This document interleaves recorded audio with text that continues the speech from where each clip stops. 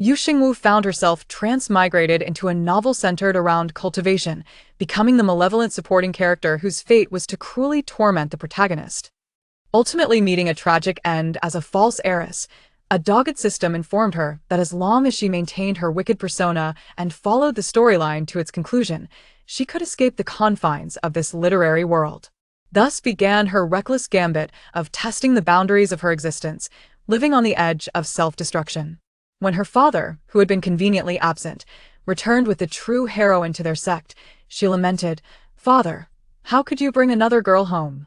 What of my deceased mother?" Upon encountering her aloof master, she inwardly screamed in frustration. The senior brother, a lovesick second male lead, drew her scorn. "Such a fool, a mere backup. I pity you for a moment and will mock you for a decade." When her villainous fiancé cast a glance at the heroine, her heart shattered. Chapter 1. Transmigrated as a malicious false heiress Xingwu, the sect has decreed that competition should focus on sparring and must not result in serious injury to fellow disciples. How dare you intentionally harm senior sister Lin? Intentional? I saw her consume a pill before the match. It could very well be one that temporarily boosts her cultivation. I concur otherwise. How could she, a mere chi refinement stage practitioner, injure a foundation establishment stage disciple? To resort to drugs for victory is a sign of a devious mind. She deserves severe punishment according to the sect's rules. Xingwu's pupils constricted at the surrounding accusations. This was a familiar scene, with the same people she had died and been reborn yet again. Not merely reborn, but transmigrated into a world where she embodied a character sharing her name Xingwu, the malicious junior disciple of Zhao Peak. The daughter of Elder Yu Zheng of Tianlan sect, she had been pampered since childhood, cultivating a petulant and domineering disposition. Often scornful of her peers, she remained untouchable due to her father's formidable influence, with others only daring to criticize her in hushed tones. Little did she expect to be slain by a mysterious force, experiencing firsthand what it meant to drop dead on the spot. Transmigrated and reborn countless times, she had never survived past the first chapter. Just let it all end. Congratulations, dear host, you have bound to the evil woman system. The system will serve you diligently for 365 days. With a disdainful tone, it proclaimed, "So what if I intentionally injure her by taking drugs? Who told her to foolishly covet what belongs to me?" The system replied, "Departing from the evil persona will incur 3 heavenly lightning strikes. Fear not, dear host. Once you complete the arc of the malicious supporting character, the system will return you to your original world." 1,000 curses surged through her mind. "Fine then, let's go all out and disperse quickly. If I must be evil, I shall be wicked enough to make even dogs shake their heads in disapproval." This narrative foundation set the stage for her ridicule upon the true heiress's return to the sect, where she would be mocked and scorned for usurping another's place, labeled as an imposter. Financial freedom and world travel, such grandiose dreams were painted vividly. However, the barren and isolated cultivation realm, devoid of modern comforts and rife with danger, was no match for the contemporary world. Though her mother incessantly pressured her into blind dates, it was her mother who represented home, and she was determined to return. What kind of punishment awaits? Current task: maintain the evil woman image and recite the evil lines. So, what if I intentionally harmed her? Who told her to foolishly covet what belongs to me? Thus, not only had she become the malevolent supporting character in a cultivation narrative, but she was also a false heiress. Faced with the wounded senior sister, anyone with sense would attempt to clear their name. Yet, Xingwu did not love her, he was merely coerced into their engagement. In her subsequent reincarnations, she attempted apologies and contrition, yet still met her demise. 365 times she had perished. No matter how she altered her lines or sought redemption, that force would obliterate her. For the first time, she deftly defended herself, claiming she had merely consumed a restorative pill and the supposed injury was merely an accident. If departing from her persona meant facing divine retribution, she would remain wicked. Let the virtuous take on that burden. I understand now, but system, that line about my people, who exactly was I referring to? The arrival of the true heiress led to Xingwu's loss of favor, igniting resentment that drove her to torment the protagonist. Why did you only come after I've died 365 times? Get lost. Who dares to punish me? I am the daughter of the elder. It was absolutely ludicrous, more absurd than her mother's relentless matchmaking. The unfolding plot featured her consuming drugs to injure a fellow disciple in a competition, inciting public outrage. After all, the earlier displays of her arrogance would culminate in a wretched downfall. Host, have you not realized you have a fiancé? Xingwu. Dear host, please remain calm. Such agitation will only mar your beauty. Your 365 deaths were due to straying from the evil supporting character's persona, leading to obliteration by narrative forces. To ensure her future, she needed a reformation. She had seen enough of such plots in novels. After dying so many times and attempting redemption, she was now informed she had been mistaken in her efforts to reform. She let out a scoff, glaring arrogantly at the onlookers. What was happening? A dogged system descended upon her. In the book, Xingwu harbored feelings for her second senior brother, Xingwu. Upon learning of this, her powerful father had leveraged his status to coerce Xingwu into their engagement. Being forced into this situation, Xingwu harbored a deep-seated aversion towards her. The crux was, she had no other choice. Failing to complete her tasks meant facing endless death. Xingwu inhaled sharply, realizing she had completely overlooked this detail. Excitedly, she inquired, and after delivering her lines, the force that had previously executed her did not appear. The reward is world travel, financial freedom. It will also grant you one wish. Cough. Congratulations, dear host, on completing the current evil line task. Reward points, 100, which can be exchanged for items in the system shop. Damn. Xingwu displayed a face devoid of hope. If a host wishes to proceed with the storyline and must recite evil lines, failing to do so will result in immediate obliteration by narrative forces. Xingwu's lips twitched as she rolled her eyes internally. System. I only asked you to perform. I did not authorize an over-the-top performance. Suddenly, Xingwu became a master thespian. Please continue to maintain your evil woman persona or face system sanctions. That line about my people naturally referred to your fiancé, the story's great antagonist Xingwu. Dog system. What kind of statement is that? Is this even humanly possible? If I continue to be this malicious, will I truly meet a dreadful end? She felt her acting skills were impeccable, especially that line, I am the elder's daughter, which gave her a distinct sense of superiority akin to my father is the mayor. Please, dear host, commence your performance. Damn. According to the dog system, she was unworthy of being a good person? Please, dear host, always maintain the persona of the malicious supporting character. This way, you shall not be obliterated by narrative forces. Ah. System. What now? Have I completed the task? Will I not die? After all, no one enjoys being forced into marriage, just as she detests her mother constantly pressuring her to go on blind dates. Upon reflection, she found a peculiar camaraderie with the infamous antagonist. According to the narrative, Xingwu would fall in love with the heroine upon the arrival of the true daughter, disregarding everything to annul their engagement. However, the recent dialogue unmistakably illustrated that she was merely Xingwu's devoted admirer. Chapter 2. Only a dog would adore him. Let him crawl away. Xingwu felt numb. It is often said that those who idolize end up with nothing in the end. She could never lower herself to such a position. System. Why did you only reveal this now? When I was prompted to speak, why didn't you tell me that person was Xingwu? Who is Xingwu? He is the villain, a ruthless fiend. How could you have me utter such sycophantic lines?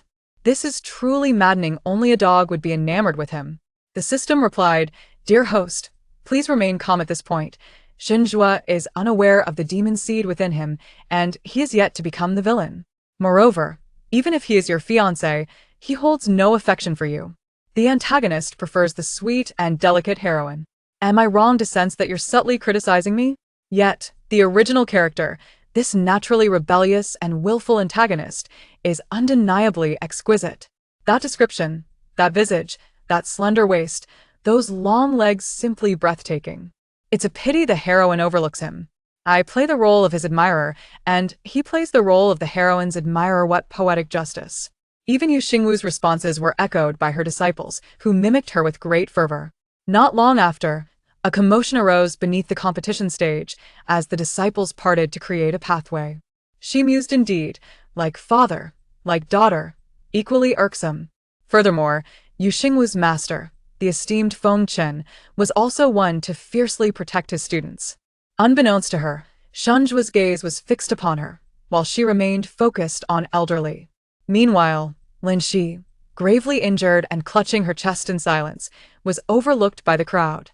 In that case, Brother Shin should clarify matters with Sister Yu and annul their engagement, rather than allowing Sister Yu to clash with Sister Lin. Upon recognizing the newcomer as the Law Elder, the disciples bowed respectfully. "We greet the Law Elder." The act of injuring a fellow disciple was disgraceful, yet after her haughty admission, the crowd perceived her as simply passionate in love, even if it led to harming a fellow disciple. The crux is that Xinjue does not harbor feelings for Lin Shi. He will inevitably fall for the true heroine. Fellow brothers, do not spread such rumors. Just look at the villain's face, it is turned green with rage. Although the Grand Elder was not present within the sect, Elderly dared not impose any punishment otherwise. Peace would elude him upon the Elder's return. Only a dog would adore him, let him crawl away, indeed. While Brother Shin may not favor Sister Yu, they are bound by a marriage contract thus. Sister Yu's actions leading to Lin's sister's injury could be deemed understandable. Enduring punishment was one thing, but having to copy the sect's rules and spend a month in contemplation on the cliff was quite another. Some individuals have a remarkable flair for courting trouble. Perhaps it would be wise to leave this hot potato to the Law Elder. Just as she was about to indulge in the allure of beauty, Xingwu suddenly felt a chill. Could it be that the notorious antagonist, Shunjue, stood before her? Truly, he lived up to his name, radiant and resplendent. Yet, the gaze he cast upon her was anything but fiery. It was instead laden with palpable disdain. According to your claims, Brother Shin does not favor Sister Yu, but rather has an affection for Sister Lin? The system replied, Please remember these words, dear host. Let us hope retribution does not arrive too swiftly." Xingwu was left utterly befuddled. Though he may be in seclusion, whether he would emerge seeking vengeance for his disciple is another matter entirely. Xingwu set her resolve, unaware that her innermost thoughts were fully audible to Xinjue, every word echoing clearly. Alas, while one can comprehend the situation, it is still inappropriate to injure a fellow disciple. Love indeed clouds the mind. I have stated that I intentionally harmed Lin Shi. They should not label me as malevolent and hurl insults my way. Why are they instead blaming Xinjue? Today was initially not a grand sect competition, but rather a sparring match between Xingwu and Lin Shi, with only elderly present to adjudicate. Xingwu remained acutely aware of her malicious persona, smirking disdainfully. "I have already confessed. Must the elder insist I repeat myself?" Indeed, since he does not favor Sister Yu, he should not cling to the title of fiancé. Such behavior is unbefitting of a gentleman. It is well known that the Law Elder and the Grand Elder have always been at odds. Xingwu's injury to a fellow disciple would only be judged by the Law Elder. Upon confirming that she was not imagining things, he wore an amused smirk. Xingwu of the Zhaoyao Peak, with impure intentions, has humiliated a fellow disciple. As punishment, you shall receive 30 lashes, copy the sect's rules 100 times, and spend a month in self-reflection on the cliff. Absurd. The Law Elder was visibly incensed. By heavens! System, whom does he look down upon? If I flatter him again, I swear I shall lose my humanity. Long before arriving, the Law Elder had already been informed of the situation by the disciples. Ah!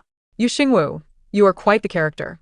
With no other option, he had to send a disciple to summon the Law Elder. System, are these individuals not in the wrong? Why do they not blame me? Remarkably, her previous arrogant remarks did not incite public outrage. Rather, they rendered her fellow disciples more sympathetic to her cause. For reasons unknown, Xingwu shivered, feeling a pair of icy eyes fixated upon her from below the competition stage. But what does this have to do with Xinjue? They needn't direct such animosity toward me. Yet, for the sake of fairness, the Law Elder still inquired. With a slight nod, the Law Elder, clad in a dark robe, appeared even more imposing. His deep, authoritative voice resonated across the stage. "Having consumed enhancement pills, you have gravely injured a fellow disciple. Xingwu, do you confess?" Below the stage, Xinjue squinted slightly, his dark eyes growing ever deeper. Typically, when disciples err, the Law Hall's head is sufficient to render judgment, but Xingwu is the daughter of the Grand Elder, who dotes upon her. Xinjue felt a mix of emotions. So it was Lin who first coveted Brother Shin, prompting the little disciple from Zhaoyao Peak to retaliate against her. Gazing down, he was struck by an extraordinarily captivating face, particularly the small red mole on the right side of her nose, which was strikingly enchanting. In truth, the favored you disciple is rather unfortunate. What does it matter if she is the Grand Elder's daughter? If Brother Shin does not favor her, she can only vent her frustrations on Sister Lin. I admit to injuring her. Let the elder decide my punishment. However, the elder and my father have always been at odds. He wouldn't seize the opportunity to impose a harsh penalty upon me, would he? Of course, it is not wrong for the heroine to overlook him.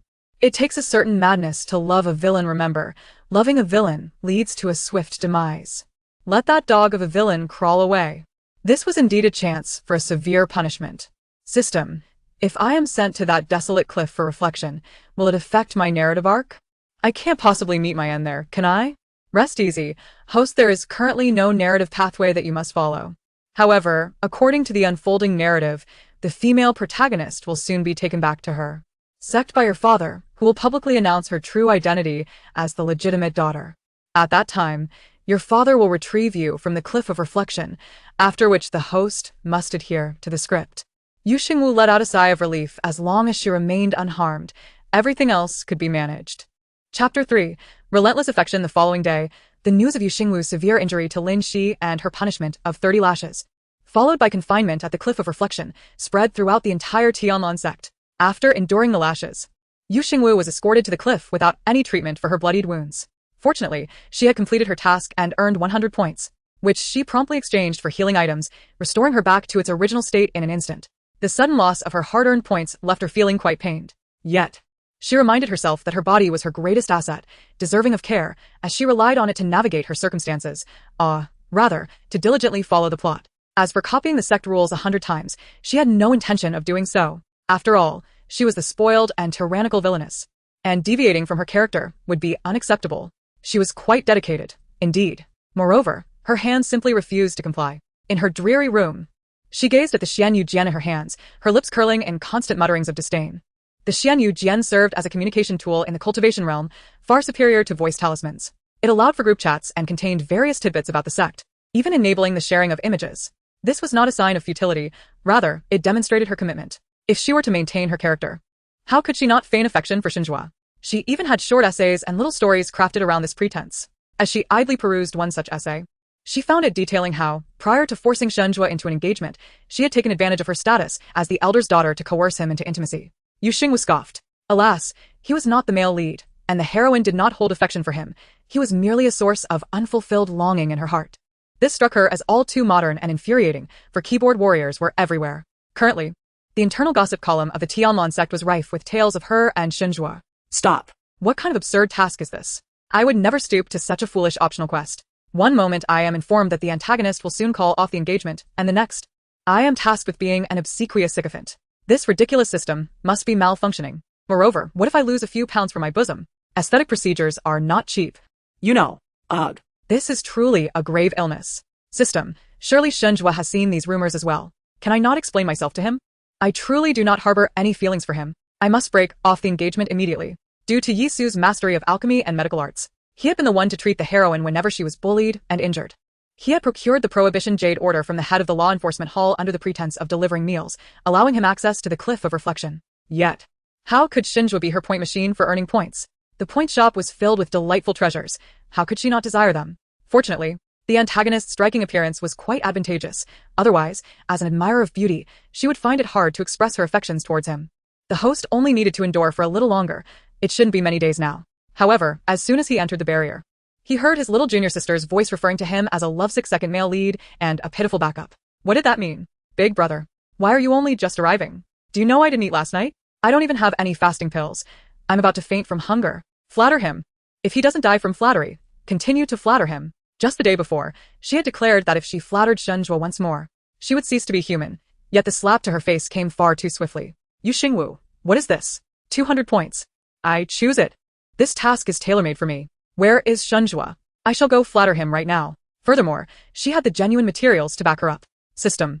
Why is Yi Su silent? Why is he staring at me so intently? The good news was that within the narrative, The antagonist fell in love with the heroine at first sight and publicly announced the termination of his engagement with a false daughter. Yu Xingwu looked at Yi Su with gleaming eyes, speaking words that were entirely truthful. System notification. Someone has arrived at the cliff of reflection. It is the host's senior brother, Yi Su, the lovesick second male lead from the story. She was here to complete a plot task, not to lose weight. The heroine had yet to appear, and Yi Su had not yet confronted her, nor had he become adversarial. System. Are you really not going to choose? Task reward. 200 points for each successful declaration of affection. Yet the crux of her words was not hunger, but rather to inform Yi Su that she lacked fasting pills. Yi Su, being the eldest disciple of the Fengshen sword master, was not only skilled in swordsmanship but also in alchemy, a rare talent in the sect capable of mastering both arts. In novels, there must be a lovesick second male lead to capture the reader's tears. Later, he would give the heroine various high-grade elixirs he had concocted, and she would refer to Yi Su as the heroine's walking medicine cabinet. But what does that have to do with me? According to the plot, once Yi Su fell in love with the heroine, he would no longer dote on me, his little junior sister, and would even turn against me because of the heroine. System, tell me, how is this maintaining the role of a malicious female supporting character? This is simply upholding my image as a sycophant towards Xingwu. System, do not be anxious, host. Even if you wish to break off the engagement, it should be the antagonist who proposes it, as it aligns with the original plot. System, what you say does make sense. He, like the antagonist, will fall in love with the heroine upon her appearance. Yi Su understood that his little junior sister had always been spoiled and capricious, accustomed to luxury, and had never practiced fasting. The system shook its head upon hearing this. Yu Xingwu tucked the Xianyu Jian away, contemplating a brief respite, only to be interrupted by the untimely electronic voice of the system. However, it was important to note that while Xingwu fell in love with the heroine at first sight, Yi Su's affection for her blossomed gradually after witnessing her being wronged, leading him to silently protect her. All of the above plots were predicated on the host's affection for Xingwu, so please, dear host, maintain your role as the malicious supporting character. Since she still referred to him as senior brother, asking him for a fasting pill wouldn't be too much, right? Buying one from him would suffice. It would save her from starving the next day, when no one would bring her food. Tisk TSK, to put it nicely, he is the lovesick second male lead. In reality, Yi Su is merely the heroine's pitiful backup. Another piece of good news was that, in addition to the main plot tasks, there was also an optional task to express affection for the antagonist daily. The cliff of reflection was imbued with a restrictive barrier. In the ebb and flow of time, feelings of compassion would surely evolve into love. Yu Xingwu. The last time I felt this speechless was when the power of the plot strangled me just the day before. The host cannot break off the engagement with the antagonist. With the heroine's imminent arrival, the next plot will unfold with Xingwu falling for the heroine at first sight, believing that she seduced him, leading to her bullying and retaliating against the heroine. She was indeed very hungry, especially upon seeing the food box in Yi Su's hand. Her hunger intensified. System. Is it possible that he finds you attractive? You certainly know how to flatter. You have great potential as a sycophant. Yi Su stared at Yu Xingwu's lips as if bewitched. Had he imagined it? His little junior sister had clearly not spoken, yet he heard words. What had she just said? Chapter 4. Senior brother, or rather, the backup. Yu Xingwu raised an eyebrow at Yi Su. After all that, he hadn't heard a single word she had said. I said, senior brother, if you do not come and bring me food, I shall starve to death. Also, I wish to purchase a fasting pill from you, preferably one with a chocolate flavor. No, rather, a green plum flavor. Here are 2 premium spirit stones. That should suffice, right? How vexing. I had completely forgotten that there is no chocolate flavor here, and I must settle for the green plum flavor instead. Yi Su. The chocolate flavor holds a taste unknown to him. His junior sister rarely consumes the fasting pills, primarily because none suit her palate. Seeing that Yi Su remained unmoving, Yu Xingwu couldn't help but think that a premium spirit stone equaled 100 high-grade spirit stones. A bottle of fasting pills costs approximately 150 high-grade spirit stones.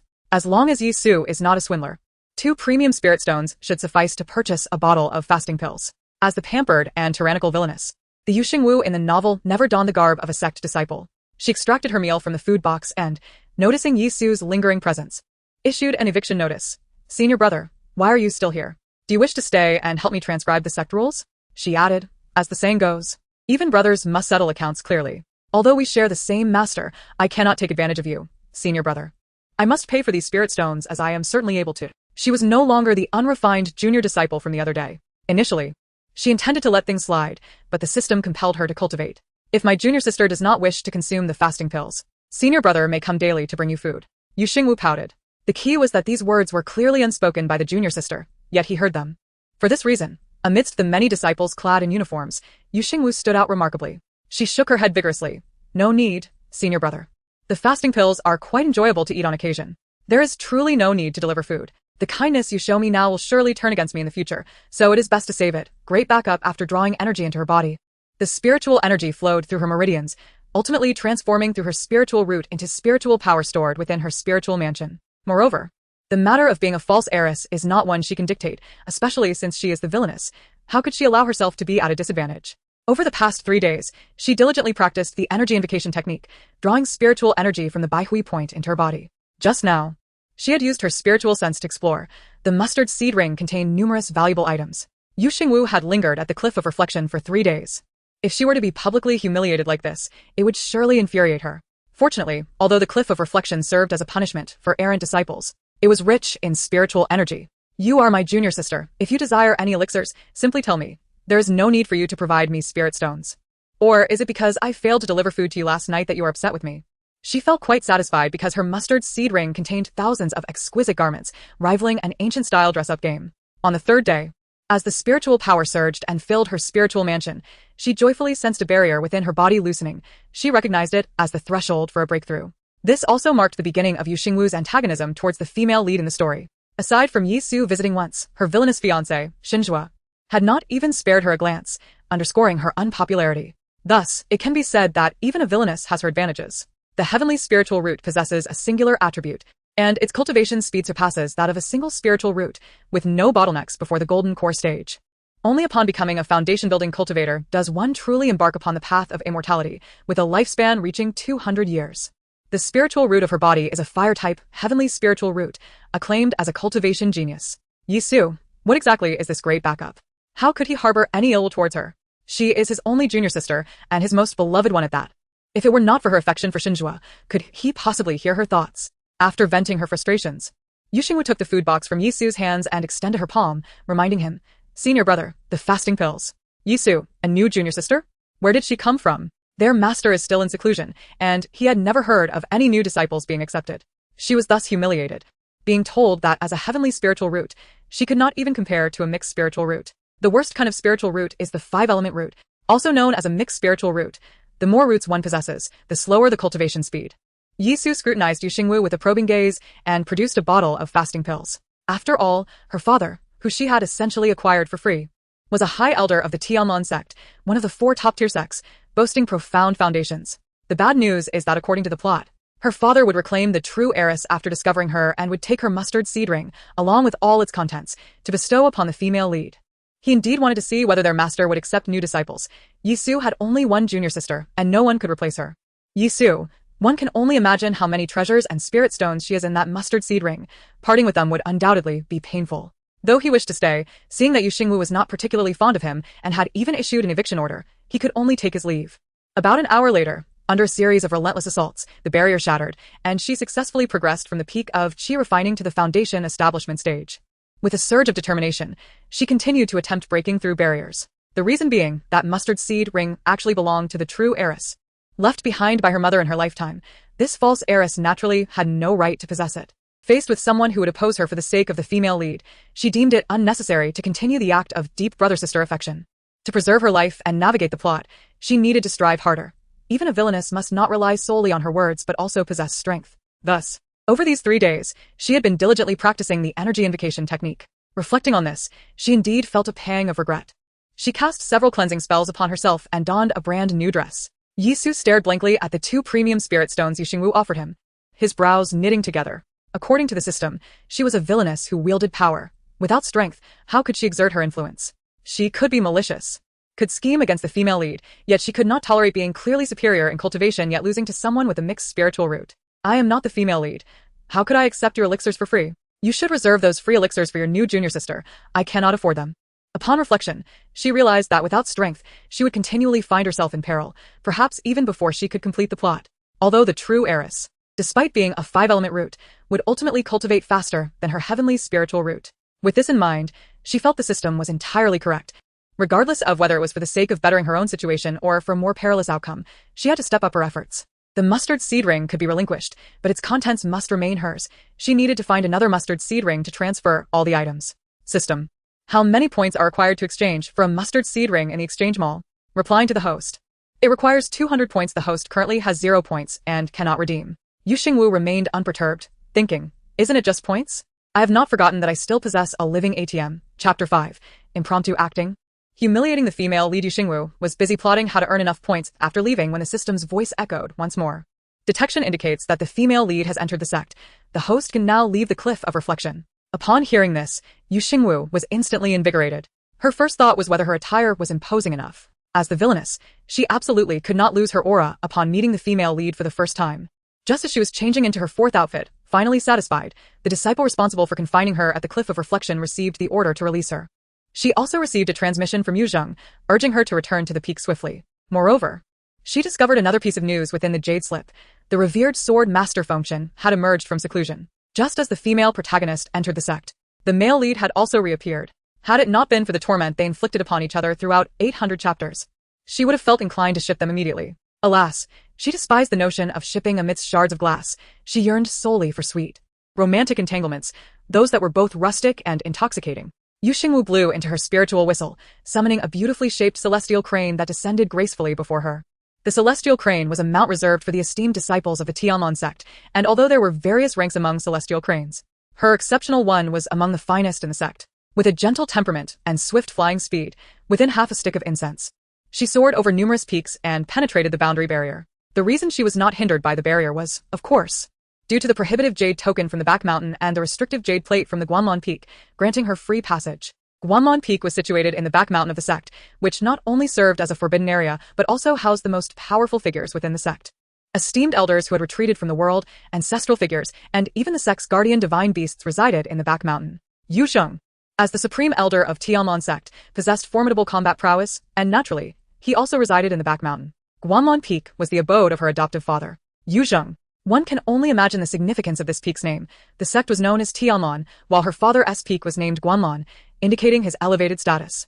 Upon arriving at the main hall of Guanlong Peak, Xingwu immediately spotted a man clad in a dark robe seated in the primary position. He appeared to be no more than 30 years old, with striking features and an extraordinary presence, exuding an air of decisiveness and lethal determination. This was none other than Yuzheng, the supreme elder of the Tianlong sect, and the biological father of the true heiress. As Xingwu observed Yuzheng, she felt her own aspirations diminish. She had previously imagined her adoptive father to be a frail old man with white hair, as the title of Supreme Elder often implied such. To her surprise, he was not only youthful but remarkably handsome as well.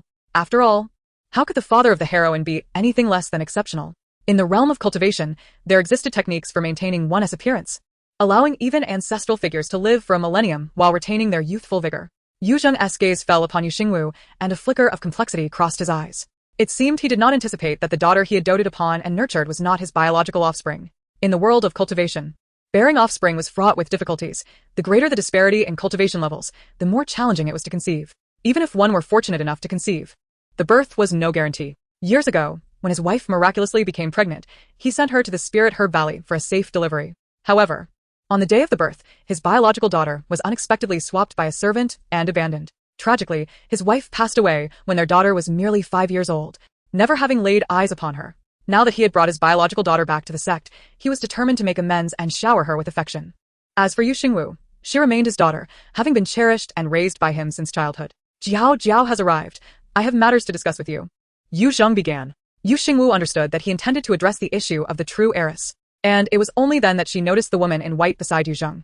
The woman's unadorned beauty and pure, water-like eyes evoked the blossoming of a lotus, stirring even her heart. It was evident that this woman was the true heiress, as described by the system.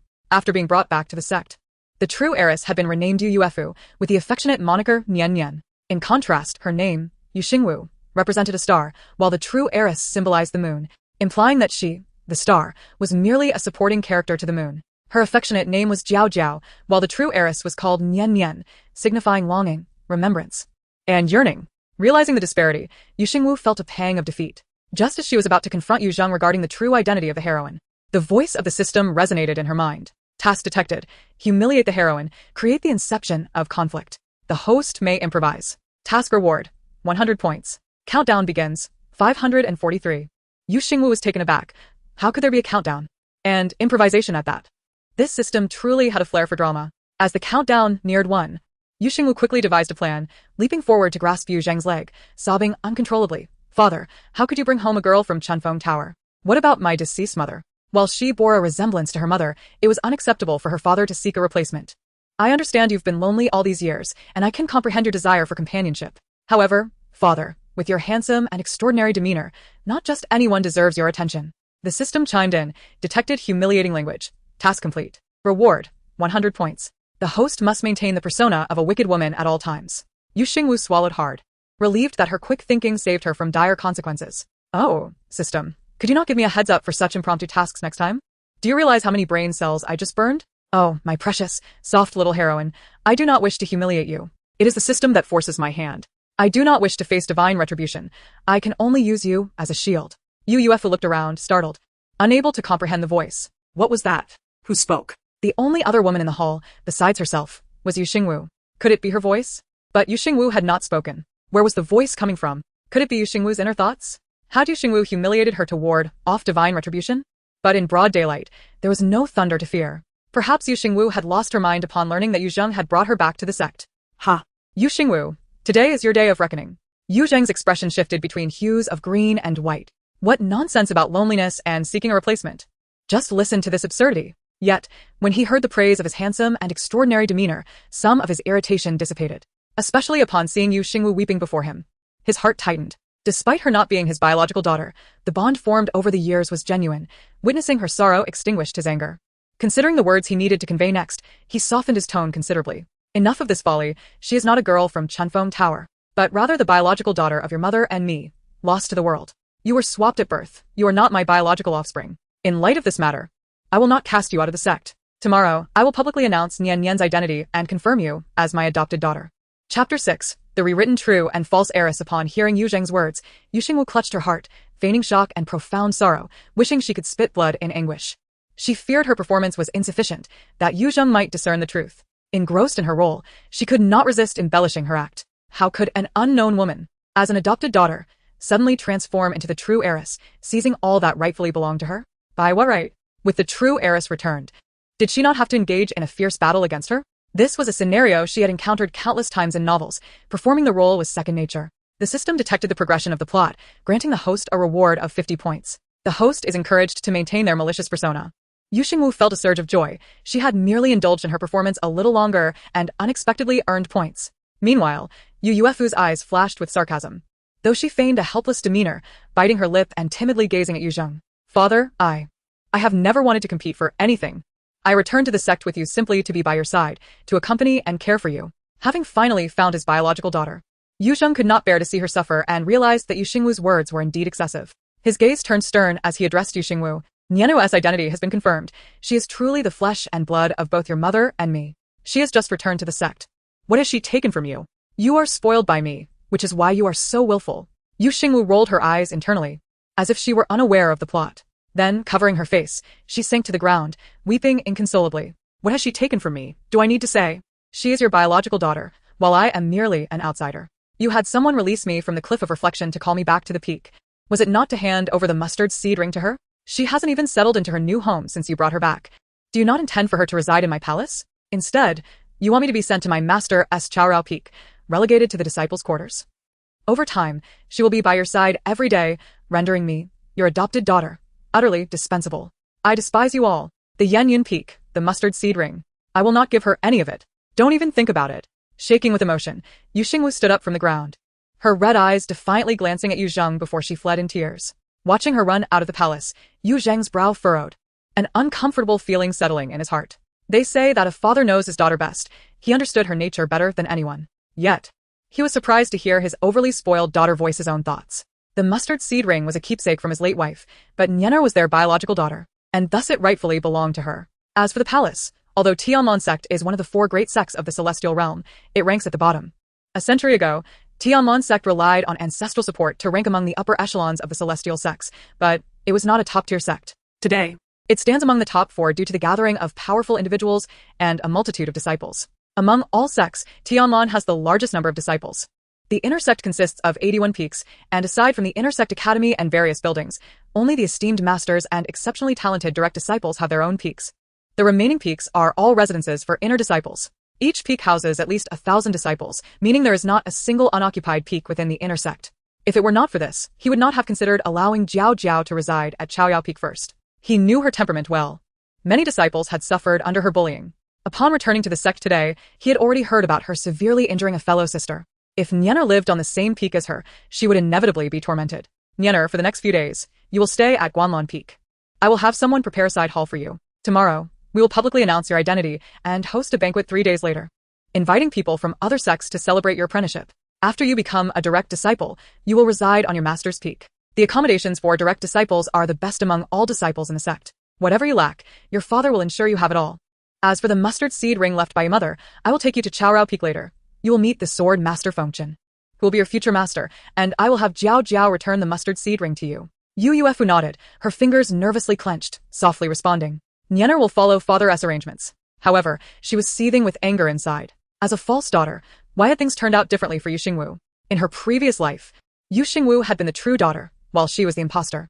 With Yu Zheng bringing Yu Xingwu back to the sect, she had lost everything that once belonged to her, becoming a target for scorn and ridicule. Everyone looked upon her with disdain. The affection of her father, master, and senior brothers was all bestowed upon Yu Xingwu. Why did she take everything away upon her rival? Filled with jealousy, she harbored resentment toward Yu Xingwu, wishing she could have killed her. Why was it that in the end, Yu Xingwu triumphed in everything, while she fell into despair, left to perish in obscurity? She cursed her fate, vowing to the divine that should she be reborn, she would ensure Yu Xingwu met a bitter end. Unfortunately, there were no gods to be found, but fortunately, after her death, her lingering wrath summoned the most malevolent evil god in the world. The evil god revealed that her fate had long been predetermined, destined for a tragic conclusion. She found it absurd that her life was scripted by another. She sold her soul to the evil god, who rewrote the narrative concerning her fate. In this new life, she was the true daughter brought back to the sect by Yu Zheng, while the genuine daughter from her previous life, Yu Xingwu, became the false daughter in this one. Not only was she reborn, but she could also hear Yu Xingwu's innermost thoughts. Truly, heaven was aiding her. Everything she suffered in her past life, Yu Xingwu would experience in this life. Father, master, senior brothers, anyone dear to Yu Xingwu, I shall seize them all, she swore. In this life, she would trample Yu Xingwu into the mud. Yet in her previous life, her mustard seed ring and Yanyan Peak had all belonged to Yu Xingwu. Why, in this rebirth, did Yu Zheng not require Yu Xingwu to vacate Yanyan Peak, but instead allowed her to reside in the disciples' quarters? Well then, living in the disciples' quarters at Chaorao Peak would make her seem like the true daughter who is uncontentious, garnering the goodwill of all sect members and securing an advantage. The only surprise was that Yu Xingwu's demeanor was different from her previous life. Of course, being doted upon by Yu Zheng in this lifetime had made her just as spoiled and headstrong as she once was. And she was no longer the person she was before. Now, she was the delicate and endearing true daughter. She was the daughter of the esteemed elder of Tianlon sect, while Yu Xingwu was nothing. Chapter 7. Do you like me? Like? Ugh. After departing from the back mountain, Yu Xingwu was relieved that she had fled quickly. Otherwise, according to the original plot, she would not only have lost her mustard seed ring, but also have to relinquish her living quarters. However, one could evade the initial trouble but not the subsequent ones. It was possible that Yu Zheng would soon call her again to hand over the peak and the mustard seed ring to the female lead. Though in the book, Yu Xingwu protested and cried about not wanting to give them up, it was of no consequence. System. What would happen if I refused to give Yanyan Peak to the female lead? Would I face punishment? Wouldn't that be detrimental? The system replied, you will not face any punishment. Rest assured, as long as you maintain your malicious persona and do not alter the overall direction of the plot.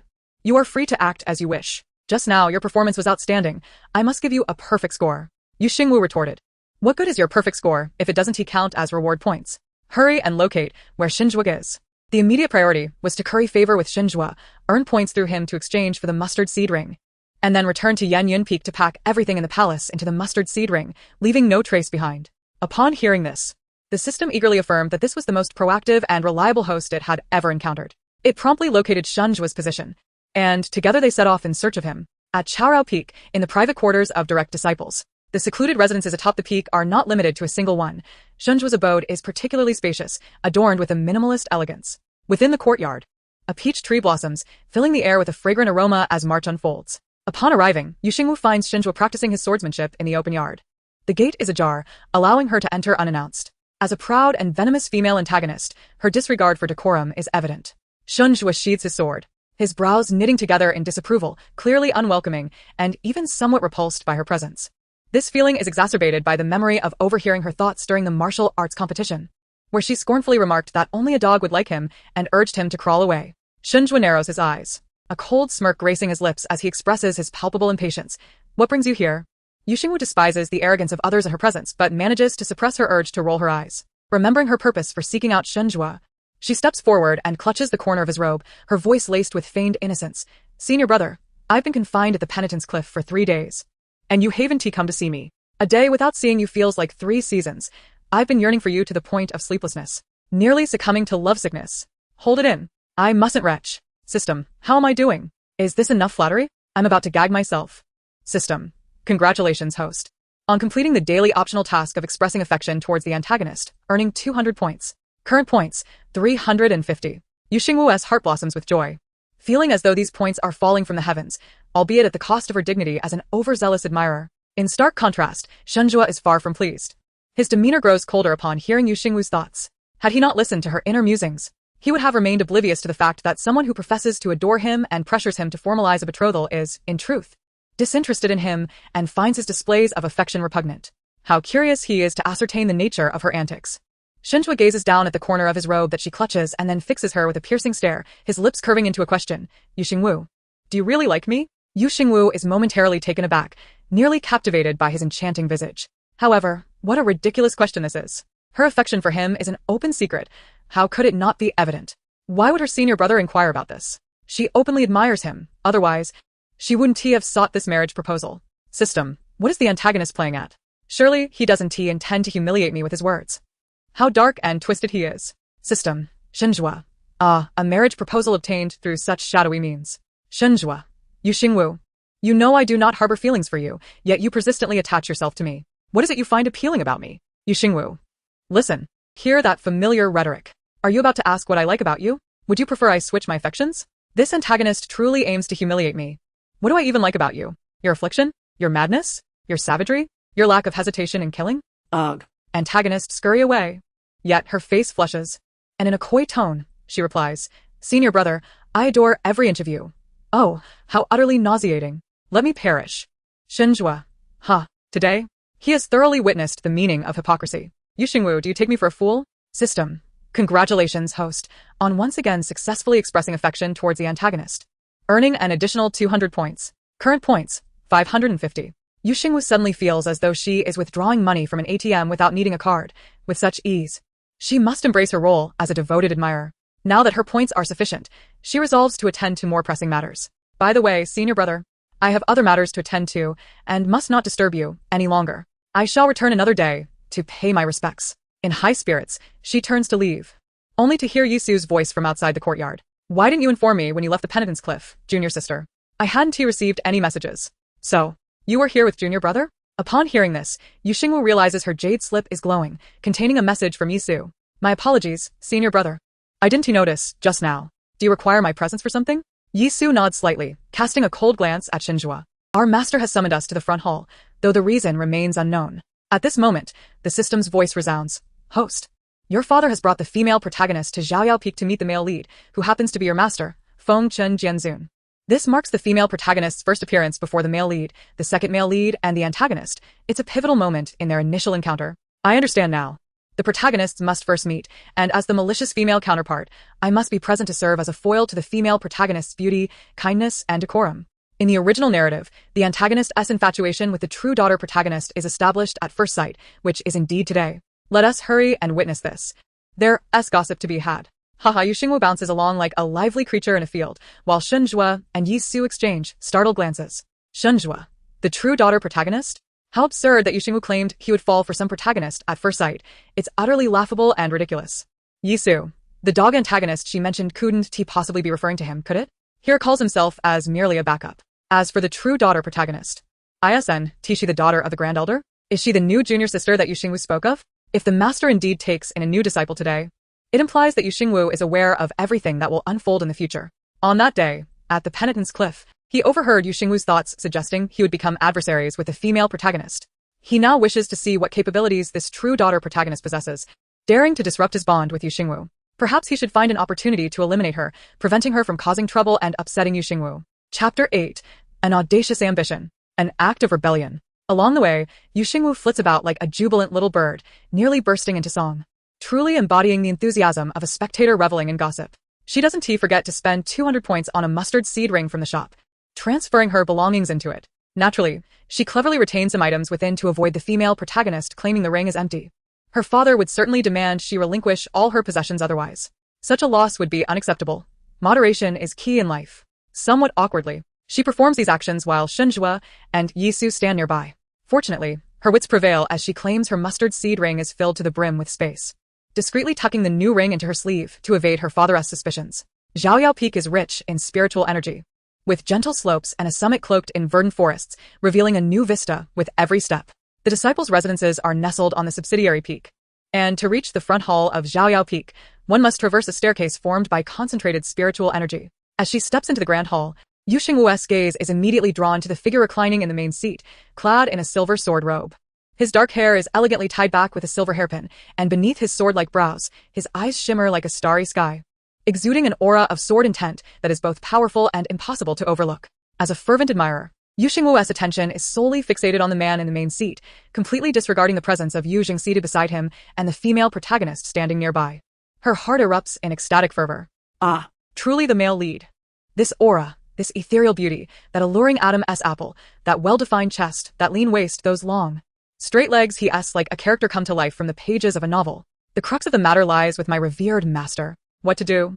What to do? My master is truly captivating. I find myself yearning for the forbidden, contemplating the audacity of becoming a rebellious disciple. System, host, you truly dare to think this way. As for your master, how many bottles of wine and dishes have you consumed? Shensu. Ah. Yisu. ISNT, the junior sister infatuated with Xingwu? Has she shifted her affections? Feng Qin Sword Master. Feng Lin Sword Master frowned slightly, his gaze fixated on Yu Xingwu's lips, the words he had just heard echoing in his mind. He had observed closely, his little disciple had not spoken. Could it be that his prolonged seclusion had led to auditory hallucinations? Yu Xingwu approached, bowing respectfully to Feng Qin Sword Master. Master, would you like some tea? I can pour tea for you. Yu Xingwu had never been this eager before, truly bewitched by beauty. Soon, the tea she had prepared was presented, appearing as the obedient and sensible disciple. Just as Feng Qin Sword Master began to believe he was indeed hallucinating, the voice returned. Oh heavens, I'm lost. Master's hands are so beautiful, slim and long, yet plump and fair. Who could resist such beauty? When I was handing over the tea, I almost touched them. Sobi. Feng Qin Sword Master, Xingwu, Yisu, System, Host, this is the male lead, not someone you should covet. Please do not be swayed by beauty. Even the male lead, the antagonist, and the second male lead all favor the female lead. Yu Xingwu was momentarily stunned, as if doused with cold water by the system. Right. According to the upcoming plot, the male lead will expel me, the wicked female antagonist, from the sect for the female lead, reducing me to a stray dog. I must be out of my mind to cherish him. A straightforward man. Get away from me. System. Now. That's more like it. Feng Qin Sword Master. Is the straightforward male lead referring to himself? It appears these words are not mere hallucinations. He indeed heard the voice of her heart, expelling her from the sect? What nonsense is she spouting? His gaze involuntarily fell upon the hand that held the teacup. Did she just express a desire to touch his hand? And to rebel against him? It seems his recent seclusion has led to a laxity in his guidance of her, allowing her to grow increasingly unruly. Nearby, Yu Zheng cleared his throat, his gaze landing on Yu Xingwu, feeling an inexplicable irritation. He had been present for quite some time, yet she hadn't even noticed him, not even addressing him as father. All she knew was to serve tea to her master, oblivious to the father who had raised her. Though not her biological father, he had nurtured her, and now it seemed she had forgotten his existence. Upon hearing the cough, Yu Xingwu finally turned to Yu Zheng, noticing his displeased expression. She assumed it was because she hadn't yielded the union peak and the mustard seed ring, provoking Yu Zheng's displeasure. Just as she was about to inquire about his well-being, the system's voice chimed in, detection of a plot task attempting to prevent the female lead from entering the master's tutelage. It recited the villainous lines. What right does a waste like her have to bow before the master? The junior sister of Xiaoyao Peak can only be me, Yu Xingwu. Upon hearing this, Yu Xingwu was jolted. She knew that any line task must be completed, otherwise it would be the end for her. At that moment, she couldn't care less about the presence of the male lead, the second male lead, or the antagonist. Nothing was more important than her life. Without regard for Yu Zheng, she entered the scene, glaring at him angrily and pointing an accusing finger at the side, at Yu Yuefu, with a haughty demeanor. What brings you here to Xiaoyao Peak? Are you trying to have her bow before the master? Yu Zheng was taken aback. Having waited for a moment only to receive a reproach, it truly infuriated him. Just as he was about to reprimand her, his words were interrupted by Feng Qin Sword Master. Xingwu, you must not be disrespectful. I have already decided to accept Yu Yuefu as my direct disciple. Yu Xingwu, finding someone to support her, felt an overwhelming sense of gratitude, almost wishing to express her thanks to Feng Qin Sword Master's ancestors. Following his words, she recited the lines with utmost indignation. Master, how could you accept Yu Yuefu as your disciple? What right does a waste like her have to bow before the master? The junior sister of Xiaoyao Peak can only be me, Yu Xingwu. System. Detection of line task completion. Reward points 200. The points for line tasks increase with the number of tasks completed, current points 550. Xingwu's face appeared as though she were in a fit of rage. Yet her heart soared with joy. She couldn't help but comment on the expressions of those present. Look at their furrowed brows, each more displeased than the last. They've only just met the female lead and are already feeling sorry for her. Truly, they are the epitome of love-struck fools, capable of forming a group to forage for wild vegetables. But returning to the matter, if the female lead becomes a disciple of Feng Chen Swordmaster, I will merely become a thing of the past. How cold-hearted the world can be. Feng Chen Swordmaster. He merely accepted a disciple out of respect for the Grand Elder. It has nothing to do with sympathy. Xingwu. Not only is he foolish, but his vision is also lacking. He has no empathy for the preferences of strangers. Yisu, why form a group to forage for wild vegetables? If the junior sister wishes for wild vegetables, he can go fetch them. What surprised the three was that they all assumed Xingwu would cry and make a scene upon learning she was not Xing's biological daughter. In truth, they did see her behaving unruly, yet her heart spoke otherwise.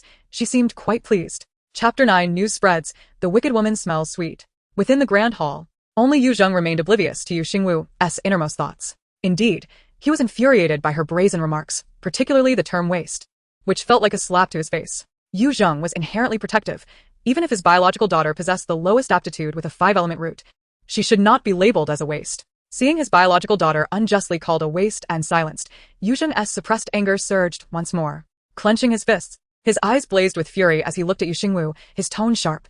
It was I who permitted Nian to take Feng Chen Swordmaster as her teacher. If you have objections, you will endure them. Even if Nian is a 5-element root, her cultivation is at the peak of qi refinement, nearing foundation establishment. How much stronger are you, with your heavenly root? Upon hearing this, Xingwu became immediately displeased. While Yu Zheng could dote on his biological daughter, he could easily dismiss her as a foster daughter. Regardless, according to the plot, Yu Zheng would ultimately sever their father-daughter relationship, which she did not care about. However, she resented the comparison of her heavenly root to a mixed root. Indeed, she was not significantly stronger than Nian, but she had established her foundation, while Nian had not. Now, with a biological daughter in the picture, did he fail to notice that his foster daughter had established her foundation? Of course. Their bond was deep. She was the outsider, and it was normal for him to overlook her foundation establishment. Oh right. Didn't you want me to give her the mustard seed ring? I will, but Union Peak is not a relic. Nor is it a place for a waste with a 5-element root to reside. Yu Yuefu shouldn't even think about it. With that, Xingwu removed the mustard seed ring from her hand and tossed it onto the table beside Yu Zheng. Yu Zheng gazed at the mustard seed ring on the table, his expression complex. After bringing his biological daughter back to the sect, he had focused solely on how to make amends with Yu Yuefu, indeed neglecting to notice that Xingwu had already established her foundation. He recalled having said he would celebrate her foundation establishment. Furthermore, once she established her foundation, she could genuinely choose which path to follow. Fire and metal were the attributes most suitable for sword cultivation, enhancing the damage of sword techniques and increasing their lethality. It was precisely for this reason that he had allowed her to become a disciple of Feng Chen Swordmaster, stating that he would seek a suitable sword for her once she established her foundation. However, not only did he fail to notice that she had established her foundation, but he also reprimanded her sharply. Upon this realization, Yu Zheng suddenly felt a wave of guilt wash over him, and his previously furious expression softened considerably. His tone became notably gentler. The Swordmaster Feng Chen has agreed to accept Nian as his disciple. In 3 days at the banquet, Nian will publicly pay her respects to the Swordmaster Feng Chen, and she will reside on Zhaoyao Peak. Upon hearing the name Zhaoyao Peak, a flicker of surprise crossed Xingwu's eyes. Yu Zheng actually did not allow her to give the Yanyan Peak to the female protagonist? This was indeed a tremendous stroke of luck. But, on the other hand, why was Yu Zheng not siding with his own daughter? Yet, she did not show any sign of her feelings, as if Yanyan Peak was rightfully hers, merely not taken away by anyone else. She continued to play her part. Even if she resides on Zhaoyao Peak, so what? Even if the master accepts her as a disciple, the little junior sister of Zhaoyao Peak can only be me. She, a worthless person, should not dare to associate with me. Yu Zheng pressed his forehead, feeling overwhelmed. Enough. Who taught you to insult others by calling them worthless? Go back and reflect on your actions. Upon hearing this, Xingwu immediately flung her sleeve and stormed off in a huff, marking a perfect conclusion to this act. However, this performance was indeed quite exhausting. Goodness. School had never been this tiring. She suddenly realized that she had completely forgotten to pay attention to Shenjua's gaze towards the female protagonist. Oh, dear. She adored the trope of love at first sight, and in her rush to perform and complete tasks, she had overlooked this detail. Well, no more thinking about it. Given the system's nature, in 3 days, Yu Zheng would certainly set a banquet for the female protagonist, and she would undoubtedly have to complete a task. Having just established her foundation, only cultivators above the foundation stage could fly on swords, so it would be best for her to remain on her peak for the next 2 days to practice sword control. 2 days later, Yu Xingwu successfully mastered sword control and had not left Yanyan Peak for 2 days. Meanwhile, the news that the Grand Elder had brought back his biological daughter, Yu Yuefu, had spread throughout the sect. Have you heard? The Grand Elder returned to the sect a few days ago with his long-lost biological daughter. What? No way.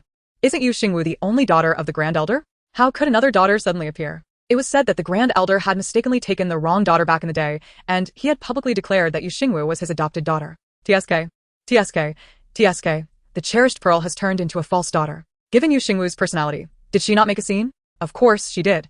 It was said that the commotion even reached Zhaoyao Peak. The true daughter was about to pay respects to the sword master of Fengchen, and the two nearly got into a fight. In the end, Yu Xingwu was punished to reflect on her actions. And it had been 2 days since she had been seen flaunting her power. It seemed that Yu Xingwu was also a pitiful person.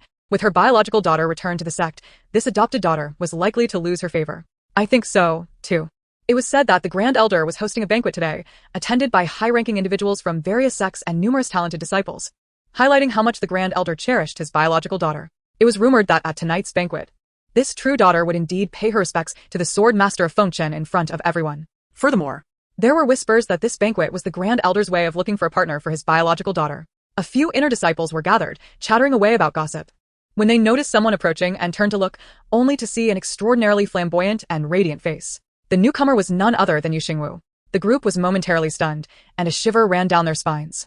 Yu Xingwu was known for her arrogance. They had just been discussing her behind her back and had likely already been overheard. They all hurriedly bowed. Greetings, junior sister. Yu Xingwu was a direct disciple of the sword master of Fengchen, and only the direct disciples of other peaks could address her as junior sister. Inner disciples, ranked below direct disciples, could only call Yu Xingwu senior sister, rather than junior sister. After practicing sword control on Yanyan Peak for 2 days, Yu Xingwu had come out for some fresh air and a casual stroll, only to overhear them discussing her. She did not feel angered by this. After all, she herself was part of the gossiping crowd. Had they not spoken of her, she might have been unable to resist joining in. What were they doing standing there? Did they not fear her wrath? Upon hearing this, the group scattered like startled birds, fearing they would suffer dire consequences if they lingered. Who didn't he know that when Yu Xingwu was enraged, she loved to lash out at others? Direct disciples usually regarded inner disciples as insignificant. It was indeed a stroke of luck for them to escape from the hands of the wicked woman. But wait, why was Yu Xingwu not unleashing her fury upon them? Why did she let them go? Seeing the group scatter, Yu Xingwu felt an urge to laugh. It was quite exhilarating being the villain. Chapter 10. Threats. Dreamlike mentor? After the inner disciples fled, Yu Xingwu began to analyze the evening's plot from their conversation. Tonight's banquet was not only a significant scene for the female protagonist's official appearance before the powerful figures of various sects, but it was also crucial for her to pay respects to the male protagonist as her teacher. At the banquet, the female protagonist would also meet many talented disciples from the celestial sects, some of whom would undoubtedly take a liking to her. Others, aware that the female protagonist was the daughter of the Grand Elder of Tianlong sect and a disciple of the sword master of Fengchen, would seek to befriend her. Furthermore, the antagonist, Shanzhua, would publicly propose to annul his engagement with this false daughter. In the story, it was during tonight's banquet that Yu Xingwu was rejected, becoming the subject of ridicule. However, apart from her malicious persona, her character was portrayed as a hopeless romantic in front of Shanzhua. Even when publicly rejected, she still pursued Shanzhua relentlessly, embodying the quintessential lovesick fool. In the narrative, Yu Xingwu blamed the annulment on the female protagonist, firmly believing that she had secretly seduced Shanzhua and exacting all her resentment upon her. Ultimately, it led to a tragic end, evoking pity. Just as Yu Xingwu was reflecting on this, the system's voice rang out. Issuing plot task. Please proceed to the main hall of Zhaoyao Peak and create a scene at the banquet. Task requirement. When the antagonist proposes to annul the engagement, slander the female protagonist for secretly seducing the antagonist. This task allows the host to improvise. Please maintain the persona of the wicked woman at all times. Completion of the task will yield a reward of 100 points. Failure to complete will result in punishment by lightning strikes. The corners of Yu Xingwu's mouth twitched. As expected, the system had a penchant for this kind of task. She knew her role in tonight's events would be significant. Fortunately, she wouldn't need to recite any self-destructive lines while earning points. When she was rejected by the antagonist, she would add a bit of confession drama for herself, and points would come easily. In the evening, the sky looked as if it had been splashed with paint, vibrant yet fleeting. Upon her arrival, the powerful figures and talented disciples from various sects had already gathered at Zhaoyao Peak as scheduled. Since Yu Zheng had punished her to reflect in isolation, she had not received any messages from anyone. It seemed that everyone had been busy preparing for tonight's feast, having no time to attend to her, the wicked supporting character. Tonight, she had somewhat intruded uninvited. However, if she did not attend, she would be unable to complete the task and would face lightning strikes. Based on her experience from reading novels, this type of wicked supporting character usually made an entrance at the climax to slap the female protagonist in the face. often appearing last and receiving a close-up shot of her domineering presence. Such a contrast would amplify the impact when she was later humiliated. Therefore, before coming, she had deliberately returned to her peak to groom herself, strictly adhering to the storyline. As she stepped into the main hall, it was already filled with guests. The crowd, raising their cups and toasts, turned their gaze in unison towards Xingwu. There, she stood in a flowing gown, her hair elegantly styled, and on her exquisite face were a pair of dazzling starry eyes, strikingly beautiful and fiercely captivating. As she passed by the crowd, her gaze did not linger on a single person. She exuded an innate air of superiority that suited her remarkably well. Ironically, every seat at the banquet was occupied, clearly indicating her unwelcome presence, as there was no place set for her. Her temper flared instantly. She lifted her eyes to the esteemed figure of Yu Zheng at the head of the table, then glanced at the side, where the sword master Feng Chen sat. In the most domineering tone, she proclaimed, "It seems neither father nor my master welcomes my arrival. Rest assured, I have no intention of causing a ruckus at this banquet. I merely wish to inform my master that I, Yu Xingwu, have no junior sister in my fate. Should you insist on accepting Yu Yuefu as your disciple today, know that I shall not be limited to a single master." What does this imply? A tit for tat. Only you are allowed to take disciples? Why can't I seek a master as well? Should I be expelled from my sect, I will have other places to go. However, merely acquiring another master seems insufficient. It would be best to have several, provided they possess good looks even if their abilities are lacking. Yun Xiai, the immortal master, is splendid. With his handsome features and refined demeanor, he carries a large sword behind him, an extreme contrast that captivates me. He is undoubtedly my ideal mentor. But I digress, my dream master. Moreover, being of the fire elemental root, I am equally suited to the swordsmanship, although I may gain a younger sister. I shall have another master as well, not a loss at all. Let me ponder how I might win over immortal master Yun Xiai. How to become his disciple. The hall fell into a profound silence. Yu Xingwu's words revealed her identity to all, prompting comparisons with Yu Yuefu. Many deemed her overly arrogant, daring to threaten her master in her disciple's capacity, a rarity in the realm of cultivation. Feng Chen's countenance grew icy. It is widely known that a convention in the cultivation world dictates that a disciple may only have one master. It is exceedingly rare for a disciple to take on two. If one already has a master and then chooses another, it is considered disloyal unless the first master consents to the arrangement. If Feng Chen had not heard Yu Xingwu's true intentions, he would have dismissed her outburst as mere petulance. The absence of her designated seat at the banquet was likely due to concerns of her temperament inciting chaos. However, upon grasping Yu Xingwu's underlying thoughts, Feng Chen recognized that she was not simply speaking in anger. She had even contemplated who to take as her master. A lump lodged painfully in his throat. He cast a glance at Yun Xiai, who sat within the hall, and the imposing blade at his back. A contrast that amused? A dream mentor, indeed. With a sharp crack, the wine cup in Feng Chen's hand shattered into fragments. The onlookers unanimously perceived this as a sign of his anger. Beside him, Yu Zheng felt a pulse of anxiety at his temple. Observing the tension between the master and disciple, he sought to diffuse the situation, saying, "It is my fault for raising such a rogue. Sword master, please do not be angry. I shall punish her by sending her back to reflect on her behavior." Yu Xingwu scoffed, her demeanor becoming increasingly brazen. "On such a momentous occasion as my master's acceptance of disciples, why should I return? According to the rules, since Yu Yuefu is taking master as her mentor, she should first pay her respects with tea to her senior brothers and sisters. Yet, I have yet to partake in tea, and father wishes to send me away. Such blatant favoritism is truly unreasonable." Just as Yu Zheng had urged Feng Chen to quell his anger, he now found himself unable to suppress his own fury. Before he could admonish her, Yu Yuefu stepped forward to bow respectfully to the head of the table, her demeanor poised and charming. In a soft, sweet voice, she said, "Father, please do not be angry.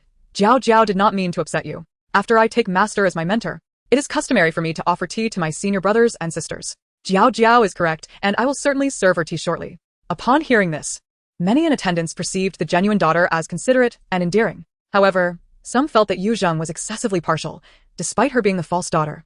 He had raised her himself, and it seemed heartless to cast her aside so readily. Yu Xingwu, unfazed by the opinions of others, thought, "You should hurry up and serve tea. I have a significant performance to execute next. Please expedite your actions. Thank you." Chapter 11. The peculiar acceptance of disciples nearby. Yu Yuefu, waiting to pay her respects, was startled by Yu Xingwu's thoughts. A significant performance? Did Yu Xingwu refer to the annulment of her engagement? After her death, the evil god had rewritten the predetermined fate between her and Yu Xingwu. Indeed, Yu Xingwu was meant to be publicly humiliated by Xinjua at tonight's banquet, reduced to a laughingstock. Yet how could Yu Xingwu possibly know that Xinjua would annul their engagement tonight? Could it be that she, too, had been reborn? No, that could not be. If she had been reborn, how could she not notice she had transformed from the genuine daughter to the false one? If she had not been reborn, then what had gone awry? At the head of the table, Feng Chen was equally curious about this so-called significant performance. Was it not sufficient for Yu Xingwu to threaten him with the desire to take him as her master? What more did she intend to do? As her master, he would not be cowed by her threats. With a raised brow, he addressed Yu Yuefu. You need not serve her tea. From this day forth, you shall be my third disciple and the direct disciple of Zhao Yao Peak. Yu Xingwu is not your senior sister. She is your junior sister. Everyone. What? A direct disciple? Surely they had misheard. Who accepts disciples out of order, elevating a later disciple above an earlier one. Yet it was evident that Feng Chun had made his decision, and he had indeed taken on a third disciple. This was a revelation. One could accept disciples in such a manner. Both Yu Xingwu and the system were momentarily taken aback. At this moment, Yu Xingwu could only exclaim, Shower, is that you? How do you play so astutely? Do your family members know? System. Is it because the male lead feared I might embarrass the female lead while she serves tea that he has transformed her from a newcomer into a senior sister? This cannot be my fault, can it? System. The host need not worry, as long as the storyline remains unchanged. It matters not whether the female lead is a senior sister or a junior sister. That is reassuring. Suddenly addressing the female lead as senior sister makes me feel like a complete fool. By the way, the male lead truly dotes on the female lead. He is even reluctant to let her serve tea, catching me completely off guard with this dog food. Feng Chun, who said she had no junior sister. The junior sister of Zhao Yao Peak can only be hers. She conveniently forgot to mention it, and even twisted his words. Consuming dog food. Dogs are smarter than her. Yu Xingwu, oblivious to Feng Chen's anger, congratulated him. Congratulations, master, on acquiring a beloved disciple.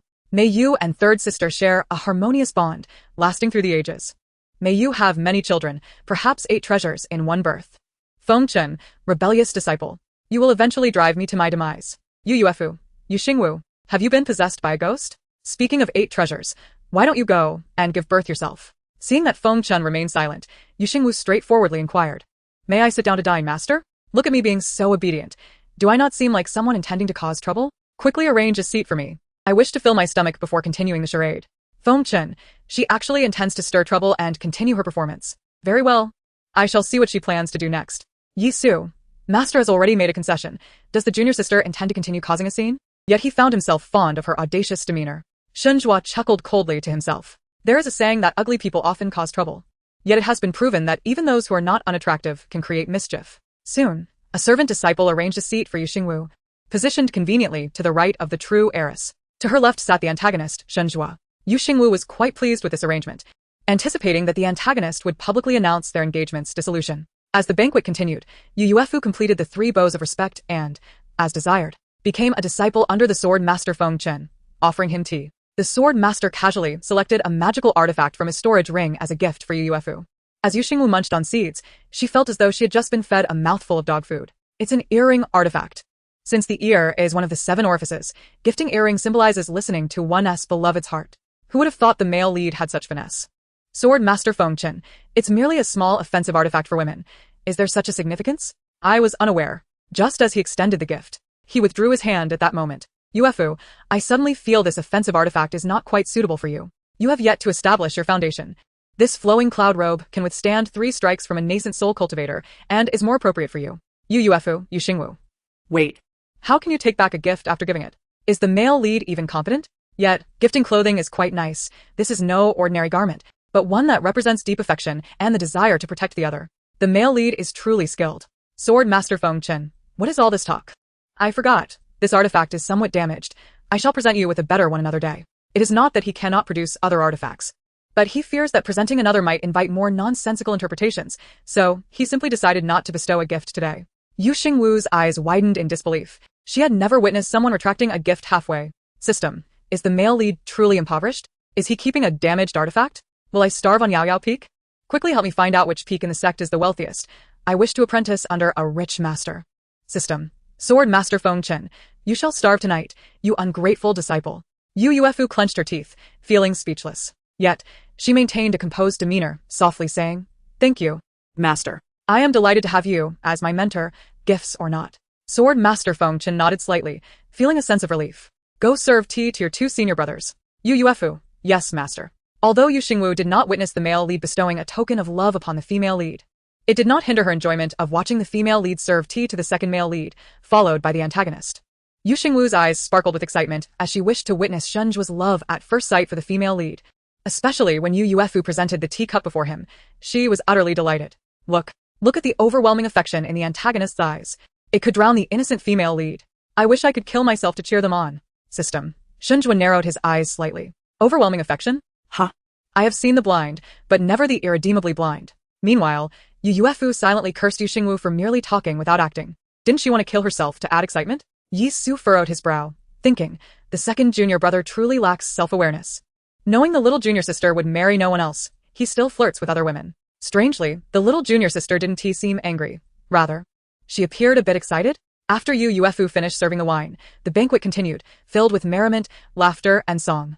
Yu Xingwu had eaten her fill and felt energized to cause a stir. To perform. However, she waited and waited. Yet Xingwu did not mention the dissolution of their engagement. Chapter 12. A disturbance at the banquet. Home flowers lack the fragrance of wildflowers. As the sky outside turned completely dark, Yu Xingwu began to fidget. System. Wasn't Xingwu supposed to announce our engagement's dissolution tonight? Why hasn't he mentioned it yet? The banquet is almost over. He hasn't forgotten, has he? Xingwu. So the main event refers to the dissolution of the engagement. She actually knows he intends to break their engagement tonight and seems to be looking forward to it. Yi Su, is the little junior sister truly waiting for Xingwu to end their engagement? Has she really lost interest in him? Sword Master Feng Chen. Indeed, her maturity is lacking. Affections come swiftly, yet they depart just as quickly. If this is the main event, let her create a scene. The system observed Xingwu in contemplation. Strange, the antagonist has yet to mention the dissolution. Perhaps he plans to bring it up after the banquet concludes? No. According to the plot, I must be publicly humiliated with the dissolution of the engagement. Otherwise, how can I accuse the female lead of seducing the antagonist? Are you trying to get me struck by lightning? System. But it seems the antagonist is eager to forget the matter of the dissolution. I cannot assist you with that, dear host. You are intelligent. You must think of a solution yourself. Yu Xingwu. You useless dog system. What good are you? System. Task reminder. Create a disturbance at the banquet. When the antagonist proposes the dissolution, accuse the female lead of seducing him. Friendly reminder. If the task is not completed before the banquet ends, the host will face system punishment. Yu Xingwu. I am truly at my wit's end. Hurry up and propose the dissolution, dog antagonist. Humiliate me. Look down on me. Go fawn over your sweet, soft little female lead. Shensuo. They say inviting a deity is easy, but sending one away is difficult. Yu Xingwu, the engagement was forced upon me by you. Why should I dissolve it just because you wish for it? I shall do as I please. As the banquet neared its end, Yu Xingwu could no longer bear the weight. She picked up her wine cup and walked to Xingwu's side, using the pretext of toasting to remind him. Senior brother, I raise a glass. Don't you have something to say to me? Quickly sober up and remember. Say you want to break our engagement. Right now. Immediately. Hurry. Xingwu's gaze flickered, a slight smile gracing his lips as he said, infuriatingly, I have nothing to say to the little junior sister. Yu Xingwu was taken aback. As if thunder had struck above her head. How can that be? Haven't you always wanted to dissolve our engagement? Did you forget, because of some ailment? Ugh. Senior brother, why not think it over again? Yu Xingwu asked stubbornly. The antagonist's failure to mention the dissolution left her at a loss for how to perform. Xingwu rose from his seat, appearing weary, and bowed to Sword Master Feng Chen. Master, I have had too much to drink. I shall return to my room to rest. Sword Master Feng Chen's gaze was obscure, likely disappointed to see that the main event was not as he expected, and he waved Xingwu off. Yu Yuefu clenched her hands tightly. Why? Why wouldn't Xingwu bring up the dissolution? Why had everything changed since Yu Xingwu became a false heiress? At that moment, other powerful figures and talented disciples from various sects began to rise from their seats, preparing to bid farewell to Sword Master Feng Chen and the Elder. Yu Xingwu thought to herself that something was amiss. If everyone left, wouldn't the banquet come to an end? Wouldn't that mean she had failed her task? System. Host, think of a way. The banquet is about to conclude. Damn it. I said I wouldn't let the dog antagonist leave. I might as well add some drama myself. Crack. A crisp shattering sound echoed. Yu Xingwu forcefully smashed her wine cup on the ground, right at Xingwu's feet.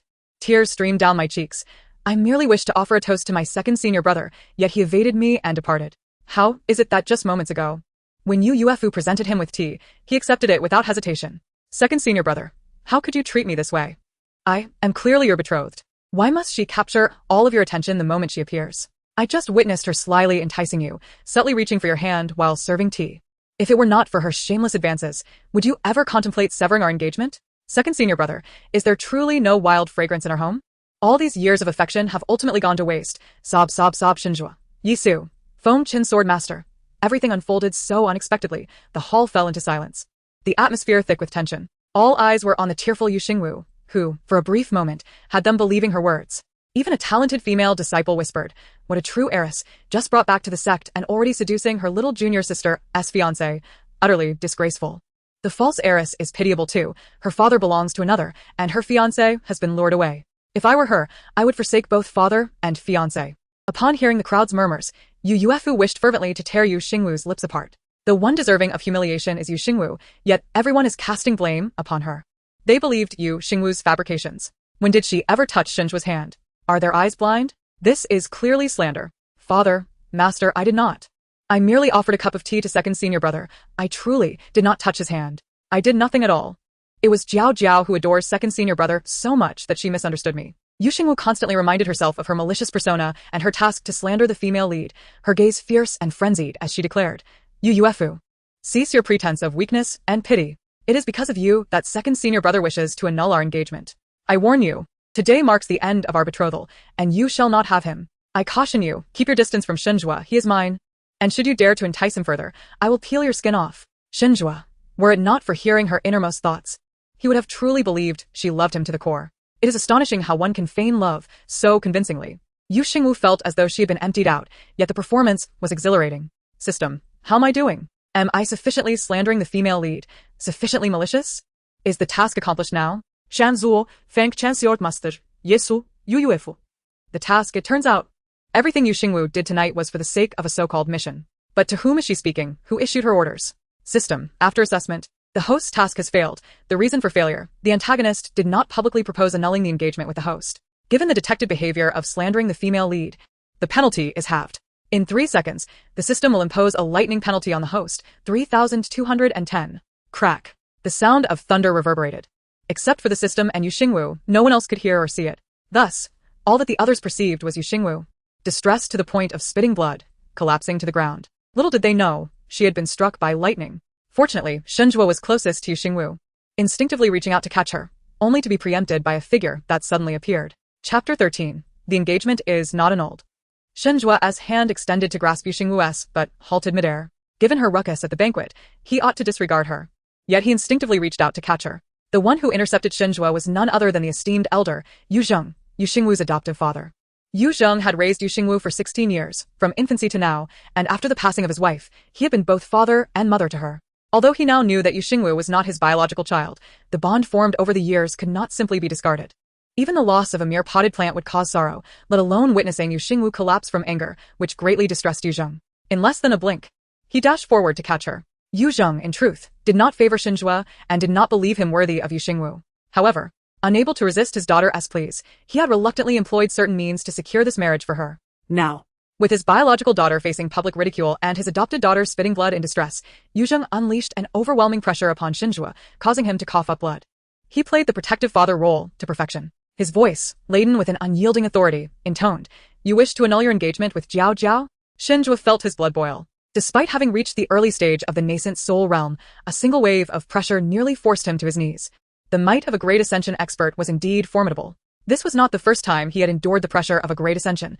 The last time, Yu Zheng had compelled him into agreeing to the marriage. Were it not for the blood feud yet to be avenged, he would never have capitulated to this union, even if it meant death. This evening, he had intended to propose an annulment, but upon hearing Yu Xingwu's true feelings, realizing she awaited his decision, he suddenly felt no urgency to dissolve the engagement. Little did he expect that, even without his proposal, she would single-handedly complete this performance. Yu Xingwu. Those who deceive and fabricate stories often face dire consequences. Undeterred by Yu Zheng's pressure, she calmly replied, "I have never uttered the words of annulment." Upon hearing this, Yu Zheng narrowed his eyes, retracting his oppressive aura, and commanded, "What are you all waiting for? Summon every physician to Yunyan Peak." Embracing Yu Xingwu, he vanished in a flash, and thus the banquet concluded. Although Feng Qin's sword master was concerned for his little disciple, given that the banquet took place on his Zhaoyao Peak, he could not neglect the powerful figures of various sects and could only escort the guests away. Soon, only Yi Su and Yu Yuefu remained in the hall. Yi Su regarded the timid Yu Yuefu with a cold gaze, imbued with a potent warning. "Third junior sister, I care not for your relationship with Xinjua, but should you dare to harm the little junior sister, I shall ensure you regret ever coming to Zhaoyao Peak." Yi Su departed the grand hall, soaring away on his sword towards Yunyan Peak, leaving Yu Yuefu alone in the wind, in disarray. On this very day in the past, she had faced the humiliation of being jilted. Her master and father's eyes had only been on the returned Yu Xingwu. In this second chance at life, she should have been the one basked in the glory of everyone's adoration, yet now they all surrounded that false heiress. No, she could not allow herself to falter. She must strive to usurp Yu Xingwu's position, to expel Yu Xingwu from the sect. Yunyan Peak. Yu Xingwu felt as if 1,000 wild horses were galloping through her mind. Meanwhile, the system lamented beside her, resembling a mournful wail. It was not until Xingwu opened her eyes that the lamenting ceased, and the system hurriedly inquired, "Host, are you alright? Is your mind intact? If your mind were damaged, how could you complete the plot and the mission?" Sob, sob, sob. "Oh, you wretched system. Are you weeping for me or for my brain? You heartless creature. The one who should be crying is clearly me. I exerted myself in this performance, pouring out my all, and in the end, you tell me the outcome is 0. 5. Let me die. System. Host, please remain calm. It's all Shunjua's fault. He deviated from the plot, resulting in the host's task failure. Do not blame me. You truly are a master of shifting blame. Yet in the end, although the task has failed, the engagement must still be annulled, right? Madam, despite the uproar she has caused, she still maligns the female lead, accusing her of touching Shunjua's hand. Shunjua must now harbor an even greater disdain for her. This aversion, coupled with his infatuation with the female lead, likely prompted Shunjua to propose the annulment of their engagement after she was struck by lightning and fainted. How delightful. Not only does this align perfectly with the plot, but she is also single again, and the handsome men outside are still waiting for her. System. Returning to the host, after being struck by lightning, Shunjua stated that he never uttered the words of annulling the engagement. A thunderclap. The system's words nearly sent Xingwu into a frenzy. She felt as if she had seen her great-grandmother. Startled, she sat up from her bed. What nonsense! The engagement wasn't annulled. How can this be possible? This is not how the original story goes. System, is it possible that Xingwu has developed feelings for the host? Thus, he does not wish to annul the engagement? You must be joking. Can't you see the utter disdain in Shunjua's strikingly beautiful eyes? I understand now. The villain must think that annulling the engagement now would not be sufficiently humiliating for me. He intends to wait until the wedding day to announce the annulment in front of the entire realm, ensuring I am utterly disgraced. The villain is truly insidious. System. The host is correct. Many novels are written this way. On the wedding day, the annulment serves as a humiliation, and that villain is quite the scoundrel. However, the host must maintain her wicked persona. To avoid being humiliated by the villain, the host must devise a plan to have the villain propose the annulment. As this aligns with the original story, what about now? Since the villain has not annulled our engagement, am I at risk of being inexplicably erased? System. Fear not. Dear host, as long as the overall plot trajectory remains unchanged, you shall not be erased. Xingwu sighed in relief and ceased her internal turmoil. To her, it mattered not if the villain annulled the engagement on their wedding day, she simply wished for it to be annulled. Most importantly, she would not be obliterated. And that was all that mattered. At that moment, a figure moved behind the screen. Xingwu looked up and saw Xingwu stepping around the screen. An idea suddenly struck her. System. Could it be that Xingwu carried me back after I was struck by lightning? System. What are you thinking? The villain would only carry the fragrant and delicate female lead, not you, the wicked supporting character. Xingwu. You are implying that I am addicted to this. Xingwu. Then who carried me back? System. It was Yu Zheng who carried the host back. Soon after, Feng Chen, the sword master, arrived, and the female lead came to visit as well. Afterward, Yu Zheng left with the male lead and the female lead, instructing Xingwu to remain and care for the host. Now it makes sense. I knew it. The villain never visits Yanyan Peak. So, how could he have carried me back? I must have been struck senseless by the lightning. Xingwu approached the bedside, his obscure gaze settling upon Xingwu. The villain, indeed, was a source of great amusement for her. Chapter 14. You are to take care of me? What a hefty task. Xingwu scrutinized Xingwu. Although the villain was a scoundrel and did not follow the plot, he was undeniably pleasing to the eye. Just as she was lost in thought, Xingwu arrived at the bedside, holding a medicinal bowl. It was then that Xingwu noticed the bowl in Shunjua's hand, instantly alerting her senses. She even imagined him as a character from a classic tale, nearly saying, "My dear, it is time for your medicine." Second senior brother, what brings you here? System.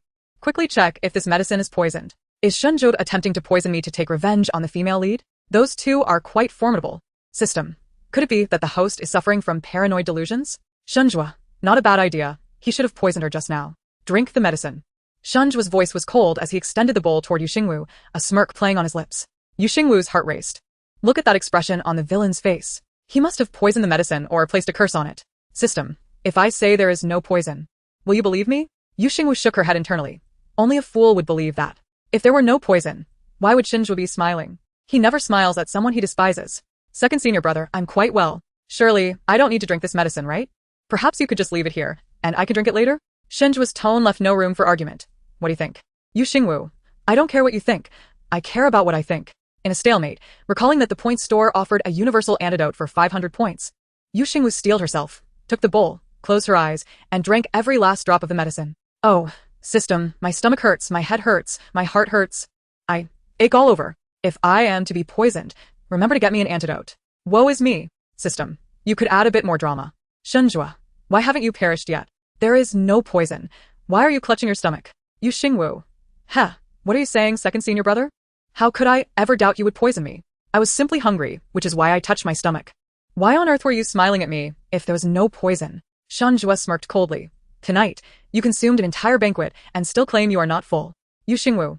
How dare you, villain? Are you insinuating that I am a glutton? I specifically ate your family's rice, so you could support me. Yet she shyly added, it must be your handsome face that stirs my appetite. I merely glanced at you a few extra times while eating, and my heart swelled, causing me to consume more. You are simply too delectable. Oh, I beg you. Let me vomit. Shanjue, system, detected that the host has expressed affection for the villain. Task reward of 200 points granted, current points, 750. Yu Xingwu's heart soared. The task had failed due to Shanjue, and she must recoup these points from him. Though it had grossed her out a bit. As the atmosphere fell into silence, Yi Su entered with a food box. Upon seeing the empty medicinal bowl on the bedside, he smiled gently. How does my little junior sister feel after taking the medicine? I specially added some honey to the broth. It shouldn't be bitter. Yu Xingwu was taken aback. So the broth had been prepared by Yi Su and brought to her by Shanjue. No wonder there was no poison. In light of Yi Su's effort in making the medicine and the fact that he had not yet turned against her due to the female lead, she decided to give him a warm smile. The medicine prepared by the senior brother is not bitter at all. What do you have there? Yi Su presented the food he had brought. To be precise, it was only vegetables, no rice, and they were wild greens. Little junior sister. This is a stew of wild greens, which I personally foraged. I remember you expressed a desire to eat wild greens. The other day, I overheard your thoughts about gathering them, so I took the liberty of collecting some. While you were still asleep, I hurriedly prepared this stew. Yu Xingwu blinked her big, watery eyes, her mind filled with questions. She couldn't decide if it was Yi Su, who was not quite right in the head, or if she truly had lost her memory. System. Did I ever mention to the backup plan that I wanted to eat wild greens? System. It seems not. The second male lead is his unresolved love. Yet why does he appear so abnormal? Shanjue chuckled softly, though he did not understand what backup plan meant. He knew that Yu Xingwu's thoughts were certainly not complimentary. Having just claimed to be starving, Shanjue was determined to ensure that his junior sister finished the bowl of wild greens. Yi Su cast a cold glance at Shanjue and remarked, there is no need for you to worry, second junior brother. It is getting late. You should return. Yu Xingwu contemplated suggesting that they all ought to leave, but upon reflection, she found it preferable for Yi Su to remain. After all, it was just a bowl of wild vegetables. The following day, Yu Xingwu awoke from a daze. In her dreams, she had been pursued by a swarm of wild vegetable spirits for 800 miles, leaving her utterly exhausted upon waking. If she were to place blame, it would fall on Yi Su, who had insisted she consume an entire bowl of stewed wild vegetables the previous night. Consequently, everything she looked at now bore a resemblance to those vegetables. What slightly pacified her was that Yi Su had gifted her several jade slips the night before, containing various cultivation techniques such as Runes Compendium, Linglong Sword Technique, Chonghong Blade Technique, Beasts Compendium, Star Plucking Movement, and Introduction to Alchemy. His generosity was rather impressive. So, was the second male lead truly this remarkable? Unfortunately, he was not her second male lead. System. I would like to exchange my points for a large blade. I wish to learn the Chonghong Blade Technique. System. Are you serious? You have such a prominent sword master by your side, yet you choose to learn the blade technique? With a look that suggested he did not understand, Yu Xingwu replied, let me ask you, is a fire attribute spiritual root not most suitable for becoming a sword cultivator or a blade cultivator? System. Yes, that is correct. Yu Xingwu continued. Since both paths are suitable, why should I limit myself to being a sword cultivator? It is not out of rebellion, nor because I will be expelled by the male lead in the future, but rather because more than half of the disciples in major sects are sword cultivators. I am neither born with a sword body, nor have a sword bone.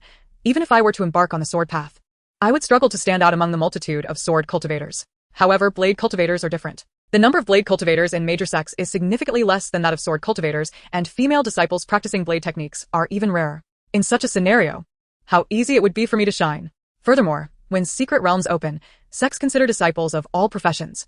They cannot allow only sword cultivators to enter the secret realms. Scarcity adds value, and this applies to professions as well. Becoming a blade cultivator is not a disadvantage. At least in my eyes, a blade cultivator is no less than a sword cultivator.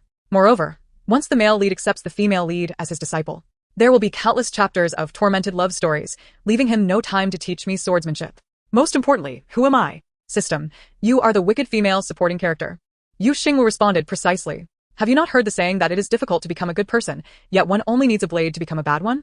As a prominent wicked female supporting character, how could I not possess a blade? That would be absurd. What do you think? System. I suddenly find your reasoning compelling. I am truly at a loss for words. A blade is essential. The male lead should step back. We shall delve into the path of the blade and undoubtedly become the foremost female blade cultivator in the entire immortal sect. Chapter 15. Struck rich. I want to worship him. Yu Xingwu glanced at the system. wanting to say that it was quite ambitious to aim for the title of the foremost female blade cultivator in the entire immortal sect, but the system was indeed quite motivated, resembling a fervent fan of hers. It eagerly presented the points marketplace to her, as if it had been invigorated. Host look. The marketplace offers 5 qualities of large blades: low grade, mid grade, high grade, exceptional grade, and divine grade. You currently have 750 points. Please select your purchase. Xingwu examined the points required for each quality, her lips twitching.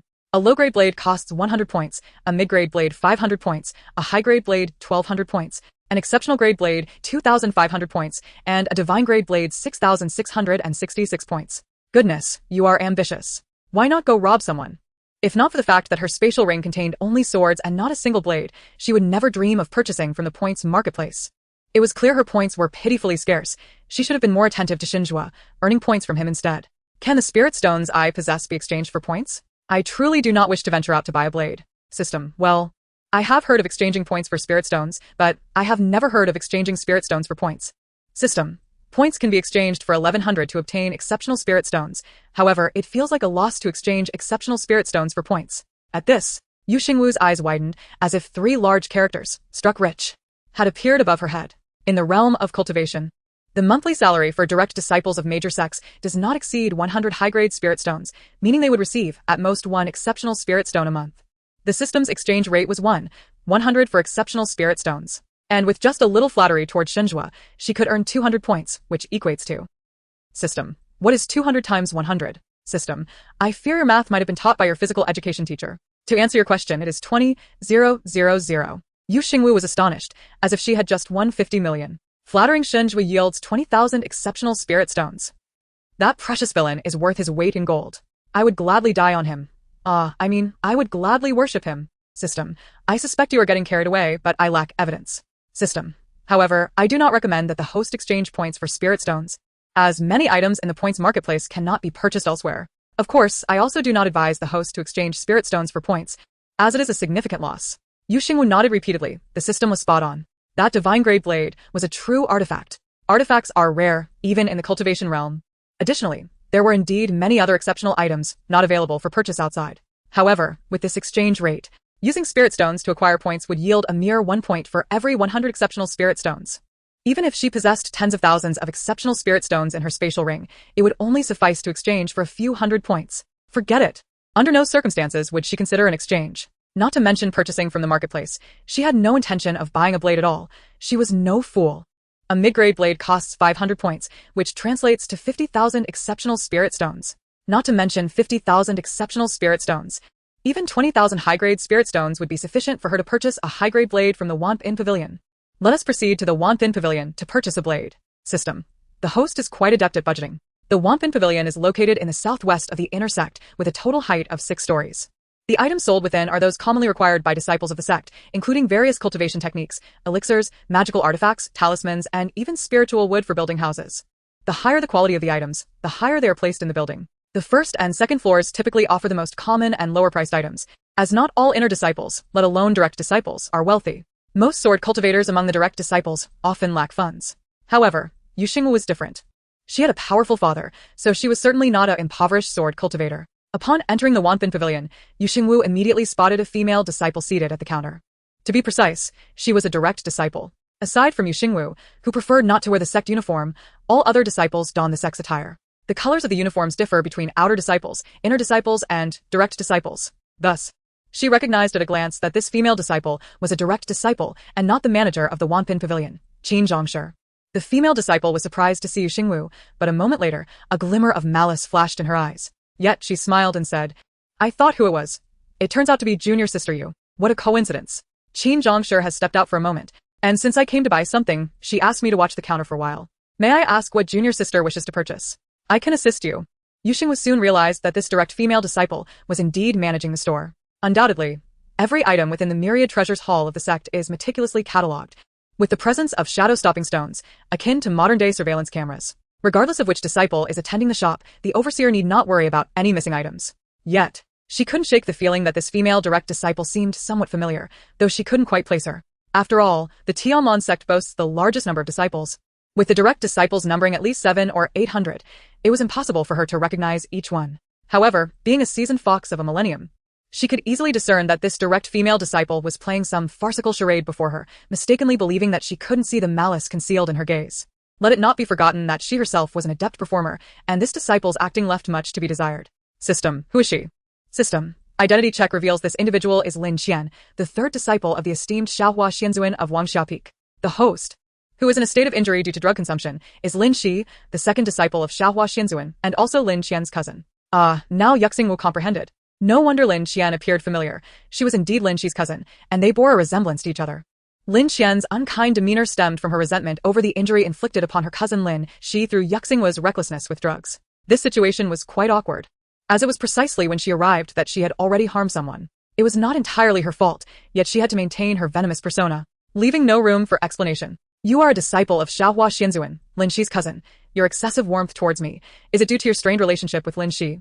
Or do you harbor intentions to harm me in secret? Lin Qian was taken aback. She had not anticipated that Xingwu, who typically regarded others with disdain, would recognize her and even see through her intentions. Moreover, she had outright expressed it. Thus, she ceased her pretense. Xingwu, you have injured my cousin with your drug abuse.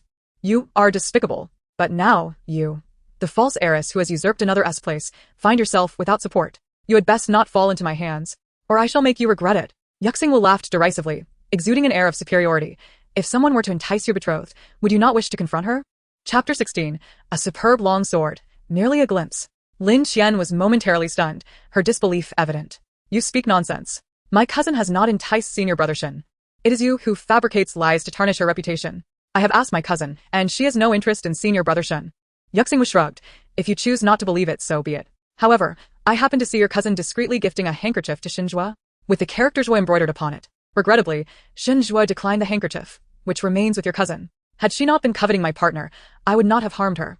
You ought to know that desiring and enticing someone else's partner would warrant punishment for your sister disciple, yet it is I who has suffered the consequences. Lin Qian retorted. That cannot be. My cousin would never deceive me. She would never pursue senior brother Shen.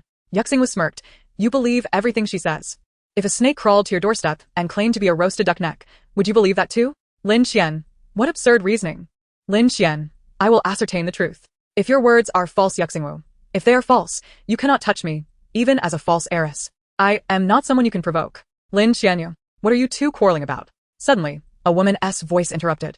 Both turned to see a stunning woman clad in the sect's overseer attire entering the Myriad Treasures Hall. This was none other than Qining, the overseer of the Myriad Treasures Hall. Qin overseer. Lin Qian greeted Qining, while Xingwu, ever mindful of her spoiled and arrogant demeanor, chose not to bow. Qin overseer. Your timing is impeccable. I wish to purchase a weapon. Xingwu omitted any mention of their previous dispute, finding the quarrel rather tedious. After all, no one had yet emerged from the womb capable of besting her in an argument. Upon hearing Xingwu's intent to buy a weapon, Lin Qian chimed in. Qin overseer. I too wish to purchase a weapon. I had not the chance to select one when you hurriedly left earlier. Qin Ying's gaze shifted between the two, and she refrained from inquiring about their quarrel. To her, it was evident that Xingwu was once again bullying a fellow disciple due to her status. Both of you practice swordsmanship. Are you looking to purchase long swords? Lin Qian nodded and shot a provocative glance at Xingwu. What if Xingwu was the daughter of a revered elder? She was merely an adopted daughter now. It was said that even the mustard seed ring Xingwu possessed had been taken by the elder and given to Yufei. What spirit stones could she possibly have left? In contrast, the Lin family was a noble lineage of the immortal sect. Her mother was the legitimate matriarch, and she had an abundance of spirit stones. The weapons at the Myriad Treasures Hall were unique. There were no duplicates, and she intended to snatch the long sword Xingwu had set her sights on. Xingwu remained silent, and both Lin Qian and Qining assumed she was also looking for a long sword. Follow me, Qining instructed, ascending the staircase. As both were direct disciples, inferior long swords were not suitable for them, so she took them directly to the 5th floor of the Myriad Treasures Hall. Xingwu, sharp-witted and perceptive, had noted Lin Qian's self-satisfied demeanor and surmised her intentions. Upon reaching the 5th floor, she spoke directly. Qin overseer. I wish to see the finest long sword in the Myriad Treasures Hall. Indeed, she merely wished to take a look, nothing more. Qining had initially expected Xingwu to purchase an upper-grade longsword for immediate use, as she knew that both Wu Zheng and Feng Chen were devoted protectors of their daughter disciples and would generously provide for them. Even if Wu Zheng no longer favored her due to the return of his biological daughter, Feng Chen would certainly seek a suitable longsword for her. Presently, even if she were to buy a longsword, it would merely be a transitional choice. There was no need to acquire the most expensive longsword in the Myriad Treasures Hall. Having heard that Xingwu's mustard seed ring had been given to Yufei, she worried that Xingwu might not possess sufficient spirit stones. Regardless, she still retrieved a jade sword box from the display rack. Xingwu's first instinct was that the box contained a truly exceptional sword. No, an exquisite sword. Beside her, Lin Qian fixated on the sword box, already bracing herself for a contest with Xingwu. As the box was opened slightly, Xingwu felt an overwhelming surge of spiritual energy. The moment the box was unveiled, a radiant azure sword light burst forth, reminiscent of shimmering waves upon a lake, breathtakingly beautiful and far beyond mere mortal craftsmanship. Qining remarked, "This long sword is named the Xueyao sword, a superb weapon and the pride of Elder Bai from the Artifact Refining Pavilion. Not only is the sword itself of exceptional quality, but it is also inscribed with a 9th level power rune and a 9th level wind rune. Without comparing it to divine artifacts, among superb weapons, this long sword's power is certainly remarkable. If I recall correctly, the Xueyao sword ranks 10th on the water element long sword weapon leaderboard. Yet its price is steep, otherwise, it would have been purchased long ago." Xingwu's starry eyes sparkled with unabashed adoration for the Xueyao sword. She was just about to reach out to touch it when Lin Qian suddenly seized both the sword and its box with a firm grip. "This Xueyao sword is mine. I laid claim to it first," Lin Qian declared triumphantly, gazing at Xingwu with a sense of superiority. She had set her sights on this long sword from the very beginning and had noted Xingwu's interest, thus, she had no qualms about acting first. Xingwu wanted to laugh but refrained. "Aren't you going to inquire about the price before deciding whether to take it?" Lin Qian scoffed. "You think you can snatch it from me? Not a chance. I am not lacking in spiritual stones. I will purchase as many as needed." Xingwu remarked, "You currently resemble the naive daughter of a landlord. Master Qin, I wonder how many spiritual stones this exquisite Xueyao sword costs. I hope senior sister Lin has enough spiritual stones." Lin Qian scoffed. "Do you believe everyone is as careless as you, unable to protect even a mustard seed ring?" Xingwu waved her hand in front of Lin Qian. "That is because I possess a superior mustard seed ring. I have no need for that one." Lin Qian replied, "Keep pretending. Let us see how long you can maintain your arrogance." Qining, wishing to quell their quarrel, interjected, "This exquisite Xueyao sword is priced at 50,000 premium spiritual stones. Items at Wampin Pavilion are non-negotiable." Lin Qian exclaimed, 50,000 premium spiritual stones. "You might as well resort to robbery." Xingwu remarked, "Good merchandise does not come cheap, otherwise it wouldn't have remained unsold until now." However, 50,000 premium spiritual stones were indeed exorbitantly high. Before arriving, she had claimed 2,000 premium spiritual stones would suffice to buy a superior great sword at the sect's Wampin Pavilion. Even if the sword were exquisite, adding 2 zeros should suffice for 2,000 premium spiritual stones, yet now it was 50,000. Although the price of the long sword is inherently higher than that of a great sword, 50,000 premium spiritual stones truly felt like a sum worthy of theft. Isn't senior sister Lin someone who can buy as many spiritual stones as she desires? Surely, she wouldn't be rendered speechless by this price. I recall the Lin family is a renowned celestial sect family. Senior sister Lin can't possibly be unable to produce 50,000 premium spiritual stones, right? Oh. How I wish to provoke you and see you fume. Lin Qian's eyes blazed with indignation as she gritted her teeth. Who says I can't produce it? I must consider before purchasing. Xingwu feigned an eye roll to infuriate her further. I distinctly remember senior sister Lin claiming she would buy as many as needed and is not short on spiritual stones. Why are you hesitating now? Are you toying with Master Qin? Chapter 17. Wishing to be close to the beautiful sister, the red lotus blade upon hearing Xingwu's words. Lin Qian tightened her grip on the sword case, suddenly feeling the weight of her earlier words. How she regretted saying she would buy as many spiritual stones as necessary. Yet, she adored the Xueyao sword and feared that if she did not purchase it, Xingwu would buy it instead. Resolutely, she clenched her teeth and declared, "It's just 50,000 premium spiritual stones. I will take it." There is a saying that one cannot buy willingness with gold. The long sword ranked 10th among water-based weapons is worth the price. However, even with her wealth, 50,000 premium spiritual stones is no small sum. 50,000 premium spiritual stones equate to 500,000 superior spiritual stones. Although she could produce it, she did not carry that many with her. Currently, she could only offer 200,000 superior spiritual stones, which is indeed a considerable amount among the disciples. She would have to return to her peak to borrow spiritual stones from her master or cousin and repay them after retrieving funds from her mother at the Lin family. "Master Qin, I will pay you 20,000 premium spiritual stones as a deposit. I will return for the remaining 30,000 premium spiritual stones within the time it takes for an incense stick to burn." Fearing that Qining might object, Lin Qian hastily took off the mustard seed bag containing the spiritual stones and ran off, casting a furious glare at Xingwu as she left. Xingwu felt a sense of tranquility envelop her, while Qining comforted her. The price of the Xueyao sword is indeed quite steep. Your father and your master have always cherished you. They will help you find a suitable long sword. Xingwu surveyed Qining, finding the alluring figure of the slender-waisted, curvaceous beauty truly captivating. How she wished to be close to the beautiful sister. However, in the narrative, the original Xingwu despised Qining. The reason being that Qining harbored feelings for Yuzheng. The original character believed that even if her mother had passed, no woman could replace her father. Hence, every time Xingwu visited Wampin Pavilion, she would not treat Qining with courtesy. Today, she did not pay her respects to Qining, both to maintain her villainous persona and because she knew the original Xingwu despised this woman the most.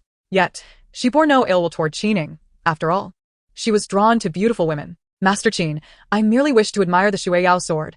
I had no intention of purchasing it.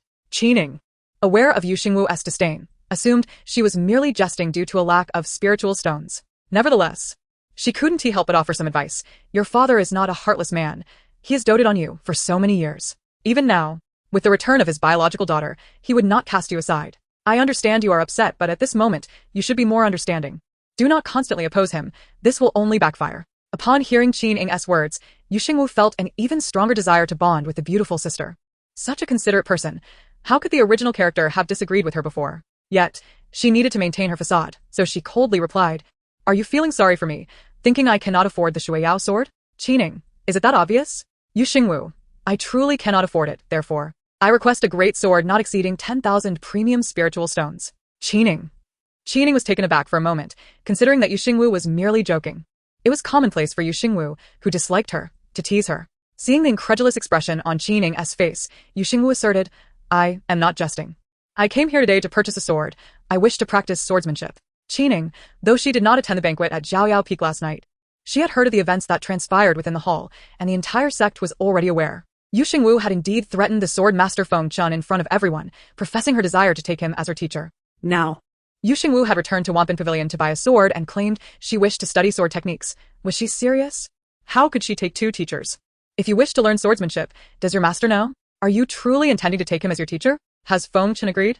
Xingwu thought to herself that Qining was like a curious child with 1,000 questions. However, unable to resist her affection for the beautiful sister, she maintained her spoiled persona and replied candidly, My master does not consult me when accepting disciples.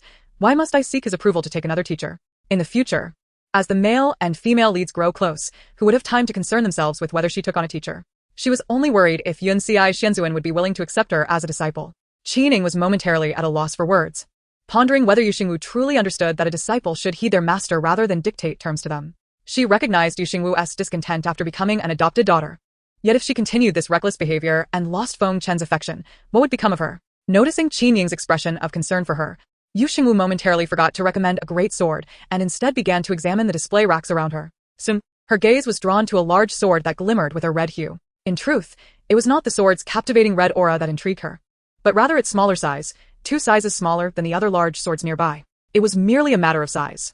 Xingwu had always believed in the notion of affinity. She had spotted this sword at first glance and was convinced it was the one. Regardless of its quality or price, she was determined to acquire it. With 750 points remaining, equating to 75,000 premium spiritual stones, she was confident she could procure this sword. I will take this sword. Upon hearing Xingwu's declaration, Qining became increasingly certain that Xingwu was not jesting. She genuinely intended to pursue the path of swordsmanship. Though they were not particularly close, and Xingwu despised her due to her feelings for Zheng, any attempts to persuade her would likely be futile and may even backfire. Fixing her gaze on the sword Xingwu had chosen, she remarked, This sword is named Honglian. It is smaller than ordinary swords and did not originate from the sect's weapon forging pavilion, but was obtained from a certain secret realm. The blade's material is somewhat extraordinary, forged from a blend of several distinct types of refined metal, imparting it with considerable weight and exceptional resilience. Neither spiritual fire nor alchemical flames can melt it. The inability to be melted also signifies that even with the same varieties of refined metal, one cannot alter the sword size. This, coupled with the fact that there are no female cultivators in the sect studying sword techniques, has resulted in this blade remaining untouched in the pavilion of 10,000 treasures since it was brought back from the secret realm, devoid of any engravings. However, this sword possesses a fire attribute, and as you are a fire affinity cultivator, this red lotus blade is indeed quite suitable for you. Upon hearing this, Xingwu's mind conjured the words a fortunate find. She recalled the statement about the absence of female disciples studying sword techniques. If she were to pursue the sword path, she would become the only female sword practitioner in the Tianlan sect. Is that not superior to being one among many female sword cultivators? Moreover, she has a fondness for this blade, and given its secret realm origins, it must possess remarkable qualities. Had it not been too small and unsuitable for male sword practitioners, it might have already been sold. She also adores the name of the sword. Its shape resembles a crescent moon, with a red lotus beneath it. Truly splendid. The absence of engravings is inconsequential. She could later seek the aid of a master engraver to inscribe patterns on it. The red lotus blade is indeed excellent. And I find it appealing as well, though it lacks the 2 engravings that the Shueyao sword possesses. The price shouldn't be exorbitant, right? You wouldn't intentionally inflate the price due to my previous discontent, would you? Chapter 18. Is there a discount? I haven't a photo. Qining was momentarily taken aback. Feeling somewhat helpless, she thought to herself, perhaps I should consider raising the price. Qining, this red lotus blade is of at least premium quality. Due to its inability to be modified, very few can wield it, and since it remains unengraved, the price is relatively lower, merely 10,000 premium spirit stones. In contrast, the large sword beside it, also of premium quality, is priced at 20,000 premium spirit stones, making the red lotus blade half the cost. However, I believe you could first purchase a superior quality sword. Not only is it priced at only 20,000 superior spirit stones, but in case you decide against pursuing sword techniques later, you wouldn't feel remorse in discarding it. Yu Xingwu shook her head firmly. Once I choose to pursue sword techniques, I will see it through. I shall take the red lotus blade. Can the price not be negotiated? Qining, I already mentioned that nothing in the pavilion of 10,000 treasures is subject to bargaining. Furthermore, I haven't raised the price for you. Yu Xingwu was unconvinced. After all, isn't there always some internal pricing when purchasing items? She couldn't believe that even the sect leader would pay the same price for the red lotus blade. Although the sect leader is not short on wealth, she certainly is. Currently, she lacks a father, and her master is someone else's female protagonist. Her fiancé is someone who wishes to break off their engagement. She must consider her own interests and save wherever possible. Is it truly impossible to negotiate? What if I say I agree to let you get close to my father? Surprise, isn't it? Faced with such beauty, I don't believe you wouldn't negotiate. Qining was taken aback. She harbored feelings for Yu Zheng and had previously attempted to approach him, only to be thwarted by Yu Xingwu each time. Initially, Yu Zheng was willing to converse with her, but following Yu Xingwu's interference, their interactions dwindled. Now. It seemed that Yu Xingwu had allegedly agreed to let her approach Yu Zheng. Is this real? Yu Xingwu nodded, realizing that as long as she did not alter the course of events or disrupt her character, the system would not intervene. What's wrong? Don't you believe it? Think about it. He is not my biological father, and I have no claim over whom he chooses to associate with. Alternatively, we could collaborate. I could assist you in getting close to my father, helping you win his affection, and in return, you would help me regain my father's favor from Yu Yuefu. Goodness. To save spirit stones and maintain my malicious persona, I truly exhausted my wits to come up with this plan. Her father, a man whose first marriage ended in his wife's death, would be fortunate to marry someone as stunning as Qining. Moreover, it is not certain that Yu Zheng does not harbor feelings for Qining. Excellent. Qining readily agreed without a second thought, revealing her genuine affection for Yu Zheng. As for assisting Yu Xingwu in regaining favor, Qining believed that as long as she could be with Yu Zheng, it wouldn't be difficult to ensure that he dotes on Yu Xingwu as well. Seeing Qining's agreement, Yu Xingwu smirked. So, can we negotiate the price of the red lotus blade now? Qining, 80% off. Yu Xingwu pouted. Only 80%? Do you think my father is worth just 20%? While money cannot measure love, it does reflect his value in your heart. Qining, with such sentiments, I might as well gift you the red lotus blade. System. Host, you understand the art of negotiation. Qining envisioned Yu Zheng's face, biting her lip and stating, 60% off. Even if the sect leader were here, it would still be 60% off. Yu Xingwu remained skeptical. After all, she was a master negotiator. Previously, when she accompanied her mother to the market, the vendors dreaded her haggling, often fleeing at the sight of her, earning her the nickname, the Ghost of Bargaining. Would you like to see my father's photo? I could capture one while he is soaking in the spirit spring and send it to you. System. Wow, host, you truly are resourceful. Qining, is that even possible? Yu Xingwu observed the rapid flush creeping up Qinying's cheeks. Indeed, which woman could resist such a proposition as an photo? Qining, how about I buy the red lotus blade for you, and you promise to send me plenty of photos? Yu Xingwu quickly shook her head. No way. I can't let you spend spirit stones on my behalf. Just tell me the minimum amount of spirit stones, and I will do my best to provide you with more photos. Qining, 50% off. This is the absolute bottom line. The base price for everything in the pavilion of 10,000 treasures is 50% off. Henceforth, anything you wish to purchase, I will offer it to you at 50% off. Yu Xingwu's eyes sparkled with delight. This was akin to receiving a discount card. In truth, she could have purchased a large sword from the disciples of the Weapon Refinement Hall, but as the malicious female antagonist, she was met with disdain wherever she went. Dogs even shook their heads at her. Who would sell weapons to someone like her? However, everything in the pavilion of 10,000 treasures is of the highest quality, unlike the Shueyao sword, which is crafted by elders rather than disciples. The disciples of the Weapon Refinement Hall would bring high-quality weapons to the pavilion for sale, so it is of no concern. Why would they sell their weapons cheaply to her when they could earn more by selling them in the pavilion? And now, she could directly purchase at cost price. What a delightful prospect. In high spirits, Yu Xingwu retrieved 5,000 premium spirit stones from her mustard seed ring and handed them to Qining, finally securing the red lotus blade and examining it closely. The moment she grasped the red lotus blade, she felt an overwhelming sensation. This sword is incredibly heavy. It weighed at least 10 times more than her long sword. Qining had previously mentioned that this blade was forged from a blend of refined metals, resulting in its substantial weight. Consequently, after just a brief moment of holding it, her arm began to ache. Clearly, it is essential to inscribe a weight-reducing pattern on the red lotus blade. Otherwise, how could she wield it effectively? Just as Xingwu prepared to stow the red lotus blade away, Lin Qian returned, panting and holding a mustard seed bag. She approached Qining, breathlessly stating, "Qin, here are 30,000 premium spirit stones. The Xueyao sword is now mine." After speaking, she cast a triumphant glance at Xingwu, only to notice her holding a sword. Her expression shifting to one of confusion. After all, to Lin Qian, Xingwu was a sword practitioner, even if she couldn't seize the Xueyao sword from her today. It was unthinkable for her to purchase a sword. A sword practitioner wielding a blade? That would surely be the source of mockery. Unable to restrain her mockery, she sneered, "You Xiam, surely you cannot afford a decent long sword and have settled for a mere knife instead?" Having acquired her desired large blade, Xingwu no longer wished to engage in meaningless banter with Lin Qian, for she had pressing matters to attend to. "Lin Qian, which of your eyes led you to believe I am a sword cultivator? I came here, specifically to buy a knife. With such poor eyesight, I genuinely worry whether you can even spot the embroidered handkerchief with the character Zhuan Lin Xi's person." Lin Qian's eyes widened, her focus not on the handkerchief, but on Xingwu's assertion of coming to purchase a knife. "What do you need a knife for? You claim you are not a sword cultivator? Yet you are drawn to the finest long swords upon your arrival." Observing that Lin Qian had already paid the hefty sum of 50,000 top-tier spirit stones, Xingwu retorted with irritation, "Yes, I stated I merely wish to look, never intending to buy. I have just begun my foundation establishment, while I have practiced swordplay. I never claimed I would pursue the sword path. Now I am a blade cultivator. Are you vexed?" Chapter 19. Catering to preferences. Playing the victim, Lin Qian was taken aback by Xingwu's words, momentarily stunned for 3 seconds. It dawned on her that Xingwu was deliberately misleading her, causing her to purchase an expensive long sword. Though frustration bubbled within her, she feigned indifference. What is there to be angry about? It is merely 50,000 top-tier spirit stones. I can afford it without a hitch. You, however, as a disciple of the esteemed Fengqin sword master, practicing knife techniques, prepare for your expulsion from Zhaoyao Peak. Humph. Xingwu, mark my words, I will ensure the entire sect knows you have turned to the path of knife cultivation, betraying your master. Seeing Lin Qian depart, Xingwu felt no trepidation about her knife purchase being disclosed, for she had no intention of keeping it a secret. The matter of taking a master is hardly something one can conceal.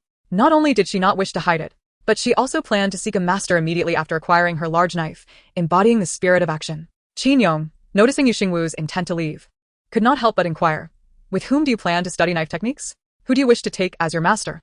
Xingwu's eyes flickered, and a thought suddenly emerged. "Master Qin, I wish to apprentice under the esteemed Yunkai Xianzi.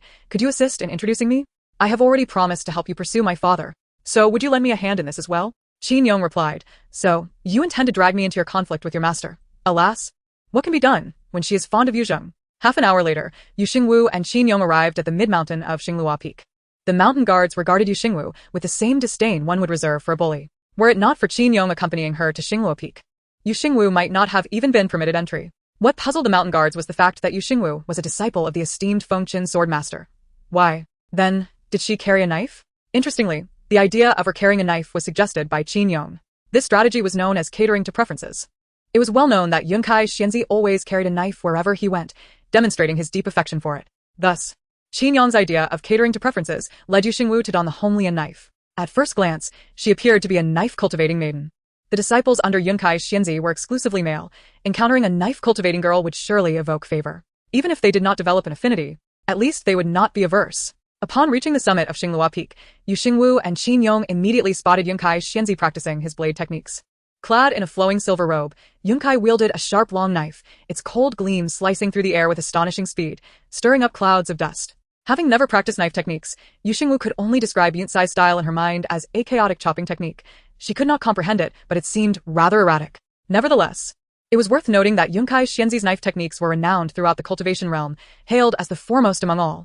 He later came to be known as the Knife Immortal, illustrating that his skills were unparalleled. Due to this reputation, although sword cultivators were the majority within the sect, many disciples sought to be apprenticed under Yunkai Xianzi. As far as she knew, he had already accepted 9 direct disciples, including herself, that made 10. She unashamedly declared that her name would henceforth be Little 10. Yunkai sheathed his knife, and in stark contrast to his earlier fierce demeanor, now exuded a gentle elegance.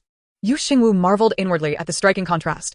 Moments ago, he seemed capable of slaying anyone, yet now wore a gentle expression. What a delightful disparity. She yearned to be a devoted admirer of Yunkai Xianzi. Disciple Xingwu, pays her respects to Yunkai Xianzi. It is said that admiration for someone cannot be concealed. At that moment, Yu Xingwu forgot her own persona entirely, wishing only to leave a favorable impression on Yunkai. However, upon recalling her raucous behavior at the banquet the previous night, she felt a sudden wave of uncertainty. Surely no immortal would take on a disciple who was arrogant and prone to bullying her peers? Her heart sank, and she felt a chilling sense of despair for the first time, hating her own obnoxious persona. Yet she was not one to easily relinquish her aspirations. She refused to believe that with her silver tongue, she could not win his favor. If all else failed, she would simply devise alternative strategies. Qin Yong proved to be a reliable ally. As soon as Yu Xingwu finished her salutations, she began to speak highly of her, even portraying her as a victim. Yunkai Xinzi. This is the adopted daughter of the Supreme Elder, Yu Xingwu, and also a little disciple of Fengchen Sword Master. This girl has faced hardships. Her good father has become someone else's, and her master has just taken on a new disciple. I heard that during the apprentice banquet, even her seat was not prepared. And mysteriously, she gained a new senior sister. Today, this child ventured to Wanpin Pavilion to purchase a weapon, only to have the item she desired snatched away by a disciple from Wangxia Peak. It is said that a tiger fallen in the plains is bullied by dogs. I truly feel for this child. Upon discovering her desire for a knife as a weapon, I inquired further and learned that she has admired you since childhood, wishing to take you as her master. I understand the principle of not taking on two masters, but this girl has only just established her foundation. Without a proper master to guide her, she would be wasting her extraordinary fire elemental spirit root. After careful consideration, I decided to bring her to meet Yunkai Xianzi, hoping that you might take her under your wing to teach her knife techniques, even if you do not formally accept her as a disciple. Furthermore, the Homelian knife has remained unsold at Wanpin Pavilion for so long. Now that this girl has purchased it, it seems she is indeed fated to cross paths with you. In a sect where female disciples who appreciate knife techniques are rare, would Yunkai Xianzi not wish to take on a female disciple? Knife cultivators are straightforward and do not dwell on trifles. Last night at the banquet, Yunkai Xianzi was present throughout, witnessing the entire affair. In his view, Yu Xingwu deserved another junior sister.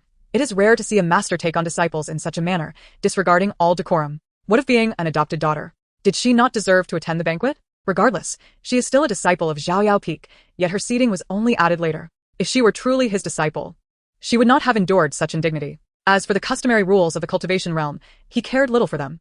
His own fourth disciple practiced both talisman and knife techniques, not only embracing the path of the knife, but also that of talismans. As for drawing talismans, as a knife cultivator, he could not teach that, so he permitted his fourth disciple to take the esteemed Ling Yunzi of the Floating Splendor Peak as her master.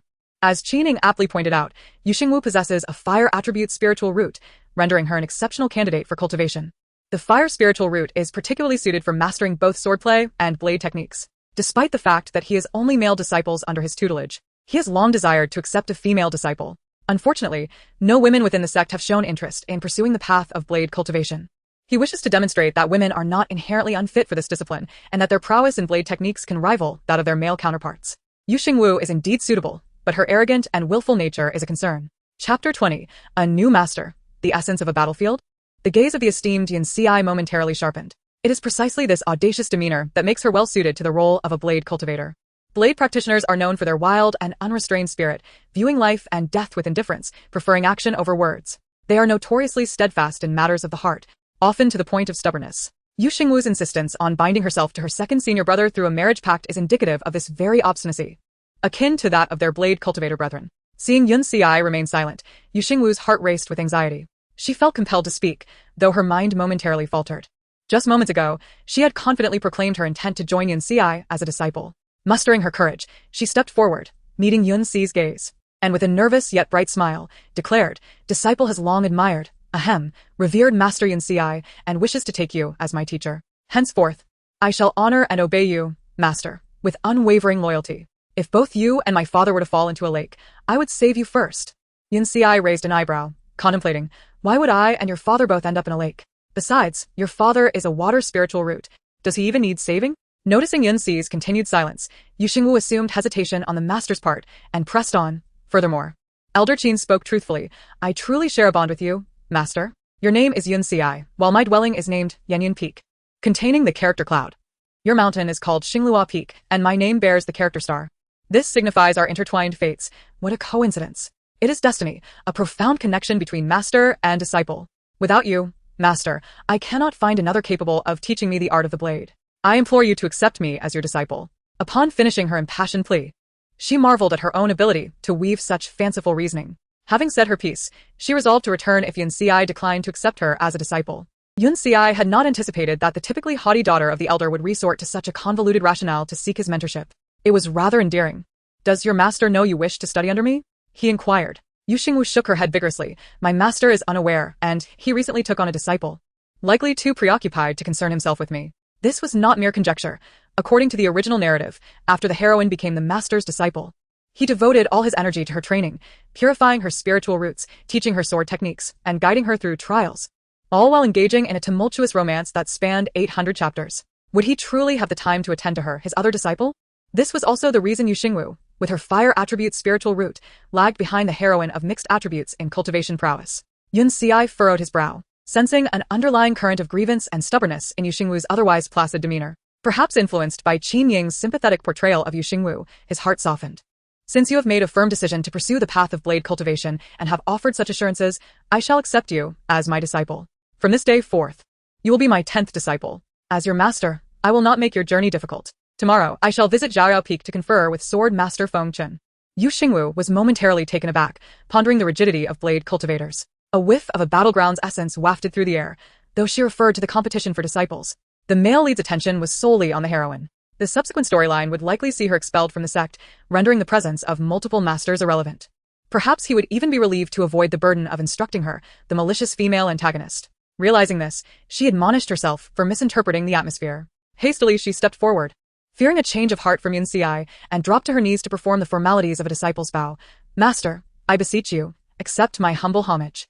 Yun Xiai nodded, gesturing for her to rise. Despite her brash demeanor, she displayed a semblance of decorum, and after all, which blade cultivator was not somewhat audacious? Departing from Xinglu Peak, the evening sun cast a warm glow. Yu Xingwu skipped along joyfully, almost bursting into song. Qin Ying was equally surprised by Yun Xi's amiable disposition, facilitating Yu Xingwu's smooth acceptance into his tutelage. Moreover, he mentioned that he would introduce her to the remaining 9 disciples the following day and would inform everyone of her acceptance as a disciple that very night.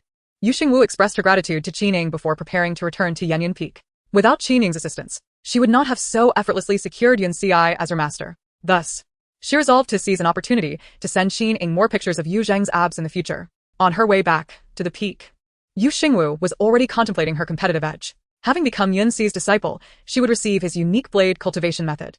It was often said that Yun Xiai was the foremost blade practitioner, and this was largely due to the original techniques he imparted to his disciples. These techniques, while distinct from cultivation methods, were closely intertwined. While cultivation methods pertained to techniques, the heart method enhanced the efficacy of those techniques and nurtured the spirit. As the heart method ascended, so too would the cultivation techniques grow stronger.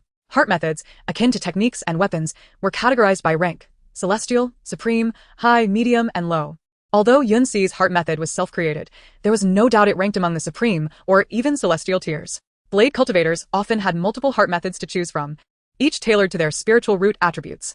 However, considering her femininity, Yun Xiai initially selected a heart method for her known as Yuling, which, while not the most optimal for fire attribute cultivation, leaned heavily toward defense. For a blade practitioner, possessing strong defensive capabilities was undoubtedly advantageous. Yu Xingwu understood that Yun Xiai likely chose this heart method to protect her from frequent injuries in battle. Yet, as a tragic and malicious female antagonist, adhering to the storyline meant she would inevitably suffer injuries. After all, she had already perished 365 times. How could she fear injury? Thus, she resolutely opted for the heart method most suited for fire attribute cultivation, named Mieji. Just listen to that name. It was simply magnificent. There was no reason not to choose it. The Mieji heart method was divided into 9 realms. The higher the realm, the greater the attack power of the techniques, and the more devastating the damage unleashed. That night, she planned to forego sleep, intending to meditate and practice the first layer of the heart method upon returning home. However, the moment she opened the door, her pupils dilated in shock, nearly causing her to lose her composure. Stuttering, she exclaimed, "And master, what brings you here? One could have informed me in advance. Dog system, what is happening? Why has the male lead suddenly come to my room? Why didn't you inform him I was here? Were you trying to scare me to death?" System. Response to host. "The male lead did not anticipate visiting you, the malicious female antagonist, and thus did not check for anyone in the room." Yu Xingwu was flabbergasted as Feng Chen sat regally in the grand chair within her room. His gaze fixated on the red lotus blade she carried on her back, his expression darkening significantly. Her expression was chilling, and the knuckles of her tightly clenched fists emitted a creaking sound, with prominent veins standing out on the back of her hands. Chapter 21. Acknowledging a master, seeking dual cultivation?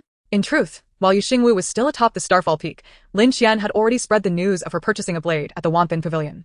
This information was also disseminated via the Xianyu Jian, swiftly reaching the ears of the entire sect, including the esteemed Feiqing Sword Master. Initially, the Feiqing Sword Master was uncertain of the authenticity of the news.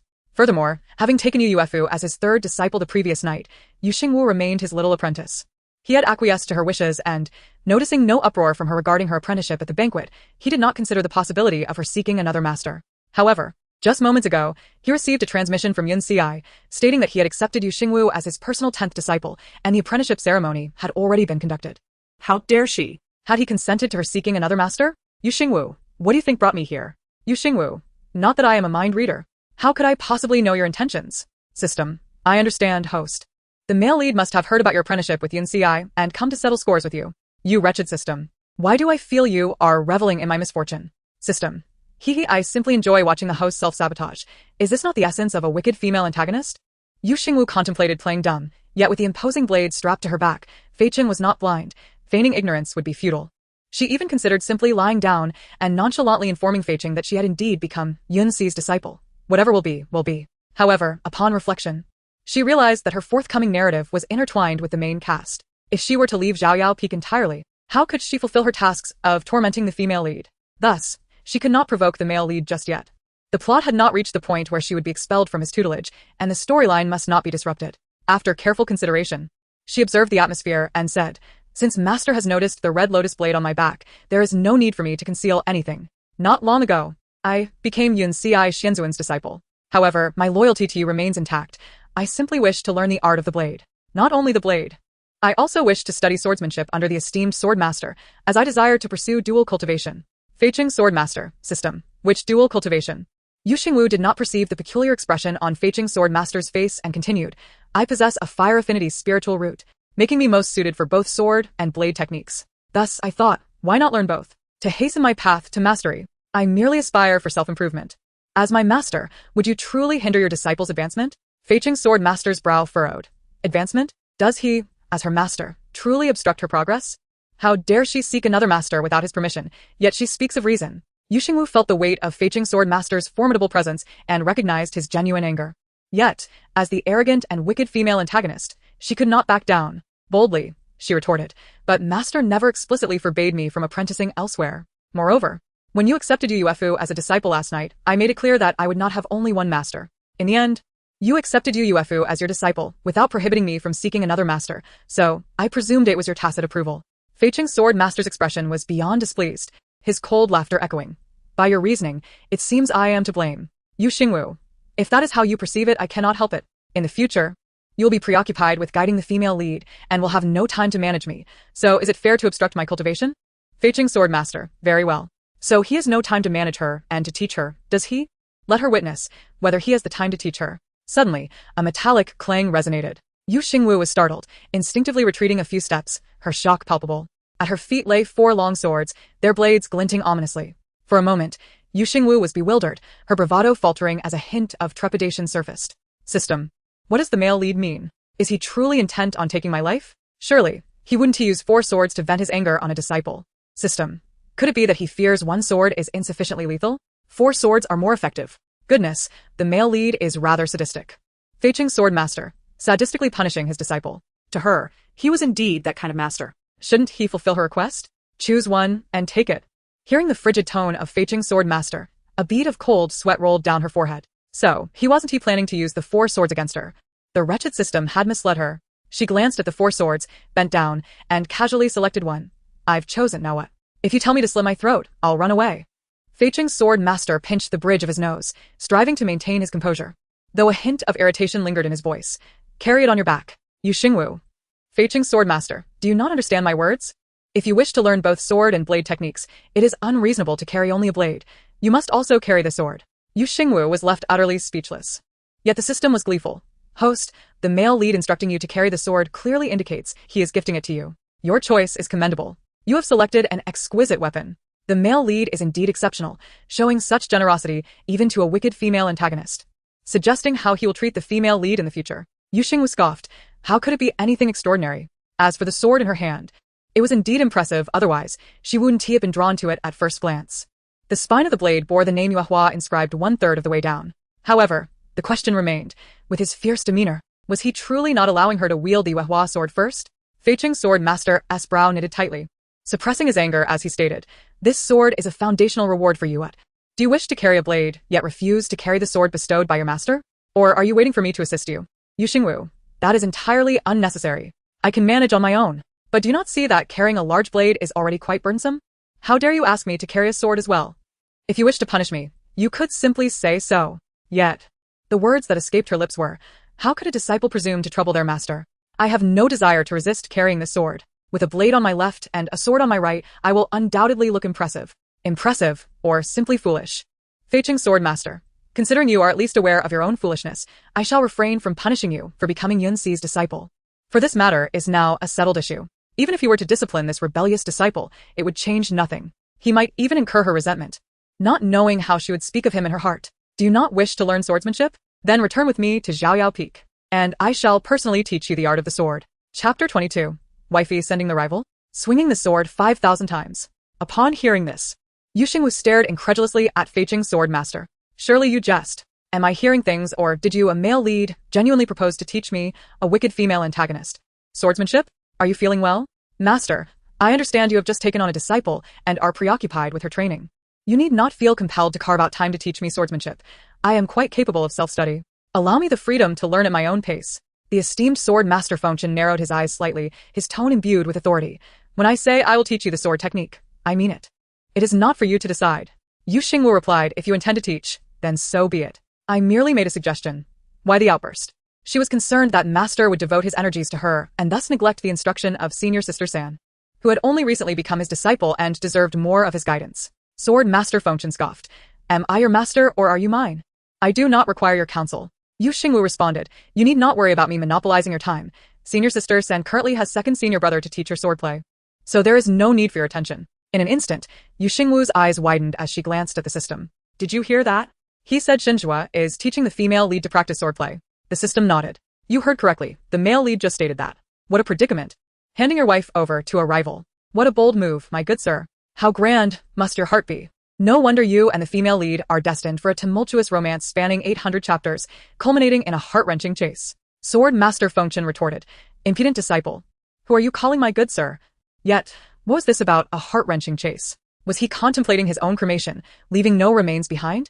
Such thoughts of betraying his master were utterly deserving of punishment. Returning to Xiaoyao Peak, Xingwu had no choice but to follow the agitated sword master. Throughout the journey, she could not fathom the peculiar thought processes of the male lead and how he could allow the antagonist to train the female lead. Moreover, the villainous character would likely revel in the opportunity to teach the female lead swordplay, perhaps even taking liberties to hold her hand or embrace her waist. Soon after, Xingwu accompanied sword master Fengchen to a serene bamboo grove atop Xiaoyao Peak. Bewildered, she could not help but inquire of the system. Why is he not teaching me the sword principles? What purpose does this little bamboo grove serve? Could I not practice the principles in my own room from the very first level? Or has the male lead no intention of teaching me the principles? Then why bring me here, in the dead of night, alone in a secluded grove with a man? Had I not known he belongs to the female lead, I would have entertained unsavory thoughts. The system remarked, "Do not think too much. Even I am starting to wonder. Master, are you bringing me here to practice swordplay?"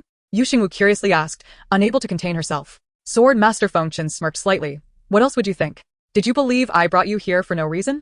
Xingwu's lips twitched. "You are pure and noble. It must be my thoughts that are unseemly." Sword master Fengchen replied, "As long as you understand." "But I have yet to practice the principles," she protested. Sword master Fengchen quipped, "If you cannot even wield a sword properly, what need is there for principles? From now on, we will discuss the principles only after you have executed 5,000 sword strokes." Xingwu exclaimed, "This is madness. 5,000 strokes? You might as well put me to death." Sword master Fengchen chuckled coldly, his tone dripping with disdain. "What, is 5,000 strokes too challenging? Consider the time. Your senior sister is likely already on her 2,000 stroke. Who is it that claimed those with 5 spiritual roots were worthless and unworthy of entering the sect? Now, it appears even a worthless one surpasses you." Xingwu retorted, "How dare you? Do you realize how infuriating that is? It is merely 5,000 strokes. I shall match that with an additional 5,000 strokes of my own. I refuse to be outdone by someone with 5 spiritual roots." The system thought, "The provocation method works wonders. Look at how invigorated our host is now. But male lead, are you alright? How can you call the female lead worthless?" Xingwu unsheathed her sword, her tone laced with determination. 5,000 strokes? How difficult could that possibly be? Sword master Fengchen raised an eyebrow, seemingly pleased with her response, and said, Pay attention, I will demonstrate the sword movements only once. Follow my lead. Yu Xingwu nodded, her gaze fixed intently on the long sword in her hand. Her expression serious. Sword Master Fengchen's voice echoed in her ears. Keep your back straight, relax your shoulders, raise the sword while inhaling, and let your breath flow naturally as you strike downward. After her first stroke, Yu Xingwu found it not difficult at all. Sword Master Fengchen left her with the instruction to practice, emphasizing that each of the 5,000 strokes must be completed before turning to depart the bamboo grove. Yu Xingwu paid no heed to his absence. In fact, she found it preferable, as it allowed her to focus on her swordplay. From the hour of Su until the midnight hour of Z, she immersed herself in her practice, completing 5,000 strokes in just over 2 hours. At the outset, her strikes were swift, and she did not feel fatigued. However, after nearly 1,000 strokes, her arms grew weary, and she had to rest briefly before continuing. By the time she reached 3,000 strokes, her endurance was nearing its limit, and she took a half-hour break. Thus, she alternated between striking and resting. And by the hour of Z, she completed her 5,000 strokes without fail. This endeavor revealed to her that achieving 5,000 strokes was far from the simplicity she had imagined. It tested not only her physical strength, but also her resilience. As she pushed her body beyond its limits to continue striking, she felt as though she was breaking through shackles and experiencing a form of transcendence. She was a person of her word. Having declared her intent to strike 5,000 times, she resolved to do so again with the knife. Even though she had yet to begin the first level of the knife's heart method, Sword Master Fengchen's insistence on 5,000 sword strokes indicated that practicing with the knife prior to mastering the heart method was equally valid. Moreover, the Red Lotus knife was significantly heavier than the long sword she wielded. She would need to summon every ounce of strength. Fortunately, her desire to learn the art of the knife fueled her persistence, and after completing 5,000 sword strokes, she set out to accomplish 5,000 knife strokes. At the hour of Mao, as dawn broke, she finally completed her 5,000 knife strokes, utterly exhausted, more so than a dog. In that moment, it was not merely a breakthrough. She felt as if she could ascend to immortality, smoke rising from her head. After casting a few cleansing spells on herself and banishing her fatigue, she felt an indescribable sense of rejuvenation. She resheathed her sword and knife to avoid any unpleasant encounters with the male lead. Just as she prepared to leave the bamboo grove, she heard footsteps nearby and instinctively suppressed her presence, crouching down. However, the footsteps did not approach, and soon after, she heard the sound of sword strikes. Do not question how she recognized the sound of swordplay. Having just completed 5,000 strokes, she could discern it easily. Chapter 23, Enchantingly Intense, Engage with Your Sword. Yu Xingwu stealthily made her way toward the edge of the bamboo grove, having concealed her presence, confident she would not be detected. Before long, she emerged from the grove, finding herself at the observation deck atop Zhaoyao Peak. The primary structure, there was a classical and elegant hexagonal pavilion with an open space in front, surrounded by towering trees. Hiding behind one of the trees, her gaze fell upon the open space before the pavilion. Just as she suspected, the sword strikes she had heard earlier were indeed from the true daughter of the house practicing her swordplay. Sword Master Fengchen had mentioned that she too was to complete 5,000 strokes. The system gossipingly remarked, "Host, the female lead, and the antagonist are practicing swordplay here, however. Why hasn't the female lead made any progress? She has yet to complete her 5,000 sword strikes." Upon hearing this, Yu Xingwu rolled her eyes, wearing an expression that seemed to say, "If you don't understand, it's best to remain silent." From last night until this morning, she had already executed 5,000 sword strikes along with an additional 5,000 knife strikes. The female lead still had not finished her 5,000 sword strikes, indicating that she had not practiced at all last night, but rather returned to rest. That detestable male lead, insisting I complete 5,000 sword strikes without exception. Yet he allows the female lead to rest at night. Truly, a double standard. But that sweet and lovely female lead is indeed beautiful. Look at her taut little face and her serious demeanor while practicing swordplay. Who wouldn't feel a surge of protective instinct? It's no wonder the male lead is concerned about her fatigue. The system responded. Indeed, compared to the host's malice, it's only fitting that the female lead receives affection from the male lead, oh no, and also from the antagonist. Today's antagonist has clearly made an effort to dress up. He must be trying to catch the female lead's attention. Yu Xingwu nodded in agreement. Today, Xingwu donned a sharp ink blue sword robe, his dark hair tied up high, exuding an air of rebelliousness. His features were even more exquisite than those of a woman. The small red mole on the right side of his nose was not only alluring but also captivating. Yu Xingwu momentarily lost herself, nearly shedding tears of admiration. But she assured herself that she was observing him in an appreciative manner, undeniably a connoisseur of beauty, unable to resist attractive men and women. You are absolutely right. Xingwu looks exceptionally appealing today. With such a splendid opportunity, he must seize the moment to entice the female lead. He shouldn't squander this exquisite attire. Yu Xingwu felt like a gossip, or rather, a curious onlooker, reveling in the unfolding drama. They say one marries the dog one follows. Ah, how absurd. Just as the host aligns with their master, the system was equally excitedly exclaiming, "Antagonist, why not make your move? Take advantage of the male lead's absence to touch the female lead's small hands, embrace her delicate waist, and perhaps even engage in a tree embrace to overshadow the male lead. Showcase the grandeur of our great antagonist. Yu Xingwu thought. Goodness. This system truly fears no narrative collapse. Its logic seems to falter. Within the pavilion, Shunjua's deep black eyes narrowed slightly, his mind echoing with the recent words he had heard. Tempting the female lead? This attire? Ha. With these useless, blind eyes of hers, she should simply discard them. Shunjua looked up, his sharp gaze inadvertently drifting towards a distant tree. As if about to speak, he was interrupted by a sudden crack. Yu Xingwu's attention was drawn to the sound, completely oblivious to Shunjua's glance toward the tree where she was hidden. Crack. Another sound of metal snapping echoed. The long sword in Yu Yuefu's hand broke into two, the tip falling to the ground. Second senior brother, my sword broke. I swear it wasn't intentional. I have no idea how it happened. Yu Yuefu exclaimed innocently, panic evident in her eyes, resembling a frightened little rabbit. Yu Xingwu stared wide-eyed, finding it hard to believe that the long sword had shattered. This system, that sword was far too flimsy. My innocent female lead barely swung it a few times before it broke. The system replied. To clarify, it wasn't just a few swings. Didn't the male lead mention last night that the female lead had already executed 2,000 strikes? It seems this inferior sword was of such low quality that it broke. Inferior? Is the female lead truly so impoverished that she cannot afford a decent sword? Even if she can't afford one, when the male lead taught her swordplay, did he not see that she was using an inferior sword? The system. I believe he must have noticed. The male lead is not blind. You know he isn't blind. If he can provide me with a superior sword, why hasn't he done the same for her? Is he testing her resolve? Wait, I recall. In the original storyline, the female lead's frost sword was one the male lead took her to select from the sword tomb on the back mountain, and it even possessed a sword spirit, which is why he didn't rush to give her a sword. The system.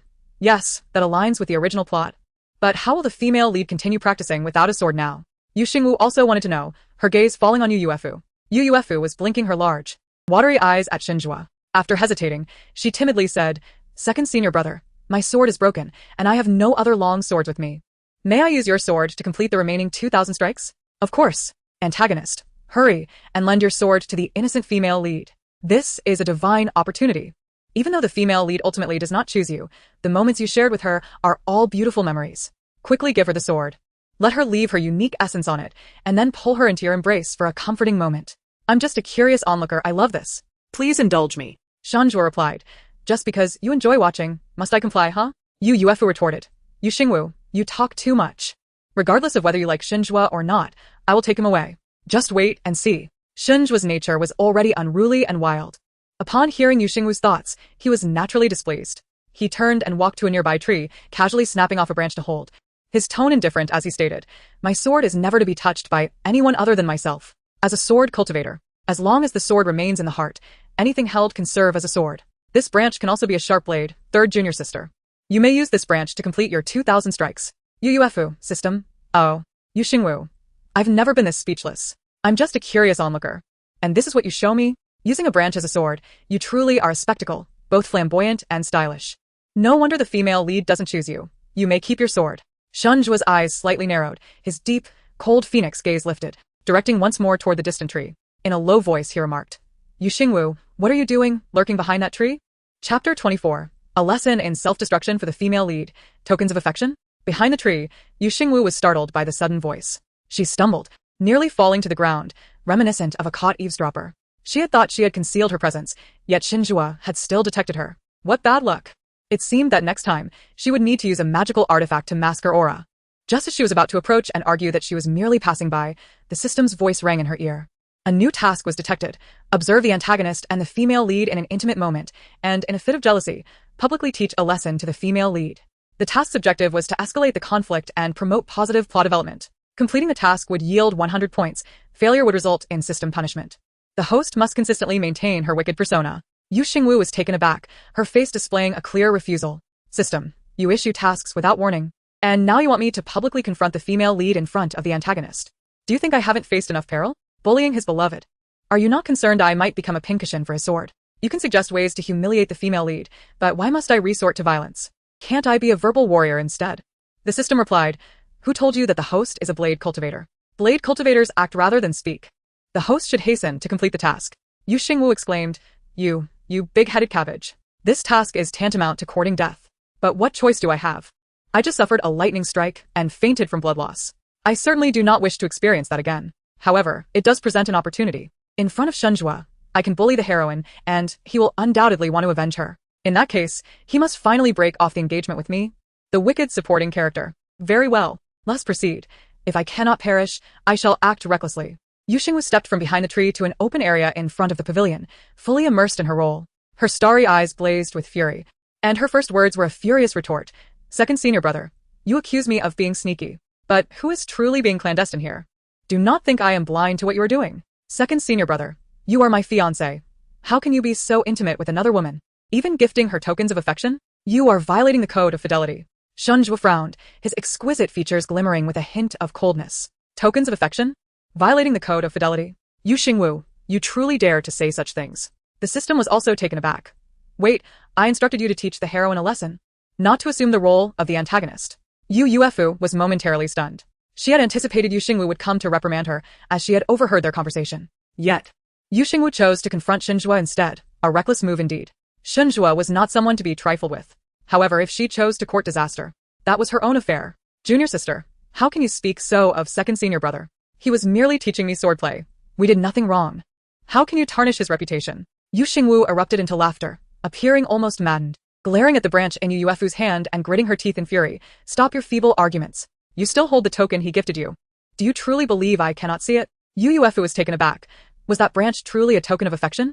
The coldness in Xingwu's gaze intensified as he focused on Xingwu. A token of affection? I was unaware that this branch had become such a symbol. Encouraged by the exchange, Xingwu pressed on. How could it not be a token? There is a saying, the mountain has wood, and the wood has branches. My heart yearns for you, yet you remain unaware. Another saying goes, in heaven, I wish to be a pair of winged birds. On earth, I wish to be a branch entwined. You gifted her a branch. Is that not a hint of your feelings for her? Xingwu. Yuefu, system. One word, absolute. Xingwu continued, and Yuefu, at the banquet that night, I warned you to keep your distance from him, yet you shamelessly pursued my fiancé. Had you not tempted him, he would not have gifted you the token. Stay away from him. As she spoke, Xingwu took a bold step forward and forcefully pushed Yuefu to the ground, stirring up a cloud of dust. She even brandished the whip that the original character often used, adopting a posture that suggested she was ready to strike the heroine. The system chimed in, detection complete. Host has pushed the heroine to the ground, task accomplished. Reward points, 100. Current points, 850. Xingwu was startled by the system's announcement. She had truly gotten too deeply into character. Not only was she caught up in the act, but she also found herself staring at the whip in her hand, momentarily dazed. Darn it, I overdid it and brought out the whip. Why didn't you remind me? Dog system? System. Is it my fault? What am I to do now that the whip is out? If I retract it, won't I ruin my character? And you, villain, with the whip in my hand, why aren't you stepping in to stop me? Aren't you the heroine's loyal admirer? Upon seeing me push her down, you should immediately rush to her defense and then push me down in return. Why are you not moving? Come protect your heroine. Quickly take the whip from me. Scold me for being unreasonable. Berate me for causing trouble. Tell me to leave. How am I to exit gracefully if you do not intervene? Xingwu's sharp brows furrowed as he observed Xingwu's aggressive and frantic demeanor, feeling a headache coming on. Had he not heard her inner thoughts, he would have found her utterly detestable at that moment. Were it not for the knowledge that she was merely performing, he would likely have snatched the whip from her and reprimanded her for her unreasonable behavior. Xingwu, are you not tired? Is it amusing to play with my feelings? You wish for me to accompany you in the charade, but how I act is not something your so-called plot can dictate. Xingwu's lips pressed into a thin line as he stepped closer to Xingwu. It was only then that she realized the formidable antagonist towered over her. Given her own tall stature, he must be at least 188 centimeters. Internally, she screamed. He is coming. He is approaching with the intent to avenge the heroine. Quickly. Heighten your rage. Push me. Push me hard. Xingwu, can you be quiet? System, is that the kind of push I'm thinking of? Yuefu felt her mind teetering on the brink of madness, increasingly convinced that Xingwu was unhinged. Although she had not fallen hard, she remained on the ground.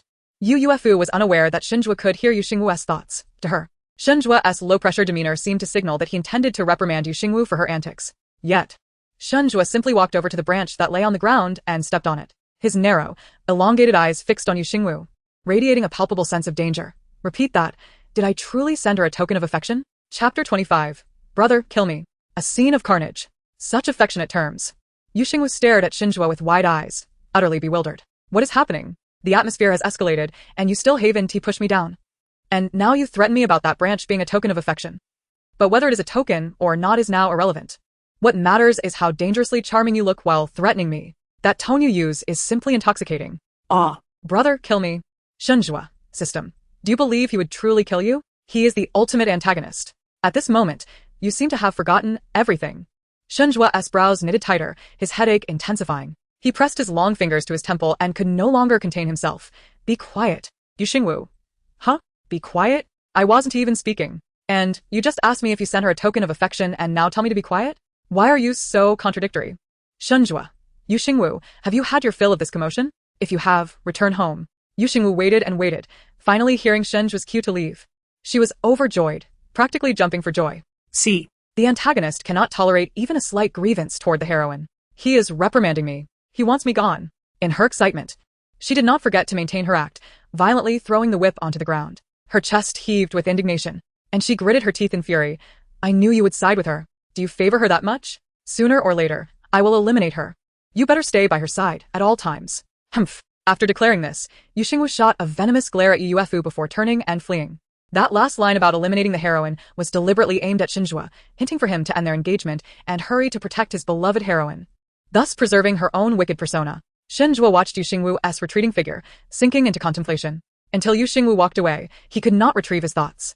It was only then that he noticed the sword and dagger slung across her back. This morning, he had indeed seen the news in the Xianyu scroll that Yu Xingwu had taken Yunxiai Xianzuan as her master, a revelation made by none other than Yunxiai himself. This indicated that Yu Xingwu had embarked on the path of the sword. It is said that those who practice the sword are unwavering in their loyalty. If one cannot offer them a lifetime of companionship, it is best not to provoke them. Yet, Yu Xingwu had performed a charade of false affection before him, proving herself worthy of the title of sword practitioner. At that moment, Yu Yuefu weakly rose from the ground. In her past life, Xingwu had been enamored at first sight with the true daughter, Yu Xingwu. Now that she was indeed the true daughter, Xingwu should have been fond of her from the very first glance. However, when Yu Xingwu claimed that the branch was a token of their affection, Xingwu had broken it underfoot. Thus, lowering her head, she tentatively inquired, second senior brother, was what junior sister just said true? That branch was indeed. Xingwu replied, no. It was merely something I broke casually to use as a sword. Third junior sister should not overthink it. Upon hearing this, Yu Yuefu gritted her teeth in frustration. Xingwu ought to like her, yet he told her not to think too much. She was the true daughter. In her past life, Xingwu had been captivated by the true daughter at first sight. Why had things changed when it came to her? As a reborn individual, she could not possibly lose. She would make Xingwu fall for her. Furthermore, she needed to devise a way to annul Xingwu's engagement with Yu Xingwu. Seeing Yu Yuefu with her head bowed in silence, Xingwu chuckled softly, his deep voice chillingly indifferent. I hope third junior sister remembers what was just said. As for the matter of Yu Xingwu pushing you down, it is best that you do not mention it. After all, on the day of the banquet, everyone believed that you had seduced my junior sister's fiancé. Even if the news of her pushing you were to spread, others would only think it was deserved. Yu Yuefu's expression suddenly turned pained. Even if he had not broken off the engagement with Yu Xingwu, he should still despise her. Why threaten her on behalf of Yu Xingwu? What had Yu Xingwu truly done to Xingwu? With a look of panic and grievance, she pleaded, second senior brother, even if junior sister pushed me to the ground, I bear her no ill will. I will not speak of it. Second senior brother, could you please not hold a bias against me? Today I was in the wrong, causing junior sister to misunderstand my relationship with you. Tomorrow, I shall explain everything to her. Xingwu frowned slightly, muttering that it was unnecessary before departing, even forgetting that Feng Chen had asked him to teach Yu Yuefu swordplay, which she had not yet practiced 5,000 times. After Yu Xingwu left the pavilion, she made her way to Feng Chen's study. As far as she knew, apart from his usual daytime haunts, the study was Feng Chen's preferred retreat. She refrained from returning to Yanyun Peak, fearing that after her departure, Feng Chen would claim she had not completed the 5,000 sword strikes, purposely seeking to chastise her.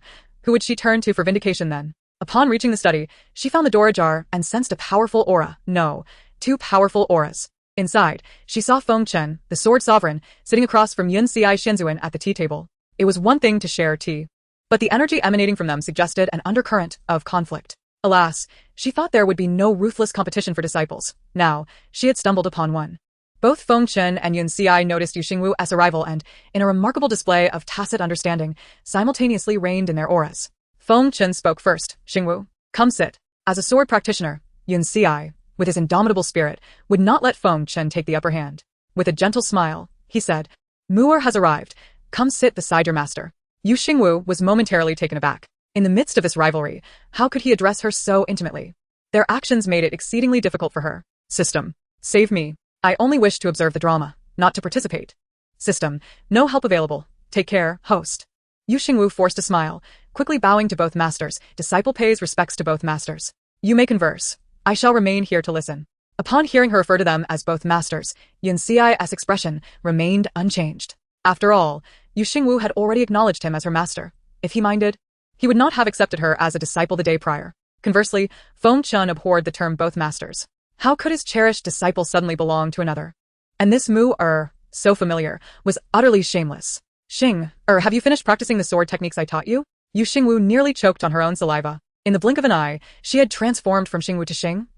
Male lead, are you alright? How could you call me the wicked female antagonist? Xing. You should be addressing your rightful partner as instead. Please don't go overboard. I detest men lacking boundaries. Chapter 26. The Contest for Affection. Concern for the host's well-being. Feng Chen's brows furrowed. What was this boundary she spoke of? Did she resent him for calling her Xing? Yet when Yun Xi called her Mu, she did not seem at all displeased. The first time he heard her thoughts, she clearly wished to touch his hand. Ever since he took Yu Yuefu as a disciple, her attitude towards him had shifted. He was her most cherished master, and she should be most aware of his feelings toward her. Now, simply because he had accepted another disciple, she found him intolerable. What an ungrateful little wretch. At that moment, Yun Xi chuckled softly. Sword practitioners are often straightforward, seeing Feng Chen's shift from Xingwu to Xing. He naturally interpreted it as a competition for affection. It was amusing to see the esteemed sword sovereign act in such a childish manner, prompting a laugh to escape him. What is amusing about my inquiry into whether she has completed her sword practice? Feng Chen retorted coldly. He could not stand Yun Xi's gentle demeanor towards everyone. He knew that disciples within their sect often compared his aloof features with Yun Xi's warm countenance. Even when wielding a sword, he was seen as fearsome, while disciples only remembered Yun Xi's gentle face. Yu Xingwu had been captivated by Yun Xi's demeanor, which had prompted her desire to become his disciple. The contrast was infuriating. Yu Xingwu sensed the tension between them and quickly responded to Feng Chen's earlier question. In response to my master, I have completed 5,000 sword strikes. After seeing Yun Xi's gaze fixated on her, she hastily added, and 5,000 dagger strikes. In total, I have completed 10,000 strikes. Please have mercy on the pitiful child. 10,000 strikes. Does your conscience not ache? Feng Chen replied. If you had not taken Yun Xi as your master, you would not need to perform 10,000 strikes. No, who permitted her to practice 5,000 dagger strikes? Just then, Yun Xi aggravatingly remarked, I have not commanded you to practice 5,000 dagger strikes. I am quite pleased that you can practice independently. However, before delving into dagger techniques, you must first master the foundational dagger principles I have imparted to you. Only then will I personally instruct you in dagger techniques. Yu Xingwu's eyes lit up. Yun Xi intended to personally teach her dagger techniques. How could one not rejoice? Just as she was about to nod in agreement, Feng Chen's voice unexpectedly interrupted. No. Xing has come to study sword techniques. She has no time for dagger principles, nor to practice with Yun Xianzuan. Yu Xingwu, what nonsense is this? How can she be too busy? How can she not learn the knife techniques she has been yearning for? Master, I have already told you yesterday that I want to learn both sword and knife techniques. I wish to practice dual cultivation, and I have time to practice with both masters. Feng Chun Sword Master, ahem. Yunkai Immortal Master, ahem. System. Look at what you're saying. Are you sure it's dual cultivation and not triple? I'm genuinely concerned for the host's back. Upon hearing both of them cough simultaneously, Yu Xingwu's expression shifted slightly, and she realized that in her rush, she had not articulated her thoughts clearly. Dual cultivation, apparently. She is not the only one with a vivid imagination. She quickly clarified, no, that is not what I meant. I would never dare to covet my master. What I meant was that I have time to study sword and knife techniques with both of you. Feng Chen's sword master chuckled softly. Having previously heard someone's hidden thoughts about wanting to rebel against their master and become an ungrateful disciple, yet now, they were too timid to express such sentiments. You are my disciple and should follow my guidance. Even though you have Yunkai Immortal Master as your teacher, he can only be your second master. I permit you to study knife techniques, but only after you have mastered the sword techniques. Before Yu Xingwu could respond, Yunkai chuckled. Second master? Why should I be ranked second? I recall that the sword master can accept disciples in advance, which left Wu, with an inexplicable senior sister. So why can't I be placed before the sword master? Yu Xingwu was momentarily stunned, unable to suppress an internal scream. Yunkai Immortal Master truly lives up to his reputation as a knife cultivator. How bold. The best part is it actually makes sense. So likable. Feng Chun Sword Master. Ungrateful disciple. You're turning against me, and I'll be the one to lose my temper. Yunkai, are you provoking me? Yunkai Immortal Master. Yes. I am provoking you. If we must rank masters, I am the foremost. Feng Chun Sword Master. Seeking death. Taiyuan. Yu Xingwu was startled. Taiyuan was Feng Chen's innate sword, and it seemed he was about to engage Yunkai in battle. A flash of sword light appeared, slashing towards them. Yunkai remained unfazed, gripping the hilt of his knife behind him, unleashing a terrifying blade of light with a whistling wind aimed at Taiyuan. Clang. The sound of metal colliding echoed painfully in Yu Xingwu's ears, causing her head to throb. She hurriedly urged, Masters, please calm down. It's all my fault for provoking you both, but I have a way to resolve this. Upon hearing this, Feng Chen and Yun Kai paused, speaking in unison. Speak. Yu Xingwu, why is everyone so fierce? I hold both of you in high esteem. You are both my esteemed masters. If I were to bow to others as teachers in the future, I would have them as my second and third masters. Feng Chen, sword master. Ungrateful disciple. How dare you wish to take on more masters? Yun Kai, immortal master. Should I be angry about this? System. Show.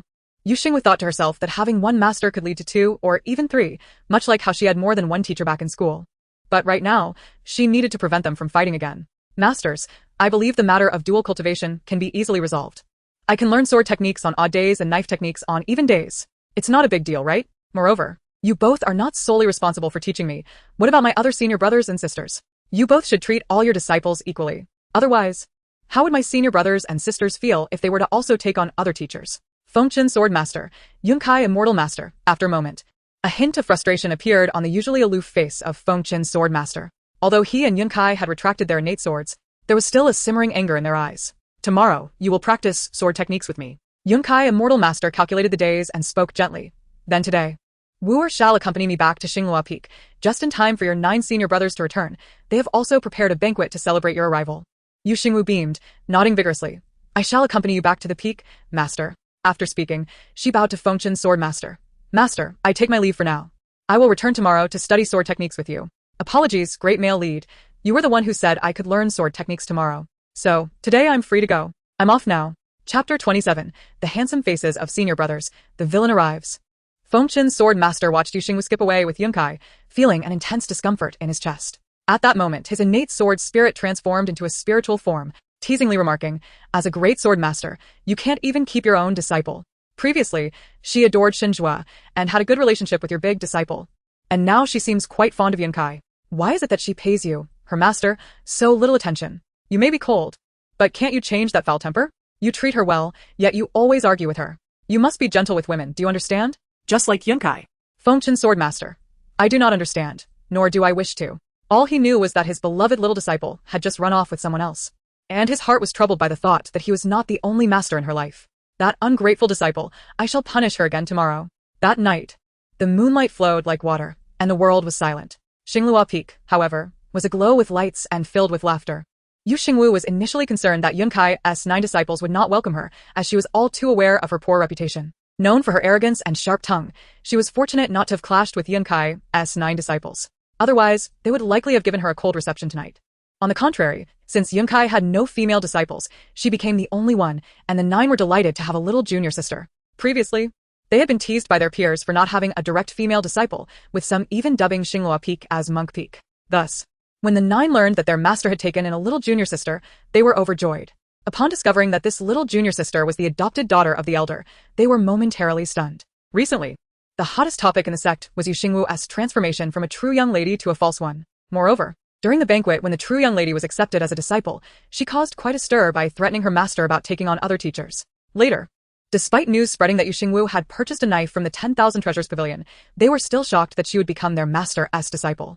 Even more surprising was the fact that their master agreed to accept Yu Xingwu as a direct disciple. For them, loyalty and righteousness were paramount, and their master taught them with great care, akin to a father. When a master takes in a disciple, there is always a reason behind it, and since their master had accepted her, they held no objections and would not act against her. With Yu Xingwu now part of their sect, she was considered their little junior sister. The knife cultivators were straightforward and fiercely protective of their own, and no one could bully their people. Yu Xingwu was equally delighted to have 9 senior brothers. It is worth noting that each of them was more handsome than the last, fit to form a group and debut together. As a face enthusiast, how could she not adore them? Among the 9, the most striking were the eldest brother, Mo Chue, and the second brother, Mo Bai. Mo Chue and Mo Bai, their names alone reveal that they are not only brothers in arms but also share a blood relation. In truth, the 2 are biological brothers sharing the same mother, their appearances bearing a striking resemblance, albeit their personalities diverging significantly.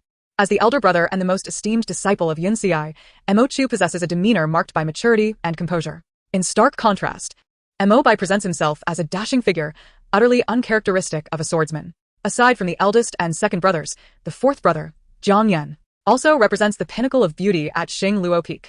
Not only does he possess a visage akin to a jade crown, his comportment and discourse are imbued with an air of elegance. The swordsman she has come to know bears no resemblance to him. Interestingly, Jiang Yan is not solely a swordsman, he is also a talisman practitioner. His mastery of two disciplines led him to take Ling Yunzi of the Fuhua Peak as his mentor, much like herself, as they both have two masters.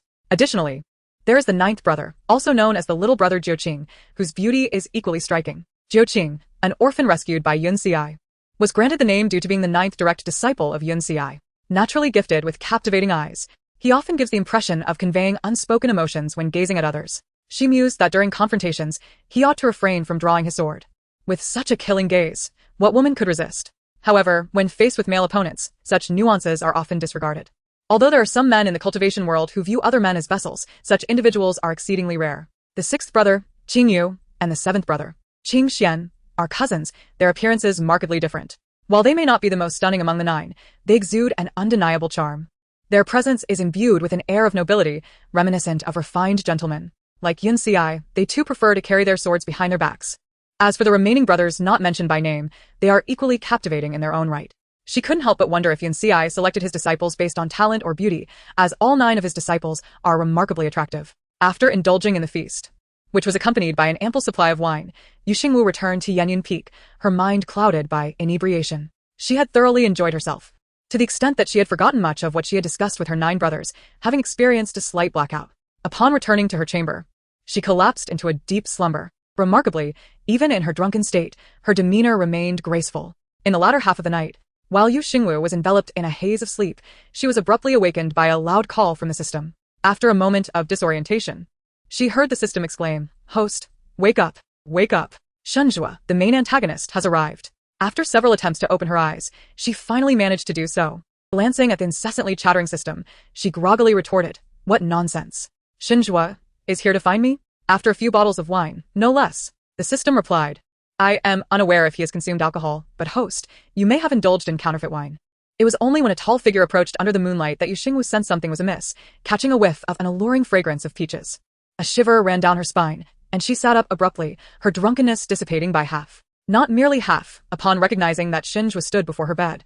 She felt her soul nearly leave her body. "You blasted system. Why didn't you wake me sooner? Are you not afraid he might assassinate me?" The system responded, "I have called for you 800 times. If you were unaware, one might think I was malfunctioning." Cold sweat formed in Xingwu's palms as she swallowed hard with trepidation. "System, you must protect me. Though I may have been intoxicated, I have not wronged anyone. I merely returned to sleep. Why does Xingwu appear as if he intends to end my life? Am I an impediment to his sleep? Or could it be that he seeks vengeance for my pushing down the little white female protagonist earlier?" The system suggested. Indeed, that is quite plausible, as acts of violence often transpire in the dead of night. Upon hearing the system's words, Xingwu shuddered. Before her stood Shenzhua, clad in a long black robe and boots, exuding an aura that indeed resembled that of a killer. "System, may I offer an explanation? I do not wish to be stabbed into a pincushion." The system urged, "Please maintain your wicked persona and your devoted demeanor towards Shenzhua." Xingwu protested. "Shenzhua seeks to end my life, yet I am to fawn over him? Have I lost my senses? Dear second brother, what brings you here at this ungodly hour without uttering a word?" Truly, he embodies the quintessential antagonist. His presence nearly compels her to kneel. The silence he maintains is even more terrifying, standing at the foot of her bed like a specter. Is he waiting for her to plead for mercy? Impossible. Under no circumstances will she bow to Shenzhua. Yet, upon meeting his frigid gaze, her earlier bravado evaporated in an instant. "Dear second brother, today I acted impulsively. It was merely in response to Yuefu's attempts to seduce you that I lost my composure. I simply cannot bear to see you with her." The system registered her confession, detected successful expression of affection towards the antagonist. Task reward, 200 points. Current points, 1050. Well done, host. Even at this moment, you remain diligent in fulfilling your tasks. Xingwu was momentarily taken aback. What? Points for that? This is permissible? She had merely attempted to resist the antagonist's wrath on behalf of the female protagonist and inadvertently completed a side quest. Goodness, she truly is a top-tier sycophant, a sycophant to her very core. As the saying goes, fortune favors the bold, which aptly describes her current predicament. With the acquisition of points, her perception of Shenzhua shifted entirely. He was no longer merely the antagonist in her eyes. He had transformed into a veritable cash cow. With such an opportunity at hand, she could not let it pass without seizing every advantage. Thus began her frenzied quest to accumulate wealth. "Dear second brother, I ought not to be envious of you, Yuefu, yet my affection for you is immense. Might you harbor a modicum of fondness for me? 200 points. Dear second brother, you are my destined partner. Given my deep affection for you, is it too much to ask that you distance yourself from me, Yuefu? 200 points. You, Yuefu, pales in comparison to me. She is neither as beautiful, nor as amiable, nor does she possess my attributes, let alone my feelings for you. 200 points. I long to be with you, to gaze upon you daily, and to cherish you for eternity. 200 points. I adore you, dear brother. I wish to hold your hand. 200 points. Is that permissible? I wish to caress your waist. 200 points. I yearn to kiss you. 200 points. Let us cultivate together. 200 points. By heavens. I am willing to do anything for points. After all, Xingwu would never genuinely kiss her, nor would he engage in dual cultivation. Oh my daughter has struck gold. Being a sycophant brings me such joy. I shall continue to lavish my affections upon Xingwu. Let nothing hinder my adoration for him, even if it costs me my life. The system quipped. Honestly, I am quite eager to see how you would meet your demise at his hands. Xingwu interjected. I find this quite ominous. Dear second brother, silence. Yu Xingwu lamented. To obstruct one's path to wealth is akin to murder. How can you interrupt my pursuit of points? That is simply unethical. Xingwu rubbed his temples, a hint of exasperation flickering across his exquisite features. Perhaps he should not have come tonight. However, since he did, he must uncover the tricks she was playing. Yu Xingwu, how enjoyable is the new sect? Yu Xingwu was momentarily taken aback. The system was equally perplexed. What does he mean by that? System, does my joining the new sect somehow inconvenience him? System, do not attempt to comprehend a villain. Their thought process is forever beyond your grasp. What does the second senior brother mean? I do not understand. Xingwu chuckled softly, his finely chiseled features drawing closer, his elongated, starry eyes exuding a chilling ruthlessness, yet possessing a dangerously alluring charm. The atmosphere turned frigid, his voice deepening. Your 9 esteemed senior brothers just summoned me to the Smallback Mountain and presented me with a grand gift. Was this not your intention? Upon hearing the phrase Smallback Mountain, Yu Xingwu instantly realized what Xingwu's grand gift entailed. Unlike the forbidden grounds of the sect's back mountain, where disciples were prohibited from entering and which served as the residence of the sect's formidable figures, the Smallback Mountain was a region situated on the periphery of the inner sect. Though it lay at the edge of the inner sect, the area was still saturated with spiritual energy, adorned with mountains, waters, and waterfalls, making it a favorite spot for many inner sect disciples to gather for bathing under the waterfalls. Furthermore, it was also a clandestine arena for disciples to engage in private duels. Despite the sect's regulations against such brawls, they persisted, much like the unyielding nature of schoolyard bullying. It was evident that Xingwu had been summoned to the Smallback Mountain, undoubtedly as the victim. Yet, judging by his demeanor, he appeared unscathed. Concurrently, a conversation faintly echoed in her mind. Junior sister, Xingwu dares to flirt with other women. While you may endure, your senior brother cannot. We, as sword cultivators, have only ever bullied others. How can we allow ourselves to be humiliated in such a manner? In my view, Xingwu is simply ungrateful. Taking advantage of his status as your betrothed while audaciously attempting to cuckold you, he is courting death. Indeed, he must not be allowed to cuckold you. If anyone should do so, it ought to be me, Yu Xingwu, who cucks Xingwu. Rest assured, junior sister, your senior brother will not tolerate Xingwu's bullying. I will teach him a lesson on your behalf. Yes, teach him a lesson. Let us ensure he thinks twice before attempting to cuckold me again. A cold sweat broke out on Yu Xingwu's brow. This was a disaster.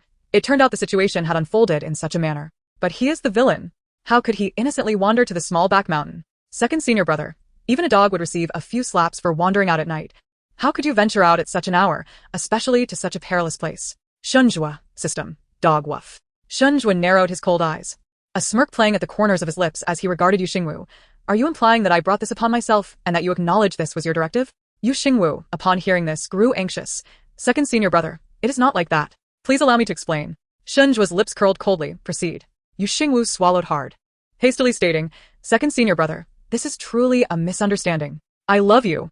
How could I allow anyone to harm you? I care for you too much. Points, 200. Yu Xingwu, given the circumstances, you're still accumulating points? Do you not see the murderous intent radiating from the villain? Preserving my life takes precedence. Chapter 29. Hold on to him. Scream at the top of your lungs. Yu Xingwu gazed at Xingwu's face, which was shrouded in low pressure, her breath catching in her throat. She urged herself not to panic, but how could she not? He was a merciless and cunning villain. She quickly launched into a desperate defense. Second senior brother, I understand you do not trust my words, but I never intended for the 9 senior brothers to confront you. I simply got drunk tonight, and, unable to bear seeing you grow close to Yuefu, I foolishly suggested to the 9 senior brothers that they seek vengeance for me. But I never wish to harm you, I swear. Please believe me, I will refrain from speaking recklessly in the future. Oh heavens! I truly did not foresee that Mo Chu and the others would seek trouble with Xingwu. After all, words spoken at the table should not be taken to heart. Had I known, I would have abstained from drinking. Such reckless banter can be fatal. Upon hearing her thoughts, the coldness in Xingwu's eyes dissipated slightly. Given that she had spoken mindlessly while intoxicated, and considering that Mo Bai and the others were indeed quite inebriated, he could overlook the small back mountain incident. Especially since he had not sustained any injuries. However, the thought that she pretended to care for him in front of others, despite her evident lack of affection, only deepened his disdain for her. No one enjoys being toyed with, regardless of Yu Xingwu's reasoning. It did not justify her feigned affection or her coercion into agreeing to the engagement. Yu Xingwu, take care of yourself. Shunjua coldly uttered these words before turning to leave, only to be tightly embraced from behind. He distinctly felt her face pressing against his back. The faint scent of alcohol wafting from her. The system was bewildered, its eyes wide as saucers. It was utterly perplexed by this bold maneuver. Such audacity. Such boldness. Yet, as a fellow canine, it too relished the spectacle. Yu Xingwu, however, was overjoyed. At that moment, she felt akin to a miser clutching a treasure trove. Since he had uttered the phrase take care of yourself, it was clear he had no intention of harming her. What was there to fear? He had just interrupted her financial windfall, costing her billions, and now he sought to escape? Not a chance. She was determined to reclaim the lost points. Second senior brother. I am drunk. Will you stay and keep me company? I was thinking of you, even as I fell asleep. Points. 200. I know that you despise me and resent my coercion into agreeing to the engagement, but I adore you so much that I felt compelled to act. Points. 200. Senior brother, will you stay just for one night? Other betrothed couples have already engaged in dual cultivation. Can I not have you by my side for a single evening? Points. 200. If you do not respond, I shall consider it your consent. Senior brother, I. Hours later, as dawn broke, a tall, elegant figure clad in black vanished from the summit of Smoke Cloud Peak. Yu Xingwu, upon his departure, blissfully indulged in a lengthy slumber, awakening well past the morning hour. However, shortly thereafter, it became apparent that someone had leaked the information. All the disciples within the sect were aware that Xinjua had spent the night at Smoke Cloud Peak. The arrogant and overbearing fake heiress, Yu Xingwu, had professed her love throughout the night. As for whether anything else had transpired between them, that remained uncertain. Upon rising, Yu Xingwu discovered her throat felt slightly hoarse, as though she had shouted all night. Nay, it was her incessant chatter that had fatigued her throat. The first thing she did upon getting ready was to excitedly inquire of the system. How many benefits did I reap from Xinjua last night? No. How many points did I accumulate? The system, equally exhilarated, responded. Dear host, you vigorously shook the money tree last night, and your current points have reached 16,650. This is a phenomenal start. Only 16,650? I expected it to be more. I must admit, I ran out of ways to express my affection. Clearly, I am not yet a qualified admirer. The system. It is not easy for the host to learn how to be a sycophant. In the points mall, the sycophant's diary and sycophant's quotes are not priced at 2,888 or 1888, but only 998. To flatter one person is to be a dog. To flatter thousands is to be a king. The dual sycophant's manual will assist the host in becoming the supreme sycophant. Yu Xingwu, I truly wish I could give you a piece of my mind. Yu Xingwu, forget it. Is it easy for me to earn points?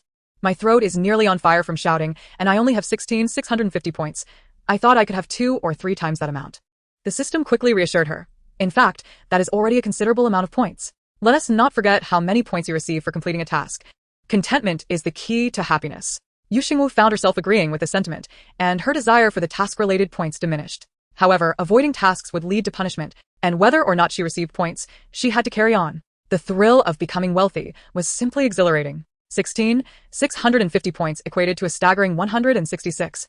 500 prime spirit stones, and she was at a loss for how to manage such wealth. Naturally, she also possessed a strong sense of principle and morality. Since these points were earned through Shunjua, she felt obliged to reciprocate. Otherwise, what if he refused to lend her money next time? Relationships thrive on reciprocity. Do they not? The system, unable to contain its curiosity, asked, Host, how did it feel to embrace Xinjua last night? Well, I was completely intoxicated, so there was hardly any feeling to speak of. Why are you asking such irrelevant questions? Oh no, tears are welling up again. By the way, Xinjua's physique is truly remarkable. Last night, when I held him, I could feel his abs through his clothing. The firm and taut sensation was simply irresistible. It was my first time taking the initiative to embrace a man, and I must admit, I was a bit tipsy at the time. But there won't be a next time. Last night, Xinjua likely indulged my reckless words because of my drunken state. Next time, he might just take his sword and turn me into a sieve. Thus, when opportunities arise, one must cherish them. Missing this chance means there will be no second one. After getting ready, Yu Xingwu prepared to ride to Zhaoyao Peak. Today was an odd-number day, and she naturally remembered that it was time to learn swordsmanship with the male protagonist, but to her surprise, she encountered Yi Su on her way to the peak. It seems that the disciples guarding the mountain of smoke and clouds and the barriers were practically non-existent. She couldn't blame the young disciple too much. After all, the original host had instructed that whether it was Feng Chen or Yi Su or Xinjua, they should be allowed to pass freely to the mountain of smoke and clouds. even if the young disciple refused entry. The original host had given the barrier talismans to the three of them. Their arrival at her peak was akin to returning home. But what if they happened to arrive while she was soaking in the spirit spring? How would she retrieve the barrier talisman? Furthermore, she needed to provide the young disciple with some on-the-job training when she had the chance. Senior brother, what brings you here? Seeing Yi Su approach, she inquired, glancing instinctively to see if he was carrying a food box. The last bowl of stewed wild vegetables had left an indelible mark on her psyche, and she dreaded the thought of him bringing more of that dish so early in the morning. Chapter 30. The unbearable wild vegetables lead me to the sword mound. Noticing that Yi Su's hands were empty, Xingwu let out a sigh of relief. However, Yi Su's demeanor was different from usual, his tone imbued with a hint of melancholy. Junior sister, your words seem to imply that I am unwelcome. Xingwu forced a smile, trying to avoid awkwardness, and instinctively replied, how could I not welcome senior brother? I even gave you the barrier talisman of the mountain of smoke and clouds. Oh no, what a slip of the tongue. How am I supposed to reclaim the barrier talisman now? Yi Su, has junior sister joined a new sect and thus wishes to sever ties with Yaoyao Peak? Or do you merely wish to reclaim the talisman from my hands? I merely closed myself off for 2 days to refine pills, and upon returning to the peak, I heard from master that junior sister has taken Yunkai Xianzuan as your master. Should I not congratulate you on acquiring another senior brother? Xingwu blinked her bright eyes and replied without thinking, senior brother is mistaken. It's not just one more senior brother, but 9. But as soon as she said it, she realized that Yi Su's earlier words seemed somewhat off. System, what did the backup plan S words mean? Congratulating me on gaining another senior brother? Why does it sound so jealous? System, it's not entirely unfounded to detect jealousy, as Yi Su had been quite fond of the original host before she joined with the real daughter of the family. Now that she suddenly has 9 more senior brothers, his importance as the eldest brother seems diminished, which must surely irk him. In this regard, Yi Su was indeed superior to Xingwu, who could hardly care less about whether the host had 9 more senior brothers. Xingwu nodded in agreement. Based on Xingwu's behavior last night, even if she had 100 more senior brothers, he would remain indifferent. By comparison, Yi Su still seemed to value her as his little sister. It's a pity that in the future, the backup plan will become adversarial due to the female protagonist, or I would have accepted him as my senior brother. System, there's nothing to be done. After all, the second male lead is also the female protagonist's. Yi Su, sensing Xingwu's inner thoughts, furrowed his brow. He wished to express that he would never turn against her because of Yuefu, but he found himself unable to voice it, as though bound by some kind of restriction. He began to suspect that what his little sister had said might indeed come to pass, hence his silence. However, he would never allow himself to become adversarial with someone unimportant over his most cherished little sister. He did not believe it, nor would he become her enemy. As for his little sister joining a new sect, he could only treat her even better so that she would not be swayed by the 9 from Xingwu Peak. With this thought, Yi Su's expression softened, and he smiled gently as he produced a white porcelain bottle and pressed it into Xingwu's hands. Junior sister, I closed myself off for 2 days to refine pills, and I specifically made a wild vegetable-flavored fasting pill for you. Take this bottle for now. There will be plenty more later. Xingwu, what do you mean by plenty more? System, what will you do if you can't laugh? Senior brother, why must you keep insisting on wild vegetables? I'm just puzzled. Did you fall under their spell? Or do I resemble a wild vegetable? I'm truly going crazy. Yi Su, junior sister is being contrary. You left not a single leaf of that bowl of stewed wild vegetables untouched. How could you possibly dislike wild vegetables? Please, there's no need to be polite with me. You may take the wild vegetable-flavored fasting pill, and I won't accept any spirit stones from you. Is this about spirit stones? I'll give you spirit stones. Please just take the fasting pill away. Yi Su, that's out of the question.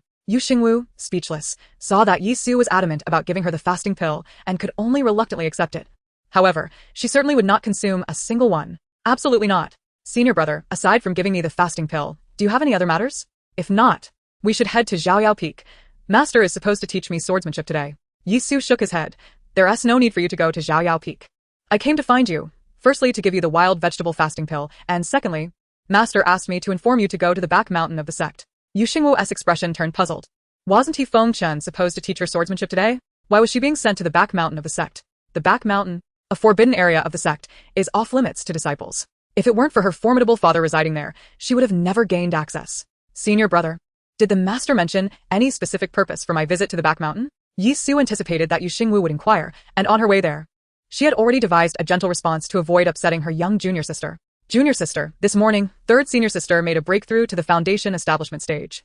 The grand elder was particularly delighted upon hearing this news. Moreover, after third senior sister broke her sword yesterday, the grand elder and master deliberated and decided to take her to the sword tomb in the back mountain to select a sword. It's not just third senior sister. The master has also asked me to summon you, and second junior brother will accompany us. Any disciple of Tianmon sect who has reached the foundation establishment stage and is a sword cultivator may go to the sword tomb to choose a sword. However, entering the sword tomb does not guarantee one will obtain a sword. Second junior brother has visited the sword tomb twice and has yet to retrieve a sword. So, junior sister, do not overthink it. Even if you do not acquire a sword this time, there will be other opportunities in the future. Xingwu began to understand. In the original storyline, the protagonist's fated sword, the Frostblade, was indeed chosen at the Back Mountain sword tomb. A fated sword is distinct from other swords. It is the one that resonates with the sword cultivator's spirit. A minuscule fraction of cultivators is born with their fated sword, while most acquire theirs through cultivation. Once a cultivator has a fated sword that resonates with them, they seldom use any other. Not every sword cultivator possesses a fated sword. Some may go their entire lives without finding one that resonates. As Yu Yuefu, the protagonist, is a sword cultivator, she naturally has her own fated sword. That Frostblade is an extraordinary weapon. It must be said that the protagonist's aura shines brightly. Just yesterday she wielded a sword, and today she has reached the foundation establishment stage. It is no wonder her father and the male lead were so eager for her to select a sword at the sword tomb, for she truly possesses the capability. Even those with 5 spiritual roots, typically deemed as waste, have caught up to her with a heavenly spiritual root. No need to worry. She has now become a disciple of Yinsei and can focus on her future progress. In the original plot, the protagonist advanced to the foundation establishment stage before her, and those who went to the sword tomb to select swords did not include her. After the protagonist acquired the Frostblade, she severely humiliated this malicious female supporting character. Fortunately, she has now advanced before the protagonist, otherwise, she would not have had the chance to enter the sword tomb today. This demonstrates how much Yu Zheng and Feng Qin care about the protagonist, even though this malicious female supporting character advanced first. No one suggested she go to the sword tomb to select a sword. Humph, I don't even care. Now, she is a wealthy little lady. The divine sword in the shop only costs 666 points, and she has 650 points, so she can afford it. However, points are hard to earn.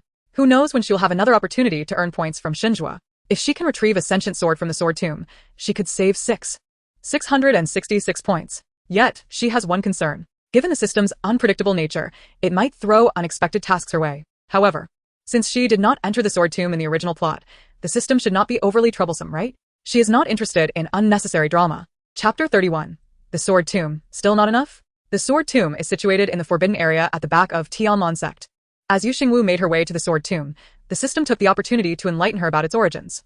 There is indeed a legend surrounding the sword tomb of Tianmon sect. Tianmon sect is located in the northernmost region of the cultivation world, near the extreme cold borders of the North Li continent. Before the establishment of the sect, North Li continent was a land of perpetual ice and snow.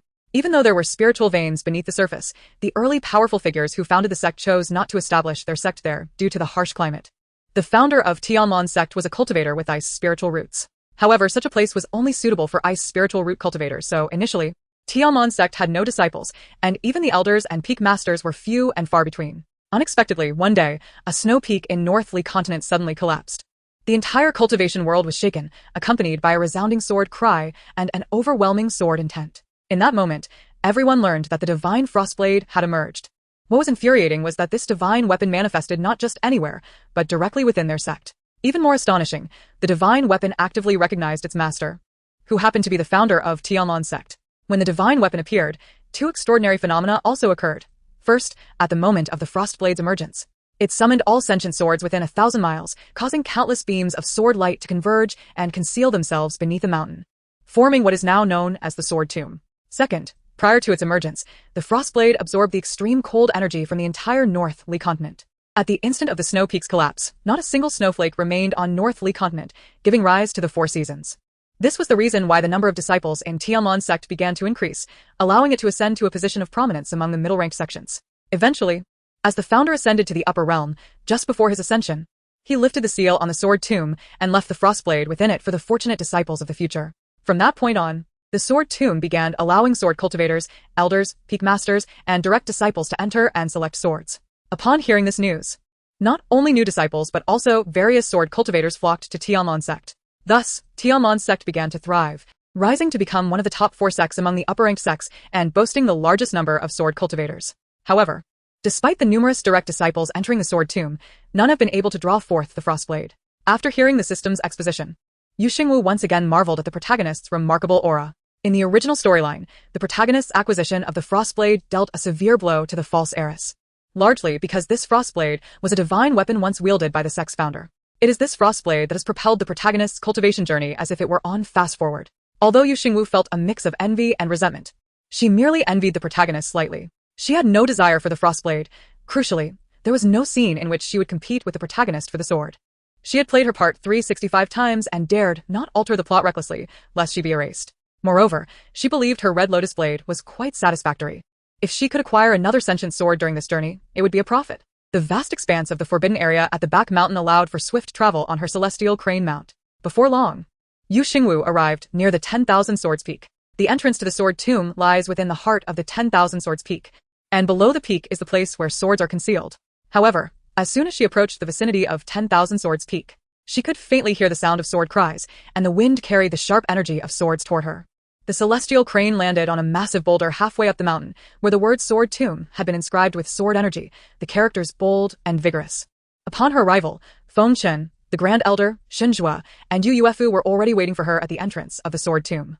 The moment Yu Zheng laid eyes on Yu Xingwu, he could hardly suppress his anger.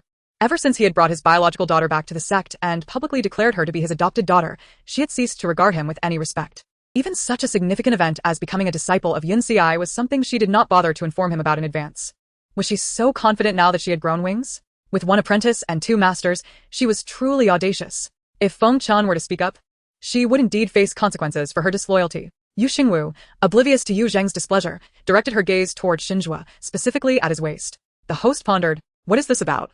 Did you not have enough last night?" That cannot be. For it seems that Xinzhua's waist appears even more enticing to behold than to touch. Ahem.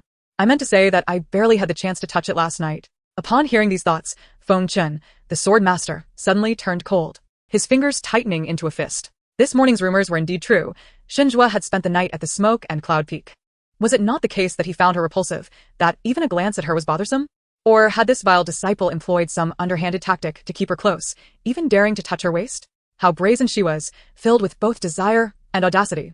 Xinzhua lowered her gaze, recalling how Yu Xingwu had clung to him and incessantly professed her love the previous night. In her heart, she silently condemned such shamelessness. Yu Yuefu wore a grim expression, her silver teeth nearly biting through in frustration, having scolded Yu Xingwu in her mind countless times for her lack of shame. She repeatedly reassured herself that Xinzhua could never harbor feelings for Yu Xingwu, that nothing had transpired between them. Surely, it was Yu Xingwu who had coerced Xinzhua into such intimacy. Yu Xingwu withdrew her gaze, only then realizing the peculiar looks cast upon her by the others. As if she had committed some grave error. Did they believe she was unworthy to participate in the sword selection, that she should not be in the sword tomb? If so, they ought not to have summoned her. She had not begged to come. Angered, she resolved to vex them. Thus, she addressed them. Did my master and father summon me to the sword tomb for the purpose of selecting a sword? Truly, it is unnecessary. Master has just bestowed upon me the Moonlight Sword. Though it may not compare to the Red Lotus blade, it is serviceable enough, and I prefer wielding a blade. Moreover, when I was establishing my foundation, father and master showed no urgency for me to select a sword. Now, with Yu Yuefu just having established her foundation, they are in a hurry to bring her to the sword tomb, clearly intending for her to choose a sword today. Why then summon me? I am but an arrogant and vicious supporting character. Should you provoke my displeasure, do not expect to be pleased. Even in selecting a sword, I shall show you my disdain. It is merely a broken sword. I have no interest in making a selection. Quickly, let me leave at once. I shall go practice my blade at the Starfall Peak, and I shall not obstruct your view. Although Yu Zheng had not heard Yu Xingwu's thoughts, he was enraged to hear her profess a preference for blades right in front of Feng Chen. Yet, having previously promised to find her a sword suited to her once she established her foundation, he found himself at a loss for how to reprimand her now. Feng Chen scoffed, "You do not wish to select a sword, do you? This rebellious disciple, as long as she does not infuriate me, I am not pleased. You wish to practice your blade today. Do you believe I will not break it?" Chapter 32. Adding more drama. As the atmosphere grew tense, only Yu Yuefu suddenly brightened. Seizing the moment, she rushed forward to explain to Yu Xingwu, "Junior sister, master, and father only brought me to the sword tomb because I broke my sword. They also summoned you and second senior brother. It is not favoritism towards me, so do not misunderstand their intentions." Seeing his daughter ingratiate herself, Yu Zheng could not help but scold. "What nonsense are you spouting? With your disposition, which sword spirit would be foolish enough to choose you?" Yu Xingwu's displeasure grew. "What if all the sword spirits are blind?" Yu Zheng replied, "Rebellious daughter, are you trying to drive me to madness?" Feng Chen, observing Yu Zheng's irritation, found his own anger dissipating. To prevent Yu Xingwu from uttering more vexing words, he stated solemnly, "Whether the sword spirits are blind or not is not for me to determine. However, I do know that if you fail to bring out a sword upon entering the sword tomb, you'll be punished to transcribe the sect rules for 3 months. Yu Xingwu thought, "Oh, male protagonist, surely you must be unwell. Please, take care of the female lead, and leave me be." Feng Chen ditorti, No. Yu Zheng, tempering his anger, cautioned the three before they entered the sword tomb. The swords within the sword tomb all possess spirits. Remember, it is not you who chooses the sword, but rather the sword that chooses you. Each sword spirit has a distinct personality, and being able to hear their words does not guarantee they will follow you.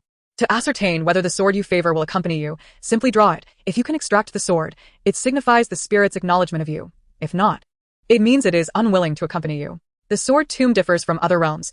It is rife with a fearsome sword intent. Some disciples comprehend sword intent within, soaring in their cultivation, while others suffer grievous injuries that ruin their foundations. You three must act judiciously. Should you find yourselves unable to withstand the sword intent, do not venture deeper into the sword tomb. Furthermore, formidable sword spirits may even conjure illusions as a test. Remember, not everything you see in the sword tomb is real.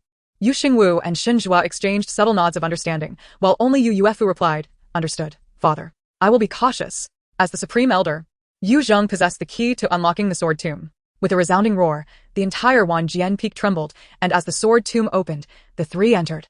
Upon stepping into the sword tomb, Yu Xingwu was immediately assailed by a barrage of piercing sword intent, her garments torn by the fierce energy, leaving several long gashes. Fortunately, only her attire was damaged. Her skin remained unharmed, yet she could distinctly feel the chill of the air against her back, knowing her dress had been ripped. However, she could not possibly change in front of Xinjua. Glancing at Xinjua and Yu Yuefu, she noticed Yu Yuefu was hiding behind Xinjua like a startled deer. Or perhaps it was that Xinjua had instinctively shielded the female lead. My goodness, how delightful. She was a mere bystander, yet this was too entertaining. Yu Yuefu's voice rang out. "Thank you, second senior brother. Had it not been for your protection against the sword energy, I fear I would have been injured."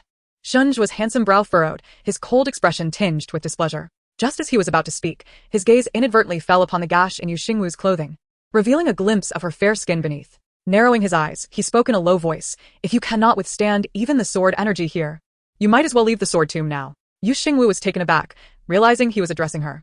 "I mean, the lighting here is rather dim. If you think I am merely a lamp for you too, you could just say so. Why must you use such excuses to send me away?" Xunjua replied. Truly foolish, unable to comprehend even the simplest words. As Yu Xingwu contemplated taking matters into her own hands, the system's voice echoed in her mind. A new mission has been detected. The female lead and the antagonist must venture deep into the sword tomb to locate the underground cliff. In the antagonist's line of sight, you must push the female lead off the cliff. Completing this task will reward you with 500 points. Failure will result in divine punishment. So please maintain your villainous persona at all times. Yu Xingwu cursed inwardly, knowing the system had a penchant for troublesome narratives. Oh, system, you not only add drama to my life, but also require me to push the female lead off a cliff. Why must I do so in front of Xinjua? And in his sight, no less. Do you wish for my demise to come swiftly? The system, ever logical, responded host. The cliff below conceals the resting place of the frost sword. Should the malicious supporting character fail to harm the female lead, she inadvertently aids her in acquiring a divine weapon, all while being witnessed by the antagonist who admires the female lead.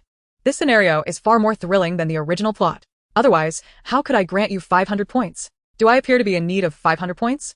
What I truly lack is my life. Woe is me. The system reassured the host, do not weep. It is merely a matter of pushing the female protagonist off a cliff, a classic trope often employed by the malicious female antagonists in novels. Yu Xingwu responded. It is indeed a tired glitch. I find myself at a loss for words. The system continued. Moreover, Xinjua is not currently a match for Yu Zheng. And for the time being he will not harm the host, so fret not. Yu Xingwu remained speechless, even though she did not desire the 500 points. She could not withstand the punishment of 3 bolts of heavenly lightning. The last time, when the penalty was halved, she nearly perished from a single strike, let alone 3. Thus, she resolved to complete this perilous task, no matter the cost. Hearing her thoughts, Yu Yuefu's eyes sparkled with cunning. In her past life, the frostblade was indeed a precious heirloom that Yu Xingwu had discovered and taken from the sword tomb. Fortunately, in her previous existence, she had learned the location of the frostblade from Yu Xingwu. This time, she had intended to venture alone to the underground cliff of the sword tomb to seek the frostblade. If the opportunity arose, she would quietly eliminate Yu Xingwu, ensuring a flawless outcome. After all, previous disciples had suffered severe injuries from the sword aura, with some even left maimed or dead. At that point, she would merely need to fabricate an appearance of Yu Xingwu being fatally wounded by the sword aura. However, she did not anticipate that Yu Xingwu, in the name of the so-called task, intended to push her off the underground cliff, all while ensuring Xinjua witnessed the act. Consequently, while it would be challenging for her to find an opportunity to kill Yu Xingwu, she was quite pleased with the prospect of Xinjua witnessing Yu Xingwu's maliciousness. In this second chance at life, simply eliminating Yu Xingwu would indeed rob her of considerable amusement. It would be far more satisfying to ensure Xingwu endured the humiliation and pain she had suffered in her past life before being left to rot in the wilderness. Thus, she resolved to cooperate fully with Xingwu's performance, determined not to disappoint her. Xingwu furrowed his brow as he scrutinized Xingwu. Who was she conversing with? And who compelled her to commit such nefarious deeds, all while making him a witness, regardless of their rivalry? Whether Yu fell into the underground cliff or lived to tell the tale was of no concern to him. It was simply uninteresting. Chapter 33. Unable to draw the sword, not even a bit. In order to fulfill the task set by the system, Xingwu had no choice but to accompany Yu and Xingwu.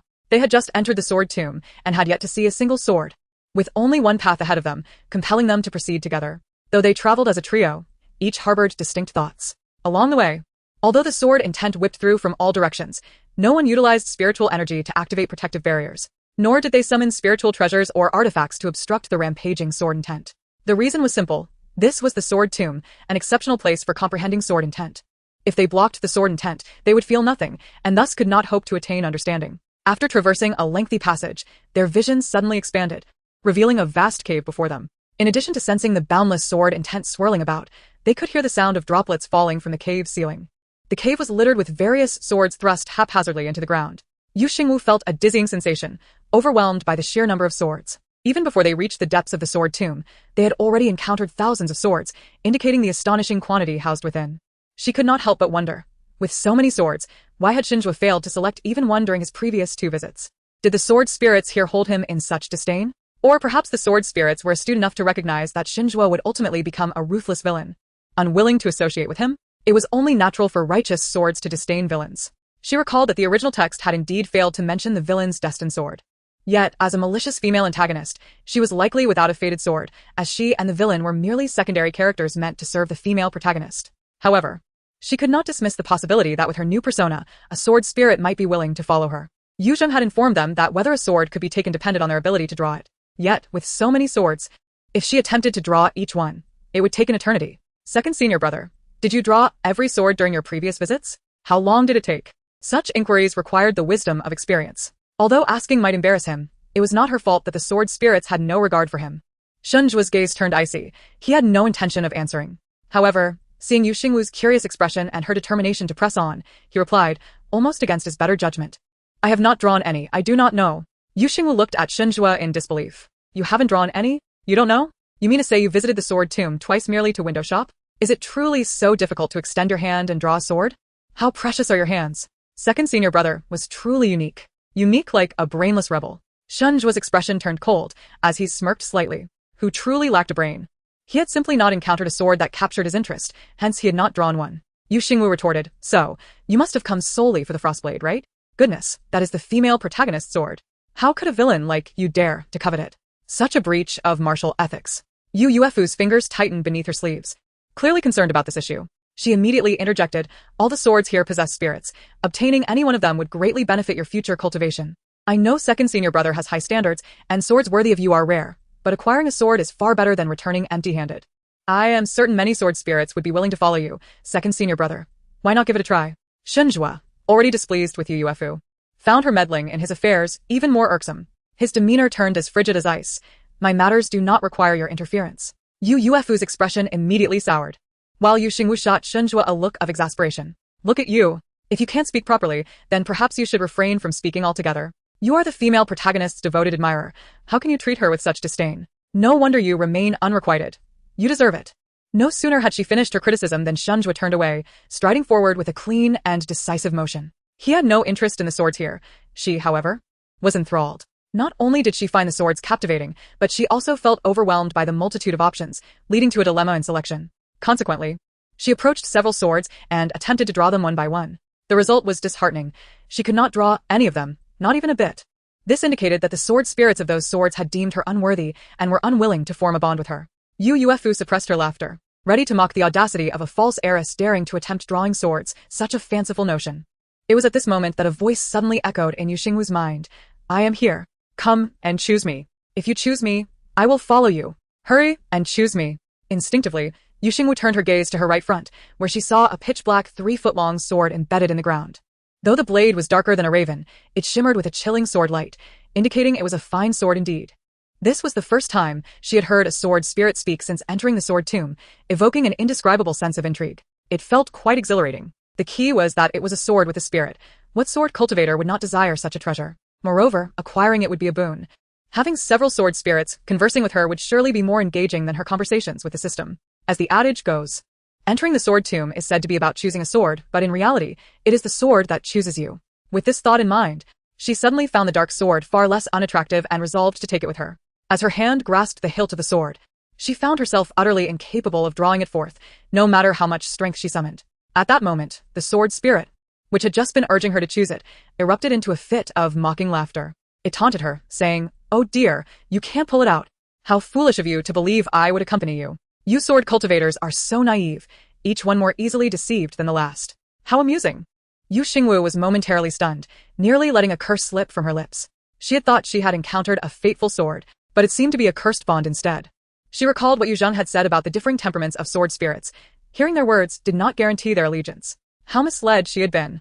This sword spirit was truly insufferable, an unruly child indeed. Leaving behind a parting remark, she strode away, unwilling to waste further breath on such a foolish sword spirit. Yet, the spirit called after her. "What did you say? What is this about eating juju pills?" "I haven't eaten any juju pills. Don't leave. You haven't answered me. If you answer, I will follow you. I truly will." Xingwu rolled her eyes. She had heard the tale of the boy who cried wolf since childhood. To believe him now would be sheer folly. It was nothing of significance, merely a jest about juju pills, a metaphor for imminent doom. Moreover, she had no interest in him. Even if she could draw him out, she had no intention of bringing him along.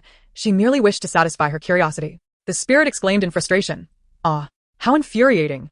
How can there be such an exasperating sword cultivator?" From that moment on, any time a cultivator entered the sword tomb, the spirit would inevitably exclaim, "Have you eaten juju pills?" As they journeyed onward, Xingwu and Yu Yuefu walked at the forefront, neither attempting to draw any of the various swords surrounding them.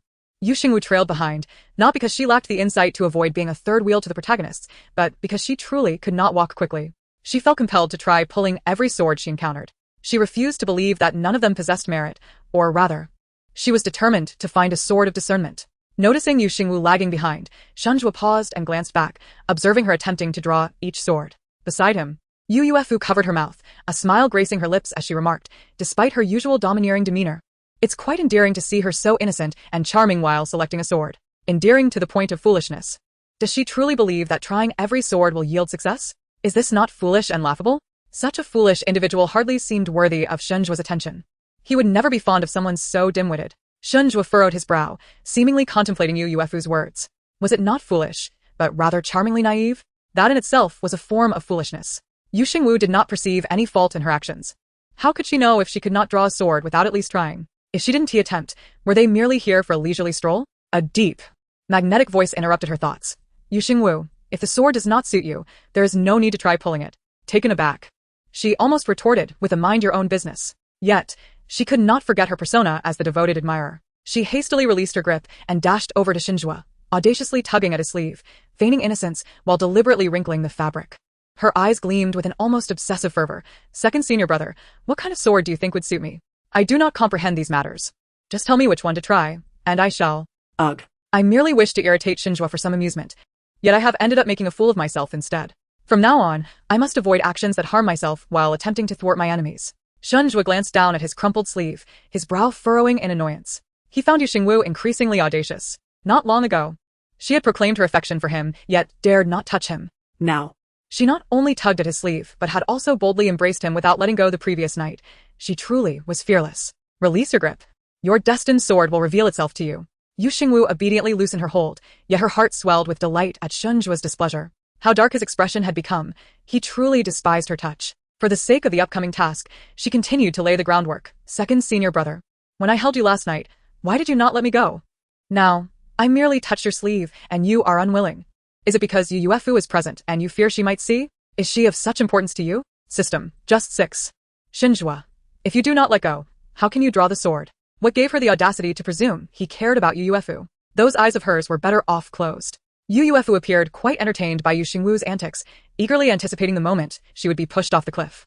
She sweetly suggested, "Little junior sister, second senior brother merely wishes for you to concentrate on selecting a sword. Since there are no suitable swords for you here, shall we venture deeper into the sword tomb? It is said that the finest swords lie within." Xingwu scoffed, declaring she had no intention of accompanying them.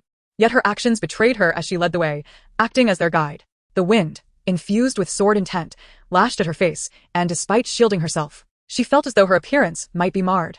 It seemed that even a malicious supporting character possessed an aura of brilliance, with the aura of wickedness aiding her. She navigated through the fierce sword intent and reached the depths of the sword tomb.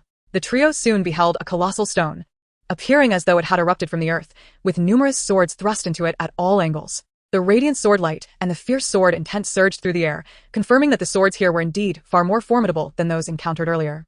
At that moment, the system chimed in. Host, the end ahead is the underground cliff, which is also the task location. Xingwu's gaze drifted to the distance, where she saw a dark shadow resembling a trench, an abyssal cliff awaited below. Retracting her gaze, she realized she must first arrange for Xingwu before leading the protagonist to the cliff's edge. Xingwu was the protagonist's devoted admirer. If he accompanied her to the edge, how could she act? Even if she attempted to push the protagonist, he might intervene and prevent her from succeeding, just as in the movies. Thus, she could not allow Xingwu and the protagonist to be together at the cliff's edge. This position was ideal. She could see the cliff, and when she pushed the protagonist, Xingwu would undoubtedly witness it. However, how could she keep the antagonist occupied at the stone? Yuefu seemed to ponder this dilemma as well. Despite having been reprimanded by Xingwu, she felt compelled to ensure he saw Xingwu push her off the cliff. Second senior brother, the best swords in the sword tomb are all embedded in this massive stone. Would you like to try pulling one? Oh, look at the naive protagonist, concerned for the antagonist even after being rebuffed by him. Come on, antagonist, exert yourself and pull a sword. While you busy yourself with that, I shall lead the protagonist away to complete my task. Xingwu replied with a scoff. Why should I heed your suggestion? Xingwu, if I do not wish to pull, I shan't. Xingwu, Yuefu, system. Host, the antagonist looks down on these swords. Xingwu's temper flared up immediately. Apart from the frost sword, the finest blades are all here in the sword tomb. Why does he not appreciate them? If he is not interested, why did he even come here? Is he just strutting around? System. Is it possible that the antagonist desires the frost sword? Just because he wants it, does that mean it's his? I want 3,000 handsome men in my harem. The frost sword belongs to the female lead, even if he finds it. He cannot draw it.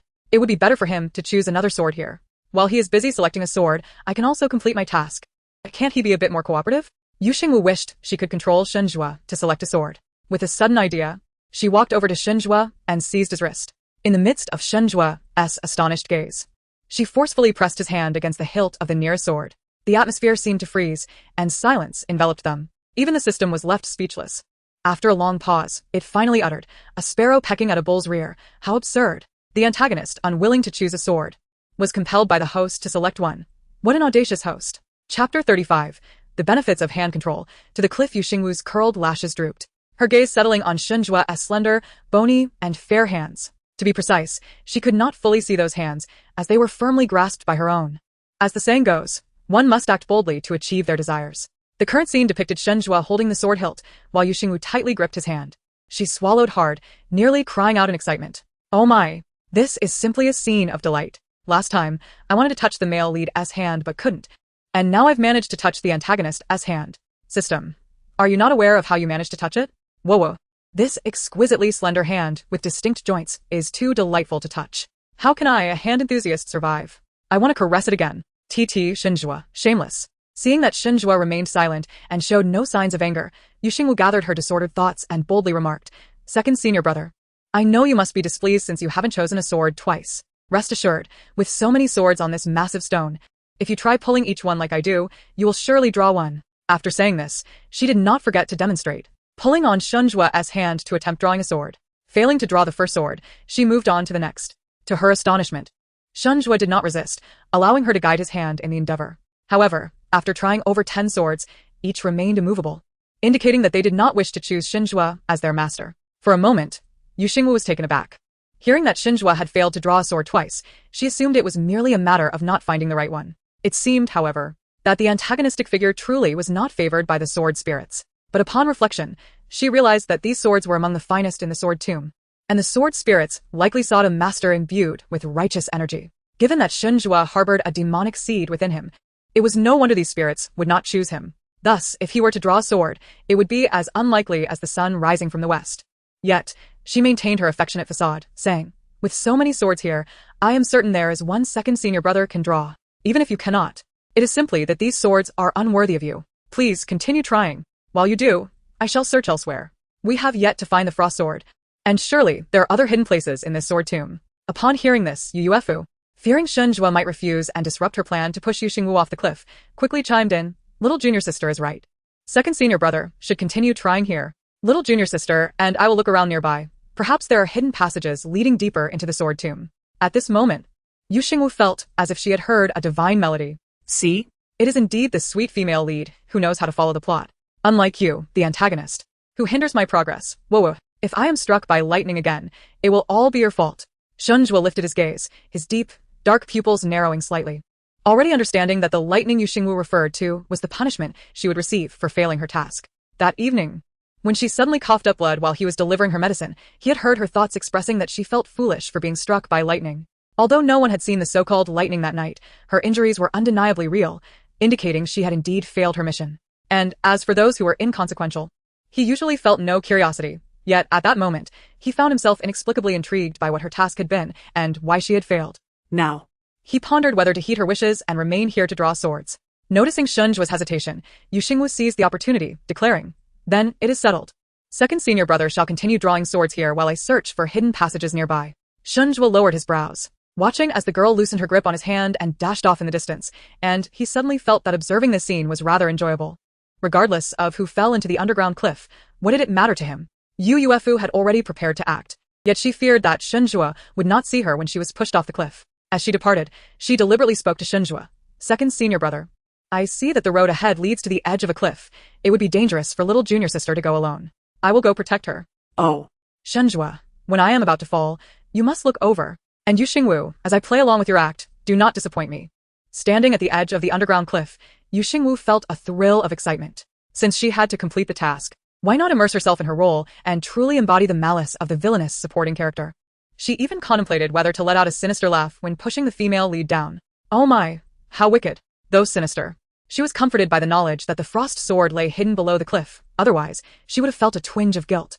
For she was not inherently a bad person. This was, after all, her first experience pushing someone off a cliff. In this new life, while Yu Yuefu despised Yu Xingwu, she always concealed her animosity, never revealing a hint of malice towards her rival, showcasing her acting skills. Following Yu Xingwu to the cliff's edge, she feigned a delicate demeanor, her eyes wide with trepidation, and as Yu Xingwu approached the cliff's edge, she gently warned, little junior sister, that way is the cliff. It's too dangerous, come back. Yu Xingwu, embodying her role, looked at the worried expression on Yu Yuefu's face and smirked.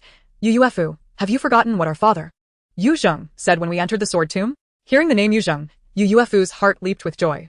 Those two characters were enough to signify the deteriorating father-daughter relationship between Yu Xingwu and Yu Zheng, which was precisely what she relished witnessing. Though elated, she maintained a facade of confusion, playing her part. Father said the sword tomb is perilous. We must be cautious. Yu Xingwu shook her head in denial, pointing towards the cliff before them. Yu Zheng had mentioned that what one saw in the sword tomb was not always real. It could merely be an illusion. Here lies the depths of the sword tomb, yet the frostblade remains elusive, replaced instead by an underground cliff. Do you not find it peculiar for such a precipice to manifest in this location? Yet, of course, you are merely a waste of mixed spiritual roots, incapable of discerning the cliff's anomalies. As Yu Yuefu gazed at Yu Xingwu, she was reminded of her past self. In her previous life, she too regarded Yu Xingwu as a mere waste, filled with disdain and contempt, constantly targeting and humiliating her. It is evident that anyone robbed of everything by the genuine heiress would harbor resentment and desire for vengeance. She herself was blameless. The fault lay with Yu Xingwu, who should never have taken what rightfully belonged to her. Does my junior sister imply that this cliff is merely an illusion conjured by the sword spirit?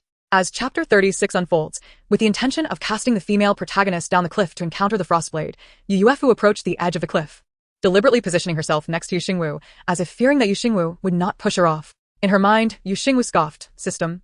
This naive female protagonist is far too gullible. How can she maintain such innocence before someone who utterly despises her? I almost feel guilty for wanting to push her off. Alarmed by the system's response, Yu Yuefu too became anxious. She had prepared for this moment. How could Yu Xingwu suddenly refrain from acting? System, as the malevolent supporting character, how can you feel pity for the female protagonist? Think of it. She has seduced your man, usurped your paternal affection, even claimed the love of your master, and turned your elder brother against you. How can you not cast her down the cliff? Yu Xingwu, indeed. That is quite reasonable. System, quick. Give her a good kick. Use your feet that have not been washed for 500 years to suffocate her. Ahem. I meant kick her to her demise. Send her flying. Let her feel the swiftness of the fall and the treachery of human hearts.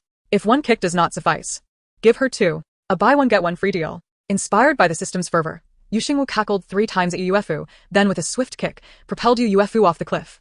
Internally exclaiming, "Ah, away you go." Yu Yuefu fell, her eyes wide with shock and fury, as she shouted for her second brother to save her. Her heart brimmed with a desire to dismantle Yu Xingwu piece by piece. It was agreed that she would be pushed off the cliff. Yet Yu Xingwu had kicked her instead. Not only that, but Yu Xingwu had also sent her shoe flying, which fortuitously struck Yu Yuefu's face as she plummeted. Cursed be. Yu Xingwu must have done this on purpose. She intended to kill her, and to hit her with that shoe. Standing at the edge of the cliff, one of Yu Xingwu's feet was bare. Let it be known, she did not intend for this to happen. The system had urged her on too enthusiastically, and she had acted too forcefully, which signaled disaster. Initially, even if Xingwu had witnessed her pushing Yu Yuefu off the cliff, she could have concocted an excuse. But now, with her shoe lost, what excuse could she possibly muster? Instinctively glancing back, she caught sight of Xingwu approaching with a cold expression. The system's voice echoed in her ear. Congratulations, host, for completing the storyline task. Reward points, 500, current total, 17,150. System alert. Anomalous energy fluctuations detected. Please be cautious, host. Upon hearing this, Yu Xingwu instinctively presumed the fluctuations originated from Xingwu. Could it be that he wished to kill her? As she observed his frostbitten visage, she shivered involuntarily and took a step back. Suddenly, as if ensnared by a whirlpool, one of her shod feet was pulled into the abyss, dragging her along. Unlike Yu Yuefu, Yu Xingwu did not cry out for her second brother's help, but instead cursed, "Damn, my shoe." Indeed, the other shoe had also flown away, though thankfully it did not strike her face. To her astonishment, as she fell, she perceived a flicker of worry in Xingwu's expression. She was not one to misread signals, nor was she naive. She understood that Xingwu was concerned for the female protagonist. If she were to perish, the engagement would be nullified, and Xingwu would likely revel in the news, perhaps even celebrating with fireworks. At the cliff's edge, an unusual glint crossed Xingwu's eyes, an amalgamation of tension and confusion. He found himself instinctively wishing to reach out and grasp her as she plummeted. Reflecting on her past actions and the coercion he faced regarding the engagement, her fall seemed fortuitous. Yet in that moment, he sought a justification to leap after her. One was the biological daughter of Yu Zheng, the other an adopted daughter. Should both encounter calamity in the Sword Tomb, he, as their elder brother, would find it difficult to explain. Moreover, with the frostblade still missing, should anything untoward occur at the cliff's base, he would have reason enough. The next instant, a slender, dark figure leapt into the void. As Yu Xingwu descended, she experienced the true essence of sword energy, its relentless force tearing at her very being. Pain seared her face, a crimson stream of blood trickling from her right cheek, marking her with a wound. She recognized that it was the rampant sword energy that had marred her skin. In that moment, she resembled the malevolent supporting character who, having failed in her dark designs against the female protagonist, fell from grace and was left disfigured. In stark contrast to the female protagonist, who would surely discover a divine weapon at the cliff's bottom, she embodied the tragic folly of one who reaped the consequences of her misdeeds. She even questioned whether the force that had propelled her over the edge was the work of the insidious system. Yet before she could challenge it, she had already traversed the entirety of her fall. However, upon reaching the base of the cliff, the anticipated pain did not manifest. Everything felt surreal. Yet the sword energy and intent were undeniably real, and the deep gash on her face confirmed that. At the bottom, she beheld a long sword of pure ice blue, resembling exquisite craftsmanship, its cold gleam piercing the ground, emanating a chill that frosted the earth around it. The sword, surrounded by an aura of sword energy, rang out with a resonant chime, as if awaiting a worthy hand to draw it forth. Yu Xingwu stared in astonishment. It was clear that this was no ordinary blade. Without a doubt the fabled frostblade. Yet upon sighting the frostblade, rather than feeling exhilaration, she was engulfed in confusion. System, this is not right.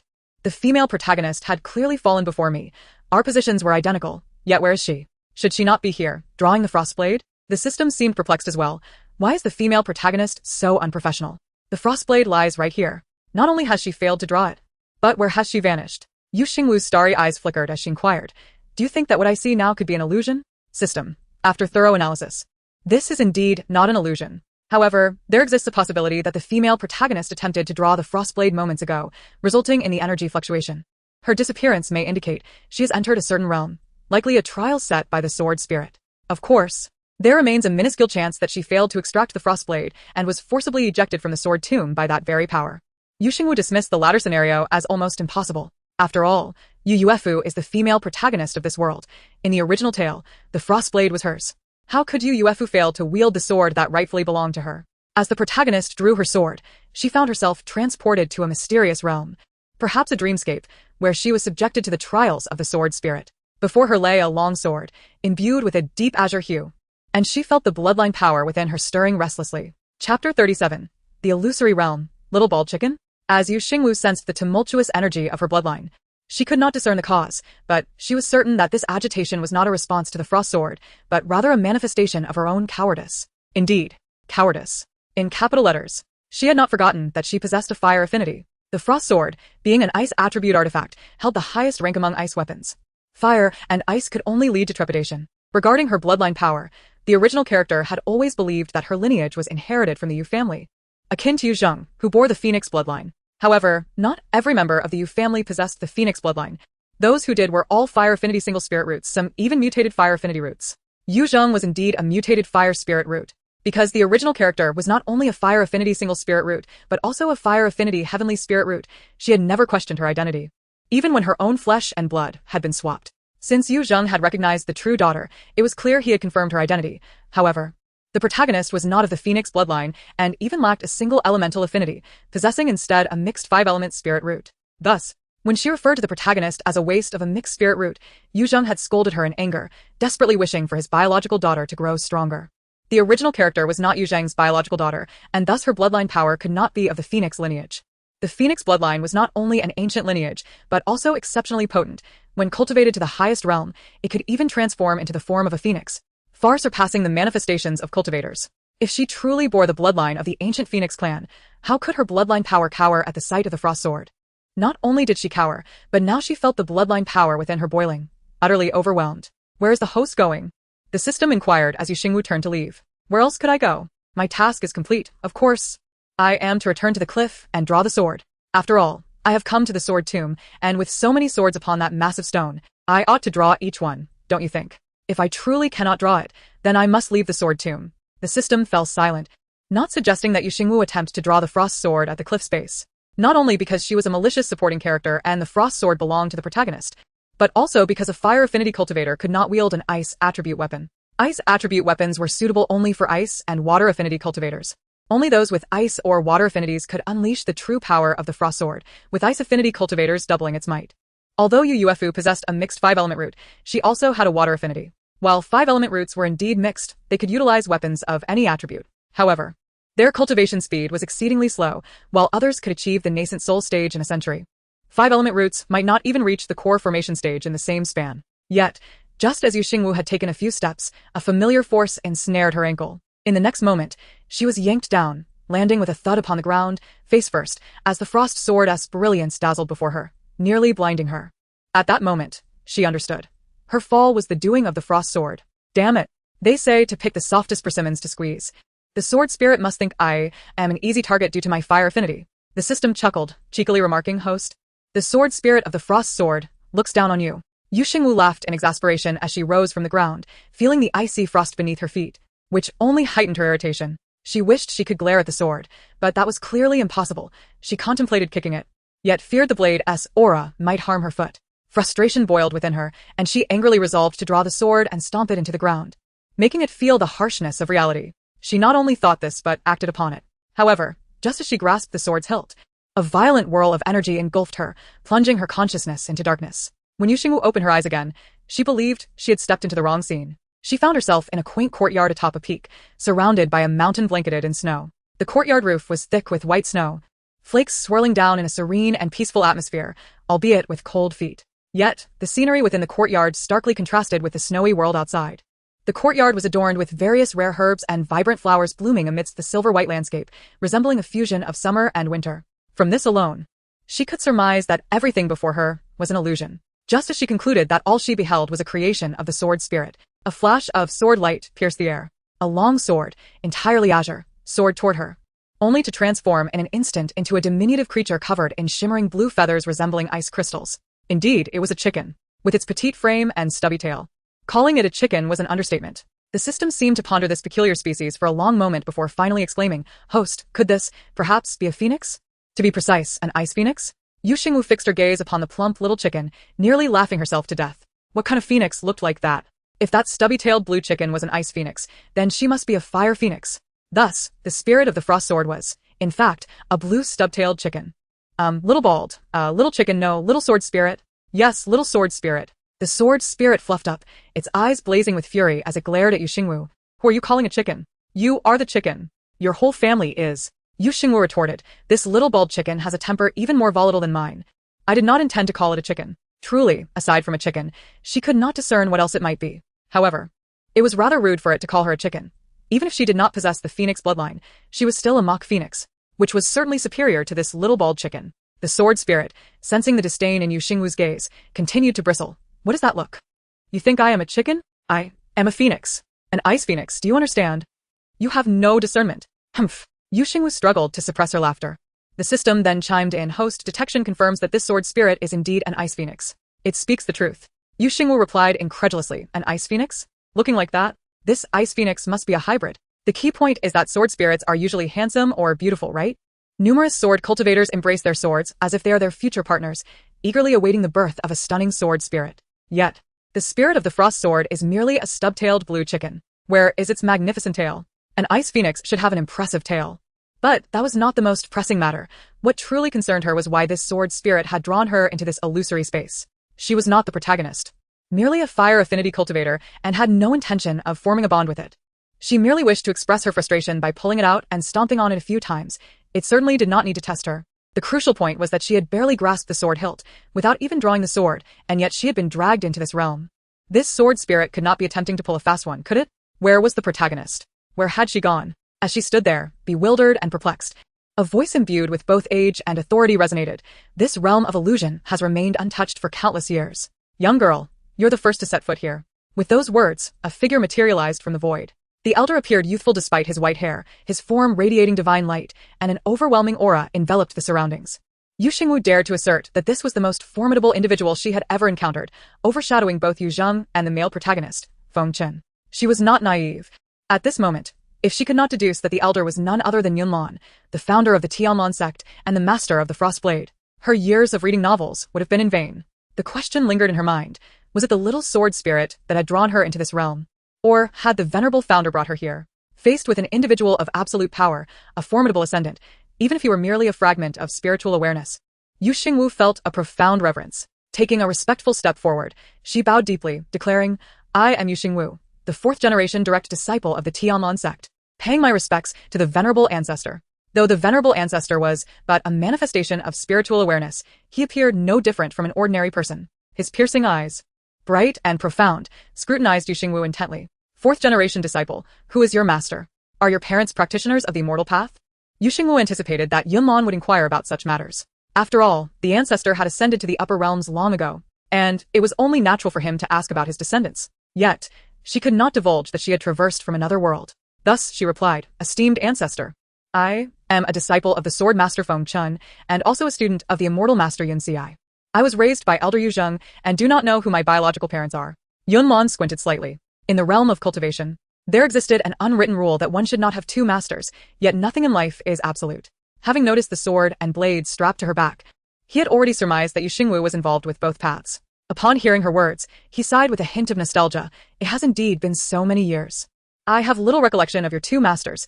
They should be third-generation disciples. The name Yun Xi sounds familiar, as if he were from my Yun family. As for your adoptive father, Yu Zheng, I remember him well. He is a second-generation disciple, and one of the rare practitioners with a mutated fire spirit root. He entered the sect just before my ascension, and I had not expected him to take in a girl like you." Yu Xingwu, being naturally chatty, seized the opportunity to share the tale of the false heiress with the garrulous ancestor, even though she herself was the very embodiment of that false heiress. Yunlon listened with rapt attention, and even the irritable sword spirit quieted down, curiously observing Yu Xingwu. Perhaps it found this false heiress much more entertaining than the true one, despite her lack of worldly experience and ignorance of even the grand ice phoenix.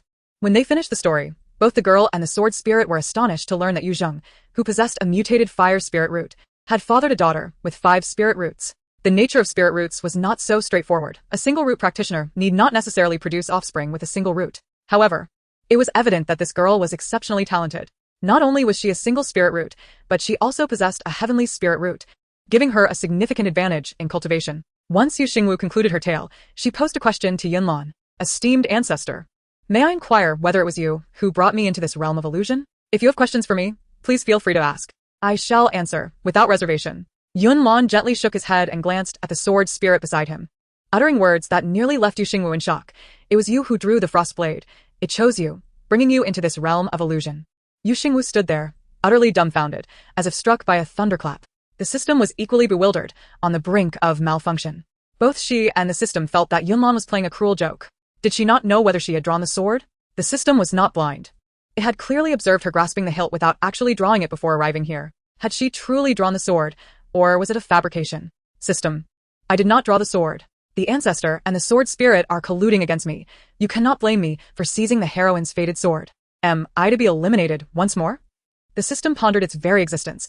The frost blade was undoubtedly the heroine's. Yet the sword spirit had inexplicably chosen the malicious female lead.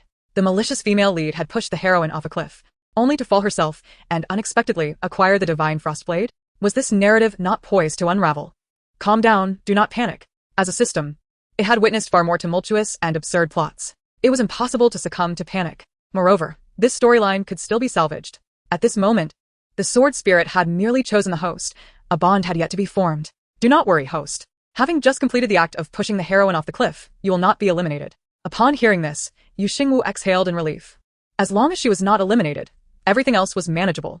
She then heard the system advise, to prevent the narrative from collapsing, host must absolutely avoid forming a bond with the sword spirit. As long as you do not agree, the frost blade still has a chance to be claimed by the heroine. Xingwu wholeheartedly agreed with the system's counsel. Her sole desire was to complete the task and depart from this place. Whether she wielded the sword or not was inconsequential, especially since she was a fire spirit root practitioner. Not only was she a fire spirit root cultivator, but she also knew that forming a bond with an ice attribute weapon would render her incapable of unleashing the sword's true potential, an utter waste of its capabilities. Feeling the weight of the ancestor's authority, she could only speak in a humble tone. Esteemed ancestor, I have only just begun my foundation. My cultivation is lacking, and I possess a fire spirit root, making it impossible for me to wield this ice attribute artifact. While I am delighted that the sword spirit has chosen me, I cannot allow such a magnificent sword to languish in my hands. Her words implied that she could not bond with the frost blade. Yunlan regarded Xingwu with astonishment. Any disciple chosen by a divine artifact would typically be overwhelmed with joy, not outright refusal. Indeed, her fire spirit root made her more suited to fire attribute weapons. However, the sword spirit had chosen her regardless. When he ascended, he had left the frost blade in the sword tomb, promising it that its next master would be chosen by itself. Although he had retained a fragment of spiritual awareness here, he would not interfere with its choice of master, even if it selected a 5 spirit root waste. The sword spirit was furious, its icy blue eyes glaring at Xingwu with indignation. It did not mind that she was lacking in discernment, even failing to recognize the grand ice phoenix, yet she dared to refuse to bond with it. It was she who had grasped the hilt and drawn the sword. How could she possibly renege? Who allowed you to refuse? You are the one who extracted my essence. Do not even think of shirking your responsibility. Xingwu thought to herself, I have encountered many a schemer, but none so brazen as you. In the next moment, she witnessed the little sword spirit, flapping its wings with determination, charging towards her with an ominous intent. As Xingwu beheld the approaching sword spirit, her heart raced. The temper of this little creature was far too volatile. Though it had not transformed into its sword form, it was clear that it intended to peck her to death with its sharp beak. System, protect me. I am only here for the mission. Her words rang true. Were it not for the absurdity of the narrative, she would not hesitate to bond with this fiery little creature. In the worst-case scenario, they would bicker fiercely, each one with a fiery temper. The system responded, the host can exchange points in the shop for life-saving items. Xingwu, with a face full of black lines, retorted, could you please open your eyes wide and see if I have the time? However, she was not one to stand there and take a beating. She was self-aware enough to understand that she was no match for the little bald chicken spirit and did not dare draw her sword in front of the ancestor. Her instinct was to flee. The scene unfolded with her running ahead while the chicken chased behind. After a chaotic flurry of feathers and limbs, Xingwu was eventually pecked by the irate little bald chicken. Not only did it peck her hand, but the little bald chicken showed no sign of letting go. In fact, after tasting blood, a glint of triumph sparkled in its icy blue, round eyes. In the next moment, Xingwu sensed something was amiss. She not only saw the little bald chicken, which was biting her palm, transform into a streak of sword light and enter her body, but she also felt her spirit intertwine with it. Even the previously chaotic bloodline power within her had calmed. Xingwu was genuinely bewildered. Upon introspecting her body, she clearly saw a long sword of deep azure resting in her dantian. It was the legendary frost sword. Once the frost sword entered her dantian, an instant chill enveloped her. She felt an extremely pure ice spiritual power coursing through her meridians and limbs, causing her to shiver involuntarily. Cultivators can nurture their innate swords with spiritual energy, and the extreme coldness emitted by the frost sword could similarly nourish a cultivator's spiritual root, but only if the root were of ice or water attributes. Being a fire root cultivator, she naturally could not absorb the frost sword's chilling essence. Yet, none of this was what truly mattered. The crux of the matter was that she had actually formed a contract with the little bald chicken. She had seen contracts with innate swords before, but she had never witnessed a sword so eager to form a contract, even forcing it upon someone. What kind of international joke was this? She had no part in the decision, yet was bound to it. The gaming experience was atrocious. It deserved a scathing review. The system stared blankly at Xingwu, equally bewildered. It had never encountered such a devious sword spirit. How could it enforce love, no, a contract, upon her? What was to become of the sweet, soft heroine? How would the plot unfold? It was utterly chaotic. System, this isn't my fault. I certainly didn't intend to form a contract with it, nor did I wish to alter the storyline. I was forced into this. You cannot punish me or eliminate me. Boo-hoo. The system lamented. Shouldn't it be me who is crying?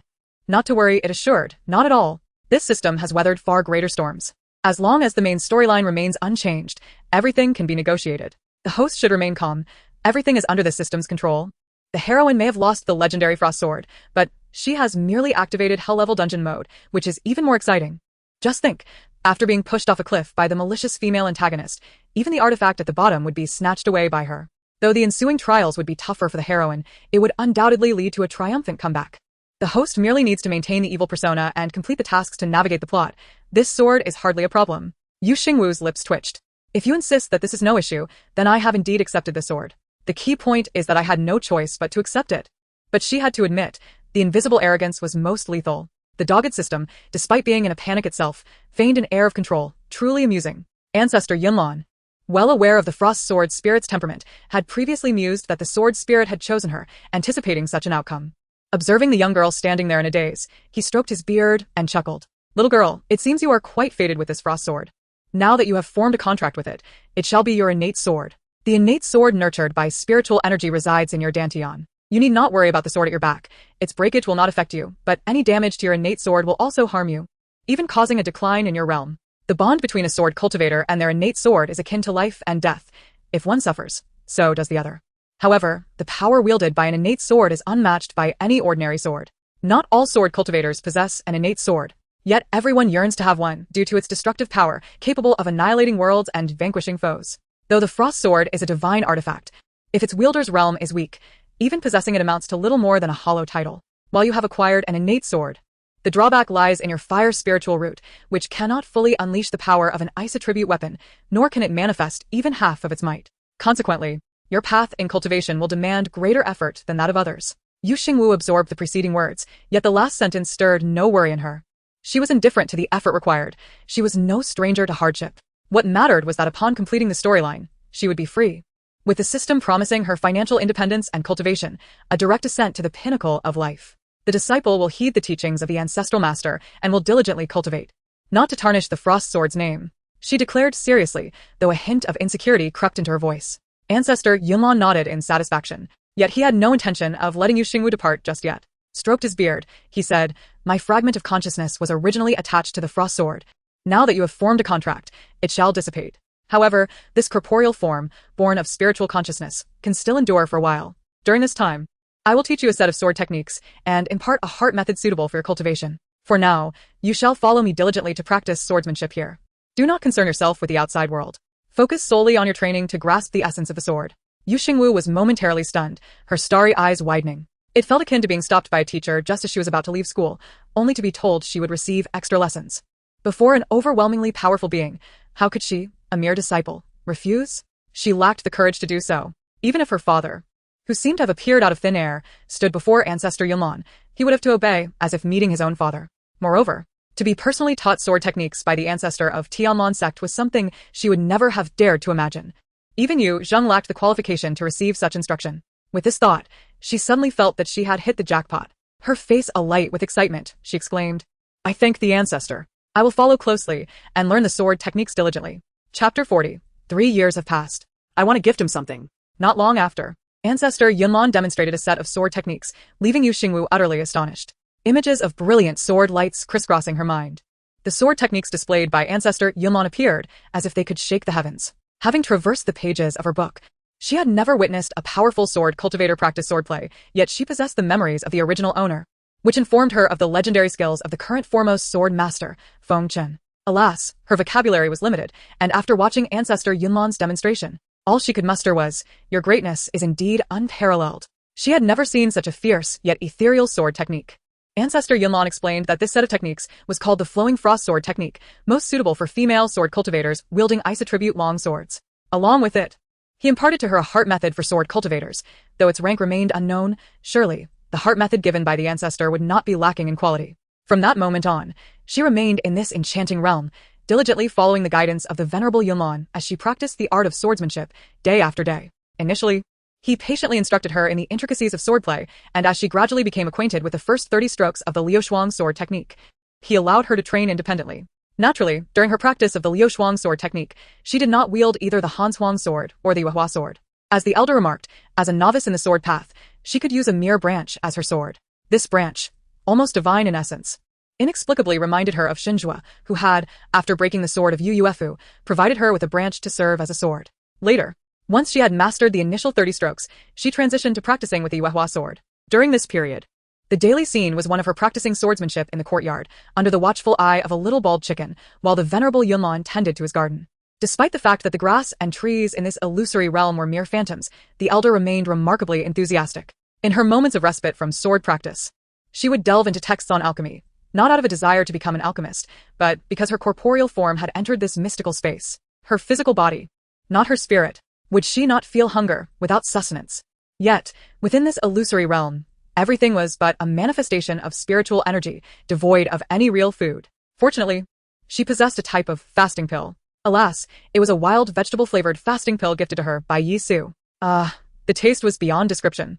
It was less palatable than stewed wild vegetables. In that moment, she silently vowed to master the art of alchemy, not for any other reason, but to concoct her own fasting pills. She desired a chocolate flavor. After some time, a flicker of the elder's spiritual consciousness dissipated. Yu Xingwu subsequently exited the illusory realm, her being transported out of the sword tomb. Since her bond with the Hanshuang sword, she had spent a full 3 months within this realm.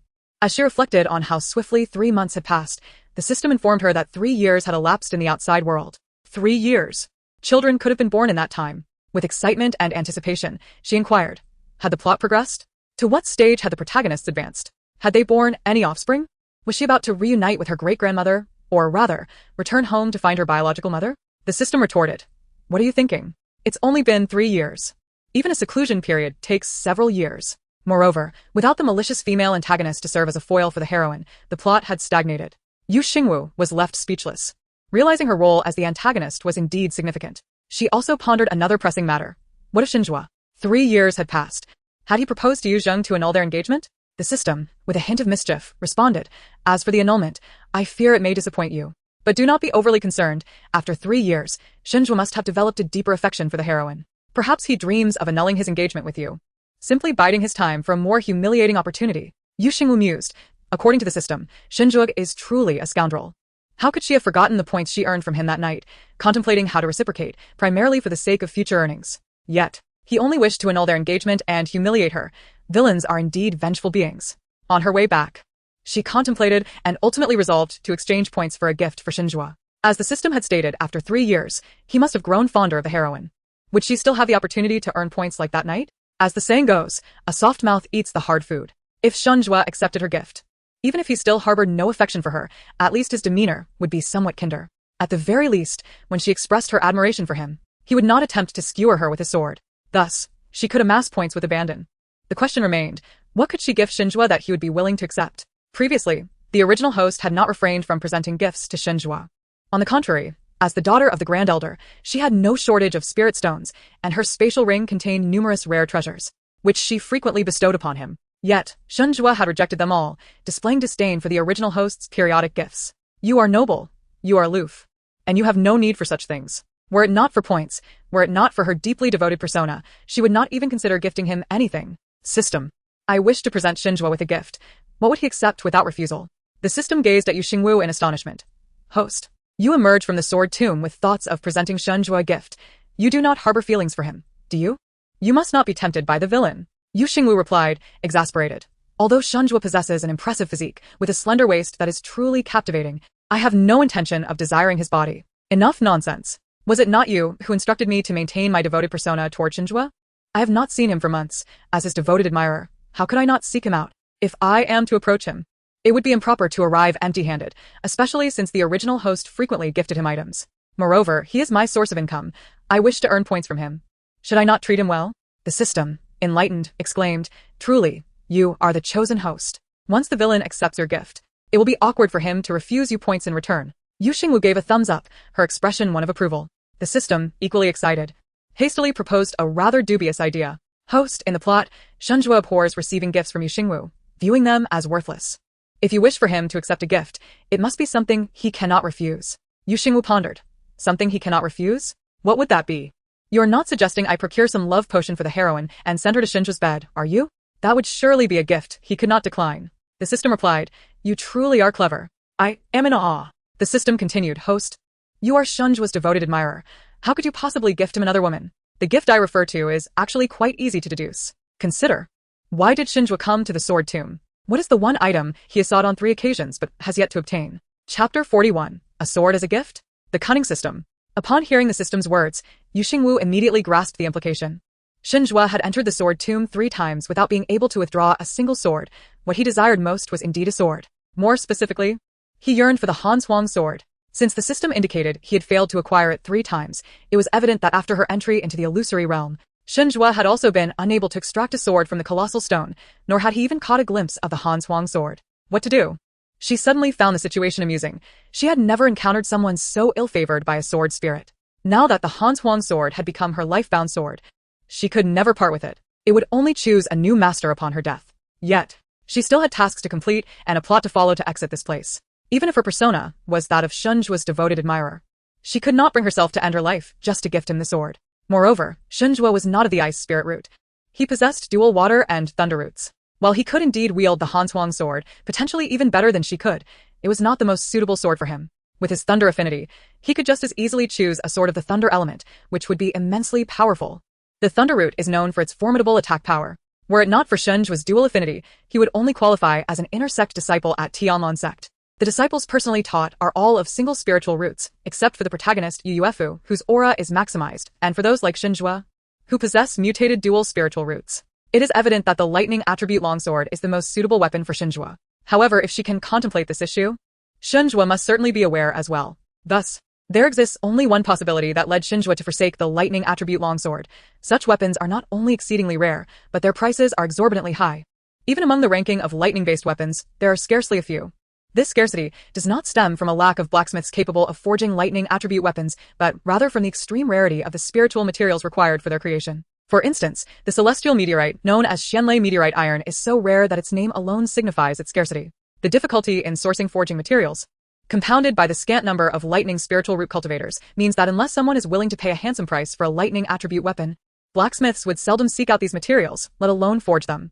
Consequently, the prices of lightning attribute weapons soar to more than 10 times that of other weapons, rendering them virtually unattainable. To procure one must resort to auctions, where luck may yield a chance encounter with a weapon over 50, 10, 30, or even 100 years. She surmised that this was the reason Xingwu abandoned the choice of a lightning attribute longsword. Although Xingwu is a personally taught disciple, she remains financially constrained. At least prior to her becoming the great antagonist, she truly lacked funds, as the majority of sword cultivators are burdened by poverty. Fortunately, the Tianlong sect permits personally taught sword disciples to enter the sword tomb to select their swords, yet even in the sword tomb, she found no lightning attribute longsword after a thorough search. This indicates that Xingwu's desire for the frostblade does not arise from its suitability for him, but rather from his limited choice of a water attribute longsword in the sword tomb. Naturally, the water attribute longsword pales in comparison to the legendary frostblade, which is why he yearns for it. As Xingwu contemplated, a smile graced her lips as she turned to the system, saying, "You want me to use points to purchase a sword for Xingwu in the shop, don't you?" The system chuckled. "Indeed. Our shop boasts an array of unparalleled swords. As long as the host has points, they can be acquired." Xingwu replied, "You sound just like a sales representative. I remember seeing a divine-grade broadsword for 6,666 points in the shop, right?" The system grinned like a crafty merchant. "You mentioned it is a divine-grade broadsword. But swords are more expensive than broadswords. Although the price is higher, it is still quite reasonable. The divine-grade longsword is 18,888 points, but just 8,888 points for you. An auspicious number, indeed." Xingwu felt a headache coming on. Auspicious? She was about to incur a significant expense. Where's the auspiciousness in that? The 88 points seemed to be a calculated ploy by the system, anticipating her to buy a sword for Xingwu, thus raising the price. What a shameless merchant. Yet, upon further reflection, Even the sect's Wampin pavilion price swords at double that of broadswords, so she could accept the extra 2,222 points. The key point is that lightning attribute longswords are scarce, and one cannot find them elsewhere. When considering this, the price of 8,888 points felt less exorbitant. Moreover, she earned around 16,000 points from Xingwu that night, and returning half to him seemed fair. This was also for the future. One cannot only consume without allowing the cow to graze, after all. Alright, she resolved to purchase a divine-grade longsword for 8,888 points, ensuring it had a lightning attribute. The system chuckled again, this time resembling a more unscrupulous merchant. If the host specifically requests a lightning attribute longsword, it will not be 8,888 points. The system directed her attention to a line of fine print beneath the 8,888 points price. Yu Xingwu squinted at the screen. The minuscule text beneath the 8888 points price was so tiny that it was nearly illegible unless one looked closely. It was only then she noticed the small print stating, Divine Grade Longsword Attributes Random, specifying an attribute requires an additional payment of 2,000 points, and includes one naming opportunity for the weapon. Yu Xingwu couldn't help but utter a phrase of exasperation. The 8888 points was merely for a random attribute. Specifying an attribute required extra payment. This crafty system had certainly mastered the art of sales. Fearing the loss of such a lucrative deal, the system hastily urged, Host, 2,000 points for specifying the lightning attribute is a tremendous bargain. No other attribute holds the value of lightning. Since you've already spent 8,888 points, an additional 2,000 is hardly a burden. Moreover, it includes a naming opportunity for the weapon. Usually, even personalizing a cup incurs extra charges. The crux of the matter is that a lightning attribute longsword is one that no antagonist would refuse. With this sword, the host could earn points from him as she pleased, making it a worthwhile investment for lifelong returns. Yu Xingwu retorted, You sound just like a pushy insurance salesperson. Or a top salesman. I feel like I'd be losing out if I didn't buy. Yet, 8,888 plus 2,000 totals 10,888 points. Ugh. That would consume more than half of her points. But to gain his favor, no, to earn points from him, she had to invest this 10888. Despite the pain it inflicted on her, afterward, she would surely recoup this 10,888 points from him. Resolute, she gritted her teeth and told the system, Stop with the sales pitch, I'll buy it. It's just 10,888 points, I can afford it. The system perked up with joy, as this meant a boost in its performance metrics. Points deduction notification. Host S original points 17150, now spending 10888 to purchase a divine grade longsword, remaining points 6,262. Yu Xingwu lamented, 6262 is indeed a 6. I can't help but applaud your audacity. From nearly 20,000 points, she was left with just 6,262. Let her weep a little louder. System. Points deducted successfully. Please provide a name for the divine grade longsword. After naming, the sword will be granted. Yu Xingwu thought the system shop rather ridiculous, asking for a name as if she and Xingwu had just birthed a child. Chapter 42. Naming the sword. The scar on her face. Just as Yu Xingwu thought this, she immediately scoffed internally. She was not actually giving birth. Before naming, she pondered. Naming a sword is not to be taken lightly. In the illusory realm, I carelessly named the sword Spirit, and to this day, the spirit ignores me, proving that arbitrary naming is inadvisable. I need to reflect more. The system retorted, and you dare to speak? You named that impressive ice phoenix sword Spirit a roasted chicken. A divine being, and you bestowed such a name upon it. Even if the sword Spirit does not understand what a roasted chicken is, it certainly would take offense at the mention of chicken. Yu Xingwu, however, held a different view. At that moment, her reasoning was that the sword Spirit, being forcefully bound to her, deserved a bit of punishment, especially since it had a fiery temper and resembled a little bald chicken. Combining these three traits, it was indeed a roasted chicken. No arguments accepted. The system, witnessing Yu Xingwu deep in thought, felt genuinely concerned. It feared she might conjure another absurd name, causing the antagonist to discard the sword upon hearing it. In truth, Yu Xingwu was earnestly contemplating a name. Upon reaching the foot of Zhaoyao Peak, she declared to the system, Let the sword be named Desolation. The system queried, Desolation? It hesitantly asked such a morose name. Are you sure it's for gifting the sword to the antagonist and not intended for sending him off into retirement? Yu Xingwu cast a sidelong glance at the system, her expression one of disdain for its lack of taste. Desolation, such a melodious name, it encapsulated the life of the antagonist within the narrative perfectly. In the story, Xingwu's unrequited love for the true heiress left him with a life devoid of vitality, culminating in a solitary existence. Indeed, it resonated with the term desolation. She could only lament the system's ignorance and lack of appreciation. Upon receiving confirmation from Yu Xingwu regarding the name, the system pondered it thoughtfully, concluding that while it bore a somber tone, it was certainly more appealing than naming it Turkey. At the very least, it indicated that the host had invested genuine thought into the naming of the sword. Soon, a long sword of black and purple materialized before Yu Xingwu. The hilt was exquisitely carved, and the scabbard shimmered with a faint, ethereal violet glow. Even through the scabbard, she could feel the sharp aura emanating from the blade. A fine sword indeed. With such beauty and power, she was confident it could conquer Xingwu. However, when she attempted to draw the sword from its sheath, she discovered it would not budge. The system chuckled, revealing that upon her purchase of the sword, it had been bound to the antagonist, allowing only him to draw it. Xingwu sighed, acknowledging the system's meticulous planning. This arrangement added a sense of ceremony, as the antagonist had indeed drawn a sword. At the foot of Zhaoyao Peak, halfway up the mountain, Xingwu, who had been contemplating a gift for Xingwu, surprisingly chose to ascend directly to the peak without taking her mount.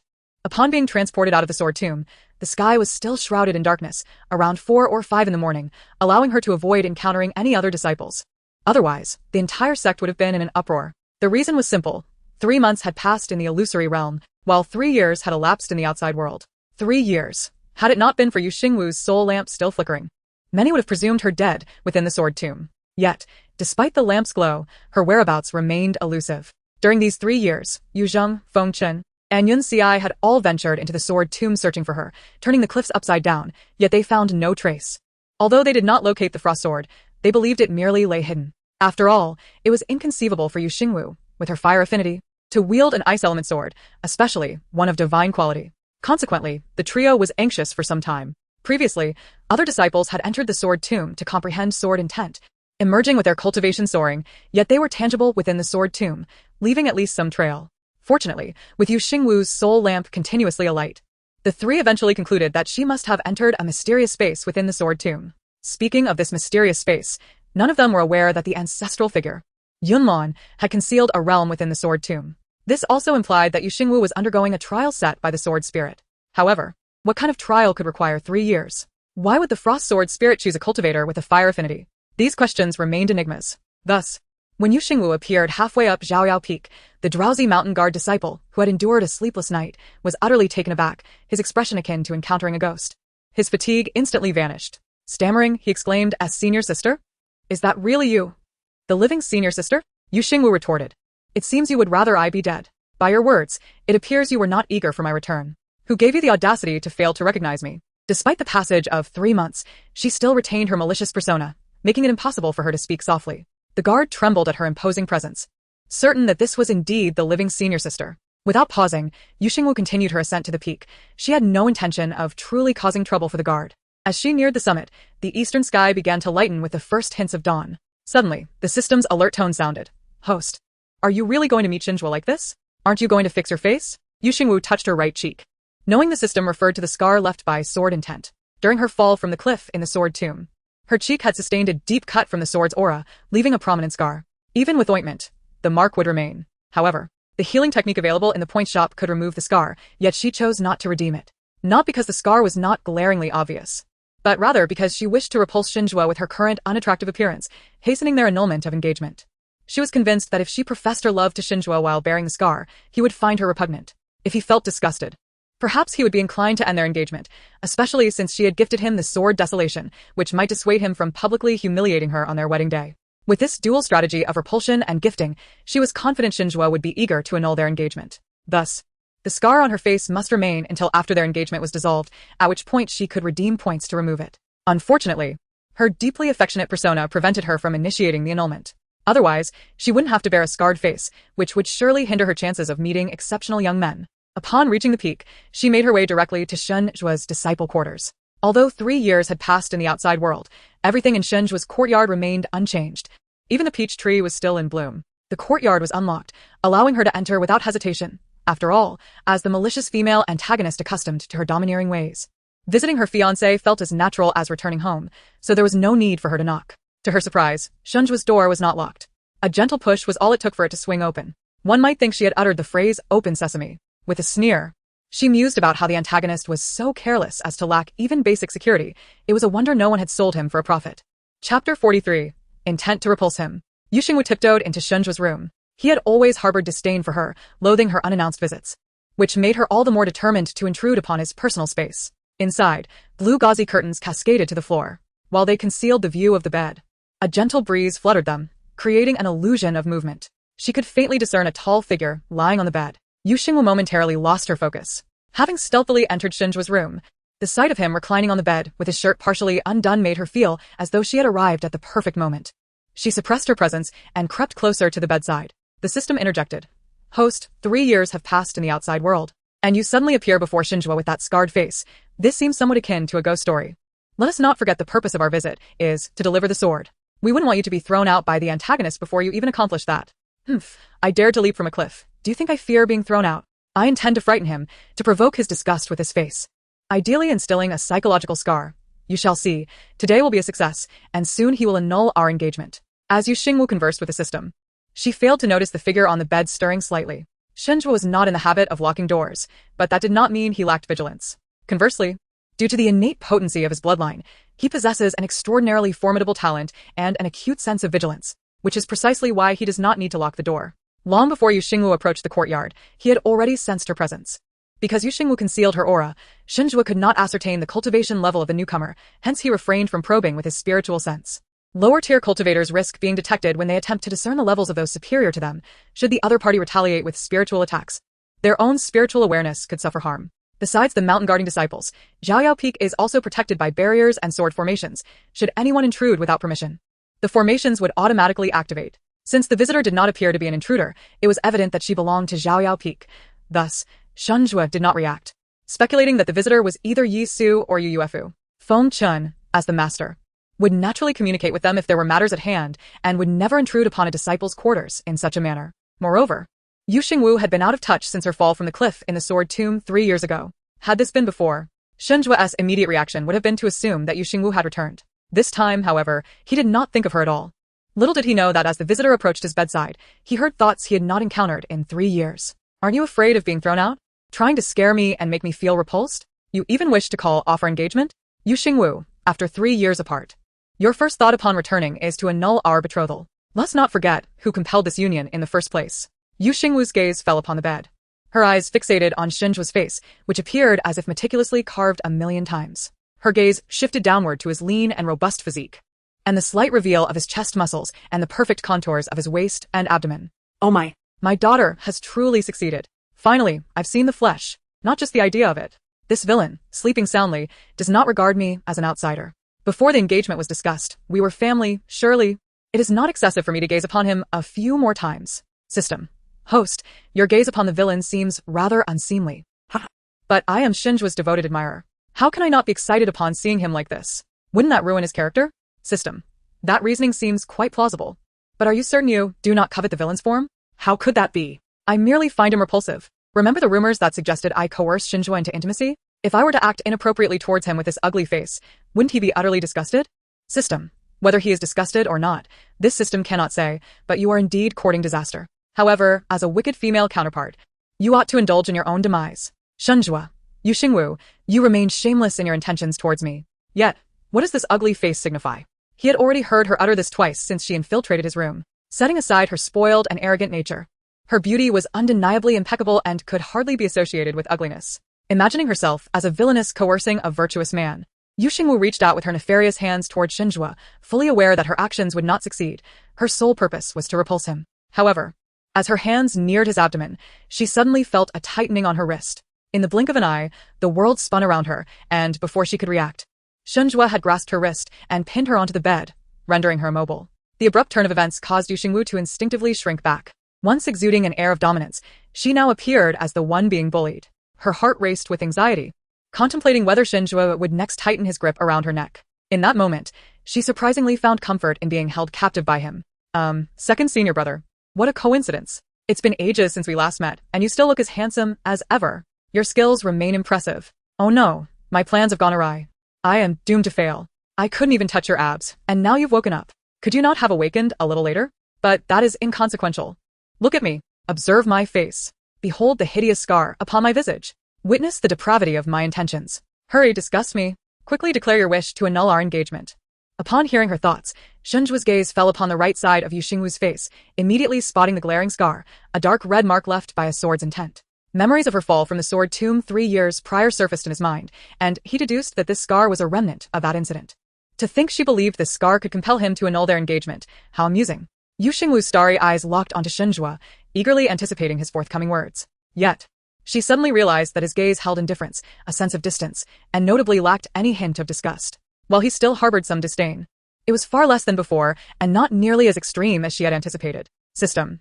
Does Xingwu possess some peculiar inclination? How can he stare at my face without feeling repulsed? Could it be that he has a preference for ugliness? But the protagonist is not ugly either. The system pondered for a moment. I understand. The villain already detests the host. Seeing the scar on her face, he likely perceives it as her just desserts, which brings him immense satisfaction. With his mood improved, he naturally no longer finds her disgusting.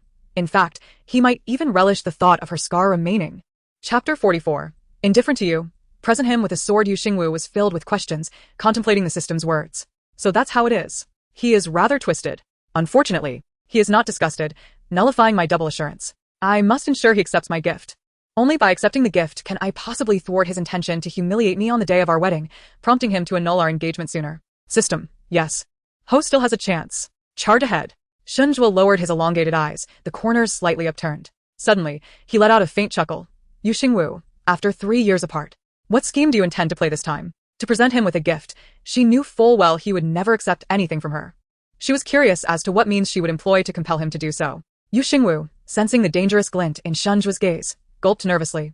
How had she dared to entertain such intentions towards him? Yet, she could not comprehend the meaning behind Xingwu's words. What scheme was she concocting? She simply wished to provoke him, nothing more. Second senior brother, I do not comprehend your words. How could I dare to play tricks before you?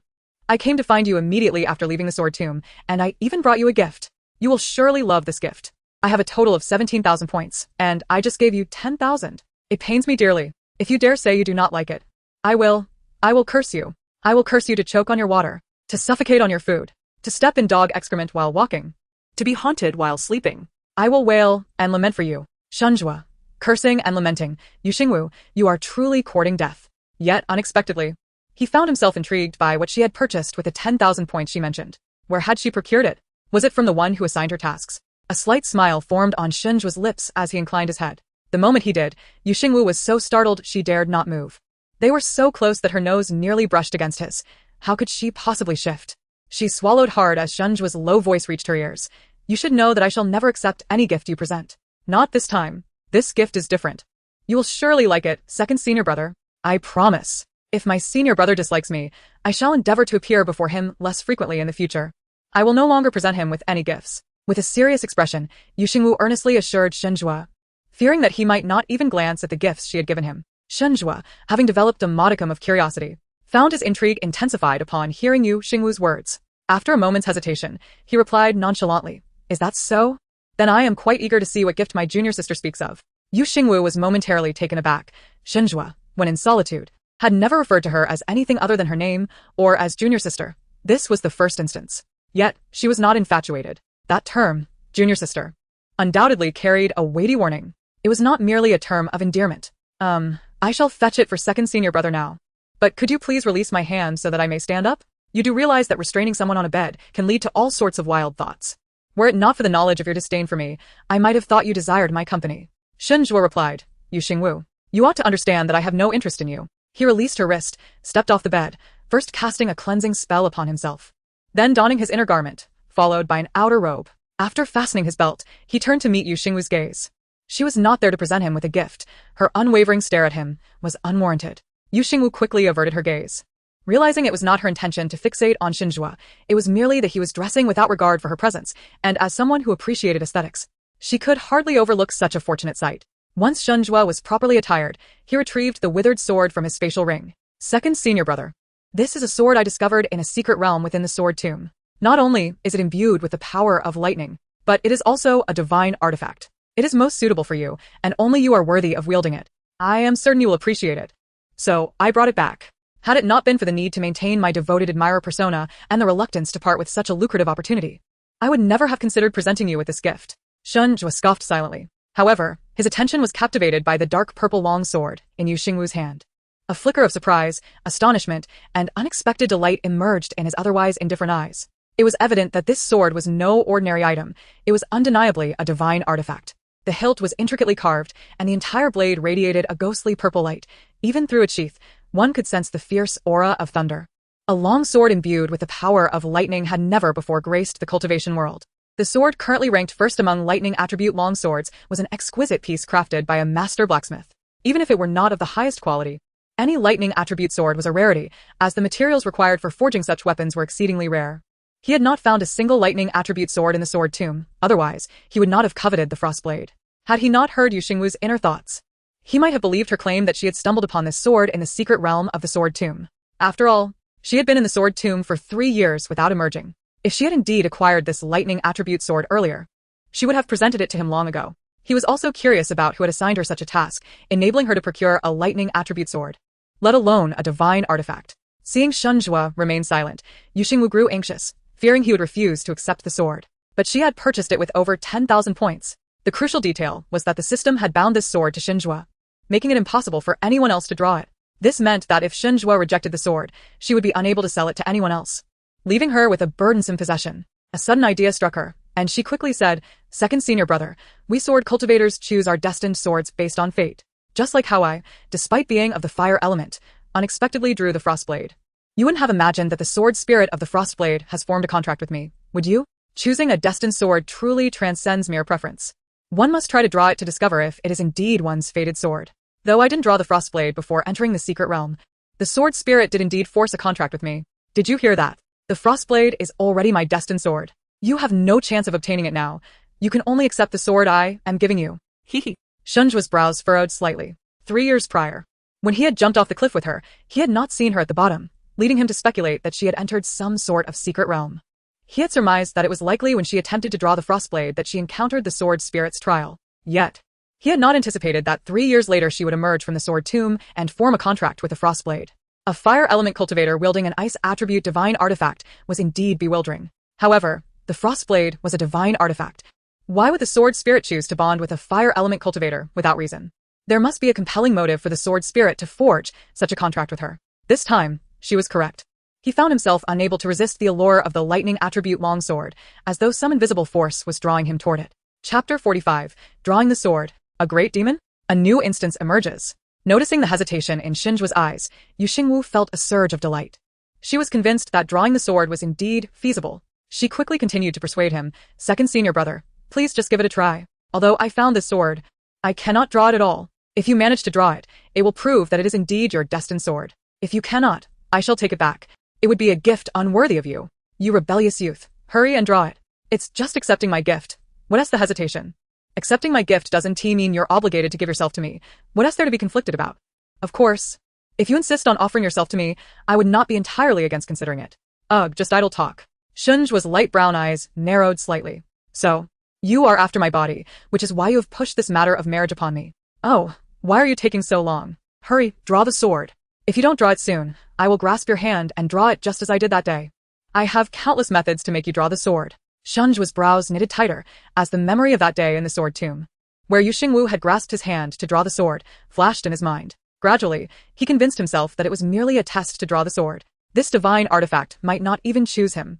However, he felt an intense aversion to accepting Yu Xingwu's gift, which was, perhaps, her aversion that had led him into a state of indecision. Yu Xingwu seemed to envision a rebellious young master, reluctant to return home after running away. She believed that a little coercion would yield more satisfying results. Thus, she grasped his pale hand once more and pressed it firmly against the sword's hilt. With a forceful tug, she drew the sword from its sheath with a swift motion. In an instant, a dazzling cold light emerged, revealing a long sword approximately 3 feet and 7 inches in length, its entire body gleaming with a deep, dark hue. The icy blade shimmered with faint lightning, akin to silver serpents winding along its surface. 1/3 of the blade was inscribed with the characters KJ, the name Yu Xingwu had given to this divine artifact sword. Shenzhua's light brown pupils suddenly constricted, his expression momentarily stunned, as he had not anticipated that he could indeed draw this sword. It has also been confirmed that the indescribable pull he felt moments ago was indeed the resonance between him and the sword. As he drew the sword, he distinctly sensed his spirit merging with it, as if the sword had become his destined blade. His gaze fell upon the name Kujia, and he appeared quite pleased with this designation. A melodious voice rang in his ears. "Second senior brother, look, you have drawn the sword. I knew only you could do it. This sword is destined to be yours." "Ha! Task accomplished. The sword has bonded with you. So, how can you possibly refuse my gift? You're not getting away this time. Accepting my sword means you are mine, and you must help me accumulate points. I spent 10,000 points to acquire the sword. You must allow me to earn those points back. Don't interrupt me when I'm professing my affection, or I'll be left with nothing." Shenzhua's gaze sharpened slightly as he recalled the night 3 years ago when she drunkenly confessed her feelings for him. At that moment, he realized she had only been seeking task points, unaware that points could also be used to purchase magical artifacts. From the moment he was coerced into marriage by her and her father, he had developed a profound aversion to Xingwu. Initially, he would have refused her gift.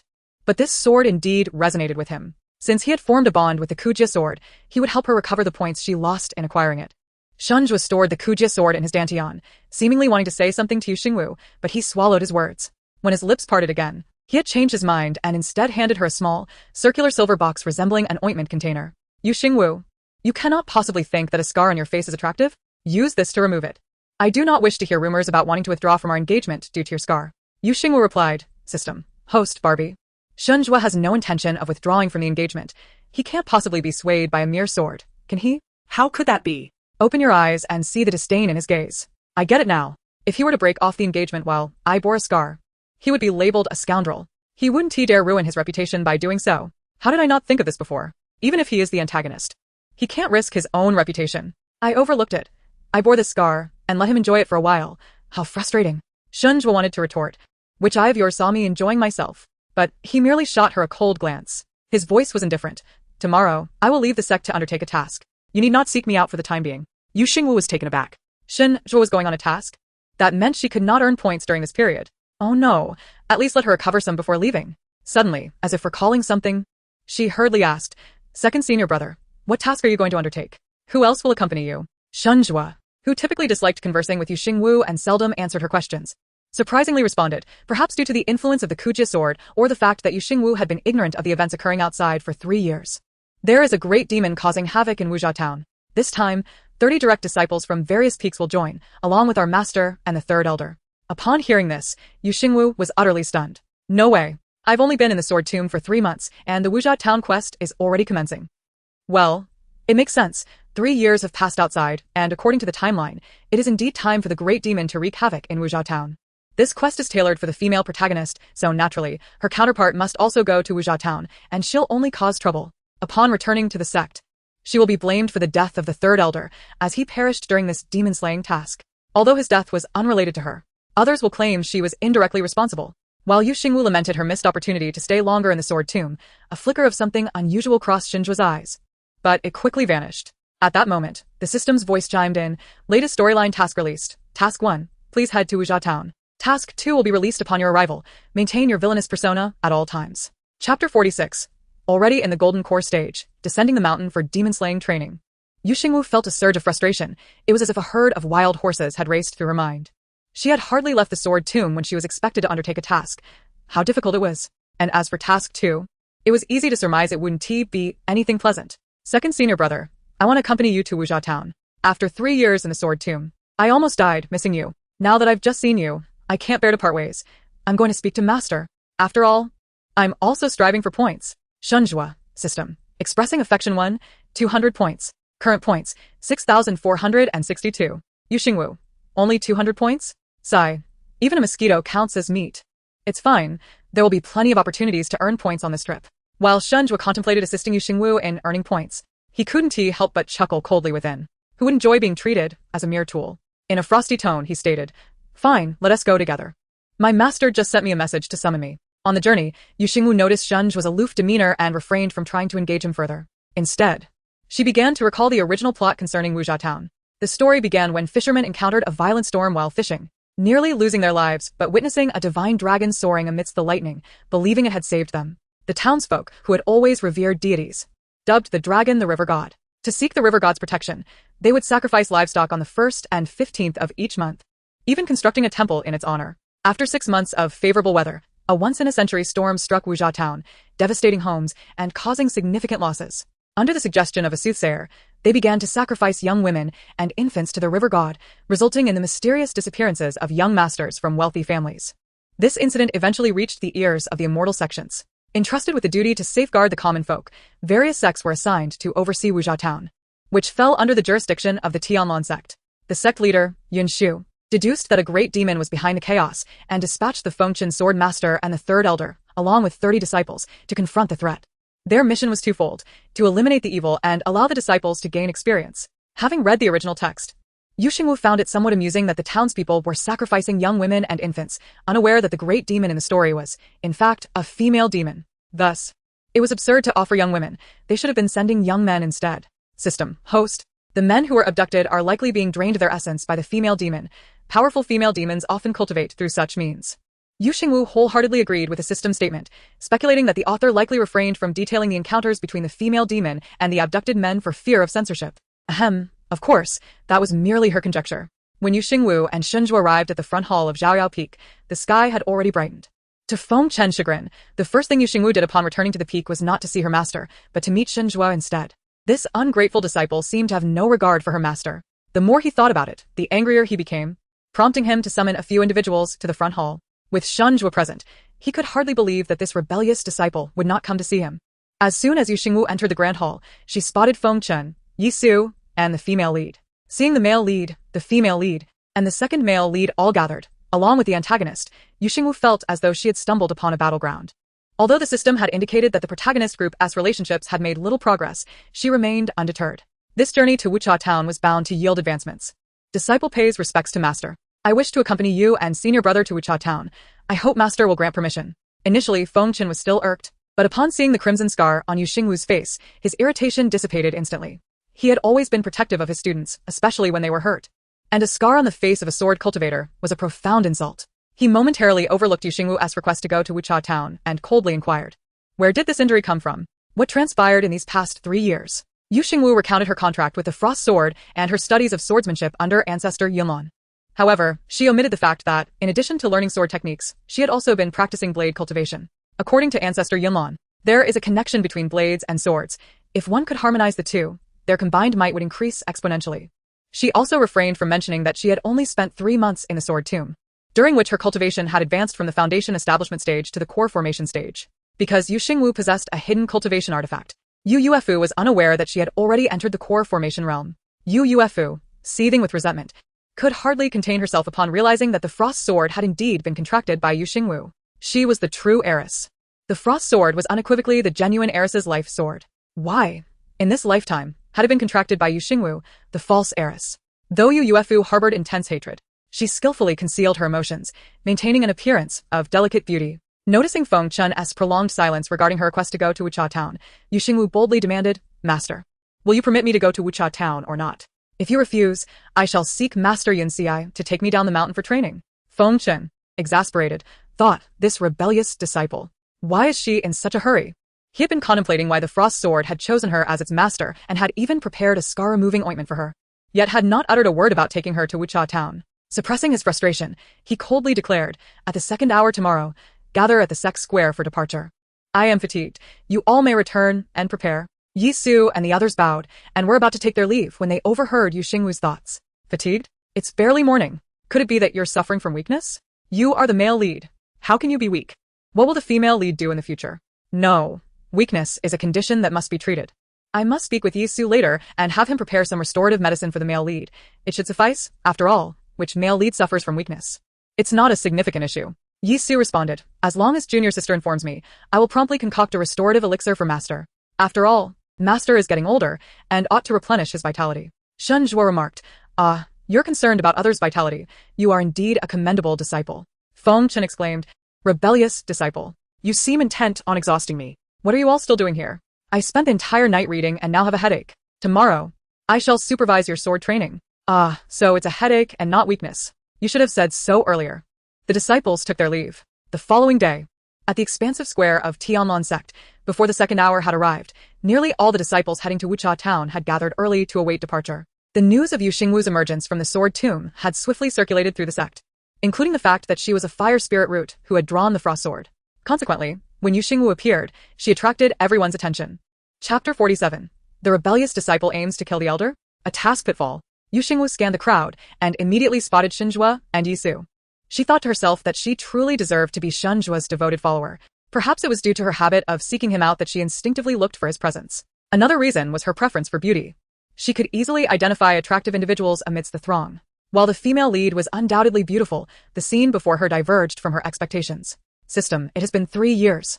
Shouldn't the female lead be receiving various favors and gaining a group of admirers? Why is she standing there alone, with no one paying her any mind? Even Shenzhou and Yi Su seem reluctant to acknowledge her. What has happened between them? Yi Su remarked, "Why should I concern myself with Yufu? It has been 3 years since I last saw junior sister. I merely wish to speak with her more. Xingwu added. I have not acknowledged UFU in 3 years. Why should I do so now? The system sighed. It is precisely because the host, as the malicious female supporting character, is absent that, over these 3 years, the female lead has not become the group's darling, due to her 5 spirit roots. She has been subjected to much gossip as a direct disciple. Other highly talented direct disciples from various peaks look down on her, deeming a 5 spirit root direct disciple a disgrace to Tianlon sect. Had the female lead acquired the divine artifact, the Frost Sword, such disciples would have been rendered speechless. Yet, the Frost Sword has unfortunately bonded with the host. Now, the female lead has nearly become an inconspicuous figure. So the host must diligently support her to navigate the storyline and complete the task to return. Xingwu felt a headache coming on, given the circumstances. To fulfill her task and depart, she would have to make an effort to bully the female lead. Only by tormenting her would others empathize with the female lead and resent this malicious false heiress. Aside from Xingwu and Yisu, she also spotted her 4th senior brother Jiang Yan and 9th senior brother Jiuqing. Last night, when she visited Xingwu Peak, Yun Xiai had specifically instructed the 2 senior brothers to protect her throughout the journey. As the 2nd hour struck, Feng Chen and the 3rd elder made their appearances at the sect square, both arriving precisely on time. While the other disciples were watching Feng Chen, Xingwu, however, focused intently on the 3rd elder. Noticing that Xingwu's gaze was not fixed on him, Feng Chen's expression darkened. He was her master. Why was this rebellious disciple fixated on an old man? Previously, when she had bullied the 3rd elder's disciple, it was he who had protected her. Or could it be that this rebellious disciple harbored a grudge against the 3rd elder, fixating her gaze upon him? Was she intending to cause trouble again? Rebellious disciple. Must she always bring him such concern? Xingwu regarded the white-haired 3rd elder. Fully aware of her past altercations with his disciple and knowing that the 3rd elder held her in disdain, even wishing to strike her down. Old man, let me just say, your life is in peril. Are you aware? Do not warn me with your eyes. You should be concerned about your own fate. Feng Chen thought, is this rebellious disciple contemplating an attack on the 3rd elder? Has she gained courage from acquiring a divine artifact? She dared to entertain thoughts of harming an elder. He had believed that after spending 3 years in the Sword Tomb, she would have matured. Yet it seemed all she had gained was audacity. Yisu was also astonished. Did junior sister truly wish to kill the 3rd elder? Did she realize the 3rd elder's formidable cultivation level? Yet, if junior sister sought the 3rd elder's demise, she must have her reasons. If she genuinely wished to eliminate him, he could assist her in poisoning the 3rd elder, but they needed to deliberate carefully. Xingwu curled his lips. A cryptic expression concealed in his eyes as he pondered his thoughts. Yufu intently gazed at Xingwu, who was acutely aware that she possessed knowledge far exceeding her own assumptions. She was privy not only to the whereabouts of the Han Shuang sword at the cliff's base, but also to the demise of the 3rd elder during this exorcism mission. Although Xingwu was not a reincarnated being, she had profound insights into matters of her previous life, leaving one to ponder how she came by such information. Regardless, Yufu was determined to ensure that Xingwu faced the same disdain and scorn from others as she had in her past life. The flying vessel, propelled by spirit stones, traversed the skies with remarkable speed, allowing the group to reach the town of Wachazan in just 3 days, a journey that would typically take at least 5 days by sword flight or on horseback. Xingwu initially contemplated that, as a devoted follower of Xingwu, she ought to remain close to him. Thus, she resolved to earn back her points for purchasing the Kuji sword during their flight. However, upon boarding the vessel, Xingwu retreated to his quarters, exuding an aura that discouraged any disturbance. Faced with this reality, she reluctantly abandoned her plans to accumulate points and devoted herself to diligently practicing her blade techniques for 3 days, advancing her cultivation of the mind-extinguishing technique from the 1st to the 2nd level, a feat increasingly challenging with each progression. Her dedication to cultivation astonished her fellow disciples, who had anticipated a fierce confrontation between her and Yufu aboard the vessel. After all, they had heard tales of how Yufu had emerged from the Sword Tomb in tears 3 years prior, claiming that Xingwu had cast her into the underground abyss, leading to her transmission from the Sword Tomb. Xingwu, however, was indifferent to others' perceptions, her thoughts consumed by the arrival at Wachazan and whether the system would soon assign her task 2. As she pondered what task the system would impose, its voice resonated in her mind. Task 1. Arrive at Wachazan. Completed. Task 2. Harbor resentment and harm the female lead.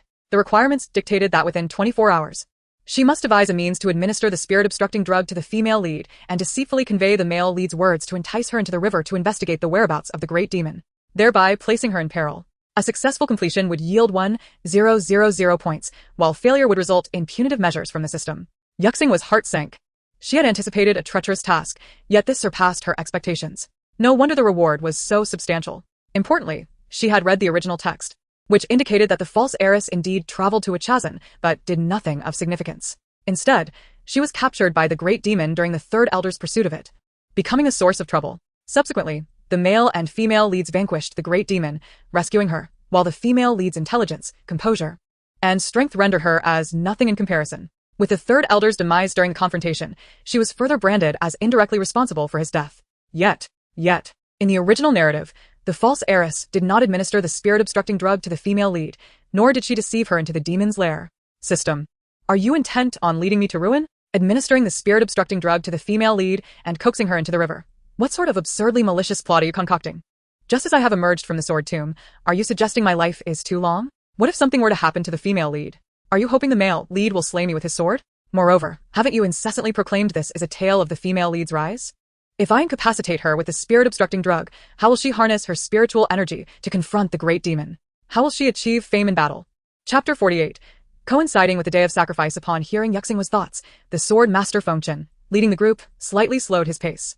The disciples presumed he was employing his spiritual awareness to discern any anomalies in the town. Yisu and Shunzhua exchanged concerned glances, all three contemplating the wickedness of the task assigned to Xingwu.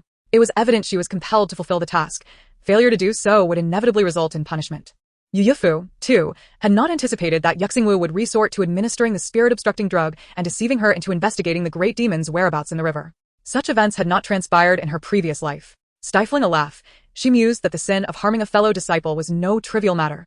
Since Xingwu was so intent on her own demise, she would certainly cooperate. The system, momentarily stumped by Xingwu's words, eventually responded. Well, host, consider this. The female lead is currently insignificant. She has no romantic advancement with the male lead and has even lost her divine artifact.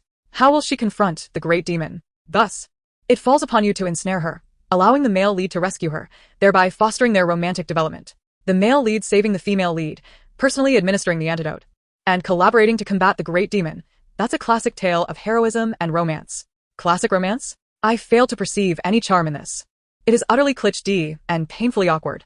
However, as you mentioned, this is for the sake of the protagonist's relationship and my own quest to return to my mother. I shall undertake this treacherous task. But do not expect me to purchase the spirit-obstructing drug with my points. The system replied, rest assured.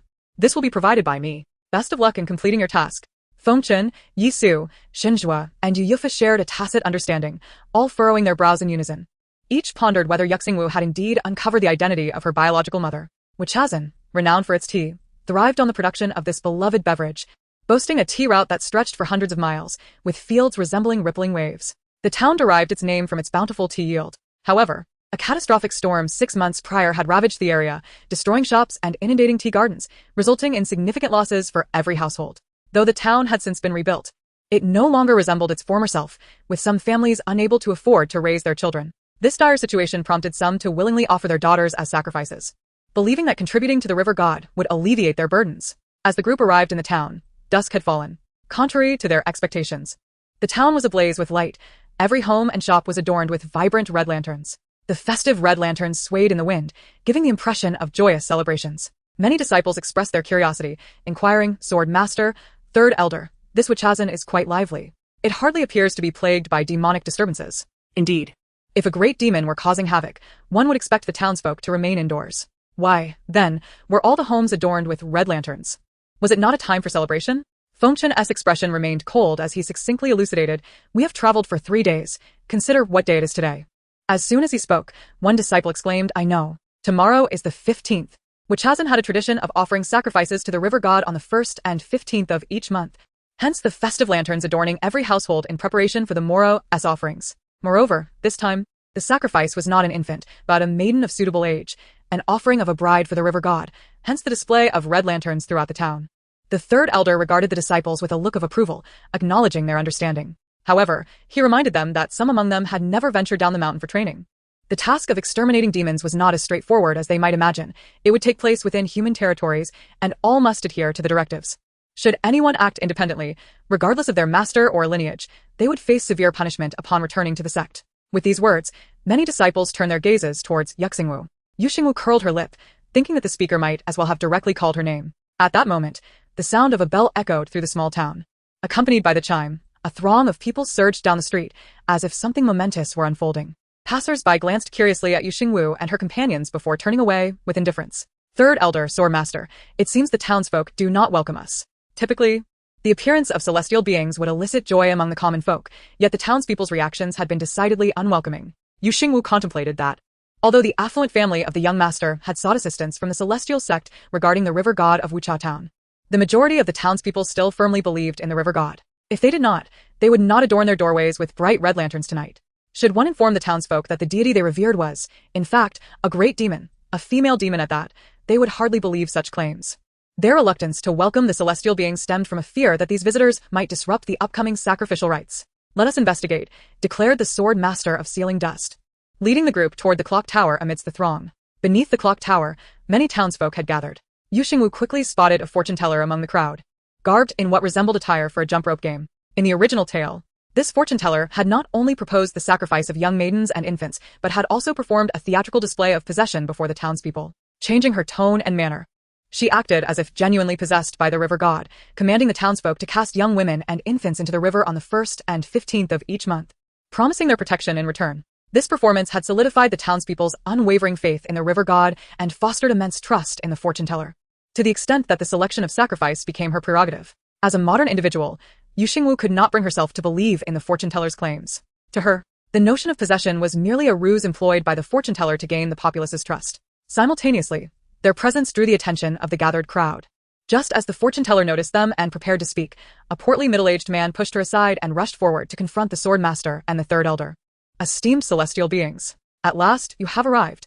My unfortunate son has been missing for so many days, and I fear the worst. If you do not come to my aid, I shall not survive this despair." The speaker was Wang Yuanwei, a wealthy merchant of the town, who had amassed considerable wealth through the cultivation, production, and trade of tea. While not the absolute richest, he was undoubtedly one of the most prominent families in Wuchao town. It was he who had sought assistance from the celestial sect, as among the missing young men was his own son. Wang Yuanwei had 2 sons. His elder son had moved out due to family discord after marrying, thus he doted on his younger son. Land, tea fields, shops, and estates were all bequeathed to the younger son, who had mysteriously vanished while enjoying a soak in the hot springs at their estate. There were no signs of intruders, and the servants had not noticed anything amiss. The boy had simply disappeared without a trace, causing Wang Yuanwei to faint from panic. Later, he learned that not only his son but several others from different families had also gone missing under similar circumstances. Initially, he did not suspect that the disappearances were connected to the river god they had long revered. However, as more young men vanished, he began to ponder whether his son had been taken by the river god. The more he thought about it, the more he felt something was amiss. They had initially sacrificed livestock and fowl, and later young women and infants. Perhaps the river god had grown dissatisfied with the offerings and had personally taken a liking to his son. Despite his fervent claims, most townsfolk were skeptical of Wang Yuanwei's assertions. Even if some believed him, they were torn between the disappearances of other young men and the deity they had always worshipped. Some even remarked that for one son to be chosen by the river god was a sign of great fortune accrued over several lifetimes. Wang Yuanwei recounted the tale of his son's disappearance, his voice trembling and nearly choking with emotion as he spoke. His wife, upon hearing the news, rushed to his side, handkerchief in hand, weeping uncontrollably. While it was customary for listeners to feel sorrow at such tales, the fortune teller was incensed by their display. Since the townsfolk had begun to worship the river god, her status had nearly rivaled that of the town's mayor, and she felt no fear toward the Wang couple. Despite their prominent status, in a shrill voice, she scolded, "Wang Yuanwei, Madam Li, some words must not be spoken carelessly. Do you think you can provoke the river god without consequence?" Madam Li, growing agitated, retorted fiercely, "You old witch, your son is not among the missing." "Ah, that makes sense. You have no children of your own and cannot bear to see others with sons. How many lives have been harmed by your hands? You do not even spare infants. Do you have a conscience at all? What river god? If it were truly the river god, my poor son would not have gone missing." Upon hearing this, Xingwu recognized that Madame Li was a woman of discernment. However, the fortune teller, enraged, lunged at Madame Li, engaging her in a physical altercation while shouting, "Vile woman, how dare you speak such blasphemy against the river god? It is my duty as a celestial being to teach you a lesson." Seeing his wife embroiled in a struggle, Wang Yuanwei sprang to his feet, shaking off his earlier dizziness. With a powerful voice, he shouted, "I spit on you. Celestial beings are present, and you, vile witch, dare to call yourself a celestial being? Look at your own hideous face. Guards, quickly, subdue this old hag. Do not allow her to bully my wife. Beat her senseless." The fortune teller, seeing the Wang family's guards charging toward her, was thrown into a panic. She cried out to the surrounding townsfolk, "What are you all doing standing idly? Do you not see their madness? Quickly, surround them and apprehend them." In an instant, chaos erupted. The cultivation world strictly forbids practitioners from engaging with mortals in violence, regardless of the circumstances. Even the sword master of sealing dust and the third elder, despite their formidable prowess, could not exert their pressure in this tumult. Unable to intervene, they were far from mediators, especially as both sides had descended into a frenzy. Yu Xingwu, lacking any inclination for martyrdom, feared that if she did not use her spiritual power to step in, she might suffer greatly from a stray blow in the fray. Fortunately, at that moment, an elderly man with a hunched back and a white beard, leaning heavily on a cane, huffed and puffed his way over, followed by a group of sturdy young men. Stop! Everyone stop! Quickly, pull them apart. Before long, the strong men managed to separate the two factions. Fighting again. How many times must I endure this? Do you wish to drive me to my grave? If I die, who will take over as mayor? At the mention of his authority, both Wang Yuanwei and the fortune-teller fell silent. Although the mayor was elderly, his influence was profound. It was he who had made Wucha town a renowned tea center. Esteemed celestial beings, I am Liu, the mayor of this town. I trust you are already aware of the troubles plaguing our community. I humbly beseech you to lend your assistance. The sword master Feng Chen nodded slightly and then turned his cold gaze upon the fortune-teller. Speaking in an icy tone, tomorrow marks the 15th. You are just selecting the women to be sacrificed. The fortune-teller, previously brimming with arrogance, now found herself swallowing hard under the weight of Feng Chen's frigid stare, her palms damp with cold sweat, her legs trembling. Despite her self-proclaimed title of Celestial Maiden, she was acutely aware of her insignificance before the true celestial beings. Her power stemmed solely from the trust the townspeople placed in her, allowing her to flaunt her authority.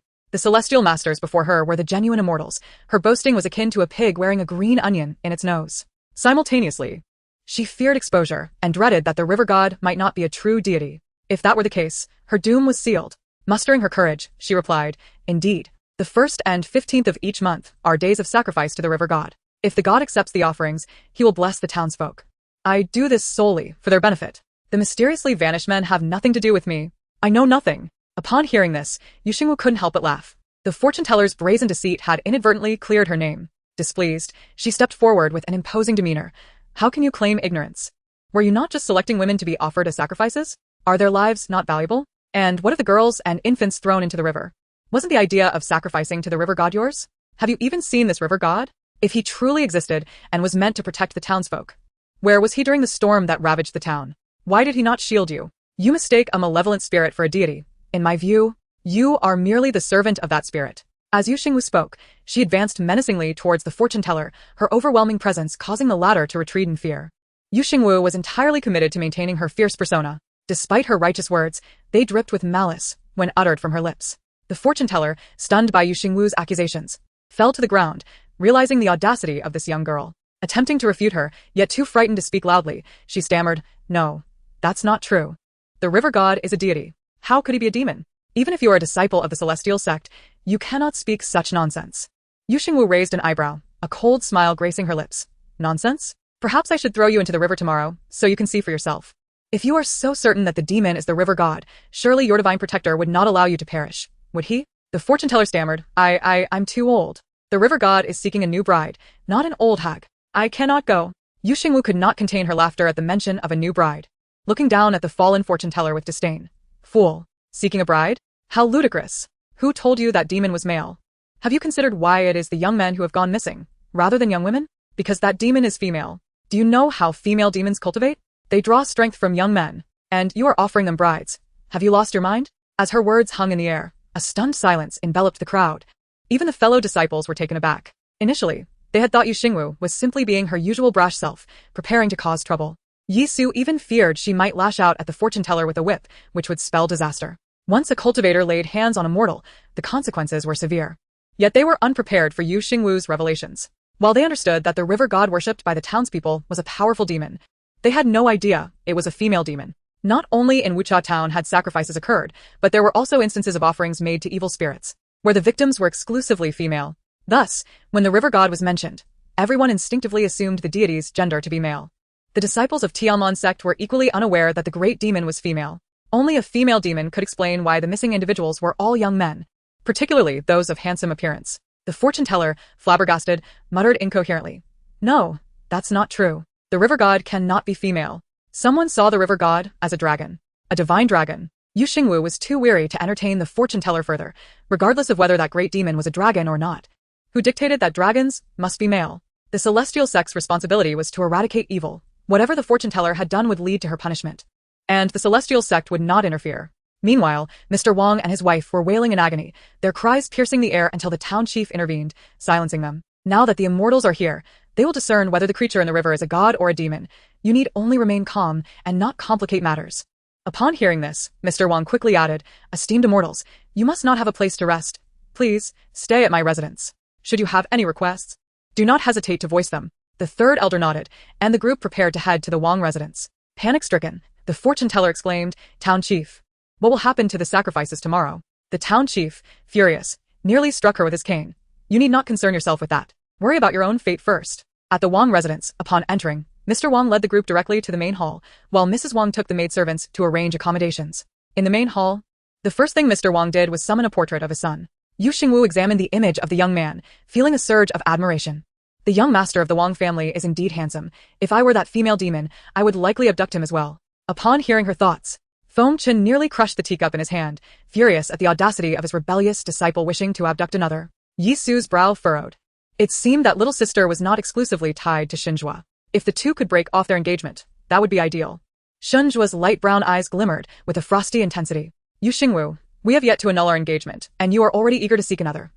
The system, noticing Xingwu's infatuation with the portrait's handsome visage, reminded her, "Host, please refocus. Remember the task. There are only 23 hours left on the countdown." Clearing her throat, Xingwu chuckled softly. She had merely glanced at the portrait, yet the system was in a frenzy. What if being enamored? Who doesn't appreciate a handsome face? Do you prefer the ugly? Nonetheless, she did not forget her task and stepped forward.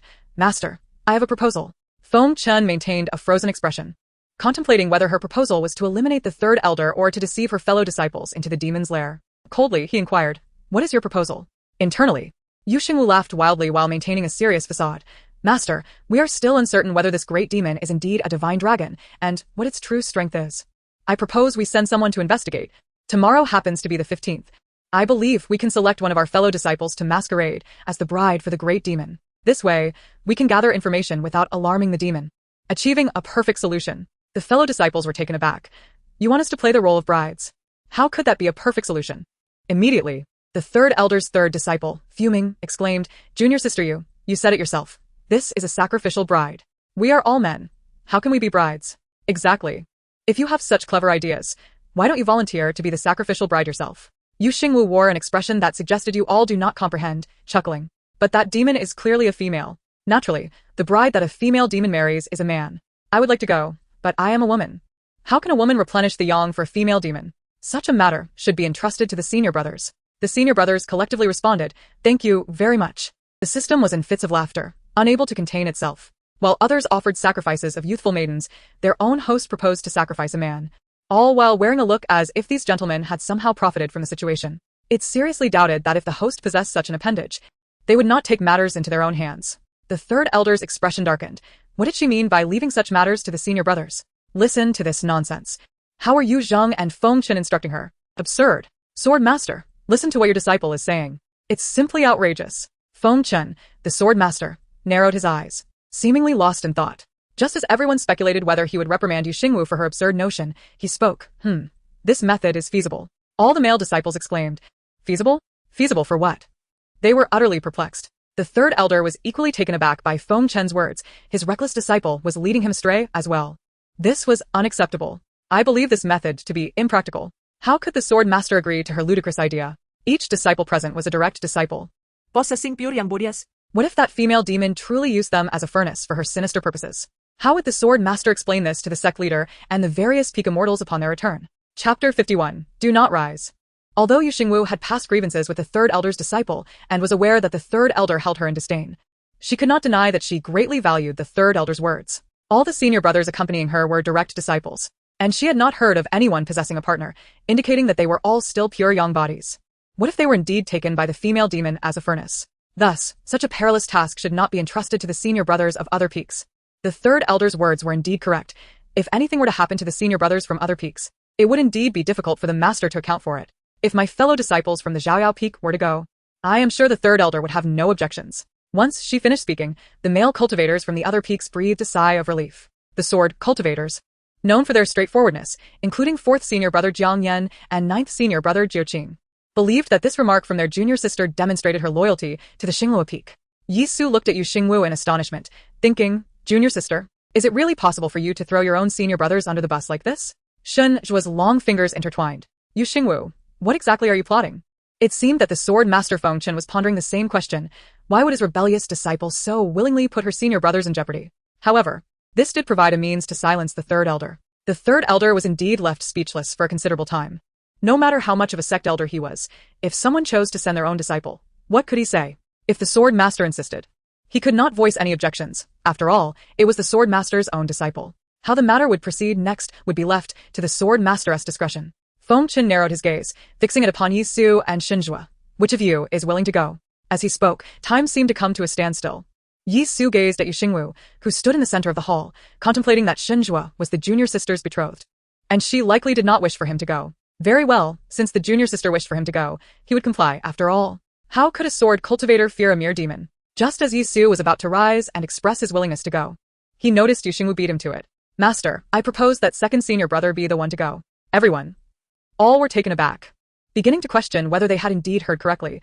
Was it second senior brother or first senior brother? Xingwu, however, heard it clearly, his expression growing icy. A hint of danger flickered in his eyes, clearly surprised that Xingwu would specifically name him. Yi Su and Feng Chen were equally taken aback. The disciples present, including Yu Yuefu, had not anticipated that Xingwu would suggest sending Xingwu. Xingwu was Xingwu's betrothed. Had she not been infatuated with him? She would often stir trouble if any female disciple dared to cast a glance his way. Now she was proposing to send her own partner into the jaws of a female demon. What was this situation? Was this something a betrothed partner would do? Or had she grown careless now that she had him? System. Warning. The host has proposed sending Xingwu, deviating from the affectionate, devoted persona. Please maintain your character. Shut up. Do you want me to complete my task or not? Use your brain. Isn't it common for the antagonist to be infatuated with the female lead? Even if he hasn't begun to fawn over her, it doesn't mean he wouldn't protect her. When I pushed the female lead off a cliff in the sword tomb, he had a look that suggested he wanted to tear me apart. This time, I not only need to drug the female lead, but also trick her into jumping into the demon's lair. If Xingwu is present, not only will he hinder my task, but if he sees me, do you want him to stab me with the desolate sword I gifted him? System. Damn. What the host said makes perfect sense. Indeed, it would be wise to distract the antagonist. He must be sent away. This is essential. Xingwu. So it was all for the task, to divert him. But what did Yu Yuefu's life or death have to do with him? As for being a sacrificial offering, it was not entirely out of the question, as long as it did not disrupt his plans for this journey. Feng Chen and Yi Su were initially focused on why Xingwu insisted on sending Xingwu. Their attention then shifted to the desolate sword. Neither had anticipated that Xingwu would give Xingwu a sword, which he accepted. However, upon reflection, it was likely that a sword cultivator would not refuse a sword that resonated with them. Since Xingwu had accepted the sword, it was indeed appropriate for him to go. Seeing Xingwu remaining silent, Xingwu also sensed the way everyone looked at her as if they had encountered a plague, their expressions reflecting how unfortunate it was to have such a partner. Even glancing at Xingwu, they wore expressions of sympathy. She pondered for a moment, deciding to salvage her devoted persona. In an instant, she fell into character, her face contorted with anguish as she lamented. I truly do not wish for second senior brother to go, but master has only 2 male disciples. First senior brother has a fire spirit root, and if he were to enter the river, naturally, the water spirit root is at a greater advantage. Thus, only second senior brother can go. And among all the senior brothers, second senior brother is the most handsome. Of course, as the future partner of second senior brother, I cannot allow my beloved to take such risks. I shall give him a treasured pill. With this pill, second senior brother will surely be able to preserve his pure young body. Upon hearing this, everyone was left with questions. A pill that could preserve his pure young body? Why had they never heard of such a thing? Under the light, Xingwu's light brown eyes seemed to grow even colder.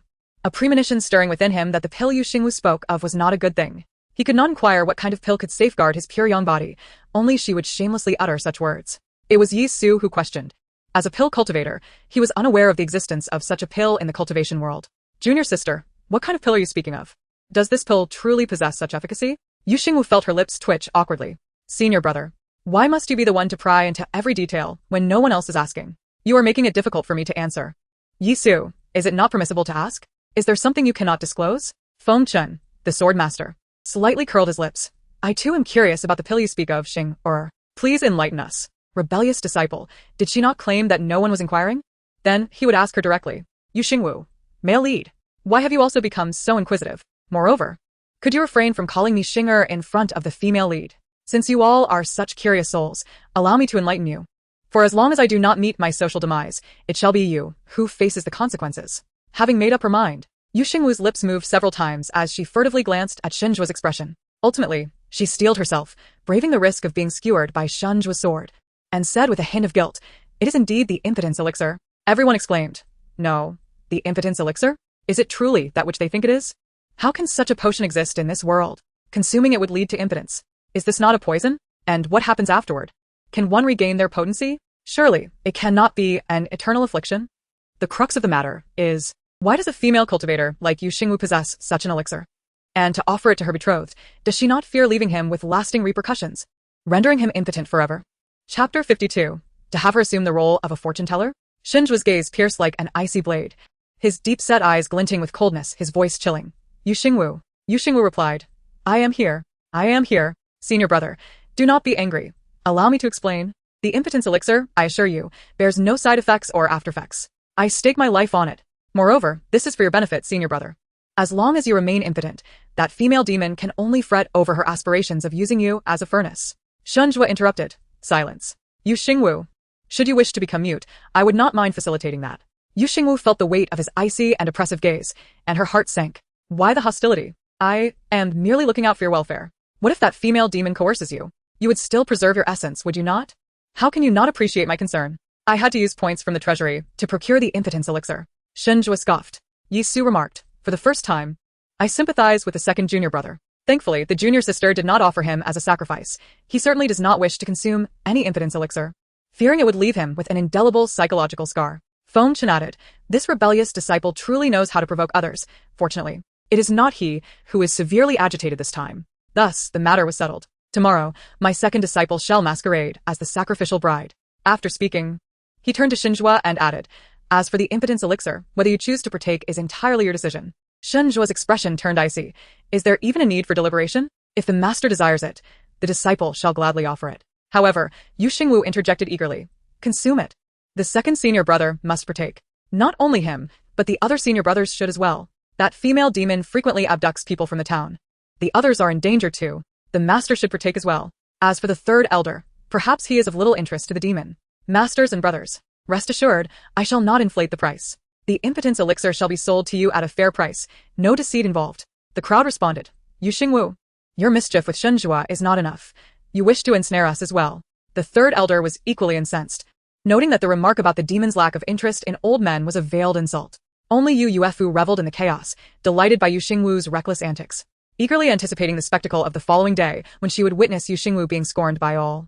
The next day, Yu Xingwu awoke naturally. In the realm of humanity, where spiritual energy is scarce, it was indeed conducive to a restful slumber. Moreover, the hour of the sacrificial bride ceremony was set for noon, so her waking late posed no issue. After all, she was not the one being sacrificed. Nevertheless, she was quite curious to see Xinjua in bridal attire. Thus, after hastily preparing, she spent 100 points from the system's treasury to purchase an impotence elixir before setting out to find Xinjua. Suddenly, there came a series of knocks at the door, and Yu Yuefu's delicate voice could be heard through the door. Junior sister, are you awake? The master has asked me to deliver a message. Upon hearing the voice, Yu Xingwu felt a jolt of realization. She had not forgotten her task. Earlier, she had been pondering how to create an opportunity for the female lead to consume the obstruction elixir, and now the opportunity had presented itself. Yet, having previously pushed the female lead off a cliff, the latter would surely be wary of her. Before opening the door, she retrieved the obstruction elixir from the system. In the novel, the wicked female antagonist typically poisoned the female lead through tea. Now, she would like to have that experience as well. It must be said, she felt a twinge of excitement. Once prepared, she opened the door to find Yu Yuefu alone, which brought her immense relief. Maintaining her wicked persona, she spoke with feigned arrogance. Yu Yuefu, what brings you here? Is there something the master cannot convey directly, requiring your intercession? Though Yu Yuefu was irked by Yu Xingwu's tone, she felt reassured. The more arrogant Yu Xingwu was, the more brutal her eventual downfall would be. Junior sister. Noon is fast approaching, yet that fortune teller has been apprehended by the town chief. The master's intention is for you to assume the role of the fortune teller. Yu Xingwu was taken aback. What? The male lead cannot be serious. Asking me to impersonate a fortune teller? Others take on the role of the bride. Yet I must play the fortune teller? Male lead, are you out of your mind? Why not have the female lead play the fortune teller instead? You hypocritical dog. Yu Yuefu replied. The master has declared that only you possess the talent for performance, destined to embody any role flawlessly. Yu Xingwu thought. Would you like me to impersonate your great-grandmother? How infuriating. Male lead, I shall not let this stand. Yu Yuefu retorted. Then I wish you both a swift severance of your master-disciple bond. Yu Xingwu felt a surge of frustration, tempted to defy her master's orders. But suddenly an idea struck her, and she readily accepted. However, before assuming the role of the fortune teller, she needed to fulfill her task of administering the drug to the female lead. This potion would take effect in 1 hour. Thus, it was perfect timing for the female lead to consume it. So she remarked, Yu Yuefu, after all this talk, are you thirsty? The system paused, exclaiming, "Ah, host. You, oblivious girl. How many wicked female antagonists have asked the female lead if she is thirsty before administering poison? Do you think the female lead is a fool? Only a fool would admit to being thirsty." Yu Yuefu had been anticipating Yu Xingwu to trick her into consuming the obstruction elixir, and she too was taken aback. She had envisioned countless scenarios in which Yu Xingwu would deceive her, but never did she expect the question about thirst. It was utterly ridiculous. Thirst? Now that you mention it, I do feel a bit parched. With that, she poured herself a cup of tea and took a sip. Yu Xingwu blinked. See, system? The female lead admitted to her thirst and drank the tea herself. The system was dumbfounded. This naive and sweet female lead was shockingly foolish. Shortly thereafter, Yu Xingwu exited her room with Yu Yuefu trailing behind, barely able to conceal her disdain. What irked Yu Yuefu was that Feng Chun had instructed Yu Xingwu to play the fortune teller, and before leaving her room, Yu Xingwu had adorned herself for the role, even painting a large, unsightly mole on her face, rendering her hideously ridiculous. As noon approached, the courtyard filled with onlookers, and upon seeing Yu Xingwu's appearance, the disciples of Tianlan's sect nearly spat out their drinks. They had heard that Feng Chen, the sword master, had tasked Yu Xingwu with portraying the fortune teller. Yet she had transformed herself into something resembling a matchmaker. Feng Chen regarded Yu Xingwu with a furrowed brow, filled with regret for the decision he had made. At that moment, he regretted allowing her to assume the role of the fortune teller. Was this truly the appearance of a fortune teller? She looked more like a matchmaker. With her facial scars just healed, she now adorned her face with an additional mole, as if she could not be satisfied without embellishing her visage. And that rouge upon her cheeks. It was redder than a baboon's backside. As I observed, the tension in my temples throbbed with increasing intensity. Disgraceful apprentice. When you step outside, do not claim to be his disciple. The system had long been amused, remarking, "Host, you possess a certain comedic flair."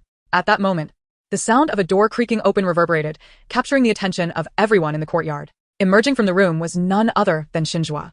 Accompanying this appearance were gasps of astonishment and sharp intakes of breath from the maids, cascading in waves. Yu Xingwu's gaze shifted, her heart racing as she nearly joined the maids in their exclamations. Today, Xinjue donned a deep green bridal gown. His raven brows and starry eyes, coupled with an exquisitely flawless visage, were nothing short of enchanting. His deep, phoenix-like eyes shimmered with allure, exuding an air of wildness and an inexplicable, seductive charm. Chapter 53, Tossing the Villain into the River? The Ultimate Endurance. As a devoted admirer of beauty, Yu Xingwu swallowed hard, utterly captivated by this stunning visage. The surrounding cries of admiration were a testament to her not being alone in her infatuation. The system had unwittingly aligned with Yu Xingwu, sharing her aesthetic appreciation. Host. The antagonist today truly eclipses all others. The essence of his demeanor was simply unparalleled. Indeed, he is the quintessential villain. Indeed, it is quite striking.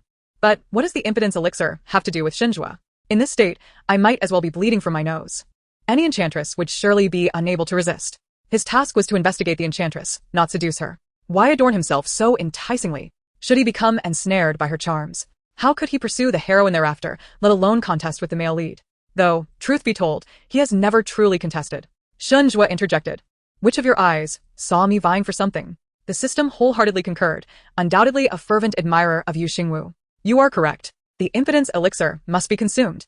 Our villain must not falter in his prowess. Thus, without a moment's hesitation, Yu Xingwu rushed to Xinjue, disregarding his willingness, and forcefully thrust the white vial containing the impotence elixir into his hands. She fervently urged, "Second senior brother, you must hold on to this elixir. In times of crisis, it is imperative that you consume it. After all, it was my suggestion for you to go, should you be compromised by the enchantress. The blame would inevitably fall upon me, sealing my doom." Xinjue, unfazed by Yu Xingwu's words, cast his gaze down at the vial without acknowledgement, his brow knitting in concern. From the moment he laid eyes on Yu Xingwu, his attention fixated upon the prominent mole on the right side of her chin. His frown deepened, seemingly out of disdain or some inexplicable impulse, as he reached out and grasped her chin.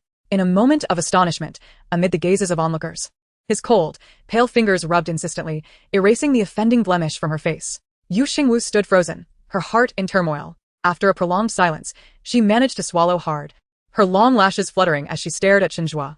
"Oh, dear system. He touched my face. He is caressing my chin. Goodness. I was on the verge of developing romantic thoughts. And what does this mean? Is he repulsed by my appearance? I intended for him to see my flaws.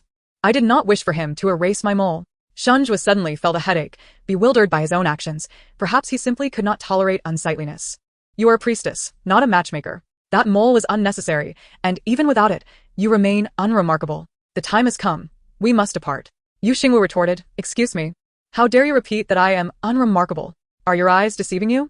Xinjue replied, "You are the one who is blind." The system erupted in laughter, teasingly stating, Host, the villain finds you unappealing. Perhaps he is concerned about the engagement binding you too, not wishing to be embarrassed alongside you. This is why he removed the mole. If you cannot speak wisely, then keep your mouth shut. Xingwu was incensed, but felt powerless to retaliate. At that moment, sounds of Swona horns and drums resonated from outside the courtyard. Gritting her teeth, she assumed the demeanor of a priestess and proclaimed, "The auspicious hour has arrived. It is time to send the bride forth. Curse that bride, and you villain. Soon, I shall toss you into the river." Xingwu merely chuckled. Wucha Town is a quaint settlement located beside the Baisha River, where the townsfolk revere the river deity residing within its waters. Gazing across the river, an aura of wickedness enveloped it, though the ordinary citizens remained oblivious to its true nature. After approximately half an hour, the wedding procession departed from the Wang Manor and arrived at the river deity's temple. Xingwu walked the distance while Xingwu rode in a sedan chair. Suddenly, regret washed over her. Had she known, she would have suggested to be the bride herself. Before the river deity's temple, a throng of citizens gathered. As the procession approached, the crowd fell silent, and when Xingwu stepped out of the sedan clad in his green bridal gown, gasps of awe filled the air. "Behold! What an exceptionally handsome young man. Which family does he belong to? I have never seen him before. With that figure, that visage, and that demeanor, he must surely be of celestial lineage." It became evident that the river deity was indeed a spirit, perhaps even a female demon. If it were not for the certainty that the river harbored a female demon, the celestial beings would not have sent one of their own to confront her, would they?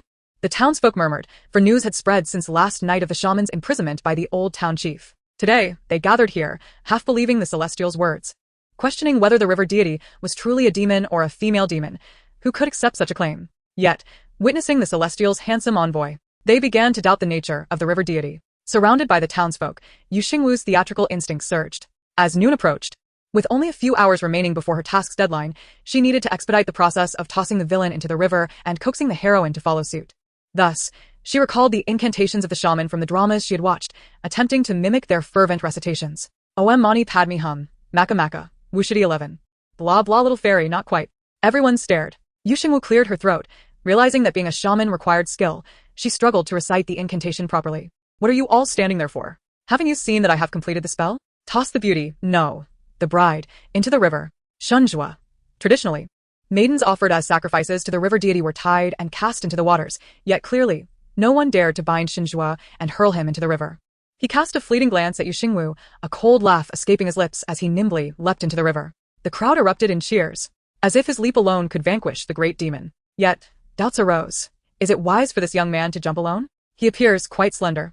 What if he cannot withstand the female demon's might? Indeed, if she captures him, his frail form may not endure her torment. Xingwu was at a loss for words, wanting to exclaim, "Do you not understand? The villain's slenderness is merely an illusion. Beneath those garments lies the strength of an 8-pack. He could withstand any demon. After all, who among the villains was not capable of enduring 1,000 exchanges without fatigue?" In comparison to the male lead, the villain was undeniably the champion of endurance. Apart from Xingwu's aversion to female demons, she feared that the female demon would bring about her demise. At that moment, the system's voice, eager for chaos, echoed. System notification. Only 4 hours remain to complete the task. Host, please expedite your efforts. With so many people by the river, it is the perfect opportunity for the host to showcase her maliciousness, highlighting the protagonist's purity and virtue, and thus prompting the heroine to leap into the river. If not now, then when? Chapter 54. A grand scheme? The scene is stolen. Xingwu fervently agreed with the system's assessment. Although a portion of her fellow disciples had been dispatched by the third elder to investigate the whereabouts of missing men, the majority accompanied the bridal procession to Baisha River. Upon arriving at the riverside, the third elder and Fengchen set about arranging formations on the opposite bank. As the female demon was likely proficient in water-based demonic arts, it was imperative to lure her out for a more effective confrontation. Simultaneously, Xingwu understood that she must fabricate a message from Fengchen to incite the heroine to jump into the river before their return. As the antagonist, her role demanded that she shine brightly in her wickedness, contrasting the protagonist's goodness and allowing the latter's aura to radiate magnificently. All right, let us execute a grand scheme. The system was bewildered. What constitutes grand? How could you not understand, dear system? If I merely trick the heroine into jumping, it can be seen as cunning but not particularly heinous. However, if I were to forcibly throw her in, now that would be truly malicious. That aligns perfectly with my villainous persona. The system exclaimed, "Indeed, what a compelling argument. Merely hearing it sends shivers down my spine. You are truly remarkable, host." "Excellent. Please, host, unleash your creativity. As long as the heroine jumps into the river, the task will undoubtedly be accomplished, regardless of how it occurs." Encouraged by the system's approval, Xingwu's confidence surged. She arrogantly beckoned a few burly guards accompanying the royal family. "You lot, come here." The onlookers were momentarily stunned, initially planning to depart upon witnessing the young lord's plunge into the river, uncertain of his return. Yet, the little fairy's words suggested that the spectacle was far from over. The guards, bewildered yet obedient, approached Xingwu. They vividly recalled her fierce confrontation with the fortune-teller the previous night and dared not provoke her further. Besides, she was now assuming the role of the fortune-teller, and their master had instructed them to heed her every command, provided it did not involve jumping into the river. Encouraged, Xingwu nodded in satisfaction, retrieving a length of rope from her spatial ring and tossing it to the guards. With the most malevolent glare directed at Yuefu, she pointed and commanded, "Bind her and throw her into the river." Instantly, the crowd erupted in confusion. What was happening? Why was the little fairy ordering someone to be bound and tossed into the river? Wasn't there a female demon in the water? Why was she now targeting the fairy maiden? Speculation ran rampant among the onlookers, questioning whether the demon was indiscriminately after both genders. Hence the need to cast both the young lord and the fairy maiden into the depths. Yuefu's eyes glimmered with cunning. She had anticipated this moment upon hearing Xingwu's thoughts. Panic-stricken, she gazed at Xingwu, her eyes brimming with tears. "Junior sister, what are you planning? You pushed me off the cliff at the sword tomb, and now that the master is absent, you wish to cast me into the river. I am your senior sister. How can you treat me this way? Harm to fellow disciples is a grave offense. I know you do not truly harbor malice. You are merely frustrated because I am your father's legitimate daughter. I understand your resentment, but I have never blamed you for it. Please spare me. I will not reveal this to the master or father." The crowd quickly grasped the situation. It appeared to be a personal feud rather than a matter concerning the female demon. The disciples of Tianmon sect were struck by the audacity of Xingwu. Seizing the opportunity while the sword master and third elder were absent, she dared to threaten her own senior sister with a plunge into the river. It was no wonder Xingwu had behaved so quietly during their journey. She had been biding her time, waiting for the sword master's absence to confront Yuefu. Truly, the villainous Xingwu remained as wicked as ever, reminiscent of 3 years past. Any female cultivator associated with Xingwu had surely been victimized by her. Moreover, Yuefu was the true daughter who had taken everything from her, a feud they could not interfere with.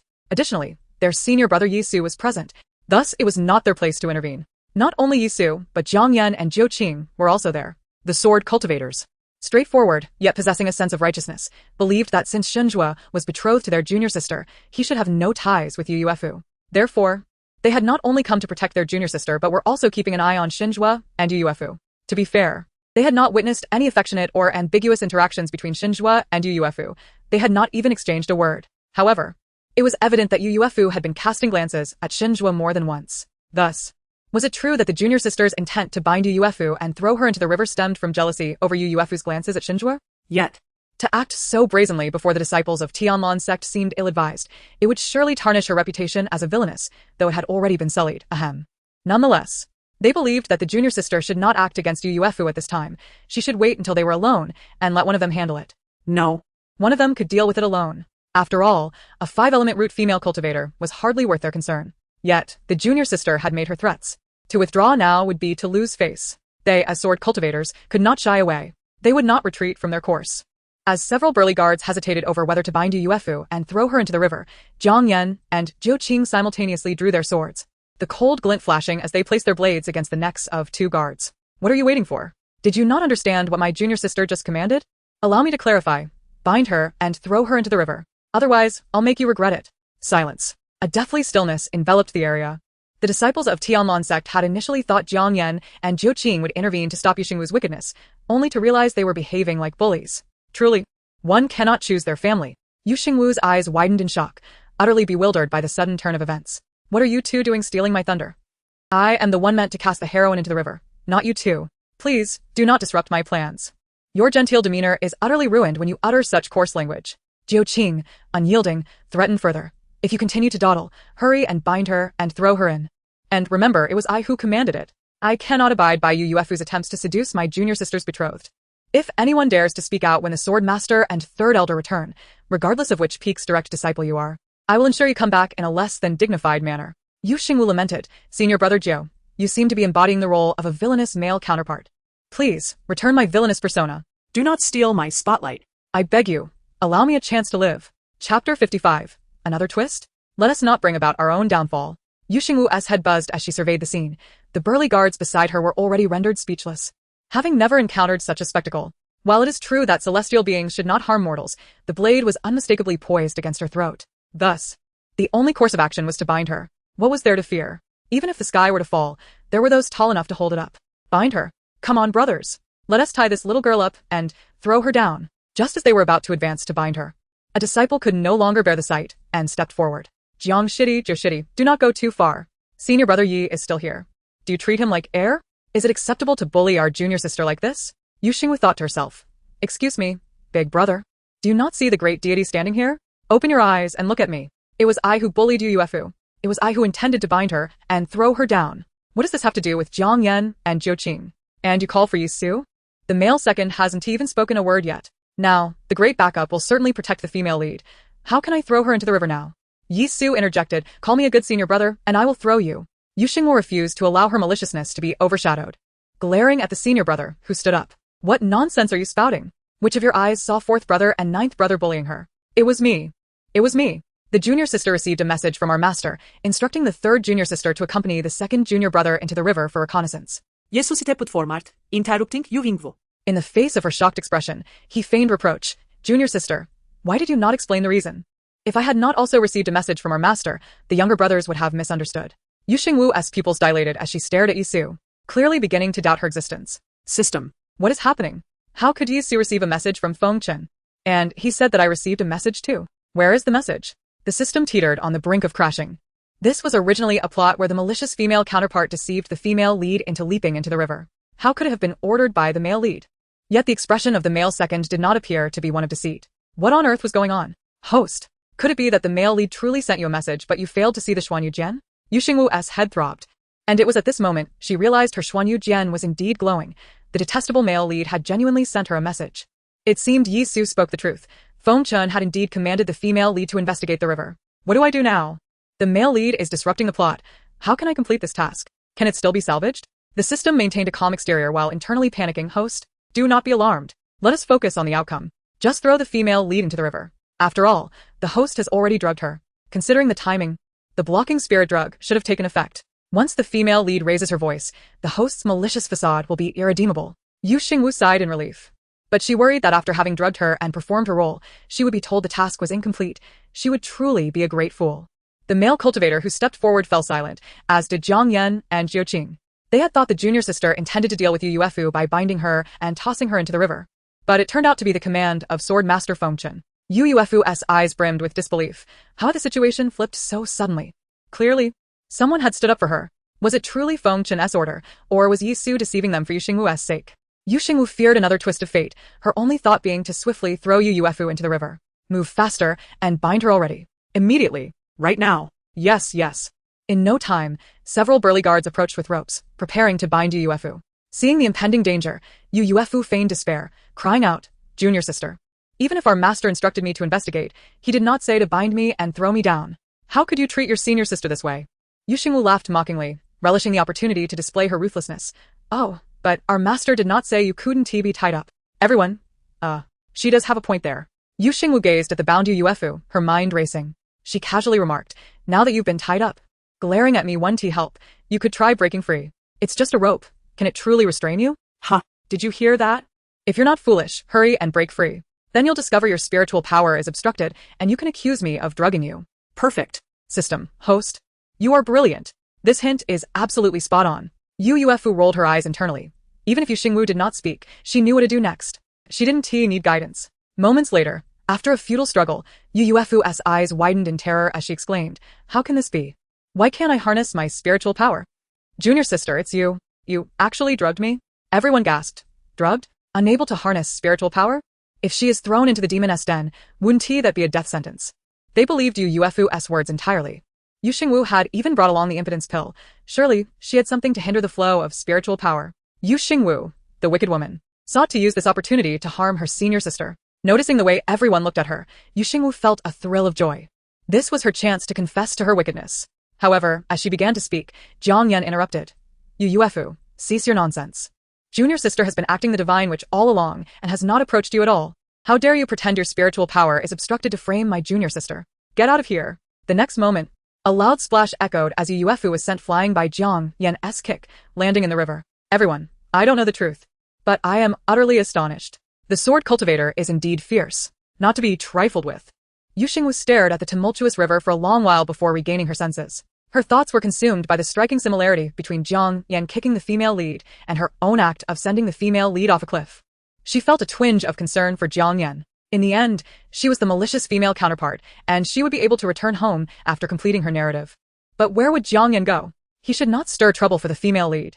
She hoped he wouldn't follow her into ruin, only to be dealt with by the female lead in the end. She could bring about her own demise, but she couldn't drag her brothers down with her. The system also took a moment to process the situation. Although the process was not as anticipated, the outcome remained the same.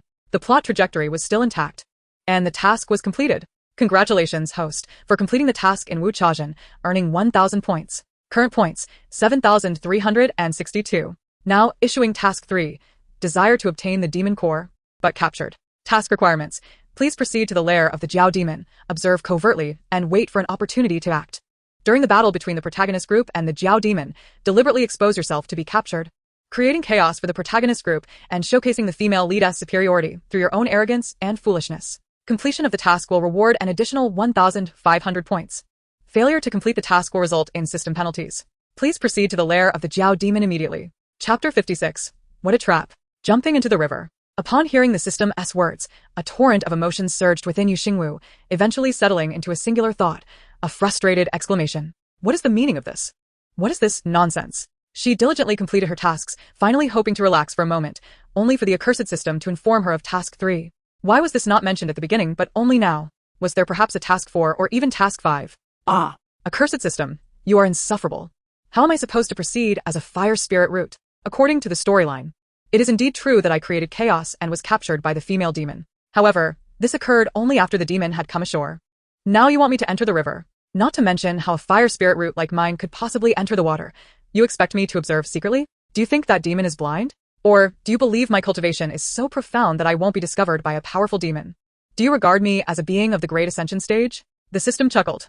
What's wrong with being a fire spirit root? The host, who is a fire spirit root, has also contracted with an ice attribute artifact. Is that even comparable? Water spirit root cultivators can breathe freely underwater. What about me? Do you think I'm a fish? System. Calm down, host. This is not an issue at all. The system's water-repelling pearl is available for 998, 798, or a limited-time offer of 498 to take home. With this pearl in hand, I can traverse the waters, breathe like a fish, fly like a bird. The heart's desire is better acted upon. Action is better than simply purchasing it. Buy it, buy it, buy it. You Xingwu, I shall buy you a slap. I haven't even earned my points yet, and you expect me to spend 500. System. It's 498. Furthermore, the concern about observing secretly can be easily solved. The host can purchase a stealth state in the shop. The price for one use of stealth state is 300 points, making the host invisible to anyone and undetectable by their aura, and the host can terminate the stealth state at any time. Look, host. With both the water-repelling pearl and the stealth state, this task is as simple as one. The host can follow the storyline and earn points. What a treasure of a task this is. You Xingwu, you truly are a master of brainwashing. Thus, before she could earn her 1,500 points, she had to first spend 798. What a scam. Just give me the water-repelling pearl first. I will decide what to do after going into stealth. After all, I will be discovered eventually. If I can save some points, why not? Who has points just blowing in the wind? System. You certainly know how to manage your resources. System. Points transaction. Purchased water-repelling pearl for 498. Current points 6,864. Yu Xingwu now held a pearl, the system's water-repelling pearl, in her sleeve. The onlookers around were dispersing. The two who had jumped in had already gone, and it was time for everyone to return home. Suddenly, there was another splash. The startled crowd turned to see the water splashing on the river surface. Some witnesses exclaimed, "It was that little fairy who pretended to be a fortune teller who jumped in. What is going on here? How reliable are these celestial beings? 3 have jumped in within such a short time?" Jiang Yan and Zhou Qing looked at their empty hands. They had acted quickly, but still failed to catch their junior sister. This one do. She is a fire spirit root and cannot stay underwater for too long. I must rescue her. I will go too. Jiang Yan and Zhou Qing sheathed their blades and jumped into the Baisha River, without hesitation. The 5 elemental spirit roots restrain one another. Since the great demon resides in the river, it must have practiced water-based demon techniques. Hence, among the 30 disciples selected for this mission, some were water spirit roots while others were earth spirit roots. The mutated spirit root, thunder spirit root, also restrains water spirit roots.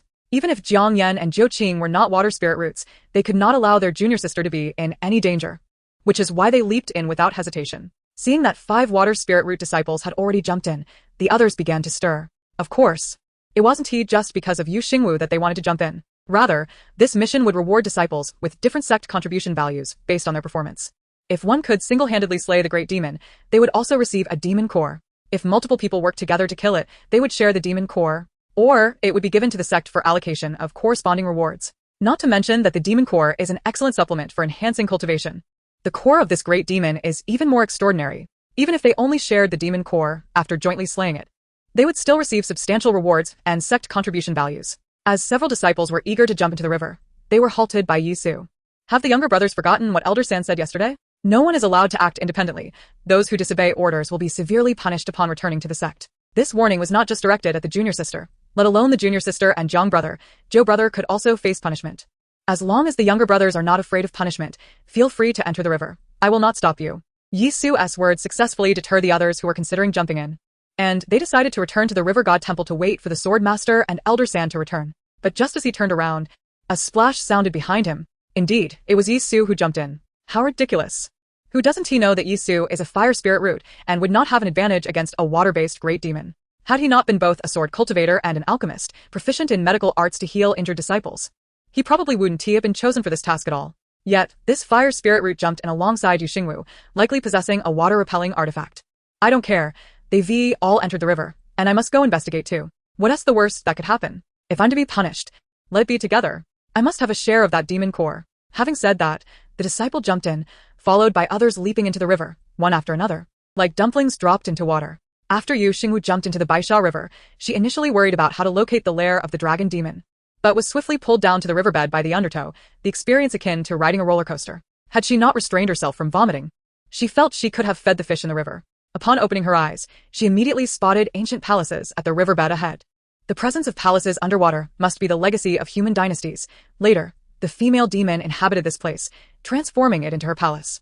In the original text, this female demon was actually a dragon demon. When fishermen encountered thunderstorms while sailing, they saw a dragon emerge amidst the flashes of lightning, which was actually this dragon demon undergoing a tribulation. In the mortal realm, there are also tales of dragons arising from serpents after enduring tribulations. Hence the common folk revered the serpent as the dragon god. After the last tribulation, this serpent had not left the Baisha River, indicating it had yet to transform into a dragon. Despite not having transformed, its power remained formidable. At this moment, Xingwu also discovered a troubling issue. The palaces before her were encased in a transparent water-repelling barrier, as if covered by a bowl. At this moment, she found herself within the barrier that resembled being under a bowl. So, what was the use of the 500 points spent on a water-repelling pearl? Can she return it without reason within 7 days? Chapter 57. Deception exposed. While Xingwu was frantically complaining, two fierce-looking demon cultivators with a strong demonic aura discovered her presence. Demon cultivators cultivate by absorbing the spiritual energy of heaven and earth. And another method involves absorbing human essence to enhance their cultivation, with the quickest way to elevate their power being the consumption of a cultivator's golden core. Just as cultivators absorb demon cores to enhance their cultivation, a cultivator's golden core is the essence of their spiritual energy. The two demon cultivators had already taken human form, and in the demon race, those with noble and pure bloodlines are born able to transform into human form. Not all demon cultivators are evil. They can also achieve results through cultivation and attain immortality. Therefore, even disciples with half-demon bloodlines are not rejected by the celestial sect, but those demons who harm mortals must be punished. Xingwu was currently grateful that she had just broken through to the golden core stage, as demon cultivators favor the golden cores of those at the golden core stage. She was also fortunate to be a wicked supporting character who could not overshadow the protagonist, thus concealing her cultivation level with a magical artifact. Even though the two demon cultivators recognized her as a practitioner, they would merely perceive her as an ineffectual novice. This illustrates the wisdom of maintaining a low profile. Otherwise, these two demons might have already contemplated whether to eliminate her to absorb her cultivation. Of course, she was not concerned about them attempting to take advantage of her in a more sinister manner, for at present, she was undeniably unattractive. Although devoid of the traditional matchmaker's mole, her appearance was still enough to make herself feel nauseated, let alone the demons who were not so indiscriminate in their tastes. As expected, the two demons scrutinized Xingwu from head to toe, emitting a collective retch before bellowing with disdain. Where did this ugly creature come from? Show your true form at once. Xingwu retorted, I shall reveal myself to your esteemed selves, but you appear to be a shrimp demon, don't you? After all, how could one be so blind? They accused others of being demons. Who is truly the demon here? Oh my. What a blind young master we have here. Do you not recognize that I am the town's matchmaker? No, a diviner. Do you comprehend what a diviner is? Each new moon and full moon, I carefully select offerings of women and infant girls to present to the river god. We are all family, after all. The two demons exchanged glances, their eyes reflecting skepticism. A diviner? Yet you reek of the scent of a practitioner. Yu Xingwu smirked internally, but maintained her facade, saying, "Your noses are sharper than the village houndess. To be honest, the esteemed diviner, once received guidance from celestial masters and cultivated for several years, but I am still merely at the qi refinement stage. Hence, I returned to the town to play the role of a diviner. However, after presenting offerings to the river god, those ungrateful villagers threw me aside.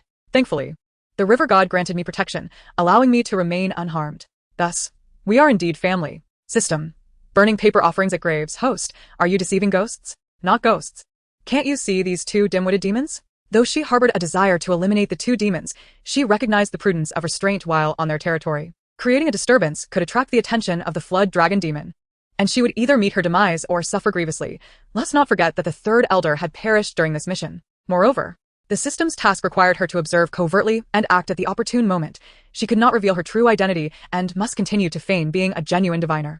Initially, she could have spent 300 points to stealthily evade detection, but she was reluctant to part with those points. After all, 300 points equated to 30,000 premium spirit stones. More importantly, during her journey to Wucha town, Xingwu had not provided her with any assistance in accumulating points, making it imperative for her to conserve them. The two demons exchanged glances once more, and the elder brother remarked, "It seems she might be telling the truth. Such an unattractive individual does not resemble those lofty celestial cultivators, nor does she fit the description of an offering. Besides, today's offerings included not only women, but also a remarkably handsome young man, whom our king is rumored to be quite fond of. If she is indeed a diviner, then based on today's offerings, she has already accomplished something to please the king." Upon hearing the demon's conversation, Yu Xingwu's first reaction was that the female demon had taken a liking to Xingwu. Surely, he had not forgotten to consume the necessary elixirs. Subsequently, she overheard the demon referred to as the elder brother propose. "In that case, let us spare her life and return her to the town." Yu Xingwu's heart sank at this development. She had just endured a tumultuous journey akin to a roller coaster ride, and now they intended to send her away. Would she not suffer once more? "No, please. I have just arrived, and have yet to even catch a glimpse of the river god. At the very least, allow me to behold his grandeur from afar." The demons regarded Yu Xingwu with disdain. "The river god is not someone you can simply wish to see. Hurry and leave. Your hideous appearance is quite unappetizing." Yu Xingwu, with her hand discreetly raised in a gesture of defiance beneath her sleeve, smiled cheerily. "Oh, dear sirs, do not speak so. Just think, wouldn't he the river god be pleased with today as handsome young offering? Trust me, I can procure many more such young gentlemen. I merely wish to pay my respects to the river god. If you grant me this one opportunity to see him, I shall ensure to bring forth more offerings that would surely delight him, and I am confident he would bestow rewards upon you." Upon hearing the word rewards, the two demons hesitated. The river god was known for his lavish generosity when it came to bestowing gifts. They had always dreamed of receiving such rewards. This diviner, though unattractive and lacking in strength, posed no threat to their lord. These foolish mortals revered the river god, and if she were allowed to gaze upon him, they would undoubtedly become even more devoted, bringing forth better offerings to please him. "Seeing as you are so fervently devoted to the river god, we shall permit you to catch a glimpse of him from a distance. However, you must behave yourself, otherwise I shall turn you into mincemeat." Yu Xingwu wished to deliver a swift slap to the two demons but could only nod in agreement, cheerfully assuring them, "Of course, I am merely a half-hearted practitioner who has yet to refine my qi. If the river god himself, or even you two, were to sneeze, I would be done for. I would never dare to act otherwise." The two demons had never encountered someone so adept at acting, and at that moment, they perceived the diviner as incredibly meek. They could squish her like an ant and, feeling secure, decided to escort Yu Xingwu to their demonic king's palace, allowing her a distant view before returning her to the town. As they followed the two demons towards the grand hall, an unexpected commotion erupted behind them. The demons quickly turned around to see three young men, each exuding the unmistakable aura of practitioners. Yu Xingwu's eyes widened in astonishment, her voice caught in her throat. "What is happening? Can someone explain? Why are Jiang Yan and Jiu Qing here? And Yi Suo? He possesses a fire spiritual root. Why has he come down as well?" System. The second male lead might be here to rescue the female lead? Is he truly going to play the role of a mere backup, while the male lead saves the female lead? Can't I just remain the unfortunate backup in peace? Yesua replied, "All right." What is going on? Everything has been exposed. Chapter 58. Complaints. As Yu Xingwu frantically ranted, Jiang Yan, Jiu Qing, and Yi Suo scrutinized her closely. Upon confirming her safety, they collectively exhaled a sigh of relief. Their little junior sister was delicate and incapable of self-sufficiency. What if something had happened to her? Thankfully, seeing her unharmed eased their worries. However, upon spotting the two demons, a murderous intent ignited within Yi Suo and the others. How dare these wretched demons attempt to abduct their little junior sister? They were asking for death. Though the two demons were not particularly astute, they were not entirely dim-witted either. Upon noticing the arrival of more practitioners, they quickly connected the three young men with Xingwu. So you dare to deceive us. You are no mere diviner. You are in league with them. Xingwu, still hoping to pull off another deception, thought to herself that if a fight broke out and attracted the attention of the female demon, what would become of her task? Wait. Please, don't be hasty. They're also offerings I have selected. Yes, offerings. Gifts for the river god. Look at their appearances, their physiques, their long legs. Each possesses their own merits. Though they are practitioners, they have willingly come to serve the river god. If you do not believe me, you may inquire with them. Jiang Yan, Zhou Qing, and Yi Suo remained silent, bewildered by the notion that they had come to serve that demon instead of searching for their junior sister. It was evident that these two demons were threatening her, leading her to speak such nonsense. Do not fear, little junior sister. I shall take care of them. As the words fell, a flash of cold light pierced the air, and both Jiang Yan and Zhou Qing had drawn their formidable swords from their backs in unison. However, the swiftest among them was undoubtedly Yi Su. Known for his dual mastery of alchemy and swordsmanship, Yi Su is adept not only at concocting pills but also at crafting poisonous elixirs. The true advantage of one who practices both disciplines lies in their ability to combine sword techniques with the use of alchemical creations, rendering their opponents perpetually unaware of the lethal toxins concealed within their sleeves. In combat, Yi Su harbored a peculiar habit.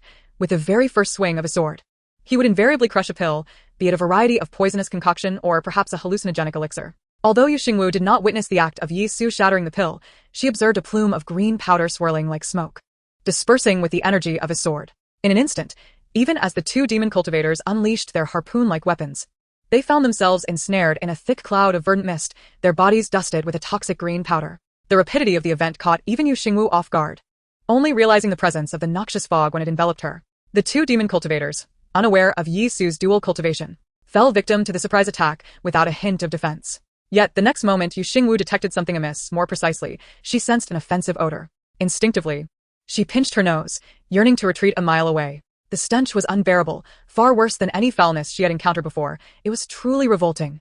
She felt nauseous. Was this the symptom of being poisoned by the toxic dust? In the meantime, Yi Su had stepped aside after executing his strike, and even Jiang Yan and Zhou Qing, who were poised to strike at the demon cultivators, halted their actions, overwhelmed by the foul scent. Good heavens, you reek!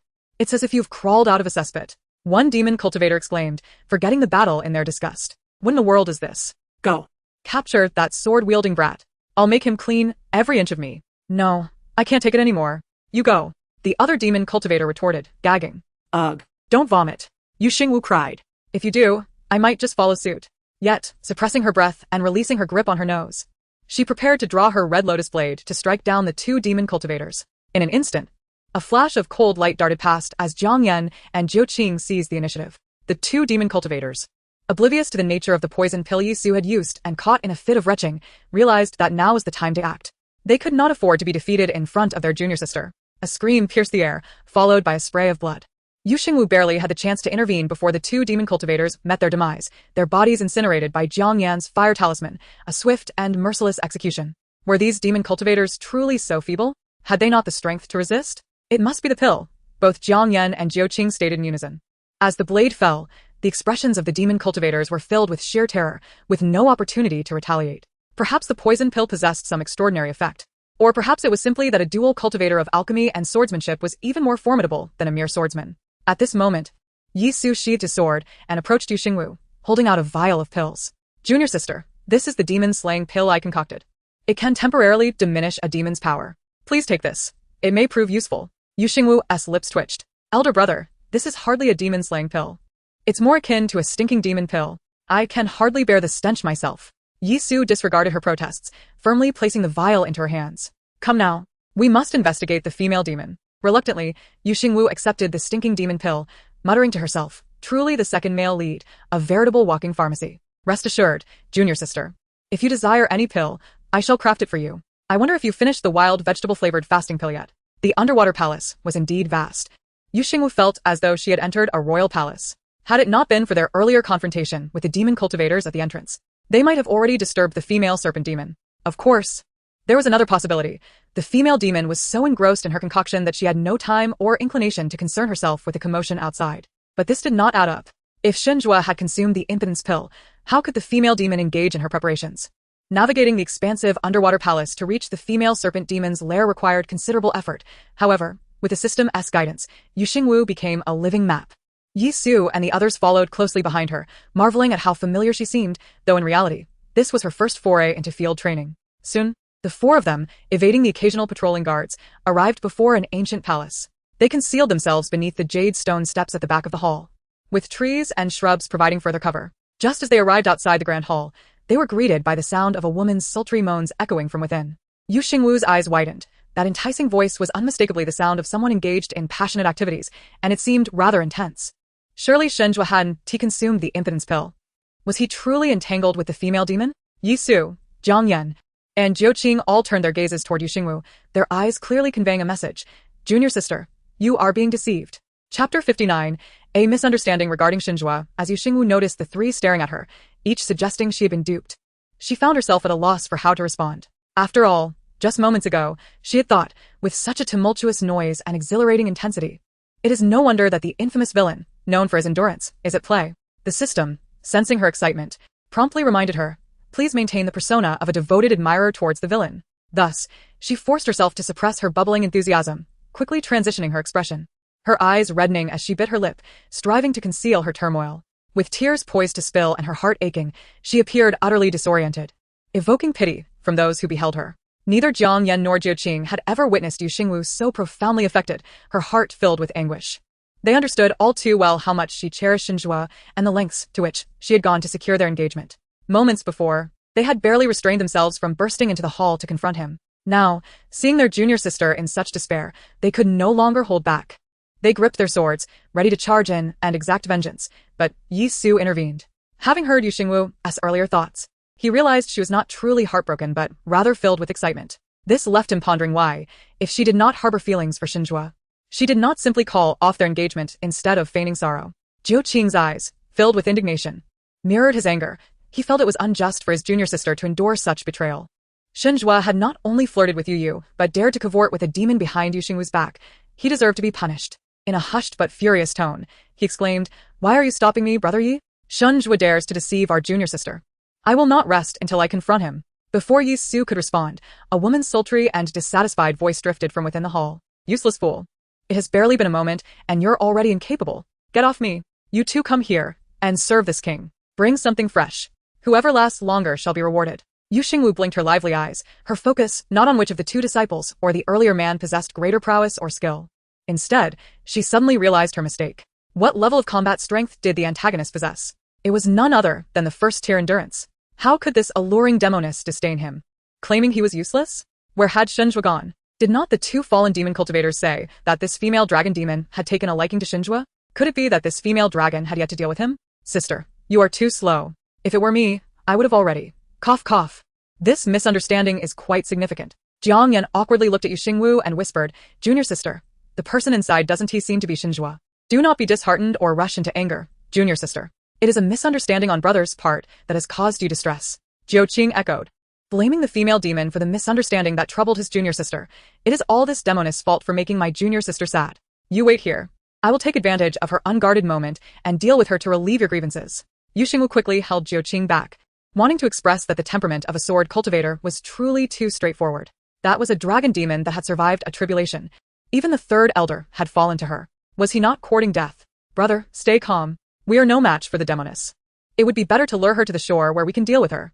Even if it is courting death, let us not do so on her territory." After speaking, fearing she could not dissuade her impetuous brothers, she hurriedly said to Yisua, "Second brother, please bind me and persuade fourth brother and ninth brother. Let us wait, shall we?" After Yu Yuefu was thrown down, she must have been captured by this demoness. The master will surely come to rescue her. Once the master arrives, it would not be too late for us to act. Please, let us follow the plot. We should observe from the shadows and wait for the protagonist group to arrive before seizing the opportunity. If you act recklessly, what will happen to my mission? I need to be captured by the dragon demon while the protagonist group battles her. If I get caught now, with neither the male nor female lead here, what will I do if the system declares my task a failure? Yi Suo sighed inwardly, feeling increasingly pained for Yu Xingwu.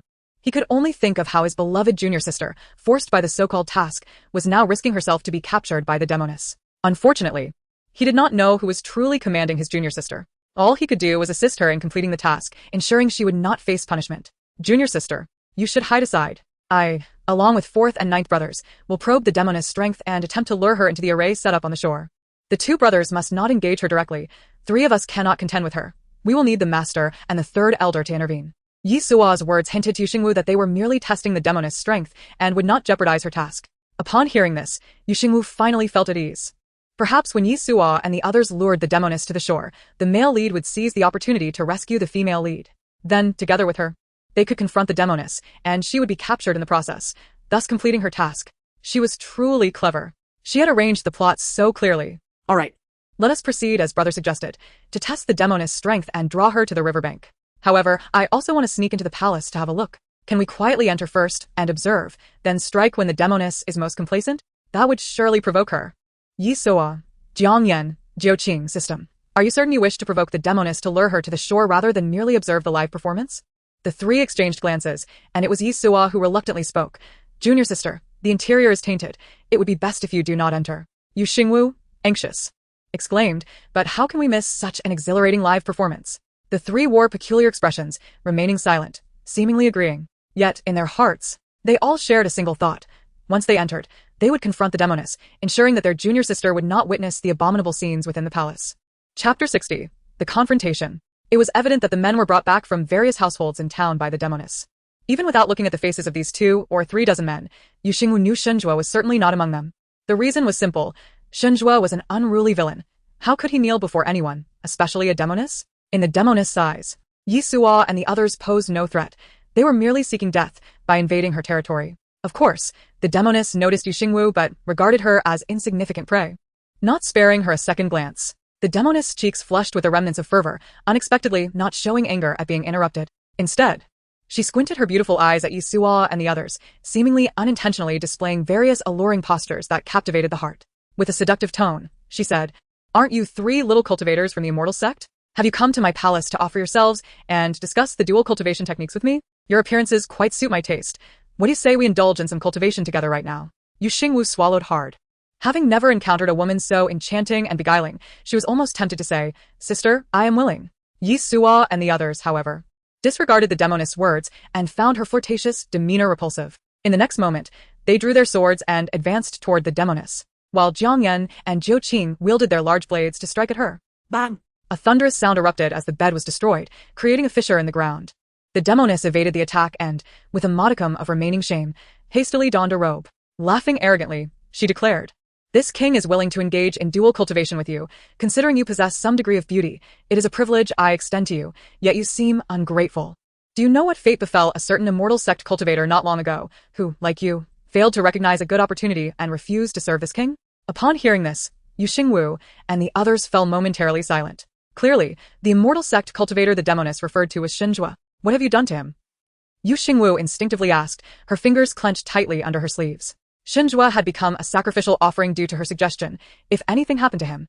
And as long as he remained alive, the blame would fall upon her, and she would be the one to suffer. The demoness shot Yu Xingwu a disdainful glance, curling her lips in contempt. What else could I do? Naturally, I can find him. But you need not worry, I did not order anyone to torture him. After all, I find his physique and face quite appealing. I merely administered a potion to him, one that would make him willingly serve me. It was the same potion. This was disastrous. The antagonist would surely skin her alive afterward. The crucial question was, how could this potion be undone? System, what should I do? I cannot accept this plot. System. Host, you are quite mistaken. Such fortunate events are not meant for a malicious female supporting character like you. Not to mention whether the antagonist can resolve the potion himself. There is a universal antidote in the shop. The host only needs 500 points to help him counteract the love poison. So, I must spend 500 points to cure him of the love poison. The points I earn are for him. Am I some great fool? He should endure. A good man ought to possess the will to resist everything.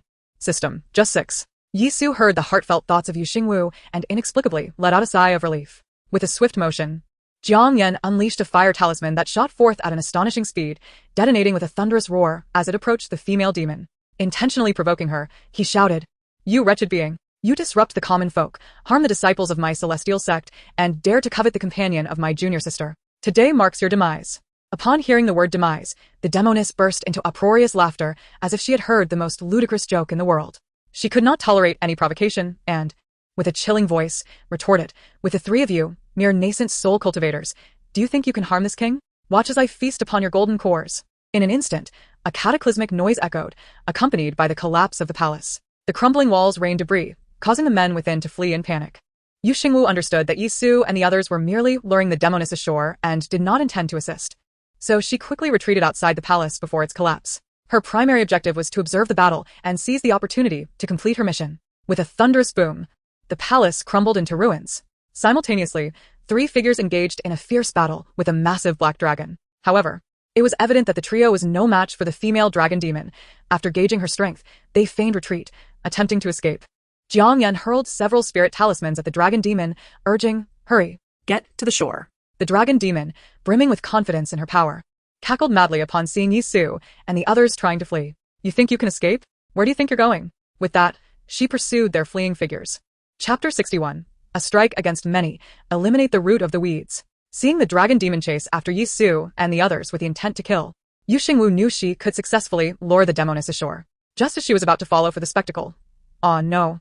To seize the opportunity, she was suddenly surrounded by a horde of demon cultivators, drawn by the commotion of the palace's collapse. Upon spotting her, the crowd of demon cultivators paused in surprise, likely not expecting that a seemingly powerless cultivator would be the one to intrude upon the demon king's palace and cause such destruction. One demon scoffed. "I thought the celestial cultivators would be formidable. Is this all they are? Look, our king is chasing those cultivators, and this powerless, ugly creature? Clearly, she's so despised that they can't even be bothered to kill her." Laughter erupted among the demons, dismissing Yu Xingwu entirely. Yu Xingwu's temper flared. She dared not confront the female demon, as she had just entered the core formation stage and was acutely aware of her own limitations. However, being ridiculed by this mob of lowly creatures was infuriating. She promptly called out, "Fire chicken." Yet, the anticipated scene of a divine artifact soaring through the air to scatter the demon cultivators did not materialize. In fact, the frost sword within her dantian remained unresponsive, as if it had activated a mode of disregard for her. The laughter from the demon cultivators grew louder, with some even clutching their bellies in mirth. "Fire chicken? When did a new breed emerge in the chicken demon clan? What a peculiar name. Why not call it crazy chicken?" "It certainly looks like it," Yu Xingwu retorted. "Crazy chicken? You resemble a greasy cooking appliance. Do you know your great-grandmother is calling for you?" And this little bald chicken, not only having a fierce temper, proved utterly unreliable at crucial moments. It was truly infuriating. Thus, she silently drew her red lotus blade. Unfazed and unafraid, she resolved that without a divine artifact, she still had her blade. A cultivator wielding a sword feared nothing. In an instant, her figure flickered, and the blade cut through the air in an arc, descending upon one of the mocking demon cultivators. "Blast it!" The demon roared, staggering back several steps as he attempted to block the descending blade. At that moment, the other demon cultivators realized they had underestimated Yu Xingwu. That strike was far beyond what a chi refinement cultivator should possess. Fuming, they shouted, "Brothers, attack! Kill her." And then tear her apart." Yu Xingwu scoffed, remaining silent as she engaged in battle, wielding her great blade against the horde of demons. The system, having been enraged by the ridicule Yu Xingwu faced, momentarily set aside its task. It cheered, "Host, strike hard. Cut them down." One slice for each, swiftly. The battle raged on. The sounds of clashing blades and cries of combat enveloped the palace at the riverbed, yet Yu Xingwu tuned out all noise, her focus solely on the blade in her hand. Although the esteemed Yun Ci had imparted the sword cultivation techniques to her, he had not yet taught her the blade techniques, as she had spent 3 years in the sword tomb and then hastily arrived at Wuchao town. Had she mastered the blade techniques, she would not have considered using the frost sword earlier. As for why she did not employ the moonlight sword, the answer was simple. She believed the red lotus blade, originating from a secret realm, was more formidable. Without having practiced blade techniques, she wielded the sword, demonstrating the flow of techniques taught by the venerable ancestor Yun Lan. The ancestor had mentioned that there were commonalities between sword and blade techniques. Thus it was not surprising that she could employ sword maneuvers while wielding a blade. Damn it! This ugly woman's blade techniques are quite sinister. She's rather difficult to deal with. One demon, observing his companion being felled, some even having their demon cores destroyed, finally felt a sense of grave urgency. And they all regarded Yu Xingwu with newfound vigilance. Although they were early-stage demon cultivators, they should have been more than capable of handling a mere chi refinement cultivator. Yet a single one of them could not subdue her. It was utterly infuriating. Damn it, brothers, let us all charge at once. We'll see whether this wretched woman can withstand our numbers. With that, the horde of demon cultivators lunged at Yu Xingwu once more. During this brief skirmish, she began to discern certain principles. Indeed, there were commonalities between sword and blade techniques, while executing sword maneuvers with a blade may feel somewhat awkward. Slight modifications to the sword moves in accordance with the blade's momentum yielded surprisingly effective results. Upon realizing this, Yu Xingwu's blade movements became increasingly fluid. As the demon cultivators charged at her, she unleashed a series of interconnected strikes, weaving an impenetrable offensive. With a resounding crack, the earth trembled beneath the weight of her blade, shattering the ground with every strike. The demon cultivators, faced with such a powerful and densely packed onslaught, found themselves unable to launch their own attacks and could only struggle to defend. With a flash of her blade, accompanied by a spray of crimson, the red lotus blade cleaved through the arm of a demon cultivator. He staggered and fell to the ground, emitting a piercing scream. After nearly half an hour of combat, Xingwu had wielded the red lotus blade to its fullest potential, while the once arrogant demon cultivators had fallen into disarray. Among them, some, in a desperate attempt to drag Xingwu down with them, even resorted to sacrificing their demon cores in a final act to unleash their life force. Fortunately, Xingwu reacted swiftly. Although she was caught in the explosion's aftermath, she suffered only minor injuries, her clothing torn but her spirit unbroken. Fortuitously, these demon cultivators had only recently attained human form, and their demon cores were merely at the initial stage of development. Otherwise, the catastrophic force of a demon core explosion would have rendered her severely injured, if not worse. It was precisely because their demon cores were still in their infancy that Yisu and her companions refrained from extracting the cores of the two demon cultivators they had slain at the outset. This is akin to the situation where a core formation stage cultivator possesses a core that is insufficient to attract demon cultivators, while the golden core of a golden core stage cultivator is perceived as a significant treasure by demons. Bang, bang, bang. The sound of blades clashing filled the air, sending debris flying and mingling with the anguished wails that echoed around them. The demon cultivators were clearly at a disadvantage. To be precise, they had never possessed any real power. As the leader of the demon cultivators realized their imminent defeat, he hastily shouted, "We yield! We yield! If you wish to depart, we shall let you go." Xingwu rolled her eyes and scoffed. She was no saint. Had she been incapable of contending with these demon cultivators, she would have surely been torn to shreds long ago. Why would they show her mercy? In an instant, the blade glimmered as it sliced through the demon cultivator's body, obliterating the demon core with a swift and decisive motion. She was well aware that leaving any potential threat behind could lead to future repercussions, especially from demons who sought her life. After all, she was the quintessential villainous, and she was determined to embody that role. Chapter 62. Where is the male lead? Save the people. After dispatching the group of demon cultivators, Xingwu employed several cleansing spells upon herself. As the bloodstains washed away, so too did the guise of a matchmaker, revealing her true visage. One could not deny that following this fierce battle, she felt an exhilarating sense of invigoration coursing through her entire being. However, the system suddenly shrieked, "Oh no, the task. How could I have forgotten the task? Ah, host, quickly return to shore. You must complete the task." Xingwu froze at the realization. Prior to confronting the demon cultivators, she was meant to accompany the female sea serpent demon to the shore, waiting for the right moment to act before being captured. How could she have forgotten amidst the chaos of battle? A hint of panic surged within her. Failure to complete the task would result in dire consequences, and she certainly did not wish to face such a fate. Furthermore, having spent 498 points on a water avoidance pearl, it would be a travesty if she were to acquire the pearl only to fail the task. Just as she prepared to flee, she heard a commotion behind her, accompanied by urgent calls, "Immortal's master, please wait." Xingwu halted her steps, turning to see the men who had been present in the female sea serpent demon's palace rushing towards her. Beneath their sheer garments, their shoulders, chests, sculpted abs, and long legs were all on full display, each one a rare specimen of male beauty. It was evident that the female sea serpent demon had an eye for aesthetics. Surrounded by these striking figures, Xingwu suddenly began to understand the pleasure of the female demon. However, she resolutely dismissed any inappropriate thoughts. She was merely an admirer of beauty, focused solely on appreciating their physical allure. Simultaneously, the men were scrutinizing Xingwu. Previously, they had assumed she was a newly appointed sorceress or matchmaker, but after witnessing her annihilate a group of demon cultivators, they concluded that she must belong to the celestial sect. Upon revealing her true appearance, they were left awestruck by her unparalleled beauty. While the town boasted many attractive women, none could compare to the celestial maiden before them. Even the enchanting female demon paled in comparison. Yet, they all understood that a celestial maiden was not someone they could covet. At that moment, Xingwu surmised that these men sought her assistance in escaping this perilous situation after witnessing her vanquish the demon cultivators. It was not that she had forgotten the captured townsfolk or the sacrificial women and infants, but rather, she was the villainous. In the original narrative, it was the protagonists who rescued the people and vanquished the female sea serpent demon. Was it reasonable for a villainess to save the captured townsfolk? Absolutely not. However, a pressing question arose. After battling the demon cultivators for so long, where was the male lead? If he had arrived, with his strength, surely, he would have sensed the commotion. If he had already rescued the female lead, how could the captured men still be here? Therefore, the male lead had not come to save Yuefu, had he? The system, having just been in a state of panic, began to realize the discrepancy. The male lead had not come to rescue the female lead. He was indifferent to her plight. In the original narrative, after the female demon surfaced, the third elder and the disciples dealt with her, while the male lead recklessly jumped into the white sand river to rescue the female lead. After saving her and the townsfolk, he confronted the female demon, who fled just as she was about to perish, abducting the troublesome false heiress. Now. With the male lead absent, the narrative was falling apart. Setting aside the loss of romantic tension, how could the female lead remain trapped at the bottom of the river without any opportunity to shine? What to do? Could this plot be salvaged?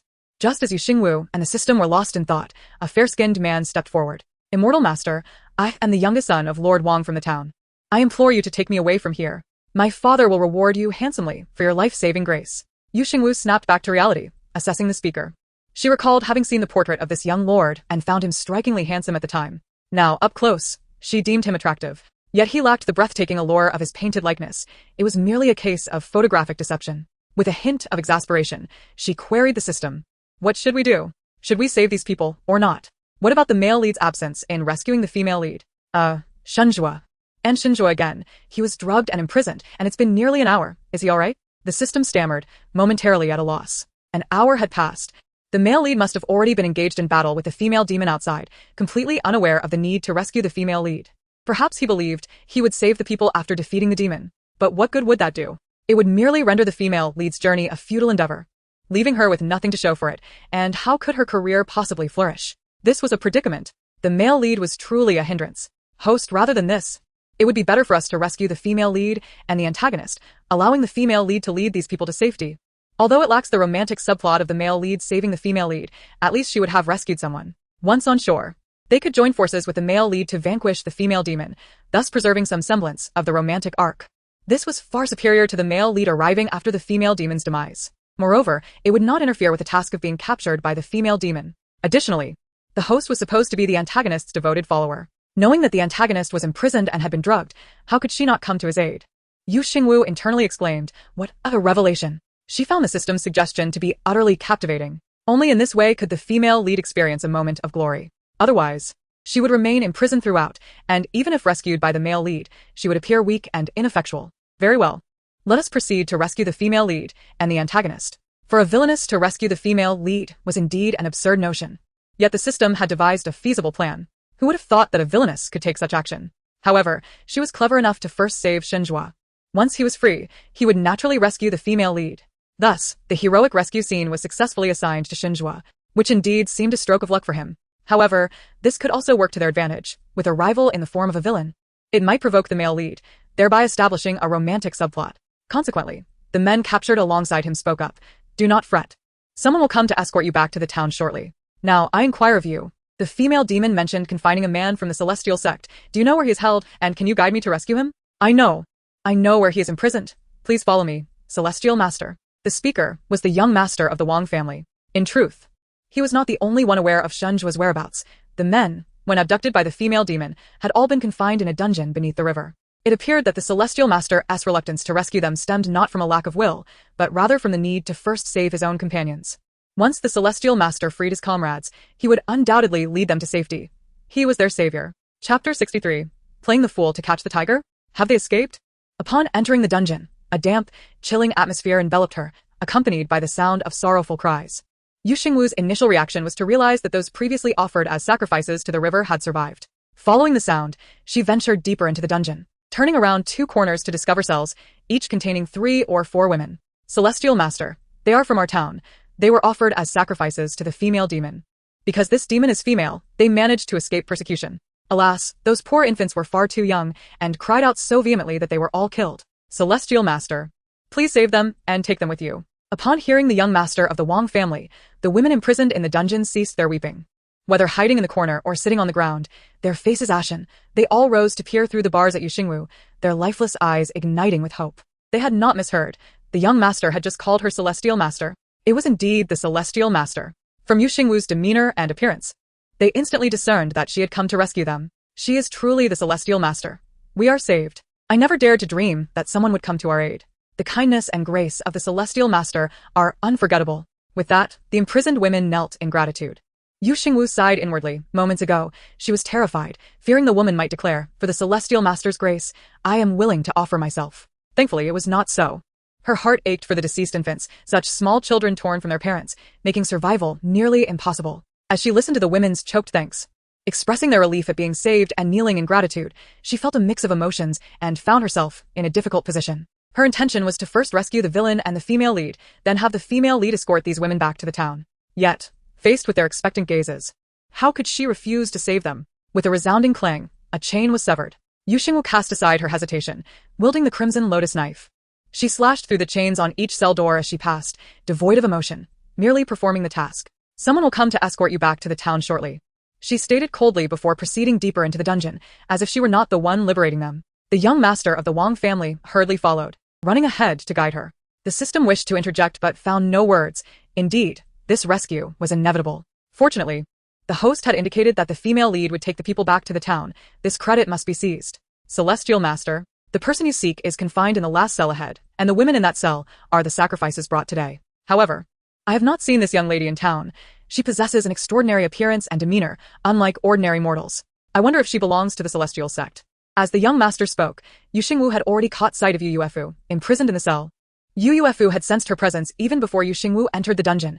Cultivators possess keen hearing, and upon hearing the words Celestial Master, she was filled with joy, believing that Feng Chun had come to rescue her. However, before she could envision the heroic rescue, she heard Xingwu's voice, which filled her with an ominous premonition. Yu had been waiting eagerly for Feng Chen, but it dawned on her that he was unlikely to come. With the captured men and women being rescued, what reason would Feng Chen have to appear? In her previous life, it was Feng Chen who had come to liberate the townsfolk from the dungeon. But now it was Xingwu. This could only mean that Feng Chen was preoccupied dealing with the female demon and had no intention of rescuing her. Xingwu was no fool. Since Feng Chen had not come, what purpose did her continued confinement serve? Was she to wait for the female demon's demise before she could escape?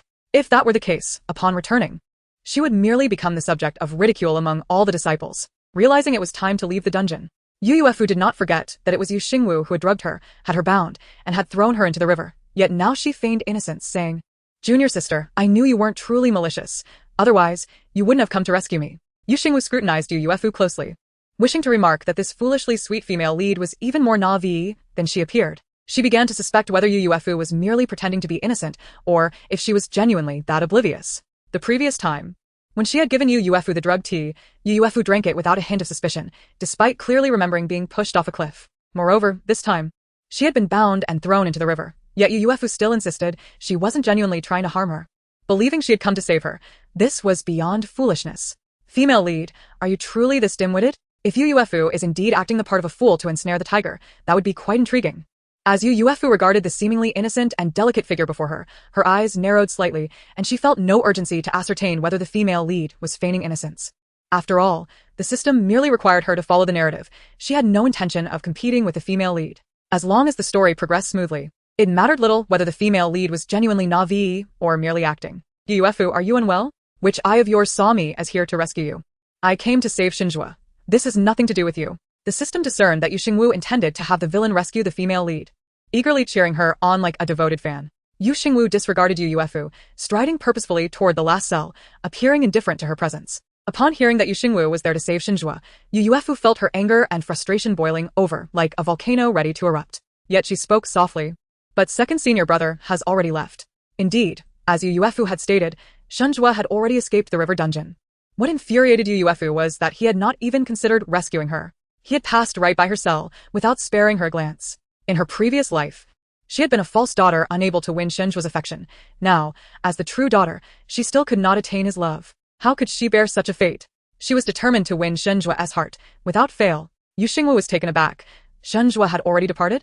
She hastened her steps toward the final cell. As anticipated, the prison cell was utterly devoid of life, with not even a single shadow present. All that remained were broken iron chains and the dried blood upon the floor. Suddenly, a vivid image flashed through Xingwu's mind. Xingwu had summoned the withered sword to sever the chains binding him, and then had inflicted a wound upon himself in a desperate attempt to alleviate the effects of the love potion coursing through his veins. Xingwu is quite capable, truly deserving of his villainous title. Now, I need not purchase an antidote, saving a generous 500 points system. Merely bleeding may provide some relief. But do you truly believe that a little bloodletting will counteract the love potion? You are unlikely to save those 500 points, host. In that case, let him bleed more. We shall embark on our mission. System, I implore you, host, please act like a human being. Chapter 64, Stealth. Insufficient personnel for the formation? Xingwu exited the cell that had contained Xingwu, her spirits soaring. Yet, a dilemma arose. She had initially intended to assist Xingwu, allowing him the opportunity to rescue her as a gallant hero. However, Xingwu had proven unreliable and had escaped. But why did he flee without rescuing the female protagonist? Suddenly, a spark of realization struck her. Xingwu must have been affected by the love potion. He likely feared that he would lose control while attempting to save the female protagonist, thus refraining from intervening. It was surprising to discover that Xingwu possessed such gentlemanly restraint. Yet, with Xingwu gone from the dungeon, who would rescue the female lead? System, host. It seems that you are the only one capable of saving the female protagonist now. Xingwu, you are not concerned that the wicked supporting character might ruin her image by saving the female lead? With a resounding clang, the sound of chains being severed echoed through the air. Xingwu recognized immediately that the sound emanated from the cell where Yuefu was held. System, host. The female protagonist has broken free from her cell. The spell binding her has been dispelled. You need not concern yourself with her rescue. In truth, Yuefu had been able to break the binding spell long ago. She had merely been waiting for Fengchen to come to her aid. Now that she realized Fengchen would not arrive, she could only shed her pretense of innocence and goodness before Xingwu, who had failed to rescue her, and thus freed herself from the binding spell. Yuefu, it seems you are rather capable after all. You managed to escape on your own. Now that you are free, the townsfolk are in your hands. I must seek out Xingwu. The system lamented, noting how well the host maintained her villainous persona. Listening to her tone, it was evident she embodied the essence of a wicked woman. Master, are you leaving?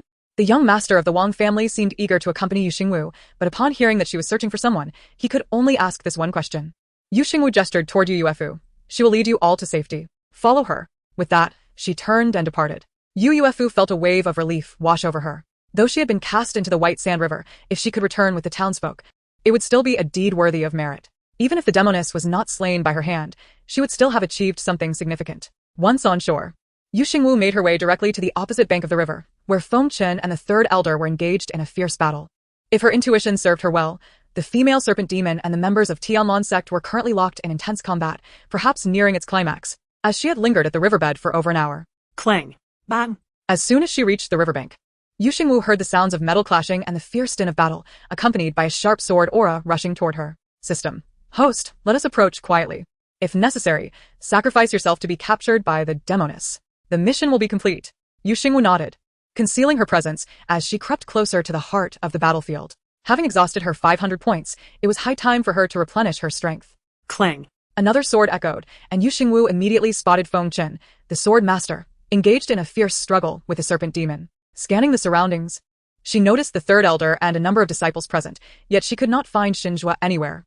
But since Xingwu had already escaped the dungeon and reached the shore, where could he possibly have gone? Yisu, being an alchemist, should have sought out Yisu for assistance in dispelling the love potion, right? Ugh, when she mentioned Yisu aiding him, she certainly did not mean in that manner. She meant concocting an antidote. At that moment, the system interjected. Host, your concealment is insufficient. The sword master and the third elder possess profound strength and will surely detect your presence. I recommend that you immediately purchase a stealth status. Otherwise, what will you do if you are exposed and intercepted? Xingwu, dog system.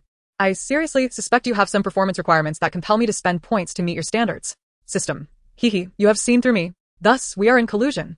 No, we are like two peas in a pod. Xingwu rolled her eyes. Silence. If you cannot articulate properly, do not speak. System. Feeling rejected. Very well. I shall purchase the stealth status. I will remain hidden and use my sword to stab the serpent demon. This way, I will neither be intercepted nor appear foolish, thereby highlighting the female protagonist's cleverness. System. My esteemed host is truly magnificent. Stealth status successfully purchased. Host is now in stealth mode, undetectable by anyone. Deducting 300 points. Current points, 6,564. Upon entering stealth mode, Xingwu felt as if she had embarked on a leisurely excursion. She boldly approached the combat zone and began critiquing the situation. TSK, TSK, TSK. The formation set by the male lead and the third elder appears to be rather lacking. It has only been a little over an hour, and the formation has already been severely compromised by the serpent demon. No wonder the demoness has not been swiftly slain and has managed to escape. Fengchen, disciple. I am a sword cultivator. The formation was laid out by the third elder. My role was merely to provide support from the sidelines. Upon hearing this, he momentarily lost focus, giving the demoness an opportunity to strike. Boom. A towering wave of demonic power surged forth, carrying with it a ferocious intent, obliterating everything in its path. Surrounding trees were uprooted, and many disciples were violently thrown back, spitting blood in the process. Xingwu's first instinct was to evade, but she soon discovered that in stealth mode, even the formidable wave was rendered harmless. She remained entirely unscathed. Oh dear, male lead, are you up to the task? This is a battle. How could you lose focus just now? You are the foremost sword master of the celestial realm. If you cannot even contend with a single demon, what face will you have left? Perhaps it is possible that the male lead also wishes to rescue the female protagonist, but is simply too engrossed in the battle to break free. TSK. You deserve to be in such a predicament. Feng Chen, the sword master. Disciple, you will ultimately drive me to my end. Were it not for your incessant prattling, I would not have lost my concentration. As for pursuing a romantic interest, sword master. Quickly set up the sword formation. We must eradicate this serpent demon today. The third elder exclaimed as he brandished his whisk, joining the fray to buy Feng Chen time to establish the formation. Though Xingwu did not partake in the battle, she was well aware that this serpent demon was exceedingly formidable. Its strength had already surpassed the spirit transformation stage, reaching the tribulation stage. Should it successfully undergo 3 tribulations, this serpent demon could attain peak success in the Great Ascension stage. At that moment, Feng Chen, the sword master, soared into the air. His gaze directed at the serpent demon, seemingly imbued with icy blades. Sword cultivators, assist me in laying out the 10 directions demon-slaying sword formation. As the name suggests, the 10 directions demon-slaying sword formation required 10 individuals to position themselves at 10 points, each comprising a sword cultivator to form the array. One could only say that sword cultivators were indeed skilled at vanquishing demons and evil. However, complications arose. In the wake of the serpent demon's powerful assault, numerous disciples had already sustained injuries. Among the sword cultivators present, only 8 remained to assist Feng Chen in establishing the formation. The female dragon demon felt a twinge of fear upon hearing the formation of the 10 directions evil-slaying sword array. However, upon realizing that the array could not be set up, she immediately burst into mocking laughter. Oh, dear, what a pity. Your disciples are utterly useless. They cannot assist you in arranging this pathetic sword array. Ha ha ha. Chapter 65, Moral Coerción? As if a deity had descended upon hearing the dragon demon's brazen remarks. Xingwu couldn't help but scoff internally, her temper flaring instantly. She longed to escape her stealth state and assist Feng Chen in arranging the 10 directions evil-slaying sword array. Yet even if she joined, they would still lack one person. The crux of the matter was that she had a task to complete. It was not yet the time for her to be captured by the dragon demon. Feng Chen, the sword master, could only hear Xingwu's thoughts but could not find her presence. He felt anger towards his rebellious disciple, who was still preoccupied with her task at such a critical moment. She was of no use to him. Just as a severely injured sword cultivator was attempting to rise and set up the sword array, a gentle, soft voice floated through the air. I will assist my master in arranging the sword array. As the words fell, a striking figure gracefully approached. The onlookers were surprised to see it was Yuefu, especially since she had recently been bound and thrown into the river by Xingwu.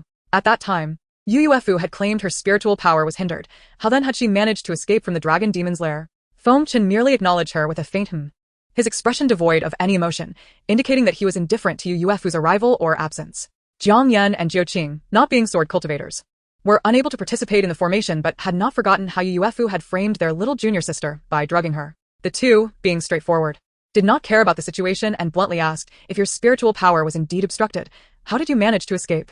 What of our little junior sister? Where is she? Previously, they had focused solely on luring the demoness ashore and dealing with her, failing to search for the whereabouts of their little junior sister.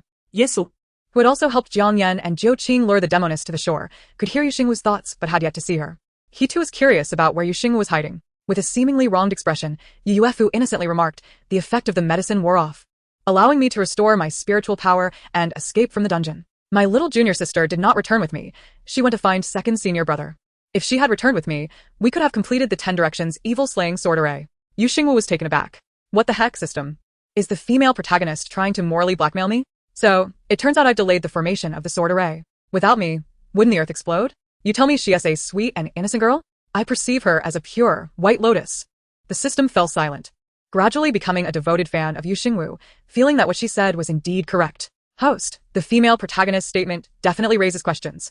I sense she is trying to shift the blame onto you. Is it possible that she is not merely a naive girl, but rather a true white lotus? But it matters not. As long as she does not hinder our plot, we shall disregard whether she is a white lotus or a black-hearted one. You are right. I do not care what she is. Anyone who dares obstruct my path in the narrative will certainly experience the harshness of society. System, what should we do now? We only need one more person to complete the sword array. Once the array is set, the dragon demon will be injured and forced to flee. You will have the perfect opportunity to be captured. Xingwu felt anxious, as they were merely a step away from completing this troublesome task, after which she could return home and rest. How could she wait any longer? Dog system, cancel my stealth status. I am ready to strike. System, are you kidding? Just after entering stealth, you want to cancel it? That's 300 points wasted. Do you live in a seaside mansion? Seeing the system's bewildered expression, Xingwu disdainfully explained. Consider this. The demoness just mocked our inability to arrange the sword array. If I were to appear at this moment and assist Feng Chen in completing the array, how much would she resent me? If she harbors resentment towards me, Wouldn't she want to kill me to vent her frustration? In that case, even if I do not charge forward and get captured, she will likely abduct me out of a desire to kill. What is this called? It's called double assurance, understand? Mother no longer needs to worry about me not being captured by the demoness. Feng Chen, rebellious disciple, have you ever considered that your master might worry about you? Yisu, I feel for our little junior sister. We must shower her with more affection in the future. System. Damn, the host makes a compelling argument.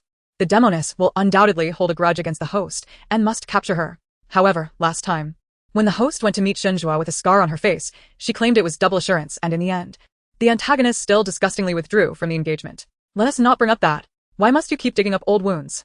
With a loud crash, the female dragon demon rolled her massive body, her tail slamming down onto the ground and creating a large crater. The third elder was also struck by the demoness' tail, crashing against a stone wall and spitting out a mouthful of blood. The dragon demon laughed even more wildly. Old man, did you enhance your tribulation period strength with water or rely on pills? You are so weak. Do you really think you can kill me? How laughable. The dragon demon was at the peak of the tribulation period, while the third elder, though at the late tribulation stage, was clearly no match for her. The reason was not due to any enhancement. Rather, the strength of demons at the same level inherently surpassed that of cultivators. Especially when the opponent had undergone 1 or 2 tribulations, nearing the transformation into a dragon, her power was evident. As a malicious female supporting character, Xingwu could hardly bear to see anyone more arrogant than herself. The system, having been swayed, had nearly succumbed to her charms. With a decisive heart, she declared, System prompt, the host stealth status has now been cancelled. Go forth, host. No. I want a chicken, not a duck. Fire turkey. Come out. If you don't appear, when I catch you, I will surely pluck your feathers bald. Xingwu communicated with the sword spirit, envisioning a chicken stripped of its feathers. Perhaps out of sheer indignation, the frost sword hidden within her dantian finally responded. With a flash of sword light, a sword of deep azure materialized in her hand. With a whoosh, she was lifted off the ground by the sword. It was akin to walking a dog, only to be dragged along by the leash. The moment Xingwu burst forth, it was as if she had stepped onto a whirlwind, immediately attracting the attention of all present. No one expected that at such a critical moment in the formation, Xingwu would appear, wielding the frost sword like a deity descending from the heavens. Those who had believed Yuefu's words, thinking Xingwu was off seeking Xinjue and delaying the formation, were all proven wrong. Xingwu arrived with such speed that she left behind an afterimage, illustrating her urgency. They had been misled by Yuefu's deceitful words and wrongfully accused Xingwu. Though she was indeed malicious, her intentions regarding the demon extermination were unrelated to her character. At that moment, even the demoness was so astonished that she paused her tail movements, momentarily frozen in disbelief. It's you. The demoness had keen eyesight and instantly recognized Xingwu. More precisely, demons are particularly sensitive to the aura of cultivators. The female dragon demon could discern from the aura alone that Xingwu was the ugly woman who had intruded into her palace today. What infuriated the dragon demon was that the ugly woman before her not only possessed a slender figure, fair skin, and long legs, but her delicate features were also unparalleled. She was even more beautiful than herself. The dragon demon prided herself on her strength and beauty. Thus, even when abducting human men for unspeakable purposes, she believed these mortals were merely fortunate to have gained her favor. Her greatest disdain was for women more beautiful than herself. The reason those sacrificed women are still alive is merely because the dragon demon deems them too unattractive to compare with itself. Undoubtedly, Xingwu has suddenly become a thorn in the side of the female dragon demon. Especially when the dragon demon witnessed Xingwu wielding a long sword to form the 10 Directions Exorcism sword formation. It was as if the demon wished to swallow her whole. Chapter 66, Slipped Up. Truly, it was a slip. Caught. Xingwu sensed the intense hostility from the dragon demon and couldn't help but feel amused. This ensured the completion of her mission. All she had to do was provoke the dragon demon a little more, and it would have no reason not to try and kill her. She was deliberately drawing its ire. With an air of arrogance, she gazed directly at the dragon demon, speaking with a tone more audacious than the demon's. Wretched creature. If I call your name, will you dare to respond? The dragon demon? The crowd. No, that was wrong. Let us do it again. Wretched creature. Now. Let me show you the power of the 10 Directions Exorcism sword formation. Today, you shall surely die. Feng Chen's sword master remarked. At last, my disciple resembles something of worth. Yi Suo commented. Why is my junior sister so adorable? Jiang Yanjiu Qing added. Junior sister enjoys forming formations. Perhaps they should study a sword formation too. And seek guidance from the master upon returning. A roar erupted, revealing the female dragon demon was quite furious at Xingwu. In a fit of uncontrollable rage, it twisted its massive serpentine body, causing the previously calm river surface to suddenly surge into towering waves, crashing down upon the onlookers with a force that seemed to shatter the heavens and earth. 10 Directions Exorcism, sword formation, rise. In an instant, Feng Chen's sword master's cold voice rang out like a decree. Xingwu mused. The male protagonist does possess a certain flair, he just needs a fitting accompaniment. As the sword formation took shape, 10 sword chi apparitions converged with lightning speed, encircling the dragon demon. In Fengchen Sword Master's hand, the Taishan sword had transformed into a colossal sword that reached for the heavens, with thunder flashing above. The power of the 10 Directions Exorcism sword formation depended on 10 formation creators.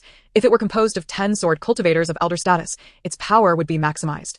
Although the disciple's strength could not match that of the elders, the formation's might should not be underestimated. Otherwise, the dragon demon would not have momentarily faltered. Facing the massive wave crashing down, Fengchen Sword Master remained unfazed, wielding the Taishan sword, the brilliant golden sword light extending 100 meters. As if capable of severing the very heavens, striking down upon the wave and the dragon demon. The dragon demon's slitted eyes revealed a hint of terror, and a sense of fear surged within as it sensed the approach of death, instantly giving rise to the thought of fleeing. Yet, even with this thought, the dragon demon was unwilling to retreat without a fight. Its massive tail, laden with formidable force, swung down heavily towards Xingwu. Boom. With a resounding crash, the wave was cleaved apart by the Taishan sword, turning into enormous droplets that splattered everywhere. The dragon tail aimed at Xingwu was also injured by the sword's intent, creating a pit several meters wide beside her. What kind of grudge must this be? Fengchen Sword Master's eyes glinted with cold light. The dragon demon dared to harm his disciple. It was courting death. Taishan, execute. The sword light descended, and the sound of the blade echoed through the void. Xingwu trembled her hand that gripped the frost sword. Here it comes. The plot is unfolding. The dragon demon is about to flee. It's time for me, the villainous, to make my entrance. Everyone clear the way. With an enraged howl, the dragon demon's immense form was struck by the sword light, its thick scales pierced, spraying forth a crimson glow. Yet, it fixed its furious gaze solely upon Xingwu, as if this strike were aimed at her alone. In the dragon demon's eyes, without Xingwu, there would be no so-called sword formation. Thus, the sword cultivator had become its most loathed target. In a fit of rage, its colossal body, infused with overwhelming power, crashed through the 10 Directions Exorcism sword formation, sending several disciples flying. The dragon demon suddenly comprehended. The so-called sword master only knew to protect his disciple, so she would seize him by taking his disciple away. Let him taste the anguish of losing a cherished pupil. In an instant, the dragon demon transformed into a shadow, darting towards Xingwu. Realizing the intention to escape with her, the dragon demon cleverly morphed into a human form. After all, its massive dragon body would be far too conspicuous while fleeing. In human form, it could easily blend into the crowd. Xingwu had been awaiting this moment. However, she could not appear to be willingly captured. Instead, she charged towards the dragon demon, mimicking Fengchen's dignified tone, deliberately exclaiming, "Wretched beast." D. With a swift thrust, the long sword plunged into flesh. Silence fell, a deathly stillness. Time seemed to halt. Everyone stared fixedly at Xingwu, or more precisely, at the frost sword in her hand, unable to believe she had actually pierced the dragon demon's abdomen. Everything transpired too swiftly for anyone to discern how the sword had struck the demon. Even as the dragon demon charged at Xingwu, all assumed it would be Xingwu who would be injured. Xingwu widened her eyes, staring at the frost sword embedded in the demon's body, her mind swirling with questions. Just moments ago, she had been poised to be seized by the dragon demon, when some fool had inadvertently tripped her, causing her to stumble and evade the dragon demon's attack, the frost sword fortuitously piercing the demon's body. What a serendipitous turn of events. The system, recovering from its shock, began to scream. "Host, you are supposed to be captured by the demon, not stab it. You are the villainous. How could you steal the protagonist's moment of glory? This is a catastrophe. The plot is unraveling." Calm down, system. I will steer the plot back on track. In the next moment, she swiftly withdrew the frost sword and addressed the demon. It was a slip. Truly, it was a slip. Otherwise, with my cultivation, how could I possibly injure you? It was merely an accident. You see, they all heard it. Even a fool could accidentally pierce the demon. The crowd, accidental? Who would have thought that despite her villainous nature, Xingwu possesses not only courage, but also cunning in critical moments. Her words were surely intended to lower the demon's guard, allowing her to strike again. The female dragon demon's eyes nearly bulged with rage, disregarding her injuries. She conjured water blades with her demonic power, launching them at the crowd, and in the blink of an eye, transformed into a cloud of black mist, enveloping Xingwu and fleeing. "Sword Master, junior sister Yu has been captured by the demon," a disciple cried out. Despite Xingwu's wounding of the demon, even as she was taken, the crowd felt no resentment towards her. Rather, concern for her safety began to rise among the disciples. Fengchen Sword Master narrowed his eyes. He could have intercepted the dragon demon, but his decision to let it go was based on the mission his rebellious disciple clung to. The third elder, sensing Fengchen Sword Master had not exerted his full strength, angrily remarked, "Why did the Sword Master not stop that demon? Disciples, heed my command. The wounded dragon demon is at its last gasp. Those injured shall remain, while the rest shall accompany me to slay the demon." "Yes, elder." The uninjured disciples followed the third elder in pursuit of the demon, while Fengchen's sword master gazed at the departing figure of the third elder. Suddenly recalling Yu Xingwu's words, the third elder would perish during this demon-slaying mission. Could it be now? Chapter 67. Poisoned? I can resolve that. To infuriate you. After being captured by the female dragon demon, Yu Xingwu felt as if she were riding a roller coaster of emotions. The system's timely voice chimed in, "Congratulations, host, on being captured by the demon. Mission 3 of the Wucha town has been completed. Reward points, 1,500, current points, 8,064. Yu Xingwu felt a wave of comfort wash over her. Although she had previously spent on water-repellent beads and stealth status, she still managed to earn 700 points, which was quite satisfactory. However, the mistake was that she had now been captured by the female demon. How was she to escape from the clutches of this demon? The female demon harbored a grudge against her. Even if she did not kill her immediately, she would undoubtedly vent her fury on her. It wasn't that she lacked faith in Fengchen coming to her rescue. It was simply that the male protagonist didn't even save the female lead. Could she really count on him? She dared not gamble with her life. When it came to matters of life and death, one must rely on oneself. Placing hope in others was the most foolish of thoughts. As she was dragged along by the female demon, Yu Xingwu felt as if her emotions were on a roller coaster, the speed akin to that of a thrill ride. Throughout the journey, she was utterly disoriented. It was her first time leaving the sect. And having never been to Wucha town, being chased by the demon left her unable to distinguish her surroundings. Moreover, she had a poor sense of direction. Having relied on the system for navigation before, it was not until a cold, damp aura assaulted her senses that she realized the female demon had brought her to a pool of water. To be precise, there was a cave on a mountain near Wucha town. Upon entering the cave and walking to its depths, she discovered a hidden world. Not only was there ample space, but also a shimmering emerald pool. Yu Xingwu paid no heed to the reason for the female demon bringing her here. Her mind was solely occupied with thoughts of how to escape from the demon's grasp. Well, since you've been dragging me along this whole time, we've been through hardships together, can't you let me go? The female demon, amused by Yu Xingwu's words, gritted her teeth and replied, "Who has shared hardships with you? I captured you to torment and kill you. Can't you see that?" Yu Xingwu shook her head and activated her persuasive charm. Have you ever heard the saying, why use a sledgehammer to crack a nut? You're just a minor character who hasn't even reached the golden core stage. With a mere flick of your finger, I would perish. Why go through the trouble of killing me? Moreover, that 10 directions evil extermination sword formation wasn't set up by me. The one you should be dealing with isn't me. You wouldn't want to pick on the weak for an easy victory, would you? That's hardly challenging or skillful. If you want to lure Fengchen here using me, that's fine. But could you wait until he arrives to kill me and vent your anger? Just think about it. Killing your disciple in front of him would be a tremendous slap in the face. If you kill me now, he would simply lose a disciple. That's utterly meaningless. The female demon glared at Yu Xingwu, interpreting her words as a sign of fear and realizing she was merely stalling for time. However, she wholeheartedly agreed with one statement. Killing her beloved disciple in front of Fengchen would be the ultimate satisfaction. You speak the truth. But don't think I'm unaware of your intentions. You believe that once he arrives, you will be saved. That is nothing more than a dream. Whoever I wish to kill will not escape alive. With that, the female demon produced a pitch-black pill from nowhere and forcibly pressed it against Yu Xingwu's chin, compelling her to swallow it. Upon seeing the demon produce the pill, Yu Xingwu instinctively guessed it was poison. Rather than fearing death, her first reaction was to seize the opportunity to escape. The demon was injured and likely needed to heal, so administering poison was merely a precaution against her fleeing. But she intended to escape regardless, with even the third elder perishing at the hands of the demon. She did not believe a mere core formation cultivator like herself could defeat the demon.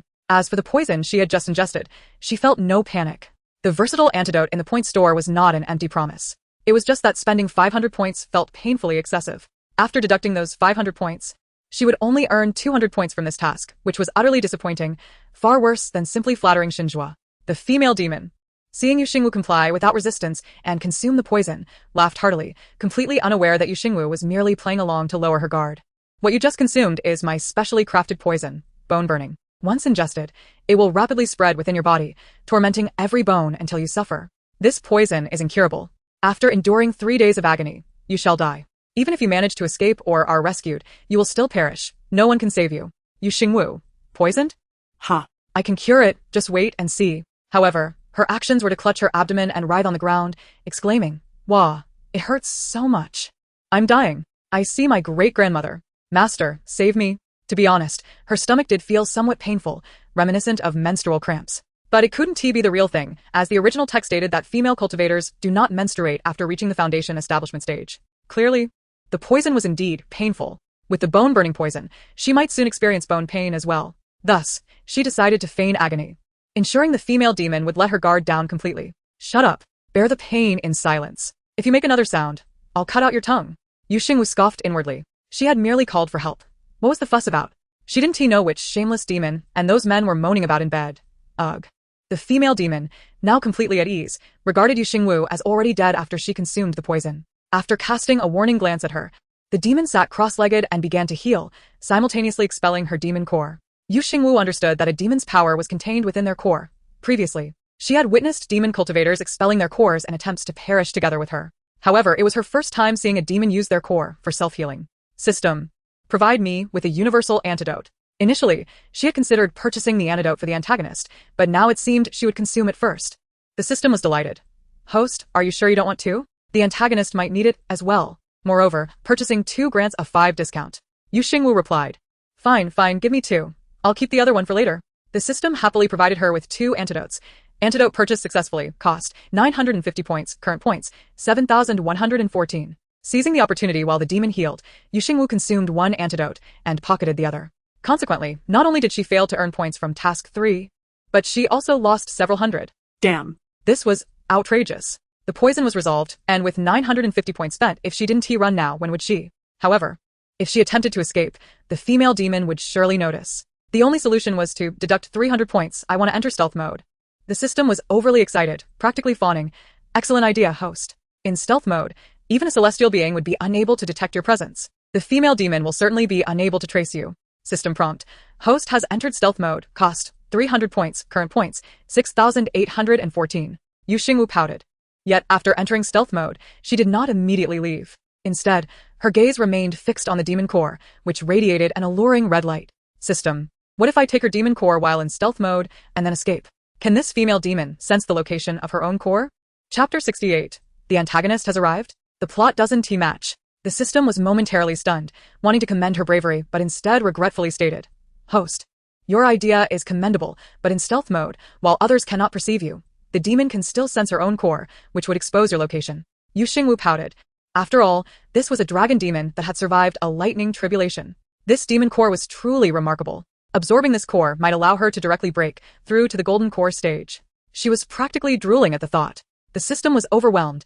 Realizing that the host was indeed audacious, while the female dragon demon had not yet killed her, the host was already fixated on the demon core. The host's desire for the demon core was not without means. Xingwu's eyes sparkled. Quickly, tell me, what is the plan? The system replied, there is but one way. Now that the host has entered stealth mode, when the dragon demon finishes healing and finds the host missing, she will surely think the host has escaped. As long as the host hides in the shadows, acting as the yellow bird waiting to catch the mantis, the demon core will be within reach. Speak plainly. The system continued.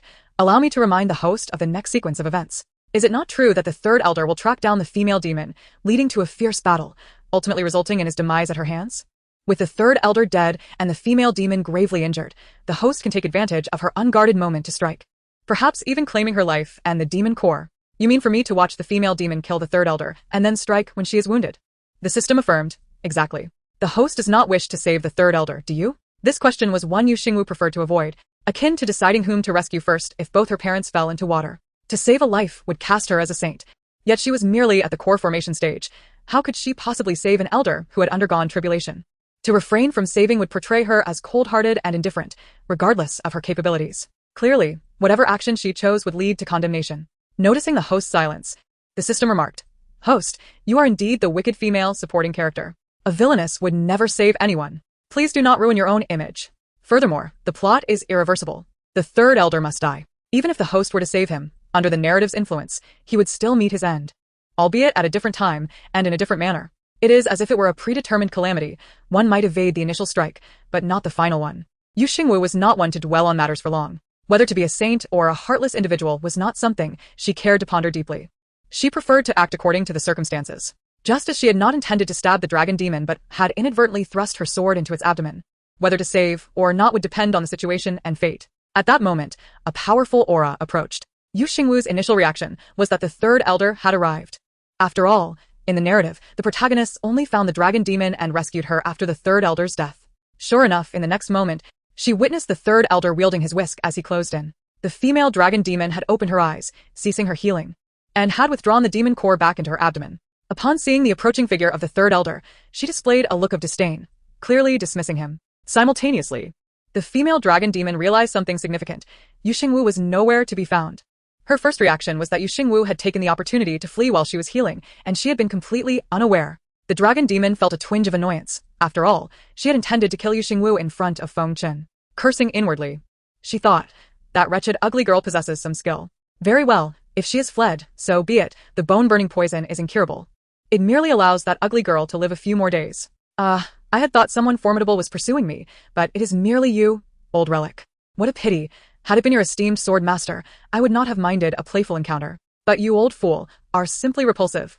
It is better to send you to your death. The female dragon demon did not adhere to martial ethics before her words had fully left her lips. She had already launched an attack on the third elder, and the two were instantly locked in combat.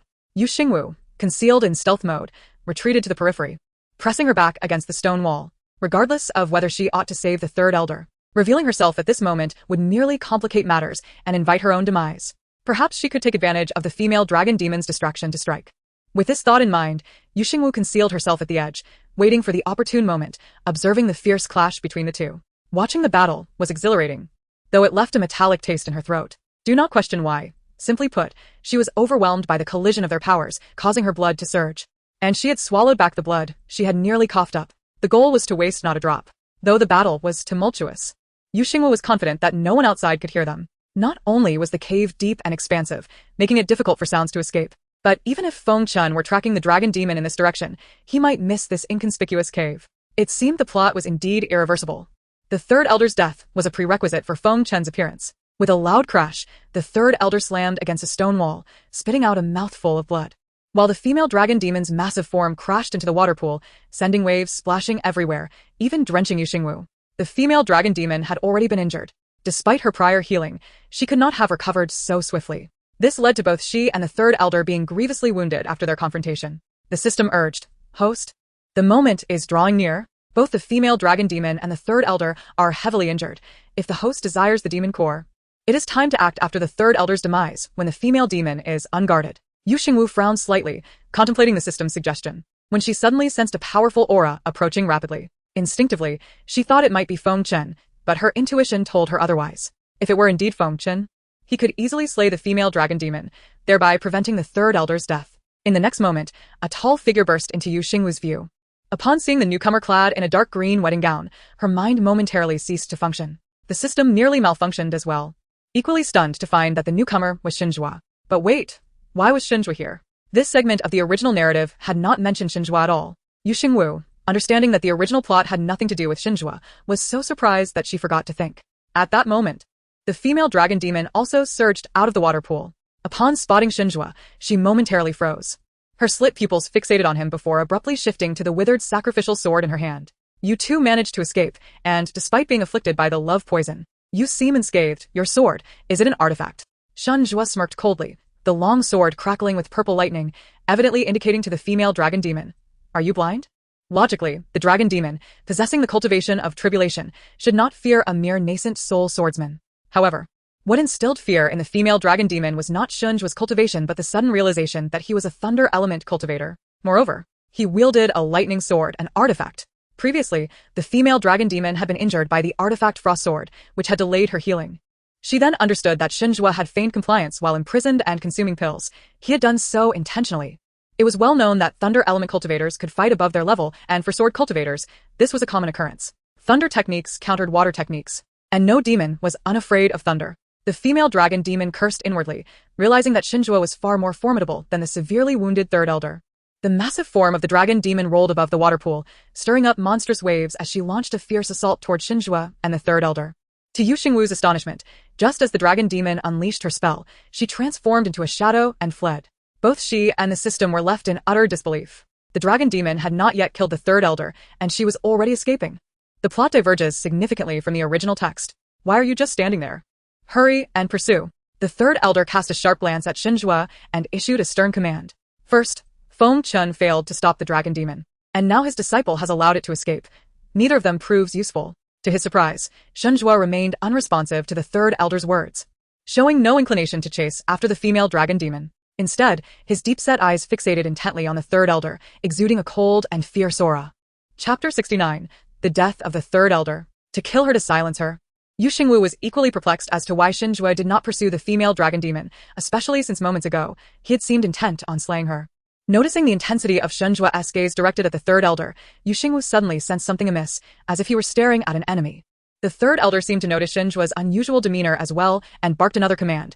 Why do you stare at me when I ordered you to pursue the dragon demon? At the third elder's words, Xinjue remained motionless, merely offering a cold smile, his eyes growing even more obscure. His lips parted slightly. His voice laced with a chilling frost. I merely wish to inquire if the third elder remembers the transgressions he committed 20 years ago. Upon hearing the mention of 20 years, the third elder's expression visibly faltered. Memories from 2 decades past surged forth in vivid recollection. With widened eyes, he fixed his gaze on Xinjue, a mix of astonishment and malevolence crossing his features. You bear the surname Xin. You are the son of that person. No wonder I felt you resembled someone. I never imagined that the demon and that female cultivator would leave such an abominable spawn in the world. A cold glimmer flickered in Xinjue's profound eyes as his slender fingers grazed the blade of his desolate sword. It seems the third elder has indeed recalled the events of 20 years ago. The blood feud of slaying my father and mother must be avenged. Does the third elder have any last words? Despite being gravely injured, the third elder, upon hearing Xinjue's intent to kill him, did not flee like the female dragon demon. Instead, he laughed derisively, his madness evident. You, in your nascent soul stage, think you can kill me? How naive to seek vengeance before you have even matured. I have never felt remorse for slaying your parents. The demon deserves to be eradicated. Your mother, a cultivator of the celestial sect, conspired with the demon, bore you, and thus deserves to perish. Our righteous path sought to eliminate the scourge of your parents. It is regrettable that we did not eradicate you completely back then. Today, I shall send this abomination to the underworld to reunite with your parents. Xinjue radiated a potent aura of murder, his gaze gradually turning bloodthirsty. Since the third elder has no last words, let us expedite your journey. Xinjue's sword flashed with blinding speed. In an instant, the blade of his desolate sword collided with the third elder's Buddhist dust, resulting in a thunderous explosion of force. The third elder was jolted back, shock flickering in his eyes as he realized he had underestimated Xinjue's strength. Suppressing the surge of blood in his throat, he looked up only to find a crimson mark appearing on Xinjue's forehead, his expression changing drastically. You possess a demon seed. The offspring of a demon is indeed an abomination that cannot be spared. Xinjue sneered, the red light on his brow glowing ominously. A dreadful power seemingly awakening within him. Unfortunately, your realization comes too late. The ones who deserve to perish are you. With that, Xinjue transformed into a fleeting shadow. An overwhelming killing intent enveloping the entire pond, a terrifying aura running rampant. Yu Xingwu and the system were dumbfounded, their minds blank in the face of such terrifying power. Under its pressure, Yu Xingwu felt as though her very organs and bones were being crushed, blood spilling from her lips, yet she dared not utter a sound. Before long, a piercing scream echoed through the air. Yu Xingwu witnessed Xinjue thrusting the desolate sword into the third elder's forehead, pulling it out amidst the elder's vacant gaze, and then striking again, shattering the third elder's golden core. Yu Xingwu stared in a daze at Xinjue, who now appeared ruthless, as though he had emerged from a sea of blood. His aura of murder remained unyielding, his dark green robes drenched in blood, though it was not his own. The system nearly malfunctioned, exchanging a startled glance with Yu Xingwu, stammering, He is killed. The third elder was slain by the antagonist. Furthermore, the red mark on the antagonist's forehead signifies the demon seed. The power of the demon seed.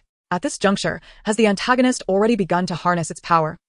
Yu Xingwu swallowed hard, a shiver coursing through her body. Whether the demon seed within Xinjue had awakened was of no concern to her. He was still the antagonist, bound to awaken into a demon eventually. All she knew was that she had witnessed him murder the third elder. System, I saw him kill. I also heard secrets I should not have. I must not be discovered here. He will kill me to silence me. Murdering a sect elder is a grave crime. If anyone discovers this, the antagonist will be unable to remain in Tianmon sect. Thus, Xinjue would undoubtedly seek to eliminate her. Of that she was certain. The system, though panicked, steadied itself.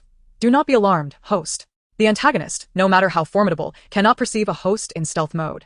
As long as you remain silent, he will never know you are here. You are correct. As long as I do not make a sound, Xinjue will be unaware of my presence and will not kill me to silence me. I cannot afford to lose my life now. Xinjue was in the midst of wiping the blood from his desolate sword when he suddenly heard Yu Xingwu's thoughts, his motion halting.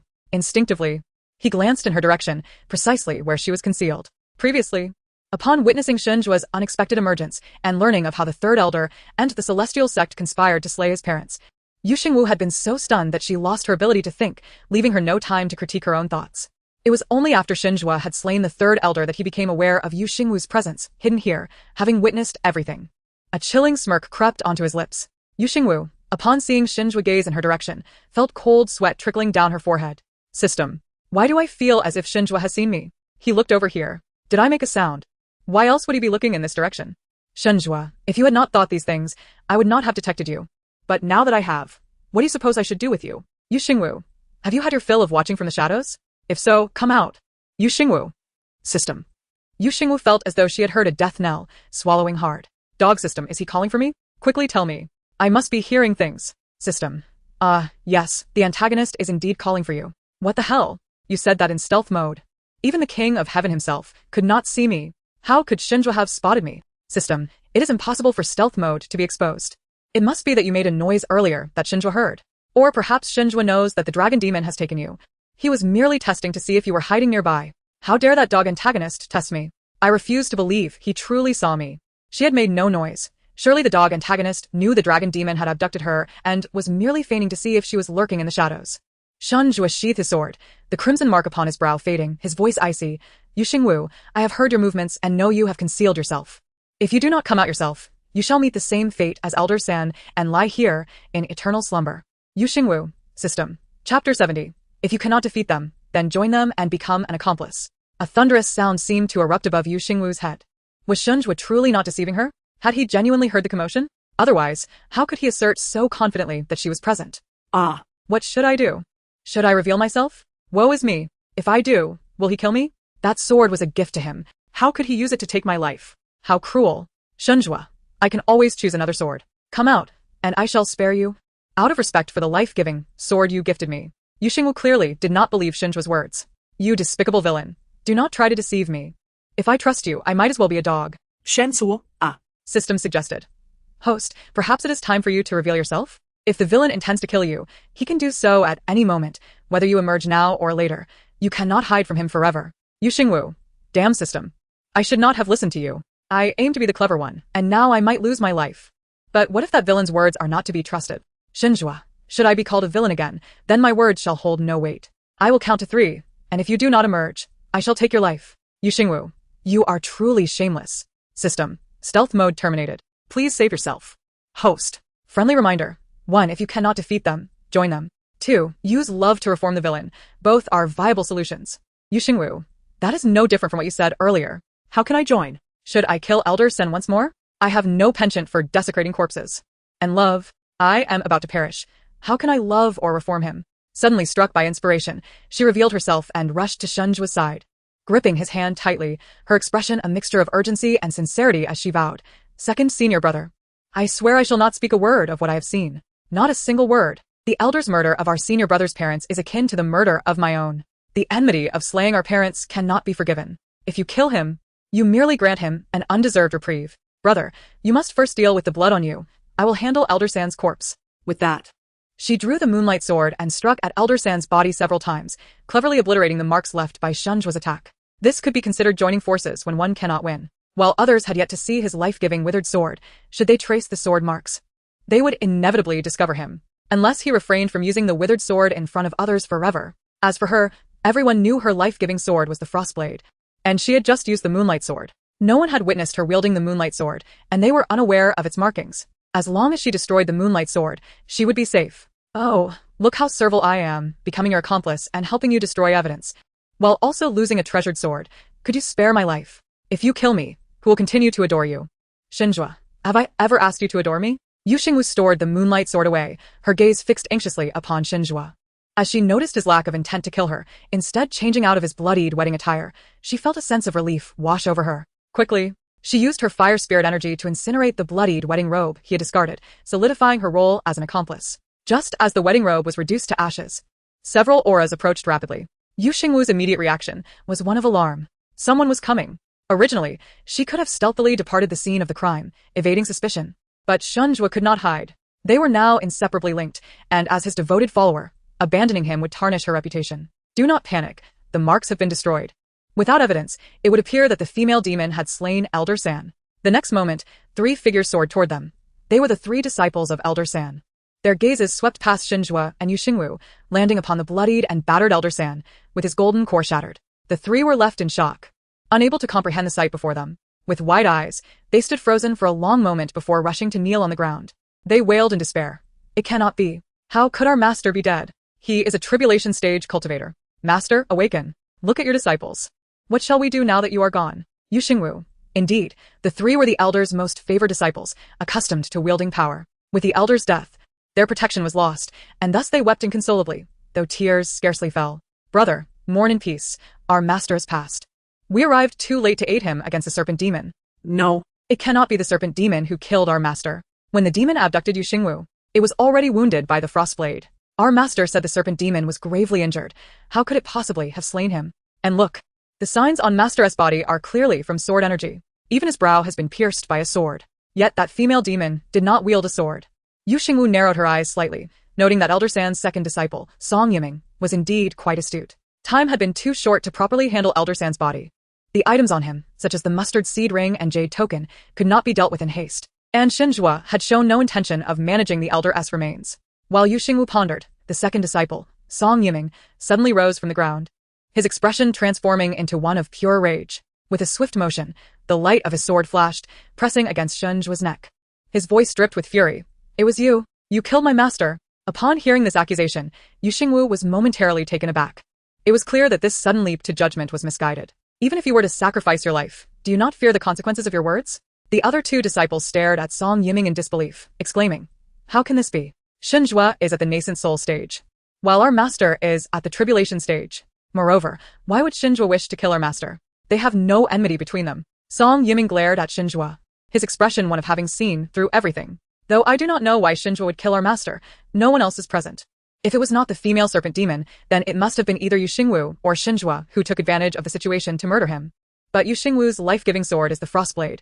The markings on our master's body are not those of the Frostblade. Therefore, it must be Xingwu. Furthermore, when we confronted the serpent demon, Xingwu was nowhere to be seen. Now he stands beside our master's corpse. Does this not raise suspicions enough to indicate he is the killer? Chapter 71. The villain is formidable and cannot be trifled with. Upon hearing Song Yiming's speculation and accusation, Xingwu thought to herself that no one could rival his cleverness. However, she could not allow such baseless accusations to stand. With fierce resolve, she countered. Just because second senior brother did not come to set up the sword formation, you hastily accuse him of murdering Elder San? This is slander. He was not only imprisoned by the female demon but was also subjected to the drug of love. His absence was to seek an antidote. You have no evidence. How can you so recklessly accuse him of murder? I could just as easily claim that you killed your own master. Song Yiming, Xingwu. Who does not know of your affection for Xingwu? Naturally, you would defend him, perhaps you are even his accomplice. Xingwu remarked, let us be clear. Not only are you a seer, but I also suspect you possess a divine perspective. You even hit the nail on the head regarding my supposed complicity. With a commanding presence, she stepped forward and decisively knocked the sword that Song Yiming had placed against Xingwu's neck aside, exuding an aura of arrogance and authority, declaring, you dare lay a hand on my people. Song Yiming, I warn you, words must not be spoken carelessly. You should understand that in any sect, one must speak with substantiation. You arrived here making baseless accusations against my senior brother, perhaps driven by personal vendetta, seeking to frame him. Allow me to clarify. I was present throughout my abduction by the serpent demon. Indeed, the demon was injured, but she expelled her own demon core to heal herself, which led to the third elder's defeat. You claim the serpent demon does not wield a sword, yet you did not witness her draw one. By the time my senior brother arrived, the third elder had already fallen to the serpent demon. She was gravely wounded by him, and upon seeing my brother, a practitioner of lightning, she fled. You, however, arrived and shamelessly slandered my brother. I see your mind is quite addled. You should seek vengeance against the serpent demon for your master's death rather than unjustly accuse others. You ought to listen well, with me as a witness. Unless you can provide evidence, none shall dare tarnish my people's reputation. The system chimed in. I have never witnessed someone lie with such conviction. Xingwu pondered. I find myself questioning whether I truly committed murder. Also, who do you think you are to claim allegiance? Song Yiming and his companions stood frozen, taken aback by Xingwu's powerful words and unwavering stance, suddenly doubting their own judgments. Observing their expressions, Xingwu noted their growing belief in her assertions and added, Song senior brother, do not blame me for failing to warn you. Slandering a fellow disciple incurs severe repercussions. Now that the third elder is dead, it would be unwise, to say the least, for you to provoke me, especially since I am the daughter of the Grand Elder. I bear a long memory for grievances. Instead of fabricating accusations, you should pursue that serpent demon and ascertain whether she truly wielded a sword, so you might avenge the third elder. The system gasped, Host, you are remarkably audacious. What if they pursue the serpent demon and discover she never wielded a sword, or worse, that she did not kill the third elder? Fear not. The serpent demon has fled for some time. By the time they find her, she will likely have been silenced. Without witnesses, It will be deemed that the female demon killed the third elder. The system responded, clever. Xingwu remarked, for the first time, I find your intellect commendable, albeit limited. Xingwu's words did indeed diminish the trio's suspicion toward Xingwu, while simultaneously issuing a thinly veiled threat, painting her as a quintessential wicked adversary. Junior brother. Our master could not have been slain by Xingwu. There has been no conflict between them, and without evidence, we cannot assert he killed our master. The speaker was Qiheng, the eldest disciple, who was not intimidated by Xingwu's remarks, but rather found the rationale behind Xingwu's alleged actions lacking. Yet, Xingwu's statement held truth. With their master dead, their support had vanished, and Xingwu, being the Grand Elder's adopted daughter, held a higher status in the sect. The Fengchen Sword Master and the Yanxi Immortal were both fiercely protective of their own, should they provoke Xingwu. Her tempestuous nature would surely ensure their future would be far from peaceful. Qiheng contemplated all this, and Song Yiming shared his thoughts, aware of their lack of evidence, yet still trusting his instincts, his eyes ablaze with fury as he glared at Xingwu. Xingwu, I ask you, do you dare to swear an oath before heaven that you did not kill my master? For cultivators above the nascent soul stage, it was possible to swear an oath to prove one's innocence. To Song Yiming, if Xingwu wished to clear his name, he need only swear an oath.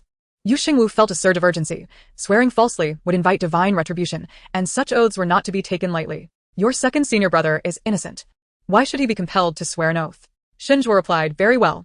Xingwu was taken aback. Her words were interrupted by Xingwu's calm affirmation. As he continued, I can swear an oath to prove my innocence, but you must swear one as well. I require you to vow that if I prove my innocence and did not kill the third elder, you will forfeit your cultivation, destroy your spiritual abode, and never set foot in Tianlong sect again. You have twisted the truth to accuse me, and you must bear the consequences of your actions. It is only fair that we both swear. The trio gasped in disbelief, and the system echoed their astonishment. Xingwu exclaimed, by the heavens, how ruthless of you! To demand both the forfeiture of cultivation and the destruction of one's spiritual abode, along with banishment from the sect? Who would dare to take such a heavenly oath? Yet, you have dared to provoke me, Xingwu retorted. Qiheng and the others stood in stunned silence, particularly as they observed Xingwu's composed and forthright demeanor, clearly intent on dragging Song Yiming into this oath, aiming to use it as a means to render him powerless. Xingwu laughed coldly. What's the matter? Does Song Junior brother lack the courage to swear? Or, do you know in your heart that you are falsely accusing me, and thus fear to take the oath? Song Yiming's eyes burned with anger, yet he found himself at a loss for words. Should he take the oath and Xingwu turn out innocent, he would be rendered a mere husk. To leave Tianlong sect as a broken man would be akin to death. You harbor ill intentions. You seek to ensnare me. Upon hearing this, Xingwu laughed aloud. Song senior brother, your own words betray you. Your hesitance to swear reveals your slanderous nature towards the second senior brother. Given this, let one of you remain to collect the third elder's remains, while the other two pursue the female demon. Perhaps you might still avenge the third elder. Moreover, let me not hear any further accusations against my senior brother. If you claim he is a murderer, then let us swear the heavenly oath. My brother is ever ready for such a challenge. Let us go, brothers. We shall hunt the female demon. She dared to administer such drugs to my brother. I shall ensure she pays dearly. This declaration was meant for Song Yiming and his companions as well. Having been subjected to such drugs, how could one even hope to engage in battle? Chapter 72. Lies and Deception. What ambition? As Xingwu and Xingwu departed, Song Yiming attempted to intervene, but was restrained by Qiheng. Junior brother, our master has passed. Without evidence, mere words claiming Xingwu's guilt hold no ground.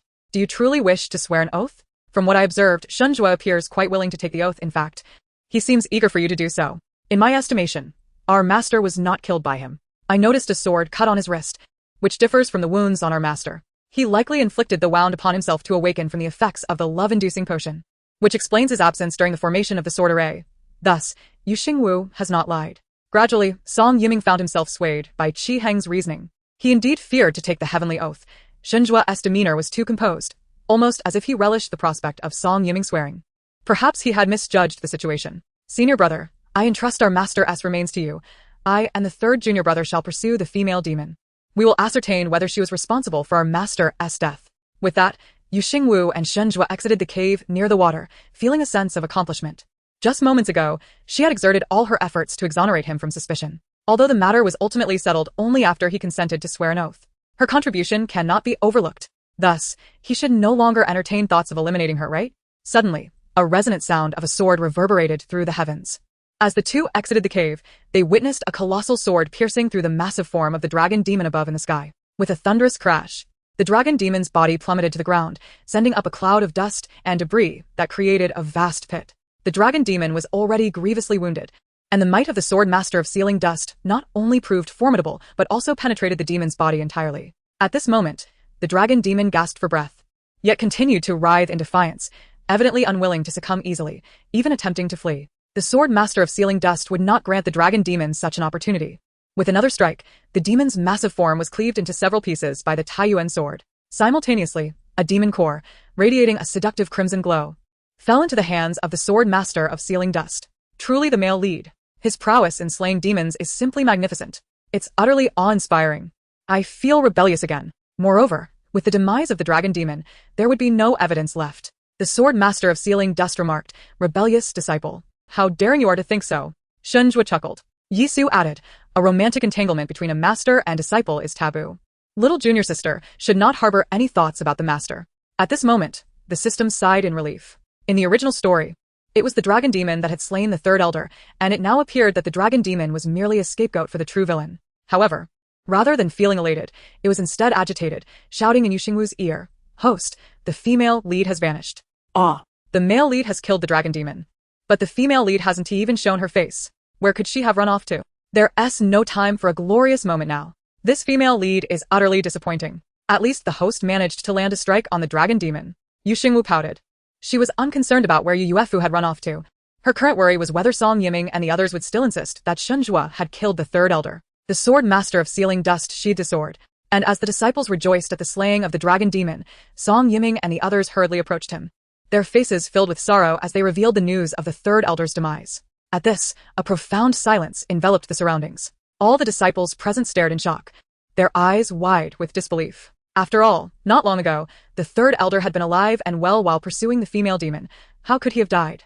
Since he had perished in the course of pursuing the female demon, almost everyone's first reaction was to blame the female dragon demon for the third elder's death. Although Song Yiming was reluctant to swear an oath alongside Xingwu, he still sought to verify whether the dragon demon had indeed slain his master. "Master.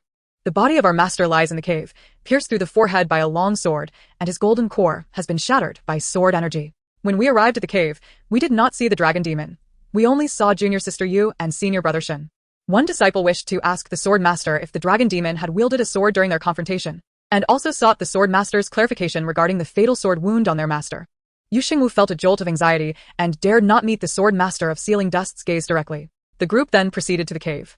Even though Qi Heng had arranged the third elder's remains, many disciples gasped in horror upon seeing the third elder's corpse. "Oh no! What should we do? Will the sword master recognize the sword mark of the moonlight sword? If he does, how will I defend myself?" The sword master exclaimed, "You rebellious disciple. You truly have audacity. You dare to kill an elder." Fortunately, the rebellious disciple was clever enough to use the moonlight sword instead of the frost blade. Only he could recognize the mark of the moonlight sword. Yisu remarked, "Little junior sister has taken a great risk. Had I known, I would have poisoned the third elder on the way here. This way, no one would suspect little junior sister." However, what if the master recognized the mark of the moonlight sword? After all, it was a gift from the master to little junior sister. No. He must absolve little junior sister of suspicion. He did not care why little junior sister had killed the third elder, if she had. It was simply the third elder's fate. "Master, I can answer Brother Song's earlier question. When I went to the underwater palace to lure the female demon ashore, I encountered her. Although she wielded no sword, she attacked us using her demonic energy as a weapon. How could this be? Why did I not see the dragon demon using her demonic energy as a sword?" Song Yiming exclaimed in disbelief. The dragon demon was dead, and he could not inquire about his master's death from her. If the dragon demon could indeed transform her demonic energy into a sword, it would imply that he had been mistaken. Xingwu was not the one who had murdered his master. At this moment, no one noticed Jiang Yan and Jiu Qing, who were gazing at Yi Su with astonishment. How could they not know whether the female dragon demon had used her demonic energy as a sword? Having accompanied Yi Su to the underwater palace, Yi Su was clearly lying through his teeth. But why would Yi Su lie? Could it be that the third elder's death was somehow related to little junior sister? Goodness, little junior sister has grown bold. Even daring to kill the third elder in the tribulation stage, she truly brings honor to her brothers. No, they too must clear little junior sister's name. The realm of cultivation is a ruthless place, rife with murder and betrayal, where the line between right and wrong is often blurred. If one does not question what is right or wrong, they are deemed in the wrong. "Master, both Jiu Qing and I can testify that the dragon demon did indeed attack us using her demonic energy as a sword in the underwater palace. Now that the dragon demon is dead, it can also be considered vengeance for the third elder." The system noted, "Host, those three seem to believe that you are the one who killed the third elder, and they are lying on your behalf." Xingwu thought. "I can only say that the three senior brothers' ability to lie with their eyes wide open makes me feel inferior. Please accept my admiration. Or I could offer you 50 as well. Yi Su queried. What does 50 mean? Does little junior sister wish to give him something? As long as it comes from little junior sister, even if it's just a wild vegetable, he would cherish it. The sword master admonished, rebellious disciple. See how many people are lying to cover for you. When will you allow me to rest easy? Chan's Osikofut, Yesu. It seems your brothers dote on you greatly. They lie without even batting an eye for your sake. With Jiang Yan and Jiu Qing as witnesses, Song Yiming could no longer pursue his doubts about Xingwu without evidence. He could only grit his teeth and swallow his words. Seeing that the three had fallen silent, the sword master of sealing dust stated solemnly, the dragon demon is dead. The third elder perished at the hands of the dragon demon during the demon extermination mission. It is an unfortunate loss. You three will carry the third elder's body, while the other disciples will carry the dragon demon's corpse. Everyone, return to the sect with me to hold a funeral for the third elder. All responded, yes, Master Swordmaster. However, how should the demon core be distributed? Chapter 73. Instant face slapping, unveiling. Once everything was in order, the sword master of sealing dust prepared to lead the disciples back to the sect. It was at this moment that Yuefu appeared, accompanied by the townspeople of Wucha. Upon seeing the sword master of sealing dust, her first words were, Master, I was concerned that the dragon demon would escape and harm the townsfolk, so I went to the town to search for her. I only received your message to learn that the dragon demon has been slain by you, and little junior sister is safe. This is truly wonderful. However, I did not expect the third elder to have fallen. My 3 senior brothers, please accept my condolences. Song Yiming and the others, filled with sorrow, did not perceive Yuefu as offering them comfort. The townsfolk all displayed sorrowful expressions, for had it not been for the celestial master's arrival to vanquish the demons, they would have remained oblivious to the fact that the river deity they revered was, in truth, a serpent demon rather than a divine dragon. Were it not for the exorcism, the immortals would not have perished. It is thanks to the celestial master's intervention that my son could return safely. You are akin to my reborn parents. The immense grace of the celestial master shall be etched in our memories forever. We shall dismantle the river god temple and reconstruct it as a temple for the celestial masters, offering incense daily in their honor. You Xingwu, isn't this rather awkward? It sounds as though I have become your great-grandmother, and you are obliged to offer incense on my behalf. Feng Chen, rebellious disciple. Do you aspire to have such a large grandson? Yiso, a little junior sister, is truly adorable. Shenjua, the townsfolk merely regard you as a deity to be venerated, not as someone to call great-grandmother. However, Yu Yuefu was disinclined to heed Yu Xingwu's inner thoughts, as her mind was wholly focused on ensuring that everyone knew she was the one who had rescued the man they had captured. She promptly addressed the townsfolk. There is no need to offer incense. Vanquishing demons and exorcising evil is the duty of our celestial sect. Regrettably, when I rescued the individuals, those infant girls had already perished. Otherwise, I would have brought them back to the town as well. The disciples exclaimed, Did you hear that? It was Yu Yuefu who saved the townsfolk from the demoness. Thus, it seemed that Yu Xingwu had inadvertently facilitated Yu Yuefu's triumph in rescuing the captured townsfolk. A remarkable feat indeed. When the time came to distribute the demon cores, perhaps she would receive a larger share. The system rejoiced. Host. The female lead is indeed progressing in the plot. Although she did not slay the demon alongside the male lead, it is fortunate that the host ensured she brought back the captured individuals, otherwise, the female lead's journey would have been for naught. Yu Xingwu had originally intended to follow the plot, eagerly anticipating the female lead's growth and subsequent triumph over her, the wicked female antagonist, so she could complete her task and depart. Naturally, she was quite pleased to hear Yu Yuefu proclaim to everyone that the townsfolk were saved by her. At that moment, the young master from the Wang family hurried over with a food box in hand, and to the astonishment of the crowd, he presented it to Yu Xingwu. Speaking earnestly, yet shyly, Celestial Master, thank you for rescuing us from the serpent demon. This is a treat my mother made. Please take it with you on your journey. Offering gold, silver, and jewels seemed too mundane. The young master knew the Celestial Master would not accept such gifts. He simply wished to share the delights of the earthly realm with her. However, the crowd's attention was not on the delicacies, but rather on the young master's words. He claimed that Yu Xingwu was the one who had saved them, thus, who truly rescued them. The esteemed sword master Feng Chen, with his piercing gaze, seemed capable of seeing through all, fixating on the young master. You just mentioned who saved you? Upon hearing this, Yu Yuefu's expression shifted dramatically as she attempted to intervene and prevent the young master from answering, but he spoke too quickly. Celestial Master. It was this esteemed master who vanquished the demons at the riverbed and saved us, as well as freeing the young women destined for the serpent demon. My life was spared by the Celestial Master. Had she not arrived in time, I would have lost my purity. If the Celestial Master is willing, I shall serve her as a humble attendant, following her wherever she goes. Everyone gasped in disbelief. Yu Xingwu, wait. This sounds as if you are offering yourself in devotion. While I appreciate your appearance, I merely wish to observe, not to harbor a man by my side. Feng Chen, rebellious disciple. If you dare to keep a man by your side, I shall punish you severely. Yi Soa, if you insist on having a man by your side before breaking off your engagement, I will bind you with chains. The attention of Feng Chen and the others remained fixated on the notion of keeping a man. While the crowd was astonished not only by the young master's desire to leave home to follow Yu Xingwu, but also by the sheer audacity of the situation. In the blink of an eye, Yu Yuefu's deception was exposed. Whispers erupted around them. Hadn't she just claimed to have rescued them? How had the narrative shifted to Yu Xingwu being their savior? It was evident that Yu Yuefu had lied. The captured townsfolk were not embroiled in the petty grievances between them. There was no reason for them to fabricate a story in favor of Yu Xingwu. Surprisingly, Yu Xingwu, who typically exuded arrogance and bullied her peers, had indeed saved these townsfolk, while the seemingly delicate Yu Yuefu had resorted to deceit. It was true that appearances could be deceiving. Being gentle did not preclude one from harboring malicious intent, as demonstrated by Yu Yuefu's attempt to claim credit for the rescue. As she listened to the murmurs surrounding her, Yu Yuefu's expression darkened. Before their arrival, the townsfolk had expressed their gratitude towards her, emboldening her to assert that she was their savior. She had not anticipated the emergence of someone declaring that it was Yu Xingwu who rescued them. Despite her having brought them to shore, the system, initially relieved that the plot was progressing as expected, was now on the verge of malfunction.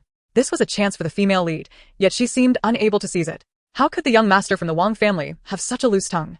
This was disastrous. The female lead's reputation was tainted by the label of a liar. Yu Xingwu, this is not my fault. While pursuing the serpent demon, she went to the town, and after such a long time, how could she not have resolved this matter with the townsfolk? It's truly exasperating. But fear not. I shall redirect the plot. Master, it was I who slew the demons at the riverbed, and I freed the individuals from the dungeon. However, in my haste to save my second senior brother, I neglected the townsfolk. They were indeed brought to shore by Yu Yuefu. Although I harbor a disdain for her, that is the truth. While Yu Xingwu defended Yu Yuefu, she did not abandon her malicious persona, deliberately expressing her dislike for Yu Yuefu to avoid the system, accusing her of breaking character. So it was, in the mind of the little junior sister, that no one could surpass Xingwu. Even if Yu Yuefu had brought them to shore, she had not saved them. Her previous silence was merely an attempt to monopolize the credit for their rescue. Indeed, this comparison revealed that while the little junior sister loathed Yu Yuefu, she still defended her, showcasing her true character. Conversely, Yu Yuefu appeared less upright, her intentions impure. Yu Xingwu. No, brothers, are you serious? I am the wicked female antagonist. I implore you to open your eyes and see clearly. Do not forget, it was I who bound Yu Yuefu and cast her into the river. Restore my wicked persona. Do not label me as having a pure heart. I am truly exasperated. Chapter 74. Returning to the sect, administering the antidote to the antagonist at this moment. Yu Yuefu felt that hearing Yu Xingwu's inner thoughts was hardly a blessing. Rather, it was eroding her sanity, preventing her from remaining composed. It was precisely because she could hear Yu Xingwu's thoughts that she realized Yu Xingwu did not covet the merits of saving others, deliberately allowing her to claim them instead. While she strained to obtain everything, to acquire what Yu Xingwu deemed insignificant, she found herself thwarted. What use was it to hear Yu Xingwu's thoughts? The more she listened, the more agitated she became, feeling increasingly inept. She no longer wished to hear Yu Xingwu's thoughts, she wanted it to cease. Sword Master Feng Chen observed the disciple's shifting opinions about Yu Xingwu, a faint smile gracing his lips, seemingly content with the outcome. Regarding the matter of saving lives, the master would ensure that upon returning to the sect, all would be rewarded fairly based on their conduct during this journey. Now, let us return to the sect. As the group prepared to depart, the townsfolk gathered to bid them farewell, and the young master from the Wang family grew anxious. He had already resolved to follow the Celestial Master, yet she had yet to agree. Celestial Master, may I accompany you?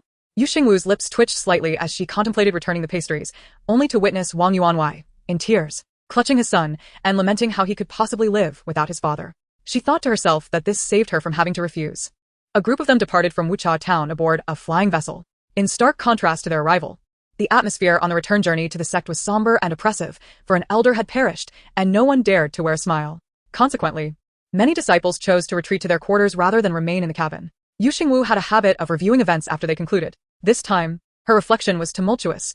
She berated the system for failing to inform her that whether one could be attacked while in stealth mode depended on luck. When attacked by the female demon's tidal wave, she emerged unscathed, yet later, during a confrontation between the third elder and Xingwu, she was left injured and spitting blood. Moreover, the stealth ability was not solely applicable to her, she could also enable others to become stealthy. If the system had informed her earlier, she could have stealthily accompanied Xingwu and avoided suspicion from Song Yiming and his companions. Not only did Song Yiming and his companions harbor doubts, but even Yi Su, Jiang Yan, Jiu Qing, and perhaps even Feng Chen might mistakenly believe she was responsible for the third elder's death, leaving her unable to explain that it was Xingwu who had committed the act. So, in the end, she was the one unfairly bearing the blame. What unsettled her most during her reflection was Xingwu's ominous words before slaying the third elder. The ones who should die are you. He said you, not you alone. Implying that those responsible for the deaths of Xingwu's parents were not limited to the third elder, but included others as well. Xingwu was originally a villain in the narrative, ruthless and unflinching in his killings. It was unlikely he would spare other enemies. Thus, he would continue his path of murder. The impact of his parents' demise was profound, with hatred driving him to become a merciless villain. Previously, she had only known that in the story, Xingwu, after becoming the antagonist, had slain numerous righteous sect members. But she did not realize he was acting out of revenge. Indeed, those who become villains often have pitiful and tragic backgrounds. His childhood must have been solitary. It was no wonder he always wore a cold expression, as if to say, "Do not approach me." His tragic past fueled his desire for immense power, awakening the demon's seed within him. She must avoid provoking him. She feared she would not survive the encounter. With this thought, she hastily consumed a piece of the tea cake to calm her nerves. At that moment, the system reminded her, "Host, it seems the state of the antagonist was not quite right when boarding the vessel. His emotional poison has not yet been resolved. Will you not assist him? Is that so? I didn't notice. By the way, you observant little system, why don't you go help him yourself?" System, if I could resolve it, I would have done so. Alas, I cannot. Goodness, you are quite a peculiar system. Never mind, I purchased the antidote, and seeing his pitiful background, I shall give it to him. After all, he is my heart, my life, and an indispensable part of my existence. Let us seize this opportunity to earn some points. We must at least recover the cost of the antidote. System. Indeed. You are truly clever. Xingwu's room was adjacent to Xingwu's. Upon opening the door and finding Xingwu there, Xingwu was not surprised. After all, apart from her, no other female cultivator would dare knock on his door. What brings you here? His voice, though cold, carried a hint of huskiness, and his light brown eyes sparkled with an alluring depth. The slightly loosened collar of his robe revealed a graceful neck and delicate collarbones, all undeniably captivating. Even Xingwu, who was fond of handsome faces, suppressed her urge to scream, for she noticed that Xingwu was not in a good state. Clearly, the effects of the emotional poison, temporarily subdued by earlier bloodletting, had resurfaced. Forgetting about points, she swiftly produced the universal antidote. With a quick motion, she placed the antidote into Xingwu's mouth, more decisive than when the female demon had forced her to ingest poison. Fearing he would refuse to take the antidote, she covered his mouth and insisted, "Second senior brother, this is the antidote. It can cure your emotional poison. You must swallow it. Oh dear, please swallow it quickly. If you, the villain, lose control of the poison, I am in great danger. Swallow it so I can safely earn points." Xingwu replied, "You're in danger? Even if I were to succumb to the emotional poison and perish, I would not engage in such acts with you." His Adam's apple bobbed. Xingwu watched as he swallowed the antidote, finally feeling relieved enough to release her hold. However, she unintentionally noticed that his ears were slightly flushed, likely a result of the emotional poison's effects. She reminded herself of her purpose for coming. "Senior brother, I like you, but I would never take advantage of your state induced by the emotional poison. Points, 200. This antidote can cure any poison in the world. I went to great lengths to acquire it. Yet, giving it to my senior brother doesn't bother me at all, for you are my heart, my life, and an essential part of my being." System. 6. Points, 200. "Senior brother, Xingwu interrupted, be quiet." Xingwu exclaimed, "Wait a minute. I only earned 400 points for that. The antidote cost me 500 points. I'm still at a loss. Don't be so stingy, you withdrawal machine." Xingwu coldly responded, "Indeed. I am stingy. Return to your training. Stop wasting time." With that, he shut the door. Xingwu was instantly infuriated. "You villain, you can close the door. But how dare you say, I am not focused on my duties? Everything I do is serious. This is so frustrating. I shouldn't have given you the antidote." "Humph," Xingwu retorted, "then why did you give me the antidote?" 3 days later, the flying vessel arrived at Tianlong sect. Along the way, nearly all disciples remained in their quarters. After being called out by Xingwu, Xingwu spent 3 full days in her room diligently practicing her sword techniques. Apart from her anger, she was determined to become a top achiever. She was well aware that the Yuehua sword was no longer an option, and summoning the fire chicken was unreliable. Using a sword was the most dependable choice. On the day they returned to the sect leader and the elders held a ceremony at the Changming Hall on the back mountain to establish a tomb for the third elder. Within the Changming Hall, there were not only the tombs of the third elder, but also those of past sect leaders and elders, buried beneath it. The Changming Hall was a sacred site of the sect, forbidden for casual entry. Xingwu had never entered the hall. She only knew from the original narrative that the remains of the sect leaders and elders were interred beneath it. Moreover, establishing a tomb required accompanying burial items, and the treasures buried with past sect leaders and elders were extraordinarily valuable. Just the thought of it was awe-inspiring. Xingwu even contemplated the potential wealth that could be acquired if she could stealthily raid the tomb beneath the Changming Hall. Chapter 75. Craving Dog's Delight? Feed it some snacks. The following day was a day of mourning. White banners adorned every peak of Tianlong sect, and the disciples wore white mourning garments, their expressions filled with sorrow. Among the 100 disciples guarding the third elder's spirit, 30 had traveled to Wuchao town, while the remaining 70 were the direct disciples of various peaks. Yu Xingwu was also among those keeping vigil. At this moment, she knelt in the morning hall, clad in white disciple's attire, flanked by Yisu on one side and Xingwu on the other. It was perhaps yesterday, aboard the flying vessel, that I caught a glimpse of Xingwu's loosened collar, my gaze instinctively drawn to the opening at his neck. This fleeting glance proved to be quite impactful, stirring within me a silent acknowledgement of his formidable presence. Before arriving at the morning hall, I presumed that Xingwu might find an excuse to abstain from attending. Given that the third elder was responsible for the deaths of his parents, it seemed illogical for him to mourn his adversary. Yet, to my surprise, Xingwu appeared, his expression unchanged, betraying no hint of his inner turmoil. This undeniable restraint of the antagonist left me in awe. However, that brief moment of observation revealed beneath his pristine white disciple's garb a vivid crimson inner garment. Who, I pondered, would don such a bold color for a vigil? It was a stark contradiction, one that could potentially disturb the solemnity of the occasion. Thankfully, I was the only one to witness that brief glimpse. Had others seen it, the gossip would undoubtedly have ensued. With a slight grimace, I rubbed my knees, having knelt in the morning hall for the better part of the day.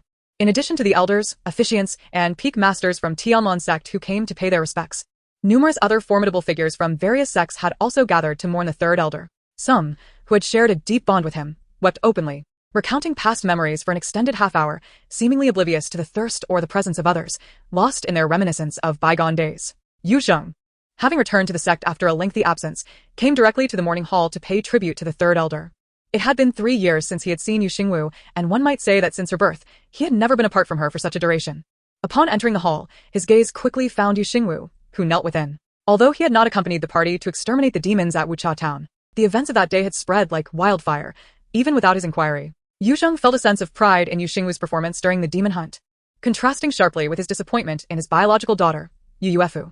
In Yu Zheng's eyes, even a brash and unreasonable temperament was preferable to the deceit of claiming to have saved others. Yet, being his own flesh and blood, he could only chastise himself for not having guided Yu Yuefu better, rationalizing that her desperate need to prove herself had led her to such folly. This is the nature of humanity. Comparisons are inevitable. In the eyes of parents, the child who surpasses you will always be from another household. After 3 years of separation, Yu Zheng found himself increasingly fond of Yu Xingwu. Even his prior intention to question her about pushing Yu Yuefu off the cliff of the Sword Tomb was forgotten. Yu Xingwu noticed Yu Zheng's gaze upon her, and his expression seemed less angry than it had been before. It had indeed been a while since she had seen him, and upon their reunion, she was reminded of a promise made to Qining to procure a photograph of Yu Zheng's abs. System. I promised Qining I would get her a picture of Yu Zheng's abs. You must help me figure out how to do this. Do you know when Yu Zheng bathes in the spirit spring? We must sneak a peek. No, rather, capture a candid shot of his abs. Yesu? Xingwu. Both men were momentarily taken aback. They had not anticipated that after 3 years of separation from Yu Zheng, Yu Xingwu's first thought would revolve around capturing a glimpse of his physique. Xingwu remarked, "Your shamelessness grows by the day." Yisu added, "Even if Yu Zheng employs techniques to maintain his youthful appearance, he is still no spring chicken. Little junior sister might find my form more appealing." Unbeknownst to Yu Zheng, who did not hear Yu Xingwu's inner thoughts, he felt a surge of joy upon meeting her gaze. Yu Zheng mused, "Jiao Jiao is looking at me. She still holds me in her heart. 3 years ago, when Jiao Jiao entered the Sword Tomb, I may have been too harsh in my tone. I shall strive to speak more gently to her in the future. After all, she was his daughter, and the rift between them should not linger." It had been quite some time since they had dined together. So, he resolved to host a banquet after the morning concluded to celebrate her recent acquisition of the Frostblade artifact. As Yu Zheng departed the morning hall, Yu Xingwu was left in a state of confusion, for she had noticed his sudden exuberance, as if he were basking in the sunlight. What in the world? Is everyone around here behaving oddly? She thought. Who appears cheerful while attending a mourning? The third elder's coffin is practically begging to be closed. Xingwu quipped. If it cannot be closed, perhaps we should eliminate him once more. Yi Su inquired. What is this dog joy pill you speak of? Based on the literal interpretation, it seemed to be a pill that could bring joy even to a dog. So, following wild vegetables, little junior sister now sought after the dog joy pill? Regardless of whether he had ever heard of it, if little junior sister desired it, he would find a way to concoct it. He also suddenly recalled that he had brought something for her. As Yu Xingwu pondered Yu Zheng's unexpected cheerfulness, she felt a gentle tug on her arm from Yisu. Looking down, she saw him holding a delicately crafted pastry, clearly delectable and no less appealing than the treats offered by the young master of the Wang family. Goodness! This male lead is too kind. After kneeling here for half the day, I was just thinking about food, and he brings me a pastry. What sort of senior brother brings snacks to a morning hall? It's hard not to feel affection. The system nodded vigorously. Truly. One cannot help but admire the thoughtfulness of the male lead. Yet, she mused, but isn't he the male lead for the female protagonist? Why would he offer me, the villainous, a pastry? Oh dear. The plot is veering off course. But what a delightful twist. Fear not, dear system. A single pastry cannot derail the narrative. You know very well that few girls can resist desserts, especially one as visually appealing as this. As a sweet-toothed individual, I cannot refuse. The system remarked, you gluttonous beauty. Yisu said, as long as little junior sister enjoys it. Besides, she just mentioned how hard it is not to adore him. Thus, it seemed she truly no longer had feelings for Xingwu, didn't it? Perhaps he could proceed to pursue her, despite her existing engagement. Little junior sister. While no one is here to mourn, you should eat this pastry quickly. Do not starve yourself during the 3-day vigil. His voice, soft and soothing, reminiscent of a gentle spring breeze, drew near as he offered the pastry to her lips, the edge almost brushing against them. Chapter 76. Ailments must be treated. How to allocate responsibilities. All right, quiet down. This time, during the demon extermination, it is said that junior sister Yu not only injured the Jiao demon but also saved the townsfolk, earning herself great merit. She might become even more arrogant afterward, so it's best not to provoke her. Upon hearing this, Yu Xingwu felt a surge of delight. Being the wicked female antagonist was truly exhilarating, especially when others dared not bully her. She must maintain this villainous persona. However, Shenzhe felt no joy at all, especially upon witnessing Yisu feeding Yu Xingwu snacks, his expression turning icy. It was well known throughout the sect that Yisu doted on his junior sister Yu Xingwu to an extent that, regardless of her right or wrong, he viewed it as the fault of others. Only Shenzhe perceived the deep-seated hostility emanating from Yisu, leading him to understand that Yisu's affection for Yu Xingwu had likely transcended mere brother-sister affection. Yet, Yu Xingwu remained oblivious. Yisu had never crossed any boundaries. And thus, no one suspected whether he had romantic feelings for his junior sister. Initially, Shenzhe did not care whether Yisu was close to Yu Xingwu, as he had never been concerned about someone unrelated to him. Yet now, witnessing Yisu's gentle demeanor as he lovingly fed her snacks, a flicker of discomfort arose within him. It was this discomfort that caused him to falter beneath his indifferent facade, as if something was slipping from his grasp. He should not care, even if she was his betrothed. Despite her coercing him into agreeing to the engagement, he ought to despise her. Yet he suddenly realized that, for some unknown reason, he did not dislike her as much anymore. Was it when she gifted him his life sword, or when she concealed the truth about the killings? Or perhaps when she provided him with the detoxifying elixir? If she had not relied on her status as a grand elder to force him into this engagement, would he, as her senior, have lavished her with affection like Yisu? Even if not, he likely wouldn't have grown to detest her. Senior brother, I also wish to have some snacks. Jisoo, what? Are you sick? Yu Xingwu, if you're sick, go get treated. 3 days later, the mourning period concluded. Tiamon's sect returned to its usual appearance, and the disciples shed their mourning robes. Today, the most lively and attention-grabbing place was undoubtedly Xiaoyao Peak.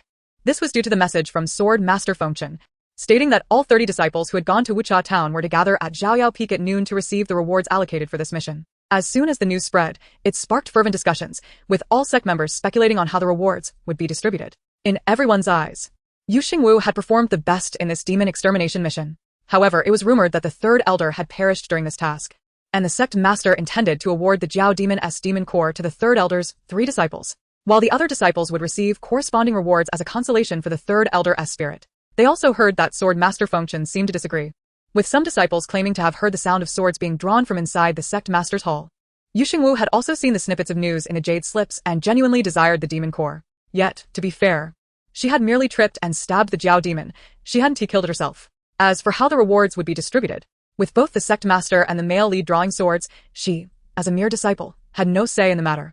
Curiosity led her to ride her little celestial crane to Xiaoyao Peak, eager to see who would ultimately receive the demon core. In the front hall, as Yu Xingwu arrived, a group of disciples awaited Sword Master Fengchen. Song Yiming and his companions were also present, likely believing that Sword Master Fengchen was reluctant to give the demon core to them for Yu Xingwu's sake, which had led to a dispute with the sect master. Their expressions darkened upon seeing Yu Xingwu. However, they were now at Xiaoyao Peak, and no matter how displeased they were, they had to endure it. Yu Xingwu paid no attention to their glances. As the wicked female antagonist, she was accustomed to receiving such looks wherever she went and maintained her composure. Before long, Sword Master Fengchen arrived, gripping his long sword, his aura still crackling with unresolved sword intent, as if he had just emerged from a battle. It was well known that Sword Master Fengchen was unlike the typical cold-tempered individuals. Although his countenance was frosty, his temperament was fiery. He had often engaged in duels, many of which were due to Yu Xingwu. At this moment, Yu Xingwu was curiously observing Fengchen. System. Oh no, the male lead really did fight with the sect master. He is such a man, wanting to defy the heavens, wanting to betray his master and destroy his ancestors. System. Please stop adding that. I'm genuinely afraid you might turn yourself into the female lead. Then the entire plot will be ruined, and even your mother won't be able to save you. Sword Master Fengchen, rebellious disciple, I just drew my sword for your sake, and yet you wish to betray your master and destroy your ancestors. You shall be punished. Yisu, junior sister is becoming bolder. Betraying one's master and destroying one's ancestors is a grave crime. Let him take the lead in that. Shenzhua, another death wish. You Yuefu. You Xingwu, if I hear you speak another word, I'll consider myself a dog. Just shut up. I was about to break through to the golden core, and your cursed thoughts have prevented me from focusing on my cultivation. If I ever fall into a demonic path or shatter my Dao heart, it will surely be your doing. Yu Xingwu remained unfazed, observing Fengchen with keen interest, curious about how he would allocate the demon core. However, she noticed Fengchen approaching her with a stern expression, wishing he weren't holding a sword. Disciples pay their respects to master and sword master. The crowd bowed respectfully, as if the more they showed respect, the more rewards they could obtain. After all, even without the demon core, the Jiao demon was a treasure trove in itself. A trip would surely yield some rewards. Moreover, there was an unspoken competition among the direct disciples. Everything had to be compared. Sword Master Fengchen took his seat at the main table, still seething from his earlier confrontation. Upon noticing his rebellious disciple's unwavering gaze, his anger suddenly dissipated. He had slain the Jiao demon, who could dictate to him to whom the demon core should be given. Even if Yun Shu was the sect master, this matter was not solely his to decide. It wasn't that he was unwilling to give the demon core to Qi Heng and the others. It was that the demon core of a Jiao demon that had undergone a tribulation was incomparable to ordinary demon cores. Although he couldn't discern the true depth of this rebellious disciple's cultivation, she was likely already at the golden core stage. Absorbing this demon core would surely aid her in breaking through to the next level. Thus, she would have a chance to rank among the top 20 in the disciple competition 3 months later and obtain a spot for further training. Xinger, come here. Everyone, what? You Xingwu, what? Chapter 77, Reward Distribution. The male lead is impressive. Upon hearing Fengchen call her over, Yu Xingwu froze for 3 seconds. Fengchen had yet to say a word to the other disciples, yet he called her over first. What did that mean? He called. But could you please refrain from calling me Xinge? Every time you call me Xinger, I feel like you're one step closer to chasing me to the funeral pyre. And I might not be able to hold you back. Fengchen, no. Even if it were to be cremated, I still wouldn't you Yuefu. Let him call.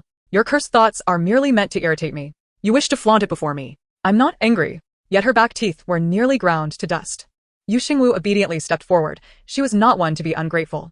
She thought perhaps Fengchen and the sect master were in conflict over the demon core and might be inclined to give it to her. Logically, the male lead should give the demon core to the female lead, but the female lead was not living up to expectations. To date, she remained at the center of public scrutiny, accused of stealing the merits of a false heiress, labeled as a scheming woman. Far from being the favored one, she was swiftly becoming the most disliked. The system, distressed by the female lead's deteriorating reputation, was also on the verge of depression. Given that Fengchen neither saved the female lead nor developed a romantic connection with her, how could he give the demon core to her? Based on the female lead's lack of accomplishments during her training expedition, not to mention her deceit, how could she be deserving? If Fengchen were to venture into the depths of the river dungeon to rescue the female protagonist, she might mistakenly believe that he intends to bestow the demon core upon Yu Yuefu. However, the male lead is not at all inclined towards romantic feelings, demonstrating that Fengchen genuinely wishes to present the demon core to her. Hence, even if she is aware that Fengchen will ultimately expel her from the sect due to Yu Yuefu, she cannot claim that he has treated her poorly. On the contrary, he has always been quite kind to her. Reflecting on this, her tone softened. Master, please calm your anger. Do not let a mere demon core affect your health. The demon core pales in comparison to your well-being. If it weren't for the longevity and strength of cultivators, I would truly fear that your cold demeanor might lead to a stroke from your anger. Who would be there to attend to you then? Fengchen, the sword master, felt a shift in his expression when he heard Yu Xingwu's words. His previously dark demeanor brightened, only to darken once more upon hearing her unfiltered thoughts. No one to attend to me, is there? This rebellious disciple is utterly unreliable, and as for strokes, she certainly cannot utter a kind word. Yet, it was not something he could voice. He could not afford to rebuke her either. Irritated yet resolute, Fengchen swiftly raised his right hand, and in an instant, a demon core glowing with a seductive red light flew from his hand into Yu Xingwu's grasp. The onlookers gasped, their eyes fixated on the demon core she held. This was indeed the demon core left behind by the female dragon demon slain during the Thunder Tribulation. Thus, the dispute between the sword master and the sect leader culminated in Fengchen's victory. Following his triumph, he nonchalantly tossed the demon core to Yu Xingwu. And what followed? Was that all? Were they merely there to serve as a backdrop? Or to witness how he dotes on his disciple? Fengchen reminded himself to refrain from angering the rebellious disciple, shifting his gaze to the assembly, his voice imbued with undeniable authority. During this demon-slaying trial, Yu Xingwu of Zhaoyao Peak masqueraded as a fortune-teller to infiltrate the depths of the river and rescue the captured townsfolk. Moreover, she injured the dragon demon during combat, exhibiting the most remarkable performance among the disciples of all peaks. After deliberation with the sect leader, it has been decided that the demon core will be awarded to Yu Xingwu. Upon hearing this, the crowd was no longer surprised, for the demon core had already been granted to Yu Xingwu. They had no objections. After all, it was the dragon demon Fengchen had slain. Earlier that morning, They had heard of the dispute between the sword master and the sect leader, and whether or not the demon core was awarded to Xingwu. It would have gone to Qi Heng and the others, never to them. Thus, they had not harbored hopes of obtaining the demon core. They merely desired corresponding rewards. Seeing that the disciples harbored no dissent, Feng Qin noted the uncomfortable expressions of Qi Heng and his companions. He spoke again. I am aware that Elder San perished at the hands of the dragon demon. He ventured to Wucha town for your sake. Yet there is only one demon core. If it were to be given to you three, division would be problematic. Therefore, I have decided to grant each of you a 5th grade demon core. While it may not compare to the dragon demon's core, it is most suitable for you. If you three harbor any grievances or find this decision inappropriate, you may voice them now. The three, exchanging glances, dared not express discontent, even though they secretly yearned for the demon core, who was unaware of the sword master's temperament. He had the audacity to draw his sword against the sect leader. If they dared to voice any dissatisfaction, would he not wield a sword against them? Although a 5th grade demon core is inferior to that of the dragon demon, it was indeed more easily divisible among them, lest they quarrel over how to split one core. With their master deceased and the dragon demon dispatched by the sword master, they had no merit to contest. Exchanging glances, they collectively stated, we disciples have no objections. Feng Qin nodded slightly, then turned his attention to the rest of the disciples, stating, the remaining disciples need not worry about lacking rewards. The dragon demon's body is laden with treasures. Its scales, though unremarkable in appearance, are exceptionally hard, reaching the quality of heavenly-grade spiritual materials, ideal for forging defensive artifacts. I have instructed the delivery of the dragon demon scales to the sect's artifact refinement pavilion, where each of you will receive a small defensive shield. Furthermore, the dragon bones can also be utilized for artifact crafting.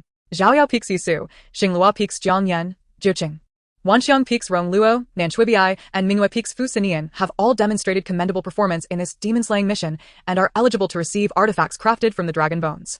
In addition, during the slaying of the dragon demon, I infused its essence blood into the severed body with my sword qi. This essence blood can be used to concoct high-grade pills.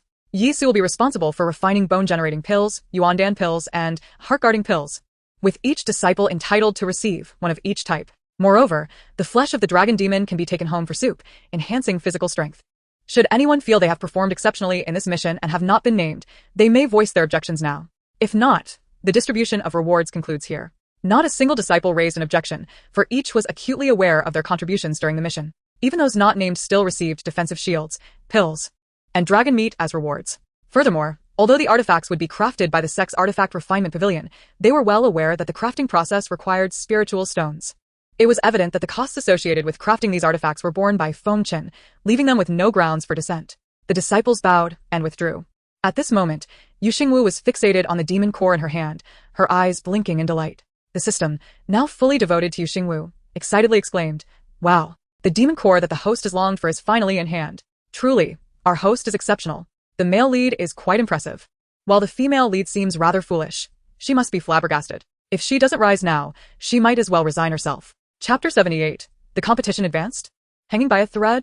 Xingwu was uncertain if the female lead would perish. She only knew that she was exceedingly delighted at this moment. So much, so that she felt like diving into the sea to catch a turtle. After the disciples dispersed, only those from Zhaoyao Peak remained in the hall. Feng Qin, the sword master, noticed the dimpled smile on Xingwu's face and could not help but lift the corners of his lips. Speaking without regard for the other Peak's disciples, he affectionately inquired, having received the reward of the demon core, are you happy, Xingwu? In her elation, Xingwu responded without hesitation, Master, I am overjoyed.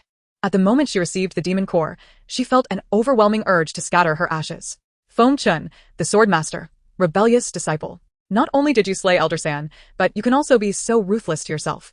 You are more formidable than your master. Yisu, little junior sister. Such words are ill-advised. Perhaps you should scatter my ashes instead. Shenjue, dear partner, that is rather ominous. Should he stop her? Yuefu, you may scatter anyone's ashes you wish. I do not believe it, nor will I listen. Recite the heart-cleansing charm. Quickly. System. Host, you are truly ruthless. Our werewolf family has gained a new formidable warrior. Feng Qin cleared his throat and shot Xingwu a glare. While your joy is warranted, you must prioritize your cultivation. The demon core of this dragon demon is unlike any ordinary core. Absorbing it should allow you to break through to the golden core stage without issue. Thus, for the grand sect competition in 3 months, you may have a chance to rank in the top 40. At these words, not only did Xingwu sense an underlying message, but so too did Yisu and the others. Why specifically aim for the top 40? Was there significance in ranking among the top 40? Moreover, the disciples' competition is typically held at the year's end. Why was it suddenly advanced? Yisu maintained a facade of elegance, yet internally, he was brimming with curiosity. Stepping forward, she inquired, Master? Why did you instruct my junior sister to enter the top 40? Is there a reward for being among the top 40? Also, why is this disciples competition being held 6 months earlier this year? The Honorable Sword Master nodded. Indeed, the disciples competition has been advanced because the elusive Mirror Island, which appears once every 20 years, will manifest in 3 months. Upon hearing the name Mirror Island, Xingwu was momentarily taken aback, as vivid scenes from the original narrative flooded her mind. So, the plot has once again been hastened. Given the system's tendency, it seems this working individual will soon find herself embroiled in more chaos.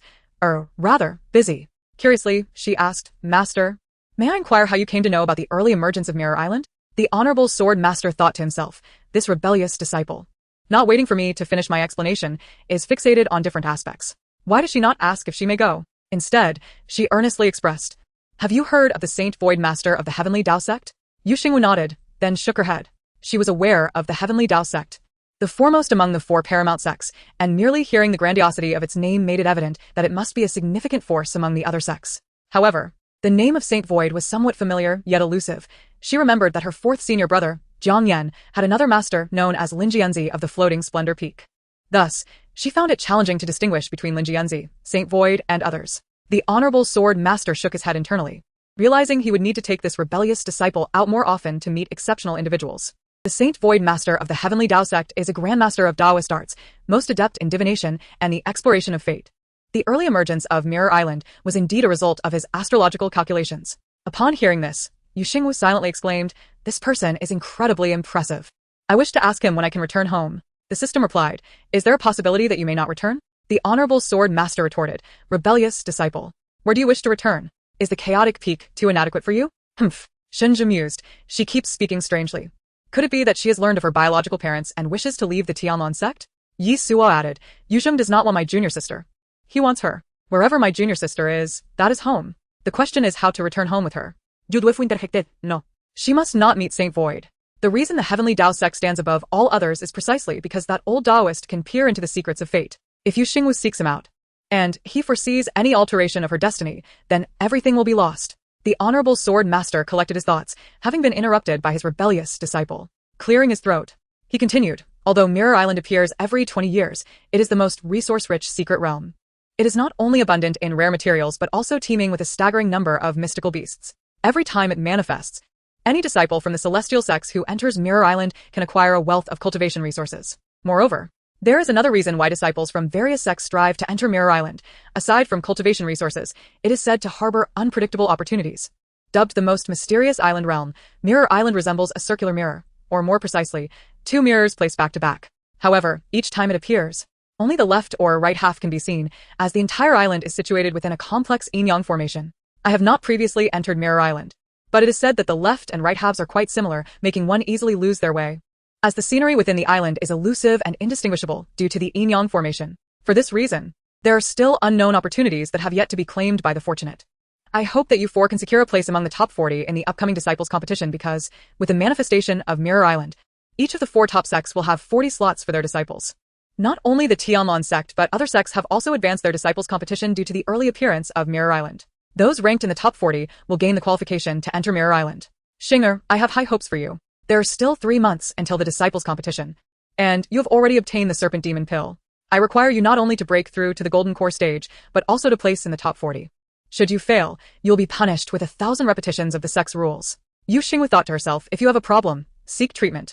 The sect rules are not worth the effort. Top 40? Do you understand how difficult that is? Everyone knows that although the Tianlong sect has the most disciples, achieving a top 40 position is no easy feat. The Honorable Sword Master replied, if a dog could transcribe, it would be a genius. The Honorable Sword Master added, there are additional rewards. Yu Xingwu responded, huh? The Honorable Sword Master continued, rebellious disciple, what are you staring at? Do you find the rewards insufficient? I will permit you to propose another condition. Yu Xingwu exclaimed, oh my, is this the power of monetary influence? Rest assured, Master. Even if I must hang by a beam or prick myself, I will win this disciples competition and enter the top 40. The Honorable Sword Master remarked, I see not madness in your ambition. Rather, I fear you have lost your senses. I have instructed you to cultivate diligently for the competition, not to harm yourself. Xingwu quipped, hanging by a beam and pricking oneself? Huh. She has stopped troubling others and is now troubling herself. Yes, what kind? My junior sister has a slender, graceful neck. How could she possibly bear a noose? He would be heartbroken. As for pricking, why not let my junior sister prick him instead? Chapter 79. Eagerly seeking solitude and exchanging pills with her lofty aspirations firmly in place, Xingwu felt invigorated, eager to return to the smoke cloud peak to enter seclusion and absorb the demon pill. Just as she turned to leave, she was called back by the Honorable Swordmaster. Master, do you have other instructions for me? The Honorable Swordmaster, rarely witnessing such enthusiasm from his rebellious disciple, was visibly pleased. This rebellious disciple seems to have forgotten that breaking through to the Golden Core stage entails facing the Thunder Tribulation. During her seclusion to absorb the demon pill, you shall remain at the chaotic peak, retreating to your own courtyard. Once you have absorbed the demon pill and broken through to the Golden Core stage, I will assist you in facing the Thunder Tribulation. Upon hearing the term Thunder Tribulation, Xingwu's mind immediately recalled the punishment she had endured from the system. That day, the thunder truly left her dazed. Having read the original text, she understood that cultivators only sense the Thunder Tribulation upon breaking through to the Golden Core stage. There is no Thunder Tribulation prior to this stage. The Thunder Tribulation at the Golden Core stage, known as the 9 Thunder Tribulation, requires one to endure 9 bolts of heavenly lightning to succeed in their breakthrough. Subsequently, each time a major realm is breached, the number of heavenly thunders increases, culminating in the 9 Thunder Tribulation. Although the 9 Thunder Tribulation consists of only 9 bolts, one should not feel overly joyous, as many cultivators have perished due to failure during this tribulation. Xingwu felt a headache coming on and pondered the absurdity of the cultivation world, where one must face lightning strikes rather than enjoy the comforts of home. Engrossed in their phone under the air conditioning. Yet, the Thunder Tribulation is a necessity. Rather than return to Smoke Cloud Peak and risk being struck by lightning in solitude, it is far better to remain at the chaotic peak, where disciples from other peaks are protected by their masters during their tribulations. Yes, master. I shall return to my courtyard to enter seclusion. With swift steps, Xingwu departed the grand hall. Not long after she left, Yisua caught up with her, holding a porcelain vial in his hand. Upon seeing the white vial, Xingwu's immediate reaction was that it must be the wild vegetable-flavored fasting pill. She grimaced, quickly interjecting before Yisua could speak, "Senior brother, I still have plenty of fasting pills." Truly. If you don't believe me, look. She then produced the fasting pills Yisua had given her previously. She did not speak falsely. Indeed, she still possessed the fasting elixirs. For she had only spent 3 months in the Sword Tomb. A single fasting pill suffices for 7 days, and the bottle Yisu provided her contained 20 pills. There was simply no way she could consume them all. Yisu was aware that his little junior sister would never deceive him, and upon seeing the remaining fasting pills, he was merely astonished. How could it be that after 3 years in the Sword Tomb, she had not finished them?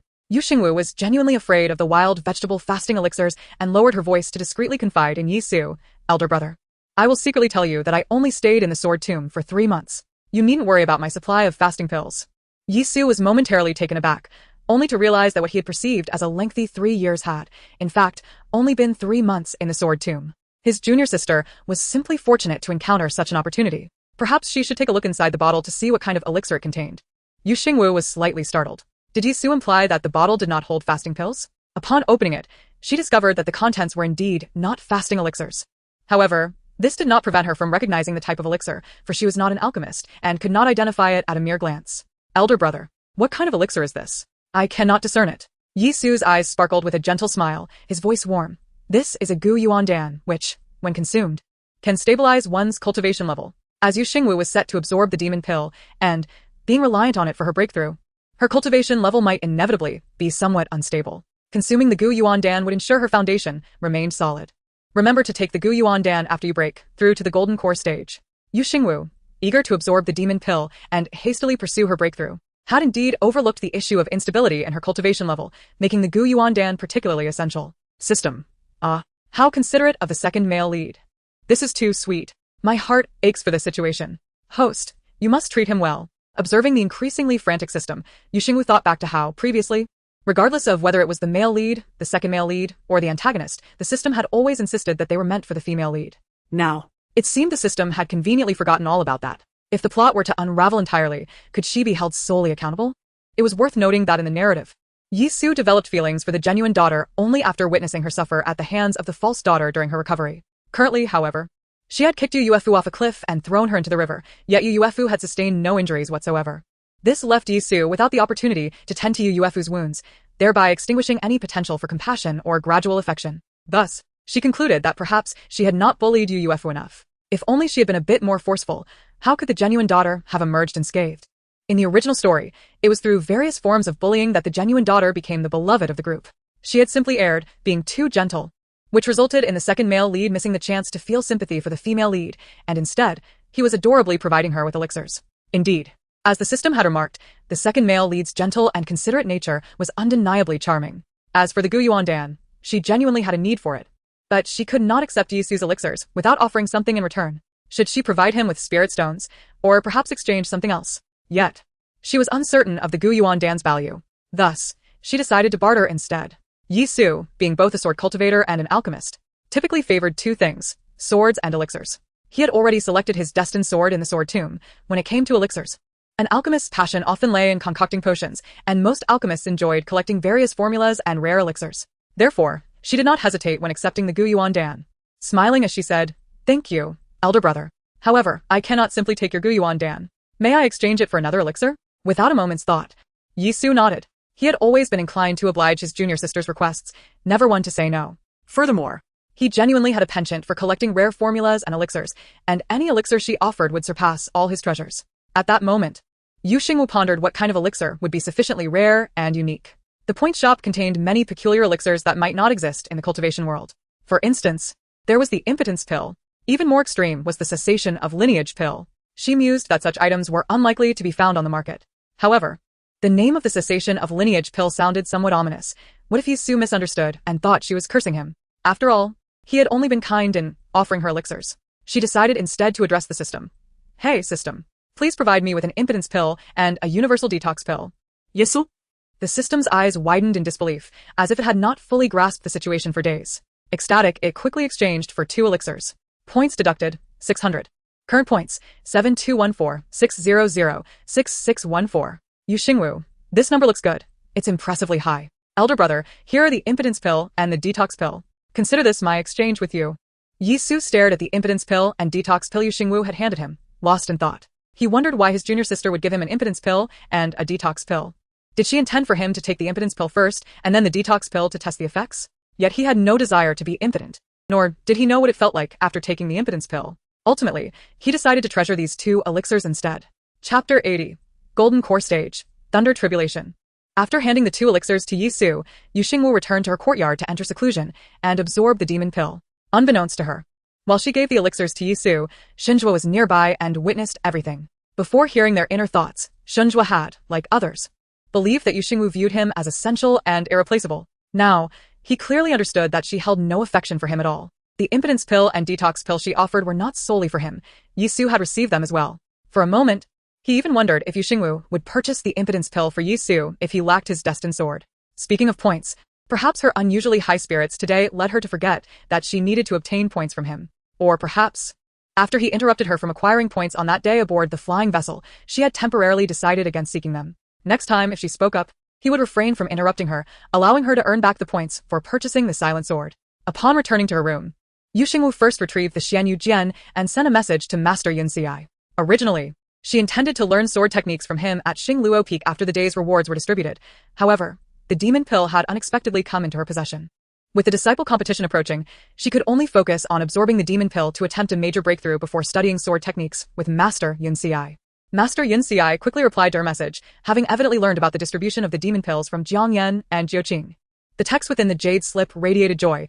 "Xingwu, rest assured, and absorb the demon pill for your breakthrough. On the day of your breakthrough, I will come to Zhaoyao Peak to assist you through the Golden Core Stage Thunder Tribulation." Just as Xingwu finished reading the message, she received yet another from Master Yunxiai. Likely, he wished to reassure her not to feel anxious about the upcoming Thunder Tribulation, hence the additional message. "Xingwu, focus on your cultivation. The first 9 Thunder Tribulations are not to be feared. Your 9 senior brothers are tough and resilient. If each one endures a strike, the tribulation will pass. You needn't worry. I will arrange everything." Yuxingwa's lips twitched slightly as she pondered whether the message sent by Yunkai was known to the 9 fellow disciples. Clearly, the 9 brothers were as delicate as fine porcelain. Not rough and rugged as one might assume. Just as she was about to put away the jade slip, she recalled that Yujing had communicated with her the previous night, mentioning a banquet in her honor after the rewards were distributed today. Although she was uncertain what the celebration was truly for, given that she had yet to acquire the demon core last night, she decided to send a message back to Yujing, indicating her intention to enter seclusion to absorb the demon core and would not attend the banquet. Additionally, she sensed something amiss with Yujing since his return to the sect. With the competition approaching, if Yujing did not assist Yufa now, she feared the female lead might not even make it into the top 40. Let alone reach the Illusion Mirror Island. How could the plot progress then? The system would surely crash on the spot. Xingwu collected her thoughts, sitting cross-legged to begin absorbing the demon core. Compared to absorbing spiritual energy for cultivation, assimilating the spiritual power within the demon core was relatively easier. This was because whether one was a demon, a cultivator, or a demonic cultivator, all relied on absorbing spiritual energy for their practices. However, demonic cultivators would convert the absorbed spiritual energy into demonic energy according to their techniques. Similarly, demon cultivators had a comparable cultivation system. Although they unleashed demonic power during their attacks, it was also derived from the absorption of spiritual energy. The demon core was the embodiment of that spiritual power. It was precisely because the spiritual power within the demon core had already been converted from spiritual energy that cultivators could absorb it directly, making it naturally easier than absorbing spiritual energy for cultivation. Time passed swiftly. Typically, absorbing a single demon core would require half a month, yet Xingwu took a full month, indicating the exceptional nature of the dragon demon's core. Perhaps due to the overwhelming strength of the spiritual power within the core, Xingwu felt her meridians expanding and tearing during the absorption process. Although it was a painful sensation, it was accompanied by an exhilarating surge of power, making it somewhat addictive. As the demon core neared complete absorption, it began to turn transparent, and ultimately, all the spiritual power contained within was fully absorbed, causing the demon core to vanish altogether.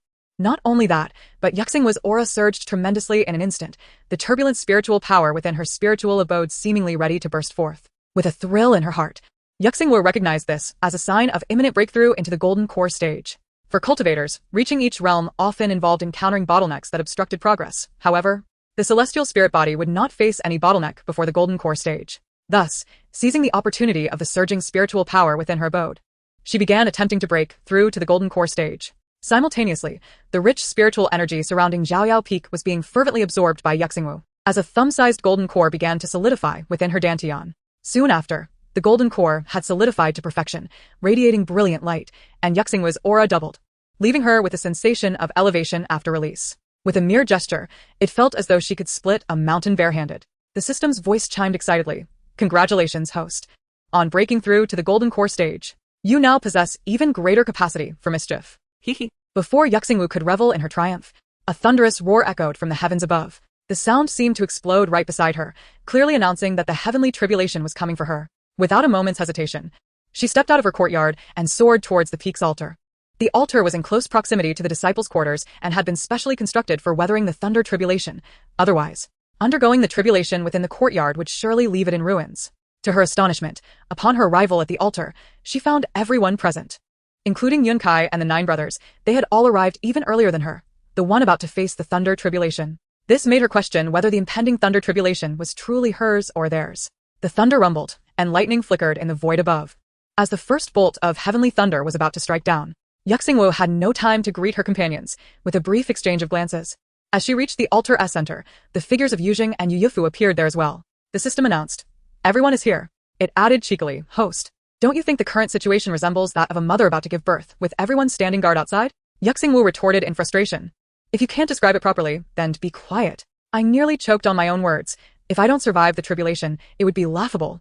Yuyifu clenched her fingers tightly, gritting her teeth. Although she understood the immense spiritual power contained within the demon core, witnessing Xingwu's breakthrough made her feel as though she had been trampled underfoot, and it was particularly irritating. What vexed her the most was that for a mere golden core thunder tribulation, the entire Zhaoyao Peak and Xinghua Peak had come to shield Xingwu. Could they not see how malicious Xingwu truly was? Were they all blind to her wickedness? What Yuyifu did not expect was for Yunkai to speak at that moment. "Little Jiu, you shall take on the first heavenly thunder. The subsequent 9 bolts will only grow stronger, and the last one will be left for Moku to contend with." The system fell silent, and Xingwu was left dumbfounded. Was Yunkai serious? Did he truly intend for Moku and the others to take the brunt of the heavenly thunder for her? She quickly exclaimed, "No, master. Please do not let my senior brothers assist me. I want to face the golden core thunder tribulation on my own." The thunder tribulation was her own to bear. How could she allow her brothers to suffer on her behalf? Most importantly, one could not receive help during the thunder tribulation. If anyone intervened, the power of the heavenly thunder would increase exponentially, becoming even more ferocious. She could not let her brothers endure such suffering alongside her. The 9 disciples hesitated upon seeing Xingwu's resolute stance, uncertain whether to assist their junior sister in withstanding the heavenly thunder. If their junior sister could successfully weather the tribulation on her own, it would undoubtedly be a good thing, as the baptism of heavenly thunder would strengthen a cultivator's physical form. However, Yujing's thoughts diverged sharply from everyone else's. His gaze was coldly fixed on Xinhua, as if he wished to pierce him through. As the first bolt of heavenly thunder coalesced ominously, Yujing's expression darkened further. His beloved was about to be struck by the heavenly thunder, and Xinhua, as her betrothed, had yet to utter a single word, which incensed him. Among the entire sect, He alone possessed the thunder spirit root, impervious to heavenly thunder, yet he showed no inclination to shield his beloved from it. The engagement had been coerced upon him, but who could compel him to harbor affection for her? He had recognized long ago that Xingwu was rebellious. The more pressure applied, the more counterproductive it became. Initially, he had only acted against Xingwu to fulfill his beloved's desires, hoping to bring her joy, and had threatened him with his life to secure the engagement. Now he regretted it. He should never have agreed to facilitate this match. Xingwu not only held no affection for his beloved but also rendered their camaraderie as distant as water, proving that this forced engagement was a grave mistake. If only his beloved did not cherish him so deeply, it would have been simpler to annul the engagement. In his view, Yunsai's eldest disciple Moku and second disciple Moku Bai were both excellent choices. The Moku family was a prominent clan of the celestial sect, a match made in heaven. As long as his beloved was happy, he would approach the Moku family about this marriage. Even if both Moku and Moku Bai were to propose, so what? His daughter, even if adopted, deserved to reach for the sun and the moon. Yet now, with Xingwu still bearing the title of his beloved's betrothed, he had no choice but to intervene against the heavenly thunder. Xingwu, you must shield my beloved from the thunder. Do not blame me for not warning you. If she loses even a single hair, I will hold you accountable. This was the message Yuzheng conveyed through his spiritual sense to Xingwu. Knowing how fiercely his daughter protected him, he could not allow her to hear his threats. Having not heard these words, Xingwu again shielded her from the heavenly tribulation. Surely, his beloved would be immensely pleased. Xingwu was not surprised to hear Yuzheng's mental transmission, having just witnessed the murderous glare directed at him. He understood that Yuzheng intended for him to bear the brunt of the thunder. Indeed, he possessed the thunder spirit root, and rather than being harmed, the power of the heavenly lightning would refine his thunder spiritual energy. However, this was her tribulation. She must endure the 9 heavenly thunders herself for it to be deemed complete. Although the risks were considerable, the benefits included a significant enhancement of her physical prowess. Therefore, he would not shield her from the heavenly tribulation unless the force of the thunder was insurmountable. At that point, even without her prompting, he would take it upon himself to protect her, thus repaying the kindness she had shown him with the gift of the withering sword. He owed her nothing further. The Grand Elder need not caution him. He would indeed confront the thunder, but not at this moment. Upon hearing this, Yuzheng was instantly engulfed in rage. What was this? Did he truly believe he could perish from merely withstanding another bolt of lightning? She felt an overwhelming urge to strike this fool with her sword. If no one assisted in transcending the tribulation, the power of the thunder would escalate exponentially, and the higher the cultivator's realm, the more ferocious the lightning would become, potentially matching the might of a great ascension tribulation. If he were to face it himself, there would be no chance for him to intervene. Yi Su longed to shield Yu Xingwu from the lightning but, like the others, hesitated. His junior sister had declared her intention to face the tribulation alone. If he rushed in now, would she not be displeased? What if she could endure the tribulation by herself? Yes, he should trust her capabilities and believe in her strength. If the heavenly thunder proved too overwhelming, he would step in to protect her then. Boom. The first bolt of heavenly thunder descended, accompanied by the sound of shattering metal. Indeed, it was Yu Xingwu who, upon seeing the lightning strike, summoned every defensive artifact she possessed. The defensive artifacts were obliterated, and fragments rained down upon her. At the moment she was struck, Yu Xingwu raised a middle finger to the heavens in her heart. It felt as though her very soul was about to be severed. As she swallowed the metallic taste of blood rising in her throat, her clothing was left in tatters, and her skin felt as though it might split. Fortunately, the shattered defensive artifacts had absorbed most of the thunder's might. Otherwise, that first strike could have sent her to meet her ancestors. But with all her defenses gone, how would she withstand the second bolt? At that moment, everyone within the Fengchen sword sect breathed a partial sigh of relief. For the second bolt of thunder was already gathering in form, and its strength would undoubtedly surpass the first. Yu Xingwu pondered what she could possibly use to defend against the next strike, as she had already exhausted her defensive artifacts. Just as she contemplated whether the system shop had any formidable defenses, a myriad of colorful lights began to converge above her head. System, host. These are the defensive artifacts from Fengchen and the others. You will surely be fine against the second strike. Yu Xingwu gazed at the artifacts hovering above her, her lips twitching in frustration. While I may be fine, have you considered how much I will have to compensate for once these artifacts are destroyed? Who has ever faced a tribulation that left them bankrupt? My little funds salute my lost love. Ugh, spirit stones. System. Just ask yourself which is more important, money or life. Fengchen Swordmaster. Disciple. Do you think I would ask for your money? Yi Su. What's mine is my junior sister's. There's no need for compensation, just take it all. Xingwu. I only activated my artifacts out of reflex when I saw them summoned, otherwise, as a thunder spirit root, I could have faced this alone without summoning any artifacts. Yu Yuefu deeply embedded her nails into her palm. She had thought Xingwu would not shield Yu Xingwu from the thunder, yet he had summoned his own defensive artifacts. What was the difference from protecting Yu Xingwu? In her previous life, she had been a false daughter, madly in love with Xingwu. Yet he had been infatuated with the true Yu Xingwu upon returning to the sect. In this life, it was one thing for him not to love her, but how could he develop feelings for Xingwu? How could he still harbor affection for her? She was but a false daughter. Had he not detested Xingwu for forcing him into an engagement? How could he like her now, having experienced death? She no longer harbored the same obsession for Xingwu in this life. If he dared to care for Xingwu, she would ensure his life was filled with unfulfilled desires, just as it had been in the past. He had summoned his artifacts, but there were so many. They were all focused on Xingwu, who would even notice him. With a subtle curl of her lips, she feigned casualness as she addressed Xingwu. Second senior brother. Are you not a thunder spirit root? I implore you. Could you assist my junior sister in withstanding the heavenly thunder? If the second senior brother were willing to shield her, then their father, master, and all the senior brothers would not have to sacrifice their own defensive artifacts. Yuefu's words held a dual meaning. 1. To remind everyone not to forget that Xingwu was a thunder spirit root, and if he intervened, their artifacts would not be destroyed, and 2. To convey to Xingwu that Xingwu did not care for her in the slightest. Otherwise, he would have taken the initiative to shield her from the first strike without her needing to ask. The system, reveling in the unfolding drama, chimed in, Dear host, it seems the female lead is intentionally provoking a conflict. The sweet and gentle little white lotus has turned into a scheming one. Furthermore, the antagonist had completely overlooked that Xingwu was a thunder spirit root. Yet, judging by his demeanor, he had no intention of aiding the host. If he were to lend a hand, this tribulation would be trivial. But if he had no plans to assist the host, what was he doing at the venue? Chapter 82. Peculiar Artifacts. The ninth heavenly thunder. Hearing the system's commentary, Xingwu clicked her tongue in annoyance. I had long suspected that the female lead was a true white lotus.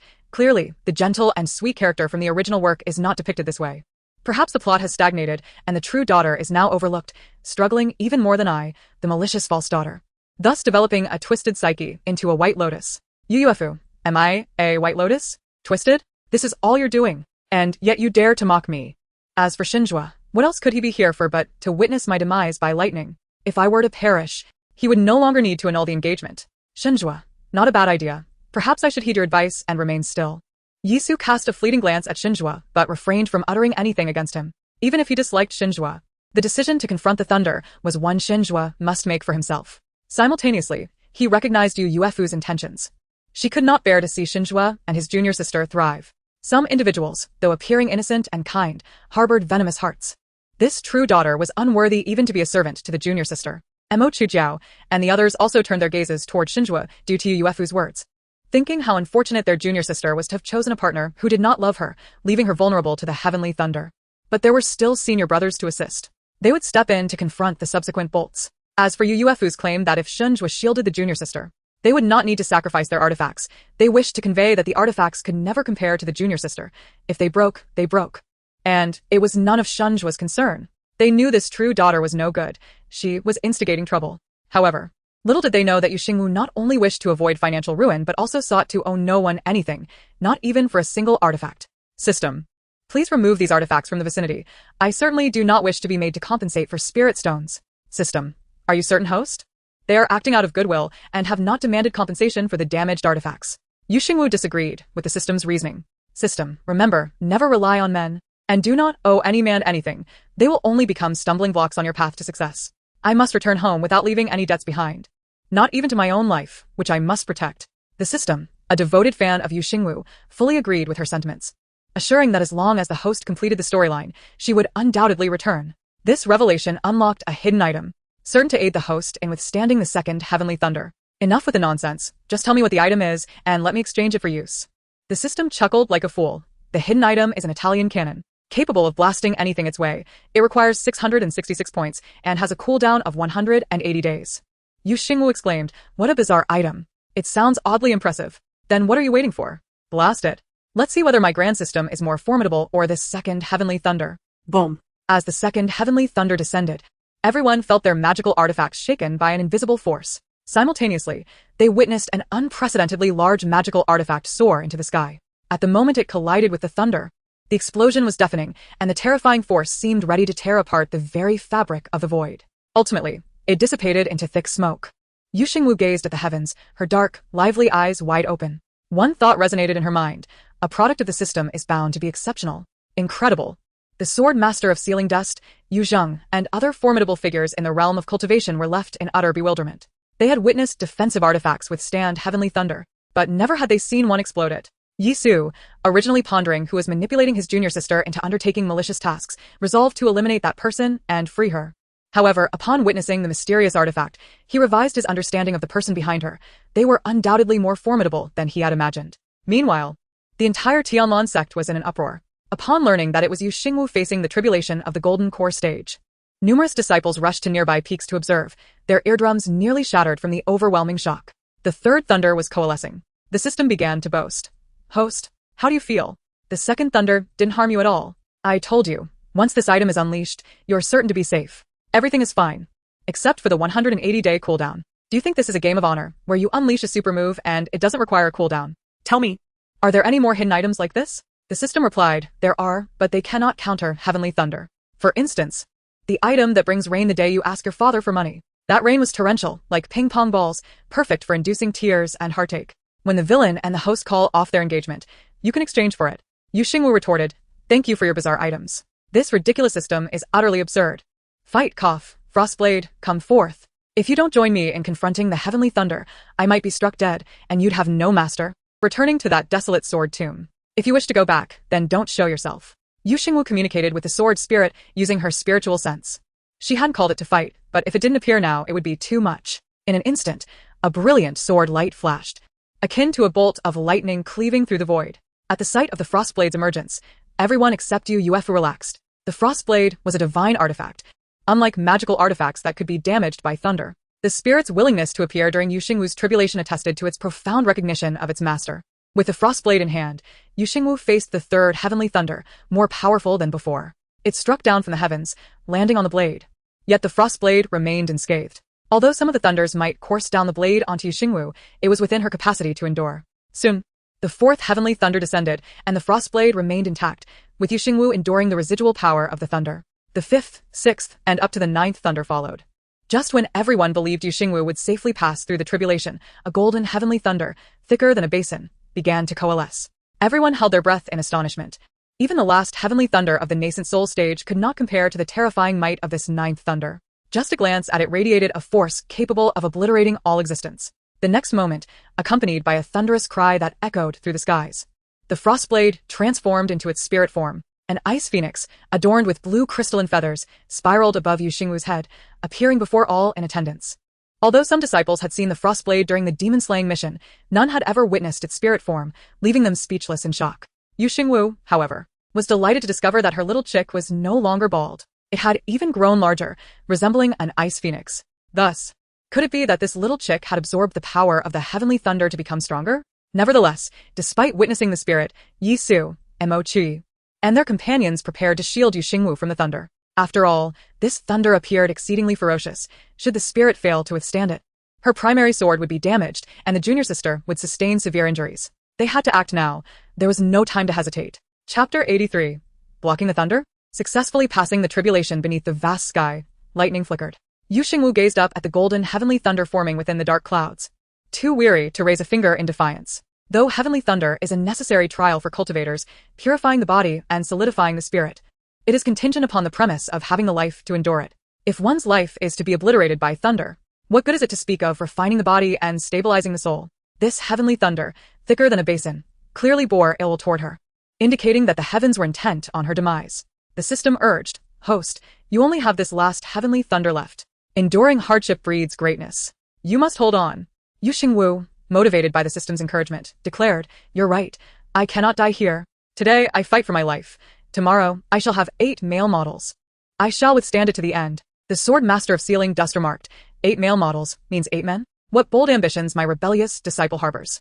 Yi Su also interpreted the 8 male models as 8 men, instinctively glancing at Xingwu.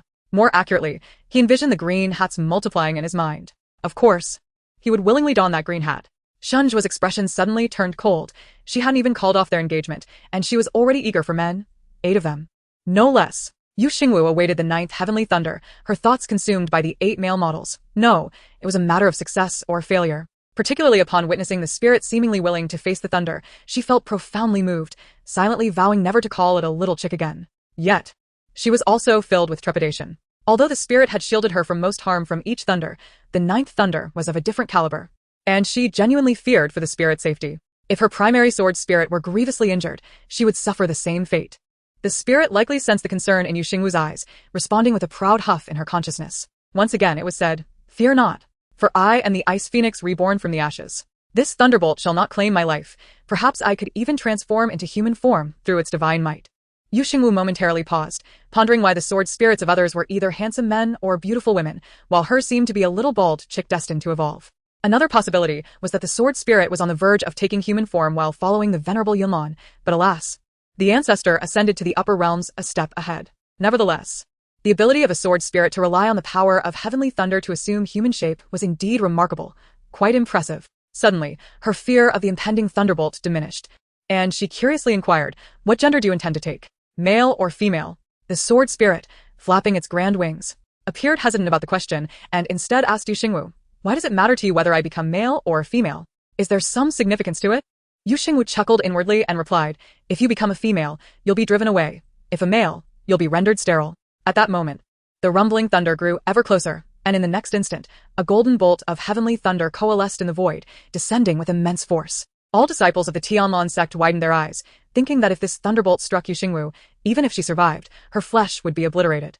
Yu Yuefu prayed fervently for Xinzhuang to intervene, for if he did not, Xingwu would surely perish, and she would never have to hear that accursed inner voice again. However, just as Xingwu and the sword spirit braced for the oncoming thunderbolt, a figure leapt from outside the dojo. No, not just one figure, but multiple silhouettes. To the unknowing observer, it would resemble the tale of the Calabash brothers saving their grandfather. But instead of 7, there were 11. Xingwu was taken aback, and the sword spirit was equally stunned, internally shouting, "Don't come over." Even the thunderbolt that descended from the heavens hesitated, as if conflicted about whom to strike among so many.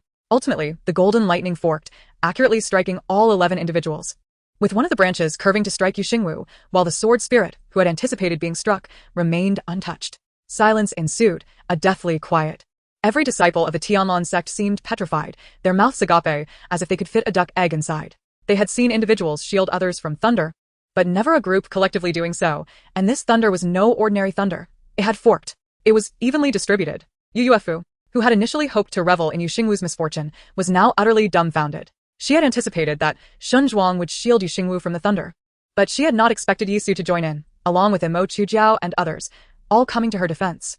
Even if Xinzhuang had not intervened, Xingwu would not have been struck down. It was said that sword cultivators were straightforward, but in her view, they were not merely straightforward, they were foolish. They had been bewitched by Xingwu. At the golden core stage, after successfully overcoming the thunder tribulation, Xingwu felt invigorated, her spirit brimming with exhilaration. As the vast spiritual energy within her surged, with jubilant cheer, the system chimed, "Congratulations, host, on successfully overcoming the tribulation. Who would have thought that the second male lead, the antagonist, and your 9 senior brothers would all shield you from the thunder? What a remarkable display of esteem." Xingwu retorted, "Is this merely a matter of esteem? Have you considered how I am to repay such a favor? And you, O system, I could have faced that thunder with the little bald chick, yet you did not prevent them from coming to my aid?" The system, bewildered, replied, "But host, you did not issue any commands. How could I take the liberty to decide?" Xingwu was momentarily at a loss for words, choosing to disregard the system as she hurriedly approached Yisu and the others to inquire about their injuries, having entirely overlooked Xinzhuang. After all, as a thunder root, he would not be harmed even if struck 800 times. She would not fall into the trap of romantic delusions, thinking Xinzhuang had developed feelings for her. It was undoubtedly Yu Zheng who had commanded him to intervene. No need to ponder that. At this moment, Yu Zheng was grinning from ear to ear, his mind preoccupied with thoughts of Mo Chujiao and Mo Bai, pondering if they had affections for Jiao Jiao, for how else would they shield her from the thunder. Yun Xiai had just remained silent. It seemed he needed to consult Jiao Jiao's intentions before visiting the Mo family. As for the engagement between Jiao Jiao and Xinzhuang, if he could compel the engagement, he could also annul it. Though Xinzhuang's withdrawal might sadden Jiao Jiao, time would heal her wounds. And it was far better than being bound to someone who did not love her. He believed he was acting in Jiao Jiao's best interest. However, with only 2 months remaining until the disciples' competition, if Xinzhuang were to propose an annulment at this time, Jiao Jiao would undoubtedly be heartbroken, potentially affecting her performance in the upcoming competition. This competition was of utmost importance, determining the disciples eligible to enter the illusory Mirror Island. Thus, any talk of annulment would have to wait until after the competition concluded. Chapter 84. Fired up. Let's annul the engagement, Yu Zheng resolved within himself, his face aglow with joy. Today, his Jiao Jiao had successfully traversed the tribulation and advanced to the golden core stage, a matter deserving of celebration. Long before Jiao Jiao had entered seclusion to absorb the demon pill, he had prepared a feast. However, it was cancelled due to her need for cultivation. Now, a month later, he could finally dine with her. Additionally, he had heard of the matters between her and Nian Nian, And he hoped to use the dinner to mend any rifts between them, for they were both his daughters and naturally, he wished for them to coexist harmoniously. In the evening, at Smoke Cloud Peak. Since Yu Zheng resided in the back mountain of the sect, which was off-limits to disciples, the banquet was held atop Smoke Cloud Peak. The guests included individuals from both Yao Yao Peak and Starfall Peak, and Yu Xingwu had also invited one person, Qining. As for the matter between Yu Zheng and Qining, she had simply ceased to target Qining, no longer obstructing her pursuit of Yu Zheng. Nor did she morally compel Yu Zheng to be with Qining. Matters of the heart should naturally involve mutual affection. If Yu Zheng did not fancy Qining, could she truly force him to? If one could coerce feelings, Yu Zheng would have forced Xinzhuang as well. Why would Xinzhuang not like her? Regarding the photos of abs she had promised to send Qining, she merely needed to see Yu Zheng's for it to suffice. Not only did she want to see them, but she also wished to do so openly. Thus, she devised an excellent plan. The Body Forging Hall. The Body Forging Hall was a place established by the Tianlong sect for the physical cultivators within the sect. From what she understood, the practitioners often trained bare-chested. Not because they enjoyed flaunting their physiques, but because the intensity of their training could tear their garments, rendering it more practical to remain unclothed. The personalities of these physical cultivators were typically quite bold, much like sword cultivators who were straightforward. Even if female disciples passed by the entrance of the Body Forging Hall to observe, the physical cultivators were unconcerned. And female disciples often discussed amongst themselves which physical cultivator had the most impressive physique, much like she occasionally did with her friends regarding which male celebrity had the best build. If not for the discussions among the female disciples recorded in the Xianyu Jian, she would remain oblivious to the nuances of body cultivation. At that moment, she pondered the idea that if Yu Zheng were to engage in body training, would it not be more gratifying for Qining to cast a glance at him than to merely observe a picture of abs? She, too, wished to witness the robust physiques of the body cultivation disciples in the training hall, to ascertain whether the claims made by the female disciples held any merit. Indeed, her intention was to validate their assertions, and it was not merely a desire to see. However, a conundrum arose. Yu Zheng was not a body cultivator. So, what possible means could he employ to partake in such training? She could hardly suggest to her father, "You should train, given your age," for fear of inciting his ire. Furthermore, she noticed Yu Zheng casting furtive glances at Qining. Thus, her earlier speculations were indeed not unfounded. Yu Zheng might very well harbor feelings for Qining, but out of respect for the original owner's sentiments, he maintained his distance. Growing up in a single-parent household where only her mother showered her with affection, she understood the challenges her mother faced in raising her alone, which further fueled her desire to return home. If possible, she longed for someone to love her mother and accompany her. Hence, she never impeded her mother's pursuit of love. Likewise, Yu Zheng, who had lost someone dear, faced a choice of solitary existence or companionship, and she merely refrained from judgment or interference. As she contemplated these matters, she sipped on the dragon meat soup. Initially, she hesitated, having seen the appearance of the female dragon demon, but upon tasting it, she found it utterly delightful. In Yu Zheng's words, they had been struck by lightning today.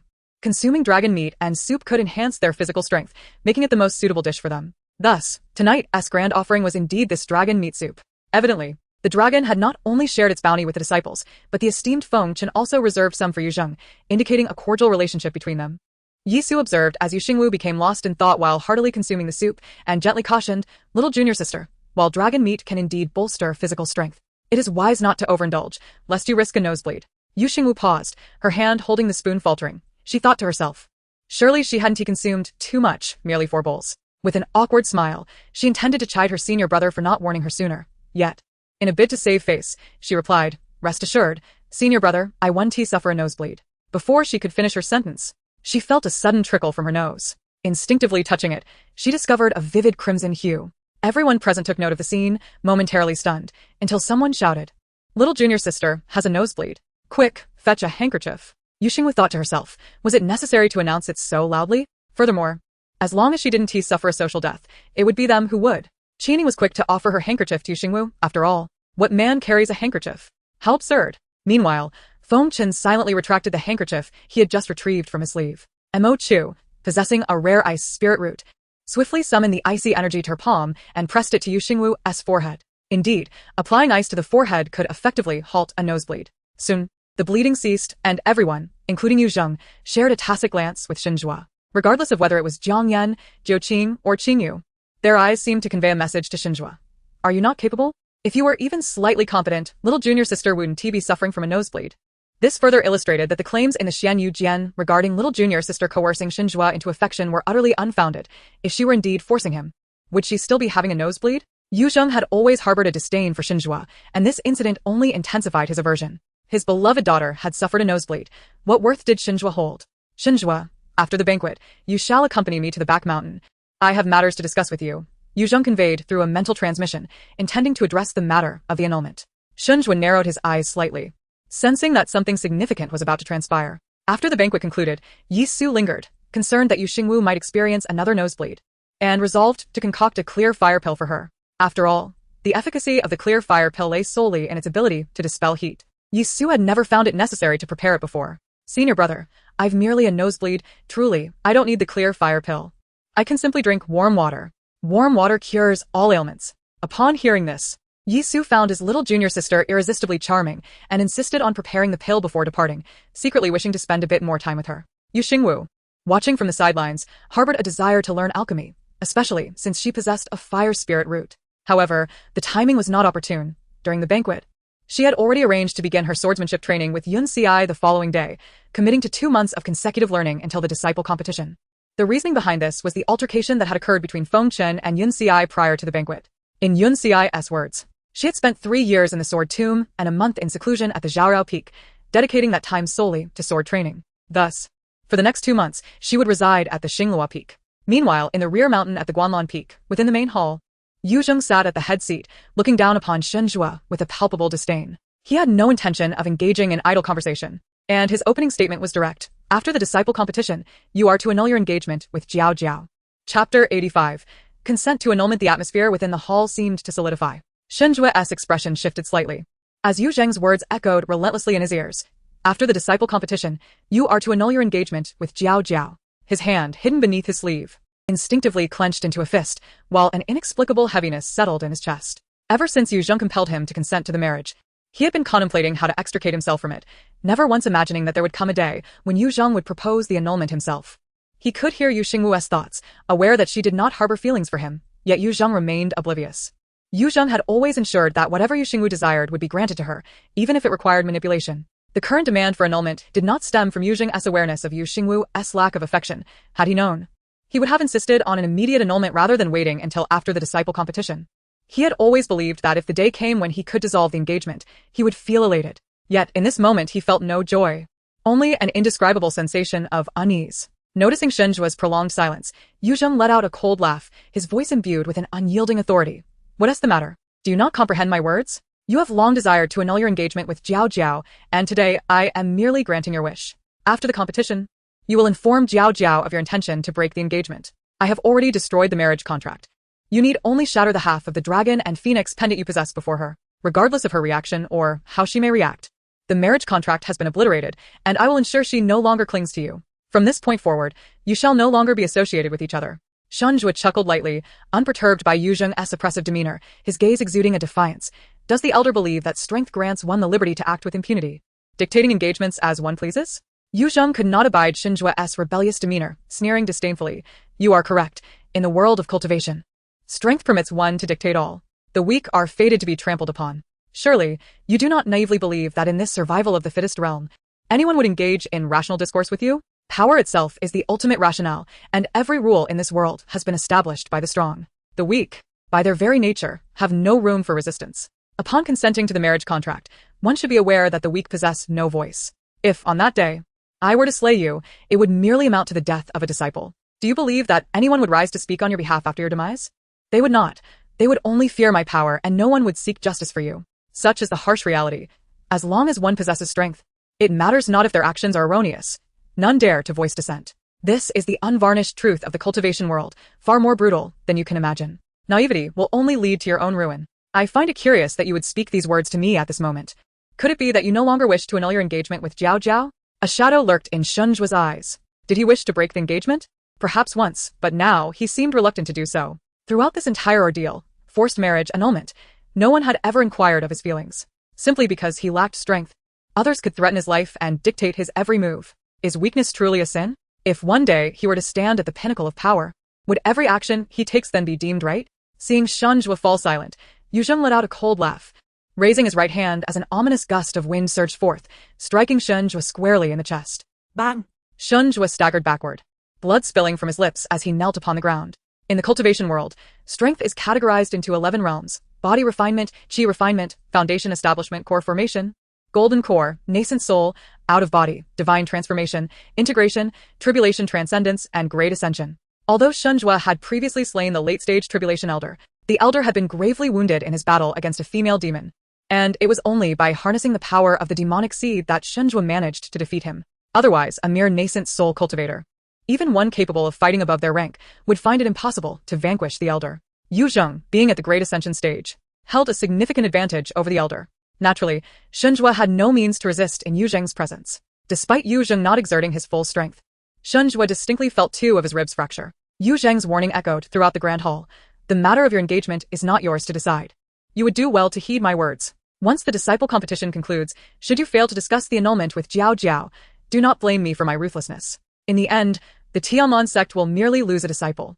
You need not feel aggrieved. With your status as an orphan, what right do you have to Jiao Jiao?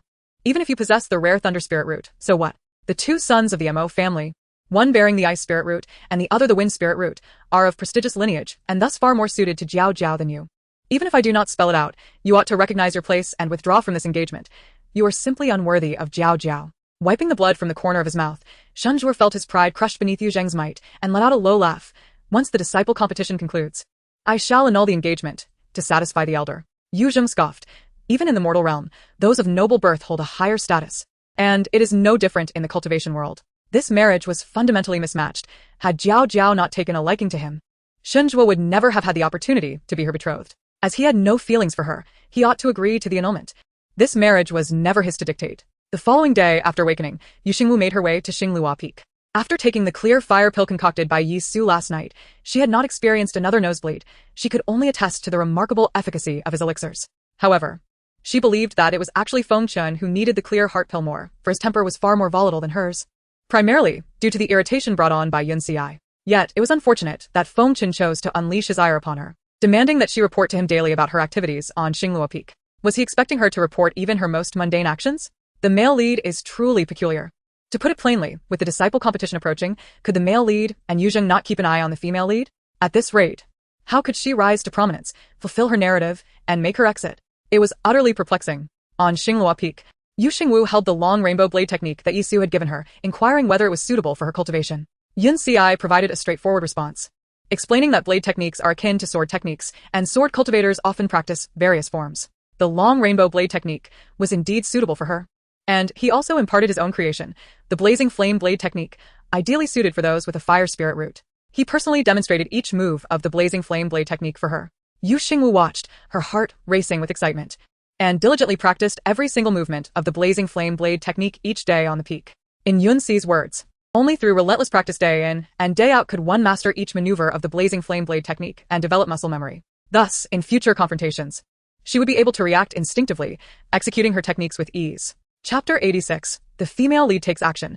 A remedy for weakness is needed. Simultaneously, the esteemed Yun Ci instructed her senior brothers, Qingyu, Qingxian, and San Shixiang Yunshao, to accompany Yu Xingwu in practicing the blazing flame blade technique. Like Yu Xingwu, the 3 of them also possess fire spirit roots and practice the same technique. Over the past 2 months, her senior brothers have taken turns guiding her in blade techniques and sparring with her daily in preparation for the imminent disciple competition.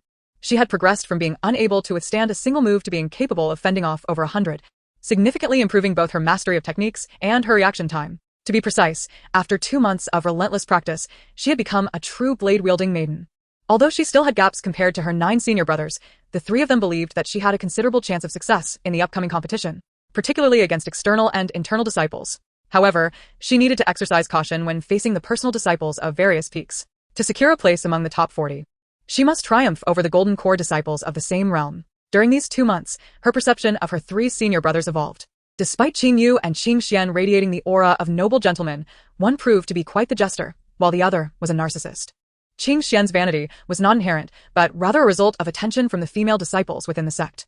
Due to his distinguished demeanor, numerous female disciples were enamored with him. During her 2 months of studying the blade technique at Xingluo Peak, she witnessed no fewer than 20 female disciples confessing their feelings to him. If she were to receive daily declarations of affection, she too might develop a sense of arrogance.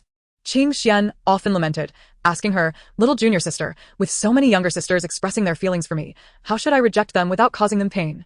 She playfully suggested, "7 senior brother, why not accept them all? Provide every girl with a home, and they won't be heartbroken. After all, you can afford it. Children make choices, but adults take responsibility." She wondered if Yun Ci would intervene. Qingxian's silence was the only response. A silence that enveloped the evening like a serene bridge. As for San Shixiang Yun Xiao, a member of the Yun family who privately referred to Yun Xiai as uncle, she would affectionately label him as a walking gossip machine, for he was incredibly well informed about every little rumor circulating in the sect. Just a few days after her arrival at Xingwu Peak, she learned from Yun Xiao that Xinjue had been injured on the back mountain, with 2 ribs fractured. Upon hearing the news, her initial reaction was to question its authenticity. After all, Xinjue was a formidable figure, a yuaning stage cultivator with a lightning spirit root.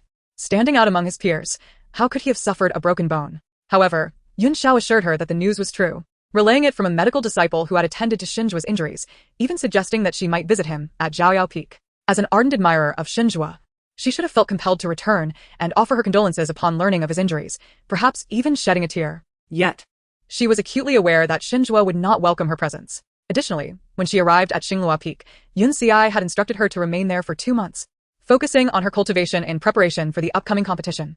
Thus, she found an excuse to refrain from visiting Xinjue, promising herself to return only after the 2 months had elapsed. Today marked the final day of that 2-month period, with the disciple competition set for tomorrow. After preparing to leave Xingwu Peak, a dark cloud loomed ominously over the sky, accompanied by the rumble of thunder, directly above Zhaoyao Peak. Yun Xiao glanced toward Zhaoyao Peak and the dazzling lightning in the heavens, exclaiming, "A thunder tribulation for the Jindan stage. It seems your senior sister, Yu Yuefu, has successfully broken through to the Jindan stage." Qing Xian and Qing Yu both expressed their astonishment. I recall that just 2 months ago, Yu Yuefu was still at the Jidan stage. It's truly remarkable that she has advanced so swiftly. To enable a 5-spirit root to achieve such a significant breakthrough in just 2 months, Elder is indeed exceptionally skilled. He must be extraordinarily generous to his own daughter. After uttering this, Qing Yu suddenly realized he had spoken inappropriately in front of his junior sister. He quickly interjected, junior sister. Even if Yu Yuefu has reached the Jindan stage, as a 5-spirit root, she cannot possibly compare to you." Yu Xingwu nodded, feeling no anger but rather an exhilarating thrill akin to consuming an elixir of joy. The system chimed in, "Host, the female protagonist has finally taken significant steps. The plot is on the verge of following its intended course." Yu Xingwu's eyes glistened with excitement, nearly moved to tears. If the plot didn't align soon, she feared she might never return. At this moment, she set aside her concerns regarding the female protagonist's breakthrough to the Jindan stage. What mattered was that she had succeeded. With the female protagonist's halo, she was certain to enter Mijing Island, allowing the subsequent narrative to align with the original work. Yun Xiao and Qing Xian, noticing the redness in Yu Xingwu's eyes, mistakenly believed that Qing Yu's earlier comments had upset her. After Yu Xingwu departed from Xinglua, they chastised Qing Yu for his insensitivity, feeling even more protective of her. However, it mattered little. If her father was indifferent, they would care for her. As for Yu Yuefu, it would be best for her to behave, or they might wield their blades with less precision. Upon her leisurely return to Zhaoyao Peak, Yu Yuefu had just completed her thunder tribulation for the Jindan stage. Unable to contain herself, Yu Xingwu inwardly cursed, "Oh, you treacherous heavens. When striking me, your bolts were as thick as a basin, yet when it comes to the female protagonist, it's like a trickle of water, so thin." Feng Chun, the sword sovereign, reprimanded, "Rebellious disciple. Do you even hear the words you speak? Is this how Yin Xiai has taught you? A sword cultivator must not be so uncouth." 예수왔듯. A trickle of water is a malady that requires treatment. It may even stem from kidney deficiency. I wonder who the trickling person is in your words. Could it be Xinjue? Recently, I've noticed that he has not appeared well. They say he has a broken rib, and I suggest he address his kidney issues while healing. Xinjue's gaze remained coolly fixed on Yu Xingwu as the words of Yu Jing echoed in his mind. After the disciple competition concludes, "You and Jiao Jiao should annul your engagement." Tomorrow marked the disciple competition, and it was time to dissolve the betrothal. He should have felt relief and joy. Yet not a trace of happiness stirred within him. Yu Xingwu was oblivious to the 3 observing her, her focus instead locked on the sword in Yu Yuefu's hand, used to fend off the celestial lightning. At a glance, it was evident that the sword Yu Yuefu wielded surpassed the Shueyao sword purchased by Lin Shi at the treasure pavilion. The system remarked, "Host, the female protagonist has now contracted her fate-bound sword. It appears to be quite satisfactory. She will no longer have to endure hardships." Had it not been for the female protagonist's ineffectiveness, the plot would not have stagnated to this point. The host desired to return home, and so did the system. The following events must advance the narrative's progression. Host, the next steps depend on you. Our motto is, persevere in villainy. Propel the plot forward. While heads may roll, the narrative must not falter. Blood may flow, but the female protagonist must take the lead. Yu Yuefu retorted Yu Xingwu. "Do you still wish to ensnare me? Why would I accompany you in your plot? That would be foolish. I've already suffered enough from your intentions during the sword tomb and the extermination of the Jiaoyao. This time, you shall not have my cooperation. You can walk your own path in the narrative." Chapter 87. Who peels whose skin Yu Yuefu successfully transcended her thunder tribulation and entered the Jindan stage, the most delighted being Yu Zheng. After all, Enabling a 5-spirit route to break through to the Jindan stage within such a short span required considerable cultivation resources, high-grade demon cores, heavenly materials, and elixirs to enhance one's spirit route. Had Yu Zheng not been the esteemed elder and possessed such wealth, Yu Yuefu could not have achieved her breakthroughs so swiftly. This clearly illustrates that with top-tier cultivation resources, even a seemingly inferior 5-spirit route can ascend in prowess. Conversely, even a single spirit route, without sufficient resources, cannot advance at such a rapid pace. It is similar to gaming. While others invest heavily and wield powerful equipment, if you lack funds, you remain an underdog, unable to compete. Yu Xingwu paid no heed to Yu Zheng's praises for Yu Yuefu but rather hoped that their father-daughter bond would strengthen, allowing the plot to progress as intended. Her gaze then shifted to Xingwu. She thought to herself that since she was aware of Xingwu's injuries, she should at least inquire about them, maintaining her devoted persona while also earning some points. After all, she had not accrued any in 2 months. Just as she was about to speak, Feng Chen, the sword sovereign, called out to the 4 of them. His first words were directed at her. Xinger, tomorrow is the disciple competition. Has Yun Xi explained the rules to you? Yu Xingwu hesitated momentarily. When she left Xinghua Peak, Yun Xi was not present, and her 3 senior brothers had likely forgotten to inform her. Replying to Master, the disciple did not remember the competition rules. Is Master not here to explain them? I would like to hear them once more. Feng Chen swallowed his frustration regarding Yun Xi's unreliability and coldly stated, this competition will feature 6 platforms running concurrently. Participants will not be grouped by cultivation level. Instead, opponents will be determined by random drawing in each round. With good fortune, one may face Jindan or Foundation Establishment disciples and perhaps even win without contest. In this competition, you may summon spirit pets to assist in battle and utilize spiritual treasures, talismans, and formation plates. Since your defensive artifacts were damaged during the Thunder Tribulation, you should replenish your artifacts before the competition begins, as they are crucial for victory. The top 40 disciples will not only gain entry to Mijing Island, but also receive rewards such as elixirs and spirit stones. I hope all of you can enter the top 40. As he spoke, Yu Xingwu's mind wandered, musing that if only her formidable artillery were not cooling down, it would indeed be a trump card. This also indicated that financial resources were part of strength. If she could acquire more impressive artifacts and formation plates, she would undoubtedly hold an advantage. Feng Chen's reminder was indeed pertinent. She needed to procure some artifacts. Otherwise, if others brought their artifacts while she did not, she would suffer a significant disadvantage. The system's marketplace offered various spiritual treasures and artifacts, but they were exorbitantly priced. It is likely that she would not be able to acquire many items with her points before they are exhausted. It would be better to visit the sect's Wanbao Pavilion or seek out disciples skilled in crafting artifacts for purchase. Yes, Master, I will go buy a magical weapon shortly. The sword master Feng Chen nodded, concealing a small defensive artifact within the palm of his robe. Yet, upon recalling the formidable artifact wielded by Yu Xingwu that had shattered heavenly lightning during her tribulation, he silently withdrew the gift he had intended to present.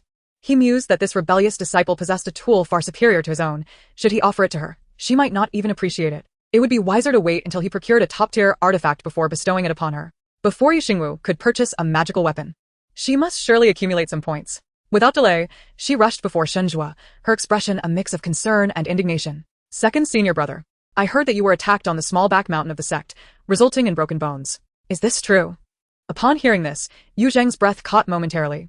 Fortunately, it was merely a false alarm. Who spread the rumor about the small back mountain? They deserve a reward. Yu Xingwu, oblivious to the subtle shift in Yu Zheng's demeanor, continued to maintain her devoted persona. Second senior brother, upon hearing of your injury, I was nearly brought to tears. However, Master Yun Xi forbids me from leaving Xinghua Peak, so I can only pray silently for your well-being. I am truly heartbroken for you. Points. 200. Second senior brother. Tell me, who is the scoundrel that harmed you? I shall avenge you at once. I will skin him alive. Points. 200. No, he broke your bones. Merely skinning him would not suffice. I shall make him pay dearly for your suffering. Let him know that he cannot offend my people. Let him understand how many eyes the king of horses possesses. Points. 200. Yu Zheng exclaimed, rebellious girl. You wish to skin your own father? You have grown quite audacious. No, this is all Xingwu's fault. Jiao Jiao is innocent.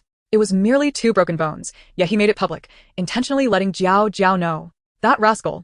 If you dare claim that I was the one who harmed you, let us see who truly skinned whom. System, how many points do I have now? I cannot think of any more words. It has been 2 months since I last played the devoted admirer. I am quite out of practice. System. To report to the host, you have just earned 600 points, bringing your current total to 6,548. It is advisable for the host to purchase the Dual Devoted Admirer Manual, so your mother will no longer worry about your lack of flattering words. Xingwu remarked. Your affection is feigned, as is your concern. Yu Xingwu, you have yet to utter a single genuine word to me. This is not merely a coerced engagement. It is one shrouded in deception. It is time to annul this union. Yi Su observed, I initially believed that junior sister was genuinely worried about Xingwu, but it appears otherwise. How pressed she must be by her task to perform so convincingly. It is quite a burden for her. Sword Master Fengchen commented, rebellious disciple. To have you act the part of a seer is an underutilization of your talents. However, seeing that you do not truly care for Xingwu brings me great joy. Ahem, being my own disciple, how could I be pleased? I must repent. Yu Yuefu interjected, Yu Xingwu, you are quite the performer. You dare toy with Xingwu? Prepare for his reprisal.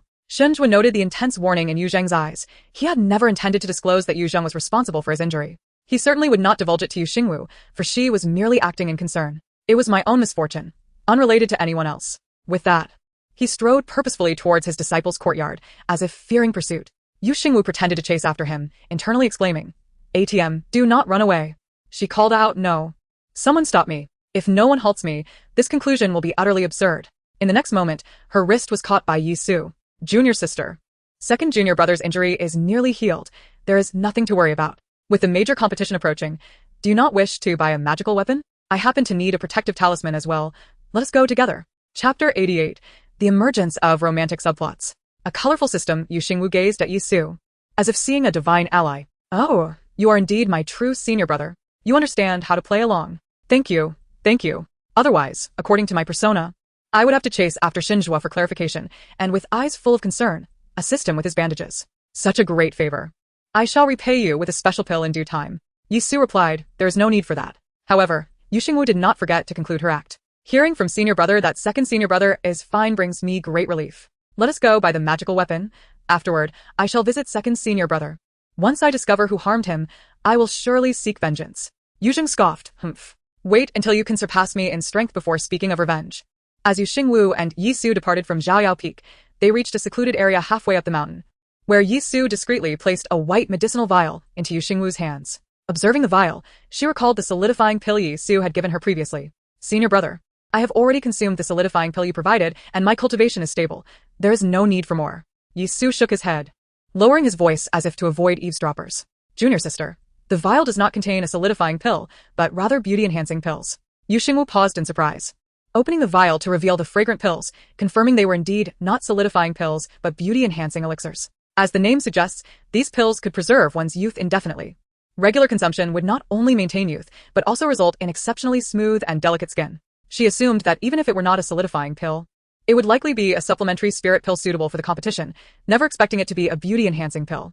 The crux of the matter was, although she played the role of the malicious female antagonist, her looks were undeniably commendable. What need had she for such pills? Was Yi Su subtly hinting at her aging and lack of beauty? Should she report him? When Yi Su offered the beauty-enhancing pills, he feared she would misinterpret his intentions. Knowing that her thoughts often diverged from those of others, he quickly clarified, Junior sister, these beauty-enhancing pills were not my own creation but were requested by Master. He took 3 bottles, leaving this one. I brought it for you. I understand you do not require such enhancements, but the aroma is pleasant, and you may enjoy them.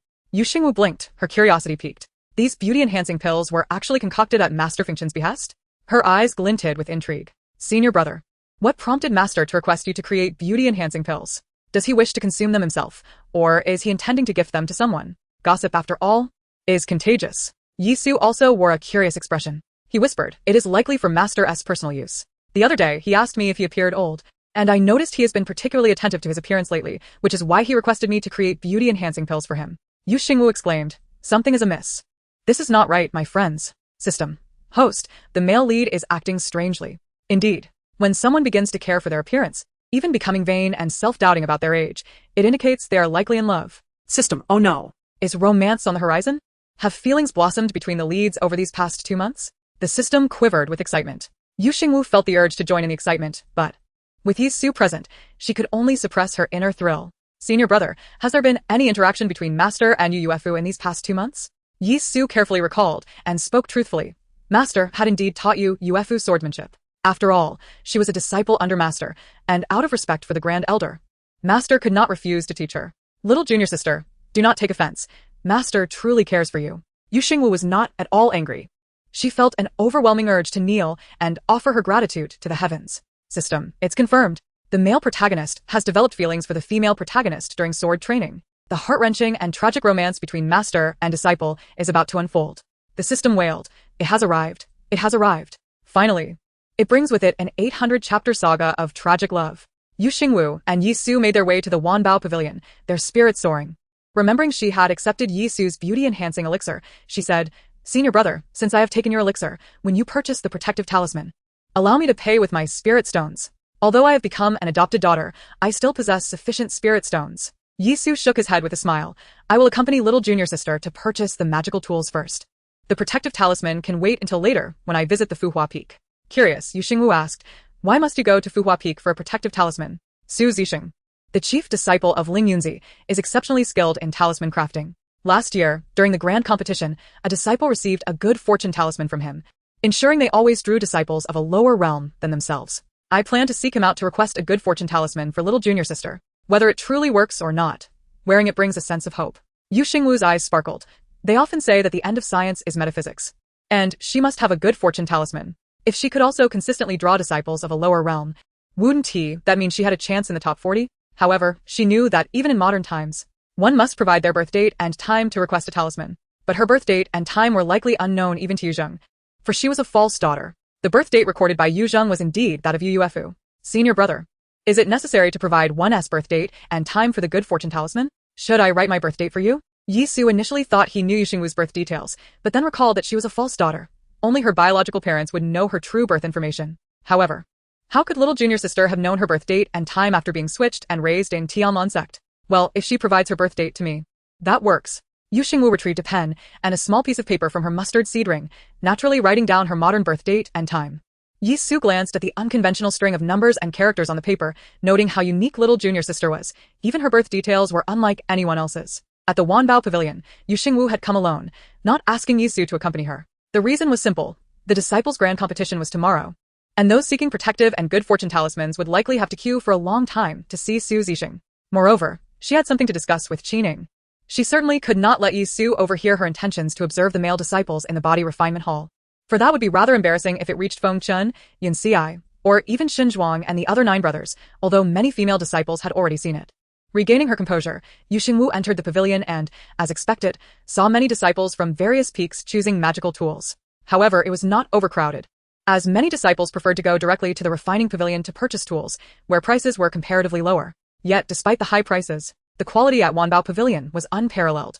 The top-tier magical tools crafted by the tool refiners were often consigned to Wanbao Pavilion for sale, allowing them to earn more spirit stones. Thus, tools purchased from refiners were generally not as high in quality as those from Wanbao Pavilion. "Where is Manager Qin?" Yu Xingwu inquired of a disciple responsible for sales at the Wanbao Pavilion, most of whom were inner sect disciples. Unlike core disciples, inner sect disciples did not receive monthly allowances, but could earn spirit stones by performing various tasks for the sect in their spare time. Returning to little junior sister, Manager Qin is in the upper-level pavilion. She seems to be in a rather foul mood lately and has refused to see anyone. Yu Xingwu was puzzled. With the grand competition approaching and so many disciples purchasing magical tools, Qining should be counting spirit stones until her hands were sore. Yet she was in a bad mood. If she had a shop or received a commission, she would surely be overjoyed at such good business. Could something significant have happened? Understood, I will go take a look. You need not follow. Attend to your duties. The inner sect disciple was left dumbfounded as he watched Yu Xingwu ascend the stairs. Thinking to himself how terrified he had been at that moment, he wanted to stop her. But who didn't he know the infamous reputation of the little junior sister from Zhaoyao Peak? He wished to intervene, but dared not. What if the little junior sister took offense and whipped him? With the competition tomorrow, he certainly did not want to end up with injuries. Thus, he resorted to his renowned skill of feigning blindness. Just now, he had seen nothing at all. Not even a fly had entered. In the small pavilion, before even entering the room, Yu Xingwu caught a whiff of alcohol. She then saw Qining, looking dejected, slumped and lazily drinking away her sorrows.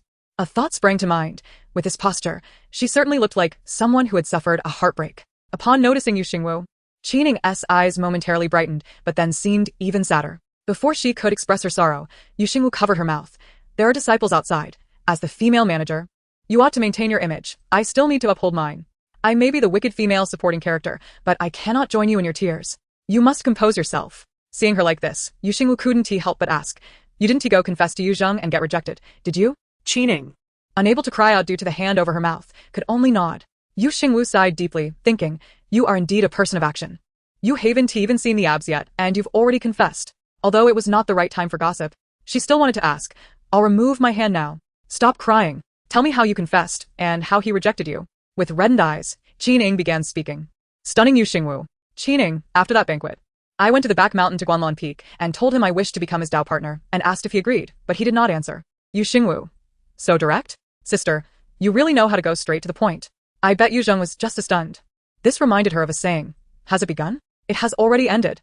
Oh, Haiyan, do be more mindful. She was not particularly good at offering comfort, but could only say, there's a saying. There are plenty of fish in the sea. A dog loves only one flower. There are countless cultivators. If this one doesn't work, you can always switch. Rabbits don't eat the grass beside their burrow. Beautiful men are to be found everywhere. As long as the new love is good enough, who can forget the old? As long as a man moves on quickly, there is no sorrow, only love. Don't cry. Open your horizons. The next one will be even better. System. Single score of 6. Cheating. I suddenly couldn't cry anymore. Cheating. So, are you not planning to pursue your betrothed Dao partner anymore? Yu Xingwu blinked in confusion. She was clearly trying her best to comfort her. So how did it turn into a discussion about her and Xinzhuang? Seeing Yu Xingwu's puzzled expression, Jining suddenly realized, it seems you are unaware. That night when I went to the back mountain to visit your father, I encountered Xinzhuang. Yu Xingwu was momentarily taken aback, filled with confusion. Are you saying this happened after the banquet? What was Xinzhuang doing at Guanlon Peak? Jining, who had been lamenting her own unfulfilled love, suddenly began to empathize with Yu Xingwu. She felt that her own misfortune paled in comparison to Yu Xingwu's plight, and she even hesitated to reveal to her what she had witnessed and heard that night. However, after a moment of reflection, she decided it was best to inform Yu Xingwu, both to prepare her psychologically and because, given her earlier eloquence, perhaps Yu Xingwu was more resilient than she realized. She said, that night, I saw Xinzhuang coming out of Guanlon Peak, looking injured. I inquired about what had happened, but he was reluctant to share. After I pressed him, he reluctantly uttered the words annulment of engagement. I suspect your father has taken a disliking to him once again. Not only injuring him, but also compelling him to break off the engagement with you. I know you cherish Xinzhuang and that this news must be difficult for you to bear, which is why I felt it necessary to tell you. However, after hearing your words of encouragement to me, I am less concerned for you. You are right. There are countless cultivators out there. If this one does not work out, we can always find another. You should try to be more optimistic. Yu Xingwu and the system exchanged incredulous glances, unable to believe what they had just heard. It was the system that first broke the silence, exclaiming, "Woof. Host. The antagonist is finally breaking off the engagement with you. The plot may have been delayed, but it has finally arrived." Overwhelmed with joy, Yu Xingwu felt tears of happiness welling up, eager to celebrate with music and dance. What is this called? This is a double blessing. The romantic subplot for the protagonist is blossoming, and the antagonist is also terminating our engagement. The narrative has returned. With the marriage contract dissolving, I can return to my single life and roam freely. Yet, her theatrical display crumpled to the ground, her heart heavy with sorrow. She muttered in disbelief. How could this be? How can my father force Xinzhuang to break off our engagement? He knows how much I adore him. Cheating offered. Perhaps I should be the one to comfort you instead. There are other suitable candidates available, and even more to come. Chapter 90. Sisters in Adversity. Purchasing artifacts after an exhausting session of encouragement from Jining and a dramatic performance from Yu Xingwu, both ended up utterly drained. As Yu Xingwu's emotions began to settle, Jining finally took a breath, feeling parched. To her, Yu Xingwu had become a sister in hardship. However, Jining viewed her own love as a fleeting fantasy that never truly began, while for Yu Xingwu, the annulment of a confirmed engagement felt like a cooked duck flying away, leaving her devastated. You must listen to me, Jining urged. Xinzhuang has not yet mentioned the annulment. Your father likely fears that announcing it now would impact your upcoming competition. Before any formal annulment takes place, you should speak with your father. There may still be a chance to reverse this decision. Yu Xingwu nodded fervently, stating, You are right. The marriage has not yet been annulled, and there is still a possibility for reconciliation. I will confront my father about why he is forcing Xinzhuang to break off our engagement. Yet, her thoughts betrayed her words. She was utterly exhausted from playing this charade and felt drained, wishing to avoid seeing Yu Zheng altogether.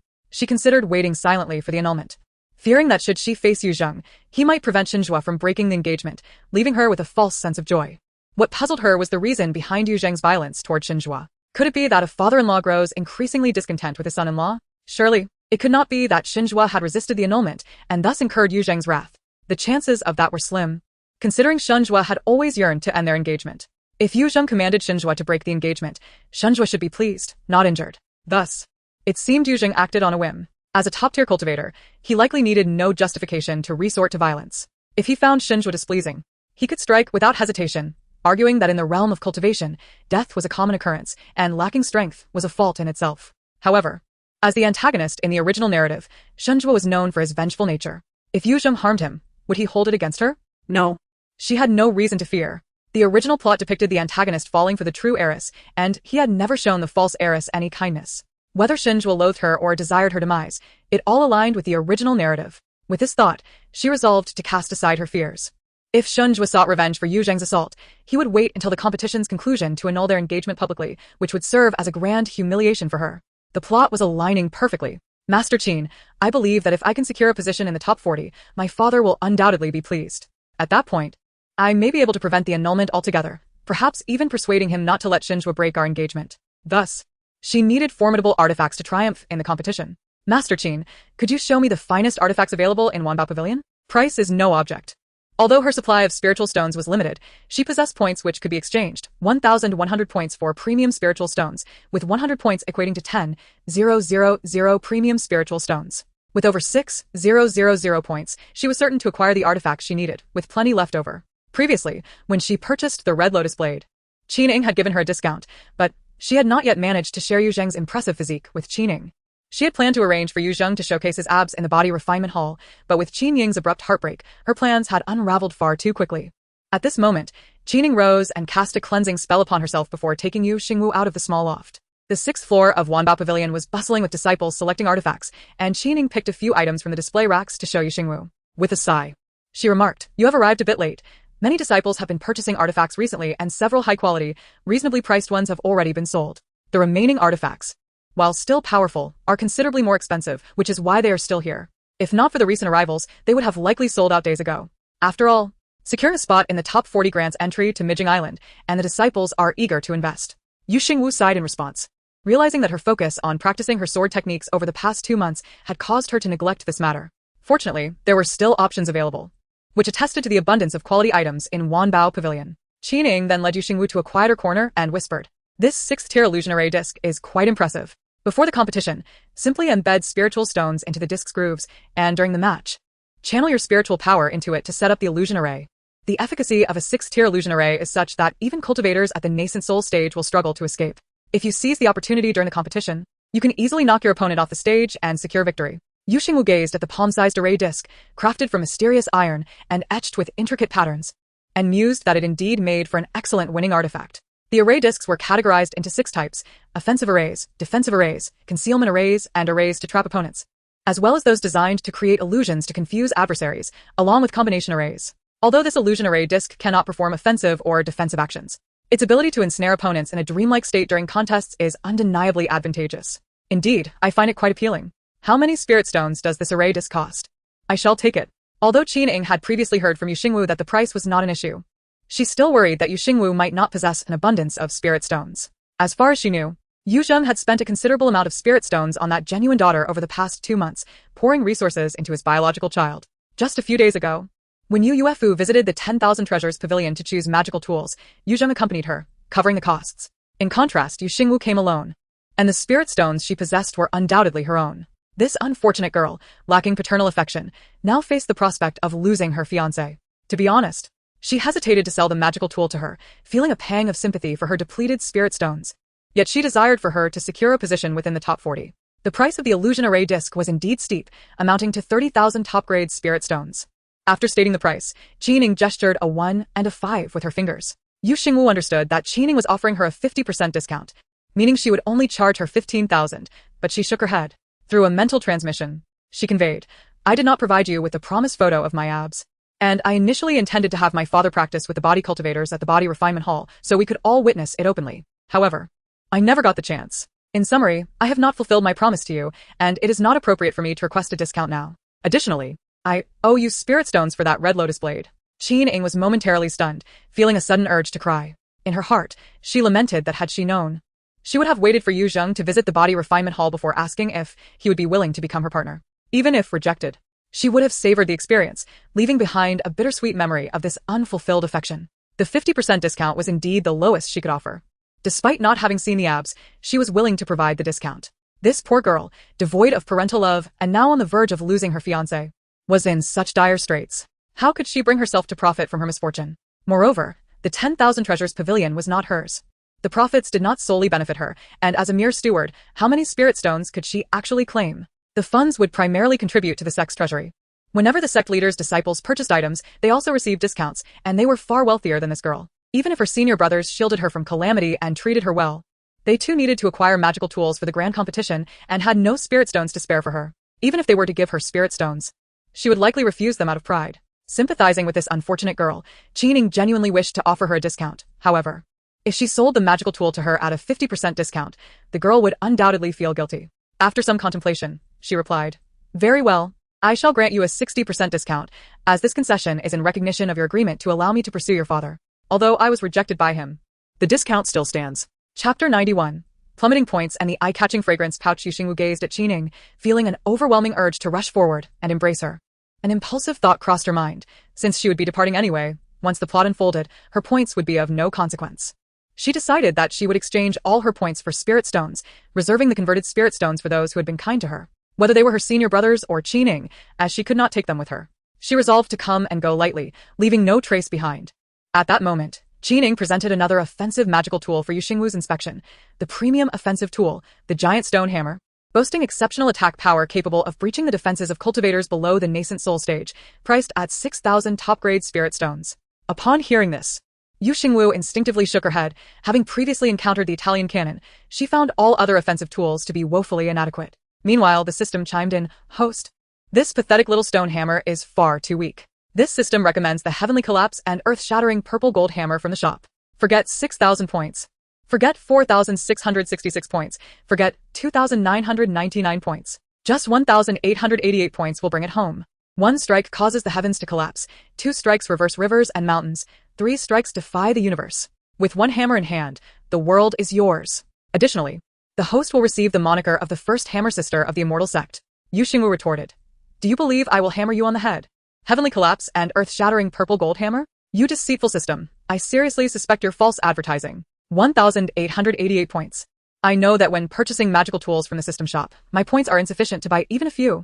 Qin Steward, I no longer require offensive tools. I wish for a defensive tool. It is well known that the price of defensive tools exceeds that of offensive ones by more than double, which cultivator does not value their life. Consequently, the prices of defensive tools remain the highest among all magical items. The higher the quality and grade of the defensive tool, the harder it is to obtain, and the cost remains exorbitant. Xingwu had previously owned several defensive tools, but alas, they had all been reduced to rubble by heavenly lightning. Qingning smiled mysteriously, retrieving a small red box from her sleeve. Upon opening it, a water droplet-shaped pendant glimmering with blue light was revealed. At first glance, Xingwu was captivated by the pendant that Qingning presented. She could not help but exclaim, "This blue pendant is exquisite. It truly resonates with my aesthetic." Qingning also found it appealing. Otherwise, she would not have kept it for herself when it arrived at the 10,000 Treasures Pavilion. Although her cultivation level could not utilize it, it was perfectly suited for Xingwu at her current stage. This is the blue luminous pendant, a defensive tool that instantaneously releases a protective shield when under attack, capable of withstanding 3 strikes from a cultivator at the out-of-body stage, making it ideal for you at your current level.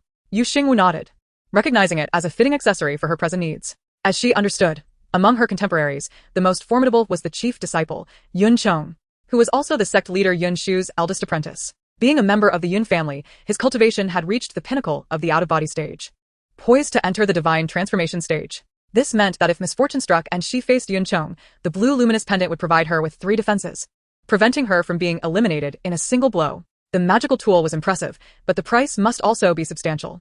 Xingwu accepted the blue luminous pendant and donned it without inquiring about the cost, then proceeded to purchase a pair of earrings and a bell bracelet. The earrings, when activated, emitted a faint fragrance that could confuse the opponent's consciousness, while the bell bracelet produced a crisp chime that could disrupt the opponent's spiritual sense.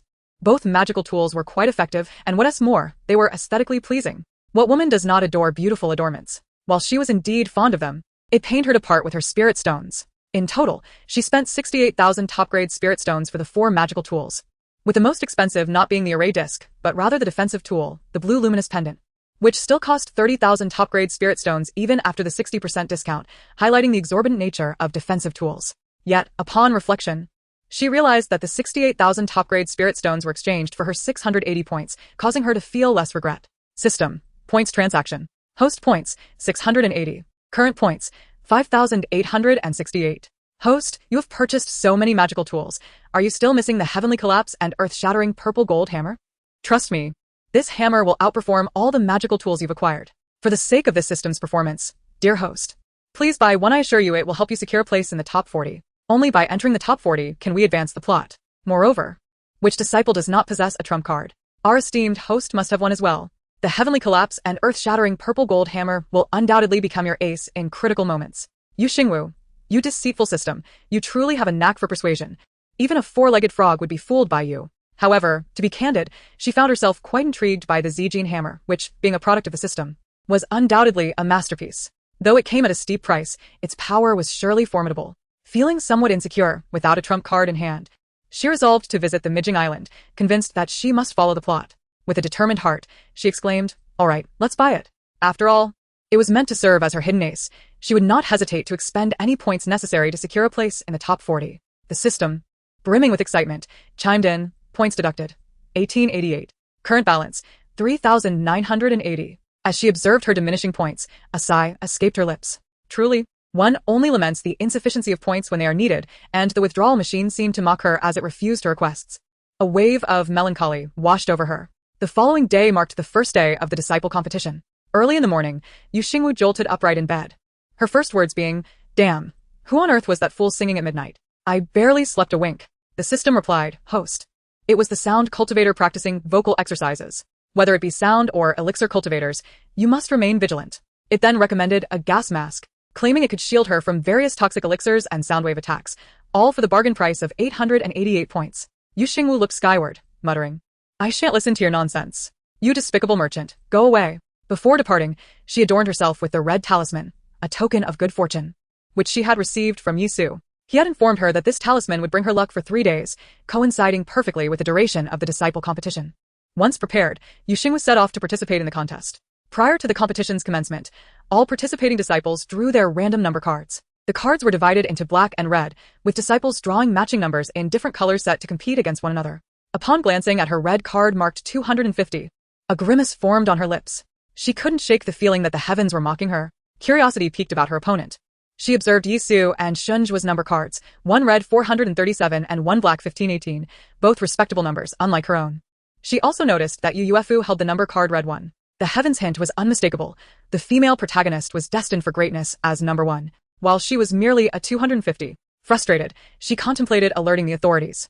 Yisu, having noticed Yu Yuefu's card, casually remarked, "Third junior sister, you're up first."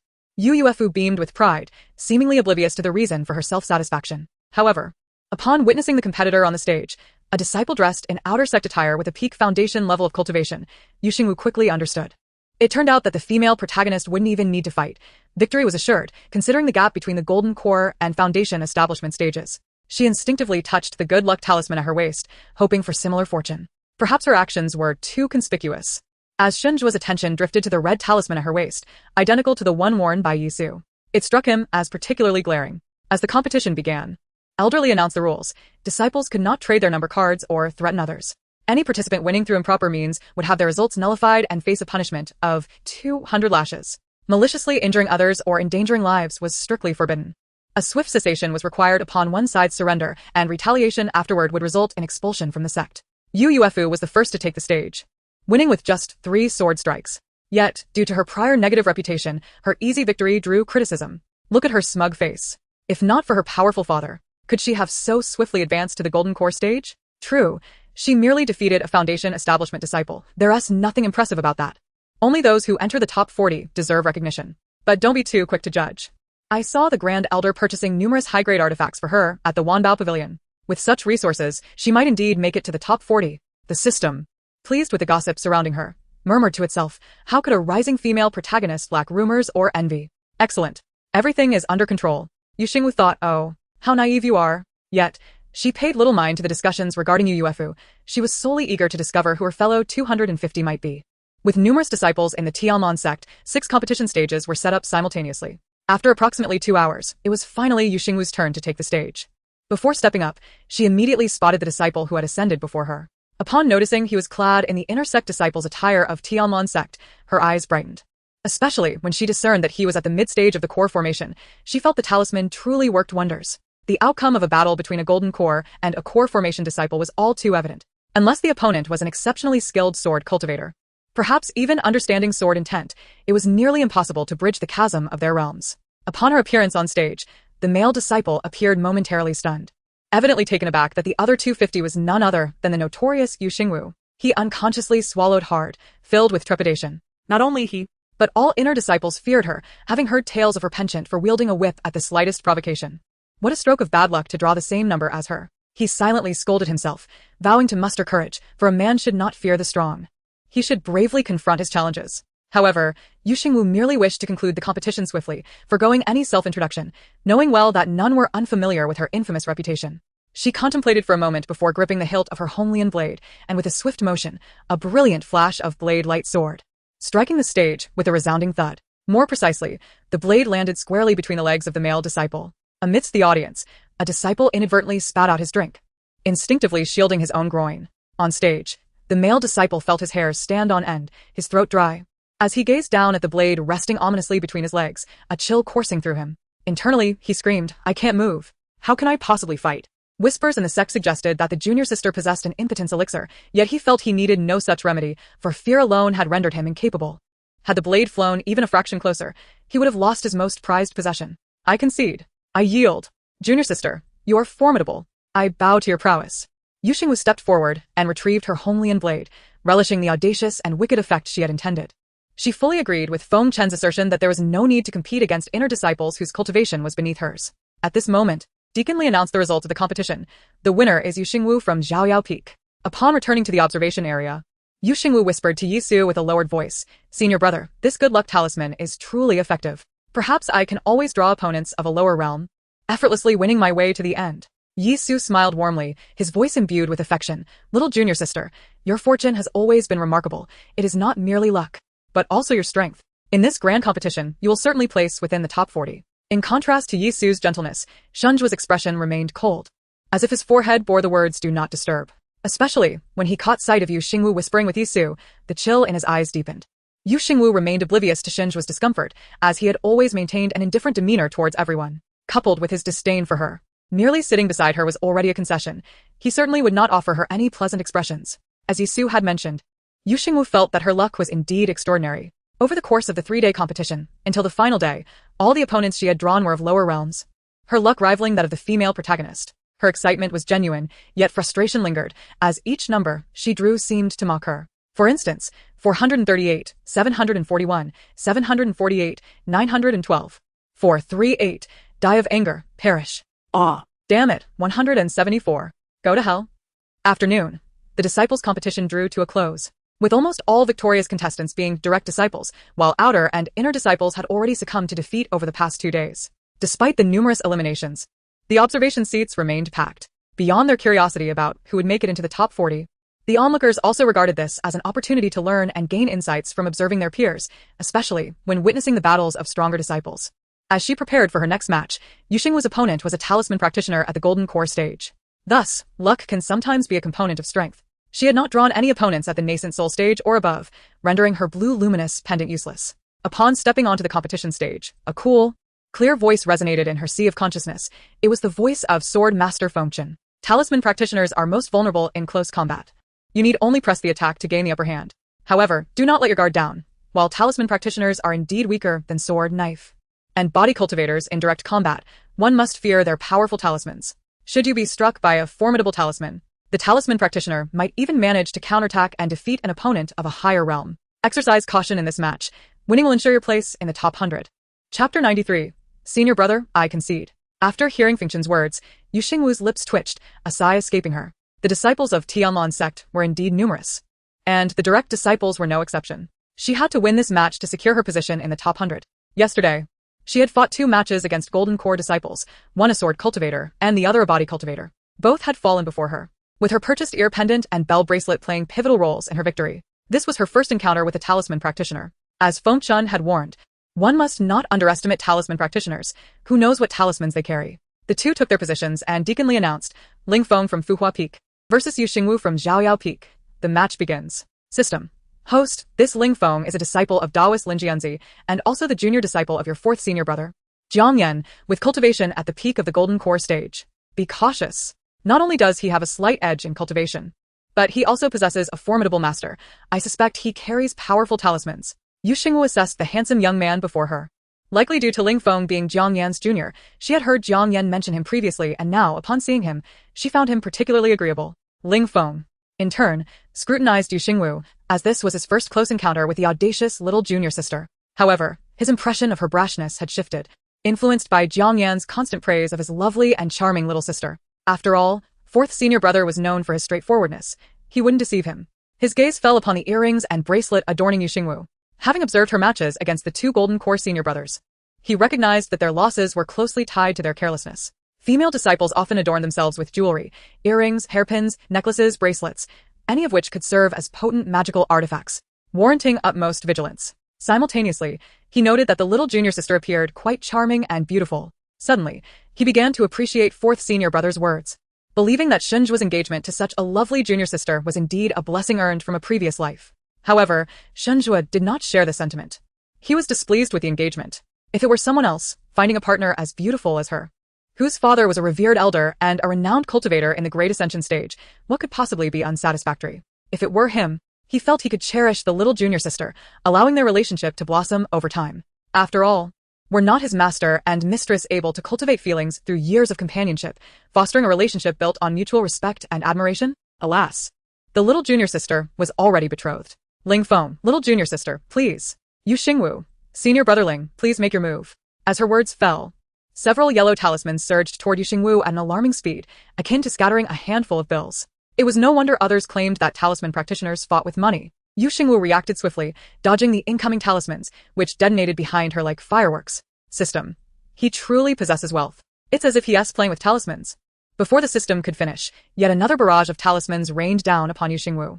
As blades of light flashed, she maneuvered, slicing through the yellow talisman papers with her red lotus blade, seizing the opportunity to close in on Ling Feng, delivering a flurry of strikes. Atop the platform, the Yunzi sect's elder laughed heartily, clapping his hands in approval, eager for all to recognize that Yu Xingwu was his disciple. He turned to Feng Chen and exclaimed, "Did you see that? This is the burning flame sword technique I taught her. Over the past 3 days of competition, she has consistently triumphed using this technique. Indeed, she is well suited to practice swordsmanship." A chill flickered across Feng Chen's frosty countenance, wishing to immediately silence Yunzi's incessant chatter. He thought to himself, rebellious disciple. Have you forgotten that you are a sword cultivator? Is it so difficult to draw your sword to bring honor to your teacher? And here I sit, enduring Yunzi's gloating. When you return, I shall make you swing your sword 20,000 times. Ling Feng was indeed impressed by Yu Xingwu's swordsmanship. Though he had witnessed her combat prowess the previous day, he was even more astonished now. According to fourth senior brother, she had been practicing her sword techniques on Xinglua Peak for the past 2 months. He never expected her skills to have advanced so remarkably in such a short period. Far from that of a novice. Was this what they referred to as talent? Yet he had his own trump card. System. Host, be careful. He is attempting a sneak attack. What they termed a sneak attack was, in reality, Ling Feng seizing the opportunity while Yu Xingwu was focused on her blade strikes to affix a talisman onto her, taking advantage of the wound inflicted by the red lotus blade on his arm. Ignoring the injury, he retreated while cautioning, little junior sister. Have you heard of the misfortune spirit talisman? Once a practitioner succumbs to the malefic talisman, their spiritual energy dissipates rapidly, leading to a significant loss of power within their spiritual abode. Under such circumstances, it seems improbable for the junior sister to secure victory in this contest. Yu Xingwu indeed sensed the waning of her spiritual energy and marveled at Ling Feng's willingness to affix a talisman, even at the expense of his own arm. Truly a ruthless individual. Fortunately, she had diligently studied the various items in the system shop over the past few days, and a stroke of inspiration flashed through her mind. She decided to employ a strategy of retribution by using his own means against him, exchanging for a talisman before deftly approaching Ling Feng. Yet, from Ling Feng's perspective, a sword cultivator devoid of spiritual power could hardly contend with a talisman cultivator. The audacity of Yu Xingwu to engage him at such close quarters was astonishing, as he was at the pinnacle of the golden core stage. Even without the talisman, he could easily repel her with a mere gesture. A playful smile graced Yu Xingwu's lips as the onlookers expected Ling Feng to send her tumbling off the contest stage with a single strike. Seizing the offensive, she swiftly affixed a yellow talisman to his outstretched palm. In the blink of an eye, the crimson blade became enveloped in vibrant, fiery energy, shocking all disciples in the viewing area. A resounding question echoed in their minds. Wasn't she afflicted by the malefic talisman? How could she still wield spiritual power? Ling Feng was equally taken aback, quickly discerning the nature of the talisman Yu Xingwu had placed upon him. The sound of blades clashing rang out incessantly, leaving marks upon the contest platform. Talisman cultivators traditionally shun close combat, and in his moment of slight disarray, Ling Feng found himself cornered at the edge of the platform. Brother Ling, my fusion talisman is quite effective too. Or rather, it's your spiritual power that proves advantageous. Yu Xingwu's tone was both teasing and infuriating. The fusion talisman, when affixed to an opponent, allowed both parties to share spiritual energy for a limited time. Since Ling Feng had placed the malefic talisman upon her, rendering her powerless, It seemed only fair for her to utilize his own strength against him. Ling Feng, frustrated and speechless, felt his composure fraying. As Xingwu advanced once more, the crimson blade was poised at his throat. Brother Ling, I concede. Chapter 94. The protagonist faces collective mockery. Rules altered with her victory in the contest, marked by a golden flash. Xingwu's name ascended the leaderboard, eliciting a chorus of admiration from the audience. They had all anticipated her defeat. The most incensed among them was Yuefu, who fervently wished for Xingwu's loss to prevent her from entering the top 40. This way, once she arrived at the Mirror Island to seize opportunities, her strength would surely surpass that of Xingwu. She was determined to prove that having 5 elemental roots was inconsequential, especially when compared to Xingwu's singular spiritual root. As the contest continued, Yuefu found herself assigned the relatively low number 200, implying that the victor of her match would secure a place in the top 100. When her turn arrived, the system eagerly exclaimed, "Protagonist, you must win. This is your golden opportunity to showcase your prowess." Xingwu shared this sentiment. Despite the surrounding murmurs of discontent directed at the protagonist, her victories only served to enhance her narrative of a grand resurgence. Look. The male lead is watching the female lead. The antagonist, too. Even the second male lead is watching. The protagonist is thriving. The plot is unfolding favorably. I'm starting to ship this. Fengchen Sword Master. Disobedient disciple. Why sit on this high platform if not to observe the contest? Shall I gaze at the sky instead? Shunjua, if your eyesight is poor, seek treatment. I am clearly watching her opponent. Yisu, once again misunderstood by my junior sister. All because of Yuefu, another day of wanting to eliminate her. Previously rallying for the protagonist. The system was abruptly silenced with a thud as Yuefu fell to the ground, eliciting unrestrained laughter from the audience. Strangely enough, Yuefu's luck was not entirely lacking. Her opponent, a late-stage golden core swordsman, possessed strength exceeding hers by 2 minor realms, yet she boasted an array of spiritual treasures. Despite this, Yuefu soon found herself retreating under relentless pressure, causing both the system and Xingwu to grow increasingly anxious. If the protagonist lost, she would be barred from entering the Mirror Island, and the entire plot would unravel. The whispers surged like a torrential flood, with many wishing to see her humiliated. The Supreme Elder has provided her with so many treasures, yet she is still so pitifully outmatched. What a disgrace. She shouldn't even be allowed to enter the top 40. Oh, what a waste among the direct disciples. We have endured too much. She should just step down. Her presence is infuriating. Lower your voices. She is the Supreme Elder's daughter. Such remarks should not reach his ears. Yuzheng, feel free to speak louder.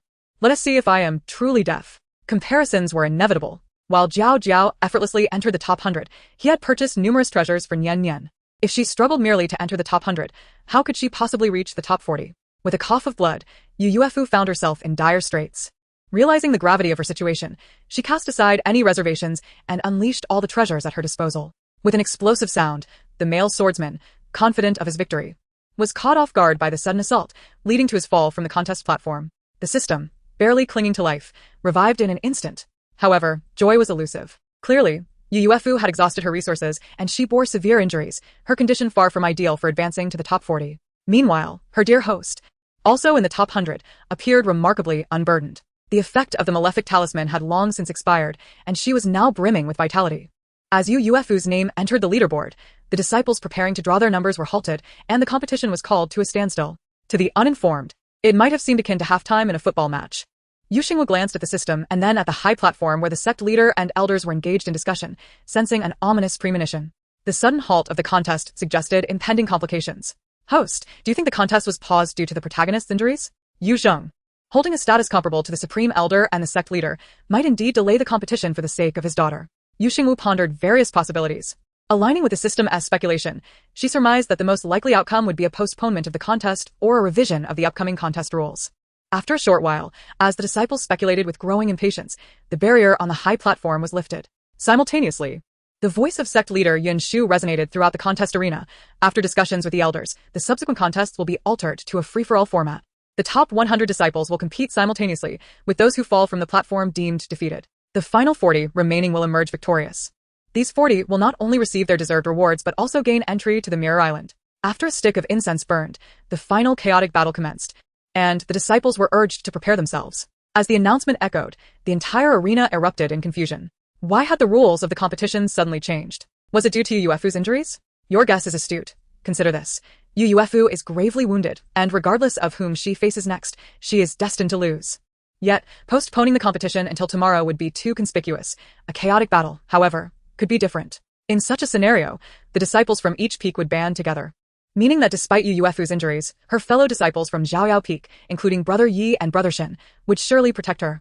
Even if they were reluctant to shield Yu Yuefu, once the Grand Elder and the Sword Master Fengchen issued their commands, would they truly disregard her plight? Thus, what difference does this make from cheating?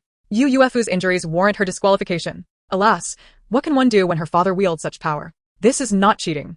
It is a chaotic battle. Who can one appeal to? Xingwu turned her gaze towards Brother Yi Su and Brother Xinzhua beside her, eager to discern from their expressions whether they had received any messages from Yu Zheng or Fengchen. To her surprise, the next moment, she received a transmission from Yu Zheng himself. The content of the message aligned closely with the conjectures of the other disciples. Yu Zheng stated that both Yu Yuefu and Yu Xingwu were his daughters, and he hoped they would both enter the Mist Mirror Island. If she could not even grasp the implications of Yu Zheng's words, she would indeed be a fool. Since Yu Zheng had reached out to her, he had presumably also communicated with Yi Su and Xinzhua, instructing them to ensure Yu Yuefu made it into the top 40. Yi Su narrowed his eyes slightly, despite his desire to eliminate Yu Yuefu. He was now coerced into ensuring her advancement into the top 40, a situation that irked him greatly. Xinzhua's expression turned increasingly cold. First he was pressured into accepting a marriage proposal, then forced to withdraw from it, and now he was being compelled to protect Yu Yuefu's progress. Ha! Why should he comply? Why should he safeguard someone so unrelated to him? Chapter 95, A Gamble, Maintaining Malice After a Stick of Incense Burned. 100 disciples ascended the competition platform. Deacon Li announced the commencement of the contest, yet no one made the first move. Upon taking the stage, Yu Xingwu found herself shielded by her 11 senior brothers. In stark contrast, Yu Yuefu stood alone on the platform, isolated and surrounded only by empty air. Yu Xingwu was momentarily taken aback, realizing that the scene before her diverged significantly from her expectations. Logically, Yu Zheng must have communicated with Yi Su and Xinzhua. Why then was there no sign of their intention to protect Yu Yuefu? The system panicked. Host, the female lead is without protection. Will the plot fall apart? Yu Xingwu mirrored the system's worry, yet she couldn't force Yi Su and Xinzhua to protect Yu Yuefu, for she was the villainous. Even if Yu Zheng subtly urged her to safeguard Yu Yuefu, she could not acquiesce. She understood Yu Zheng's bias. After all, Yu Yuefu was his biological daughter. And blood ties run deeper than water. She felt no concern. She had transmigrated here, gaining a father without any emotional connection. Her only desire was to return home to find her own mother. Moreover, she was acutely aware of her villainous persona. At that moment, she should have targeted Yu Yuefu, venomously instructing her senior brothers to eliminate her from the competition, aligning with her wicked character. There's no need to panic. I must have not bullied the female lead enough. That must be why Yi Su and Xinzhua have shown no sympathy for her and failed to protect her. Just wait until I mercilessly torment the female lead, compelling everyone to view me as malicious, and they will naturally feel pity for her. Yi Su, I will not feel pity. My concern lies solely with my junior sister. Xinzhua, pity? Ha! Does attempting to force Yu Yuefu off the stage not count as pity? Yu Zheng was so fond of pressuring him, since he was so protective of his biological daughter. How could Xinzhua allow Yu Zheng to have his way? Yu Yuefu, damn it, what do you want? Don't come any closer. The system was bewildered, with no one protecting the female lead. Her inevitable defeat in the competition would render the Mist Mirror Island plot irrelevant. How would the storyline proceed? The host longed to return home, and he too wished to leave this place swiftly. It seemed that the only option left was to gamble on a desperate chance. Thus, he resolved to heed the host's suggestion. Let us gamble.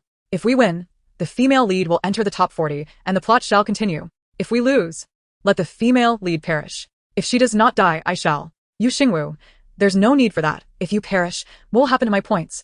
How will I return? Clearing her throat and searching for her villainous demeanor, she prepared to step forward and deliver a malicious remark when Jiang Yan unsheathed his sword, pointing it at the crowd with bravado. In this chaotic battle, we fight based on grievances.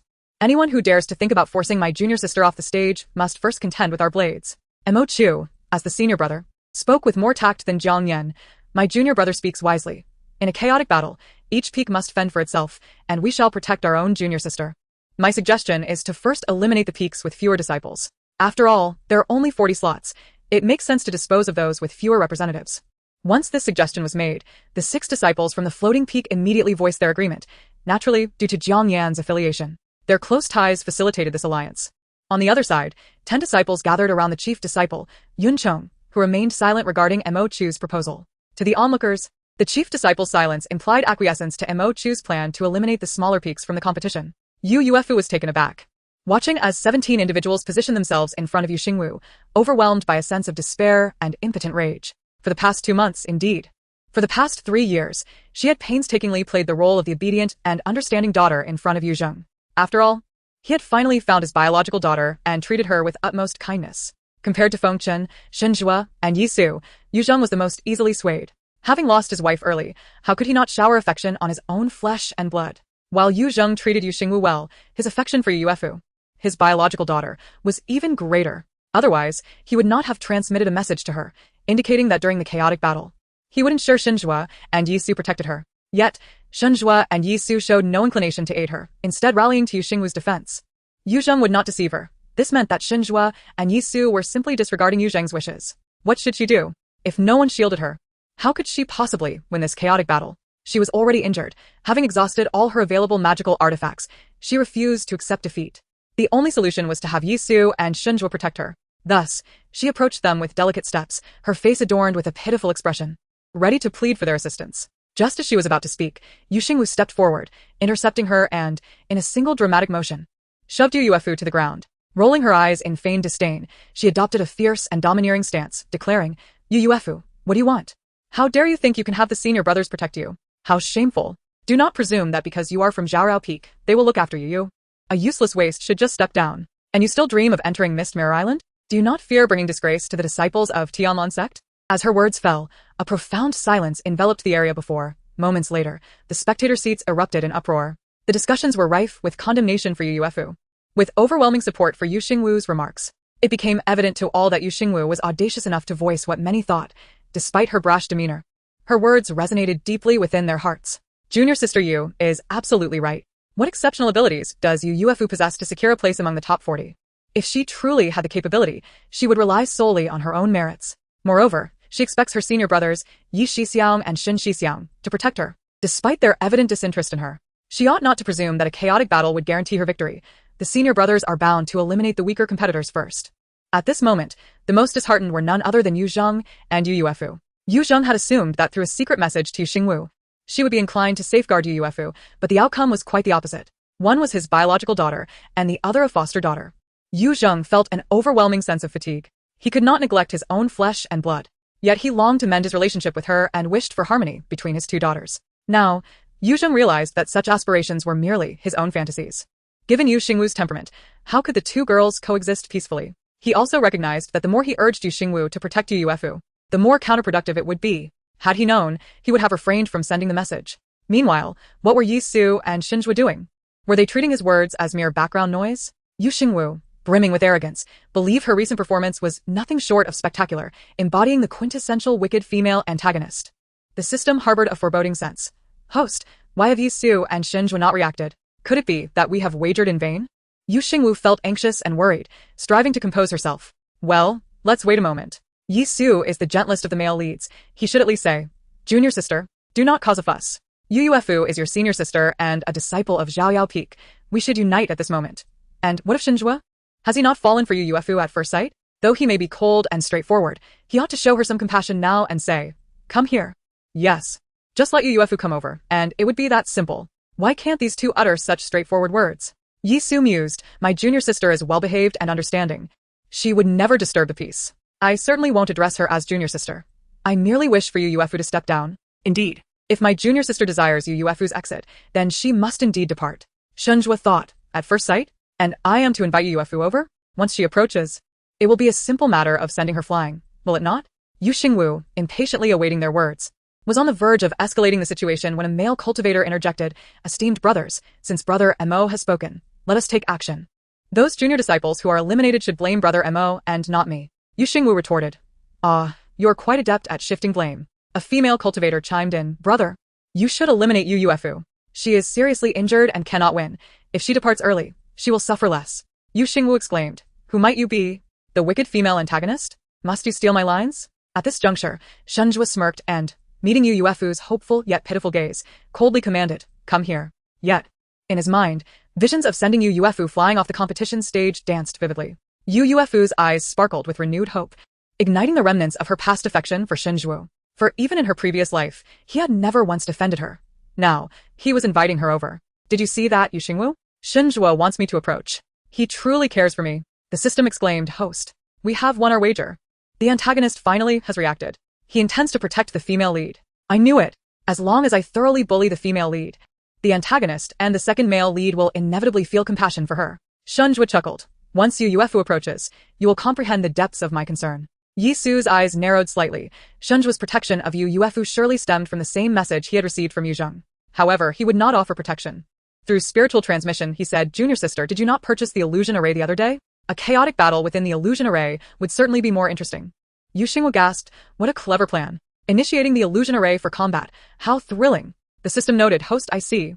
Once the illusion array is activated, the second male lead can join the antagonist in safeguarding the female lead." Yu Xingwu enthusiastically nodded and, without hesitation, activated the illusion array, casting it into the fray. Instantly, the illusion array enveloped the entire competition stage, shrouding it in a veil of mirage. From the outside, all that was visible was a purple light curtain draping over the arena, obscuring any view of the internal happenings. "Be cautious, it's an illusion array," someone shouted. Except for Yu Xingwu, everyone else was engulfed in dense fog. Mo Chu and his companions were not worried about Yu Xingwu, as they had all witnessed her activating the array.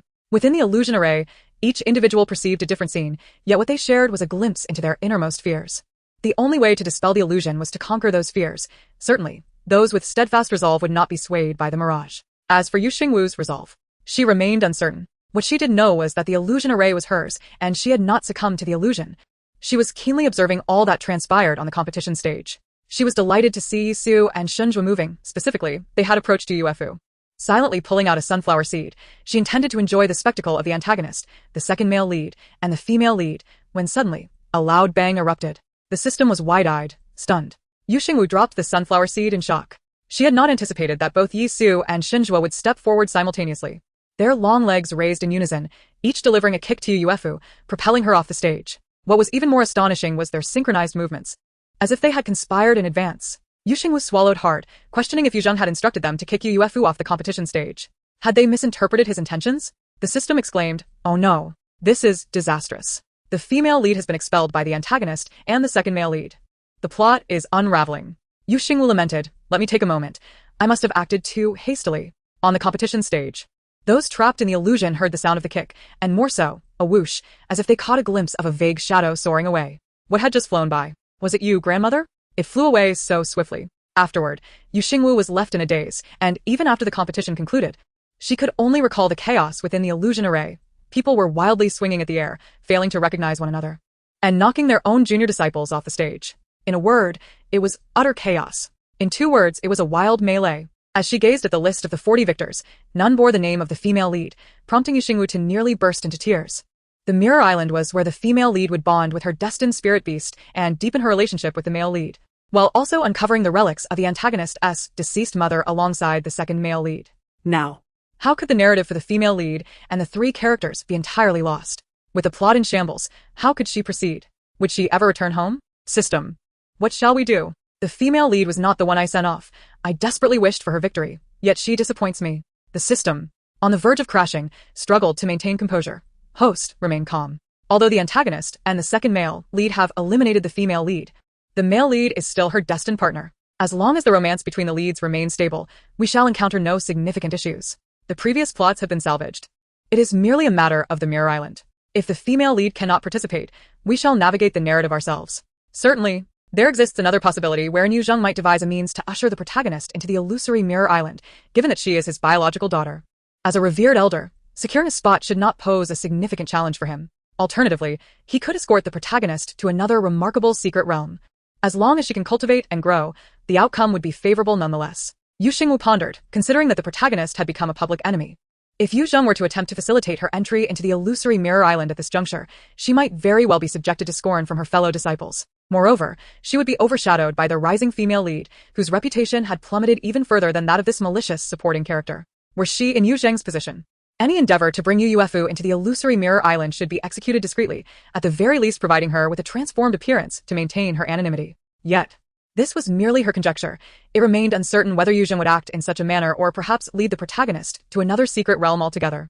Should the protagonist fail to enter the illusory Mirror Island and the system compel her to navigate the plot independently, how would she proceed? She could only take one step at a time. On the high platform, the sword master Fengchen was in high spirits, as was the esteemed Yanxi, while Yu Zheng was left in a state of ambivalence regarding his feelings of joy. He felt elated that his adopted daughter had secured a place in the illusory Mirror Island, yet dismayed that his biological daughter had been eliminated. He could hardly blame anyone else. Yu Zheng had not witnessed the scenes within the illusionary array, but had previously heard Xinjua instructing Yu Yuefu to advance. And Yi Su, known for his gentle disposition, would likely protect her. Yu Zheng had no grounds for resentment and could only contemplate alternative strategies.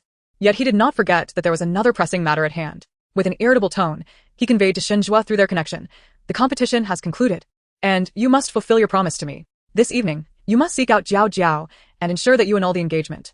That night, every peak hosting disciples who placed within the top 40 was ablaze with light and filled with laughter. Yu Xingwu was not one to dwell on sentiment. Although the protagonist had lost the contest and could not enter the illusory Mirror Island, the system had instilled a sense of calm within her, and she remained genuinely composed. She could not throw a tantrum or despair. As long as she did not falter and the system offered no further instructions, it indicated that the narrative could still unfold. Thus, she found no reason for concern, and perhaps the storyline would return to its original course one day. As long as the overarching plot remained unchanged and the romantic thread between the leads stabilized, she would find solace upon her return home. Moreover, there was another matter that filled her with anticipation. The conclusion of the competition meant that Xingwu would likely broach the subject of their annulment. Regardless of his current feelings for the protagonist, this coerced engagement was inherently unjust for him. Having been forced into a blind date by her own mother, she could empathize with the anguish of being compelled into marriage, which would be a lamentable fate with someone she did not love. Hence, she sincerely hoped for the annulment of this engagement. Xingwu was not the type to be unaware of his own agency, and Yu Yuefu's expulsion from the contest was likely influenced by Yu Zheng's actions. Xingwu harbored resentment towards Yu Zheng's coercion, and as Yu Xingwu was merely his adopted sister, he redirected his ire towards Yu Yuefu. Thus, she surmised that Xingwu likely did not wish to further humiliate her through the annulment. Once she and Xingwu dissolved their engagement, their grievances could be resolved. Just as Yu Xingwu had anticipated, throughout the celebratory banquet, Xingwu refrained from mentioning the annulment in front of the crowd. It was only after the banquet concluded, as she prepared to return to the cloud smoke peak, believing that Xingwu would not address the annulment, that he unexpectedly called out to her. His light brown eyes held an inscrutable expression. "I have something to discuss with you." Yu Xingwu's heart raced with excitement, and the system echoed her sentiment. Here it comes. The annulment plot is about to unfold. She stifled her eagerness, adopting a bewildered yet curious expression as she inquired, "What does second senior brother wish to discuss with me?" Xingwu fell silent, his gaze fixed upon Yu Xingwu, and after a prolonged moment, he uttered 3 words, "Return to the peak."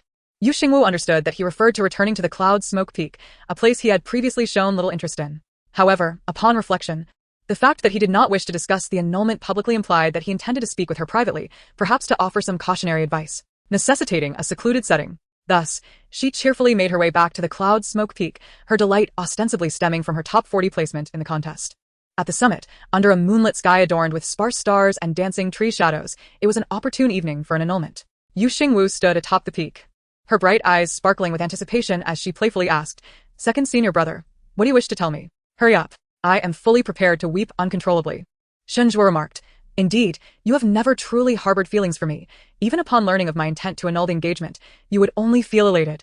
3 years ago at the banquet, you awaited my proposal for annulment, and now, your wish is finally granted. Yet, why is it that, in the end, I cannot find joy?" He even contemplated that, had she genuinely cared for him, not merely acting, every word of affection she had spoken would be sincere, compelling him to defy Yu Zheng's wishes and maintain their union. Alas, there were no hypotheticals. Even if he desired to remain engaged, the annulment had become a foregone conclusion. He produced the dragon and phoenix pendant, which he had held tightly in his palm throughout their conversation, and presented it to Yu Xingwu. Before her lay an exquisite jade pendant, its warm luster and intricately carved dragon and phoenix motifs reflecting their names. In that moment, the atmosphere grew tense, and Yu Xingwu realized it was her turn to engage in the performance, feigning ignorance as she asked, "What does second senior brother mean by this? Why do you present the engagement pendant so abruptly?" Xingwu lowered his gaze slightly, casting shadows from his long lashes across his face, his lips parting to emit a low, somber tone. "Yu Xingwu, let us annul our engagement."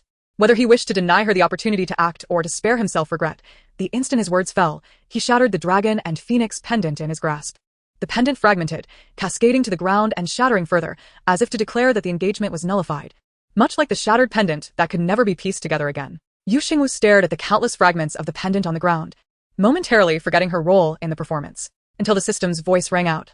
"Woe is me. The pain is overwhelming. My tears are uncontrollable." In light of the host's numerous contributions, this system has decided to bestow upon the host a necessary prop for heart-wrenching performances, the rain from that day when Yiping sought funds from her father. The prop has been successfully granted.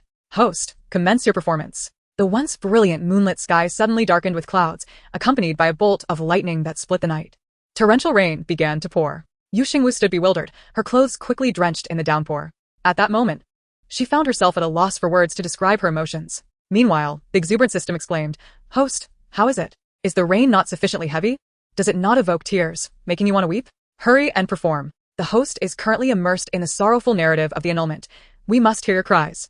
Xingwu, overwhelmed by the absurdity of the situation, could only sigh in exasperation, never anticipating that one day she would endure the rain reminiscent of Yiping's plea for funds from her father. However, since the rain had commenced, she felt compelled to see the annulment narrative through to its conclusion, both to uphold her character and to ensure that the rain was not wasted. Furthermore, there were points to consider. She had previously stated that during the annulment, she would seize the opportunity to accumulate points.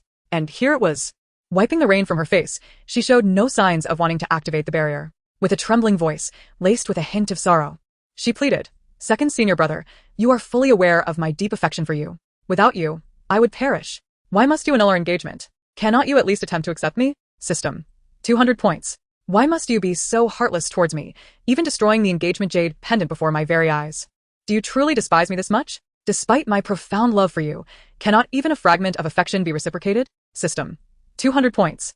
Do not think that by shattering the pendant and annulling our engagement, you can rid yourself of me. Whatever I desire, be it a person or an object, I will go to great lengths to obtain. I cherish you, and regardless of the means, I will ensure you are mine. System. 200 points.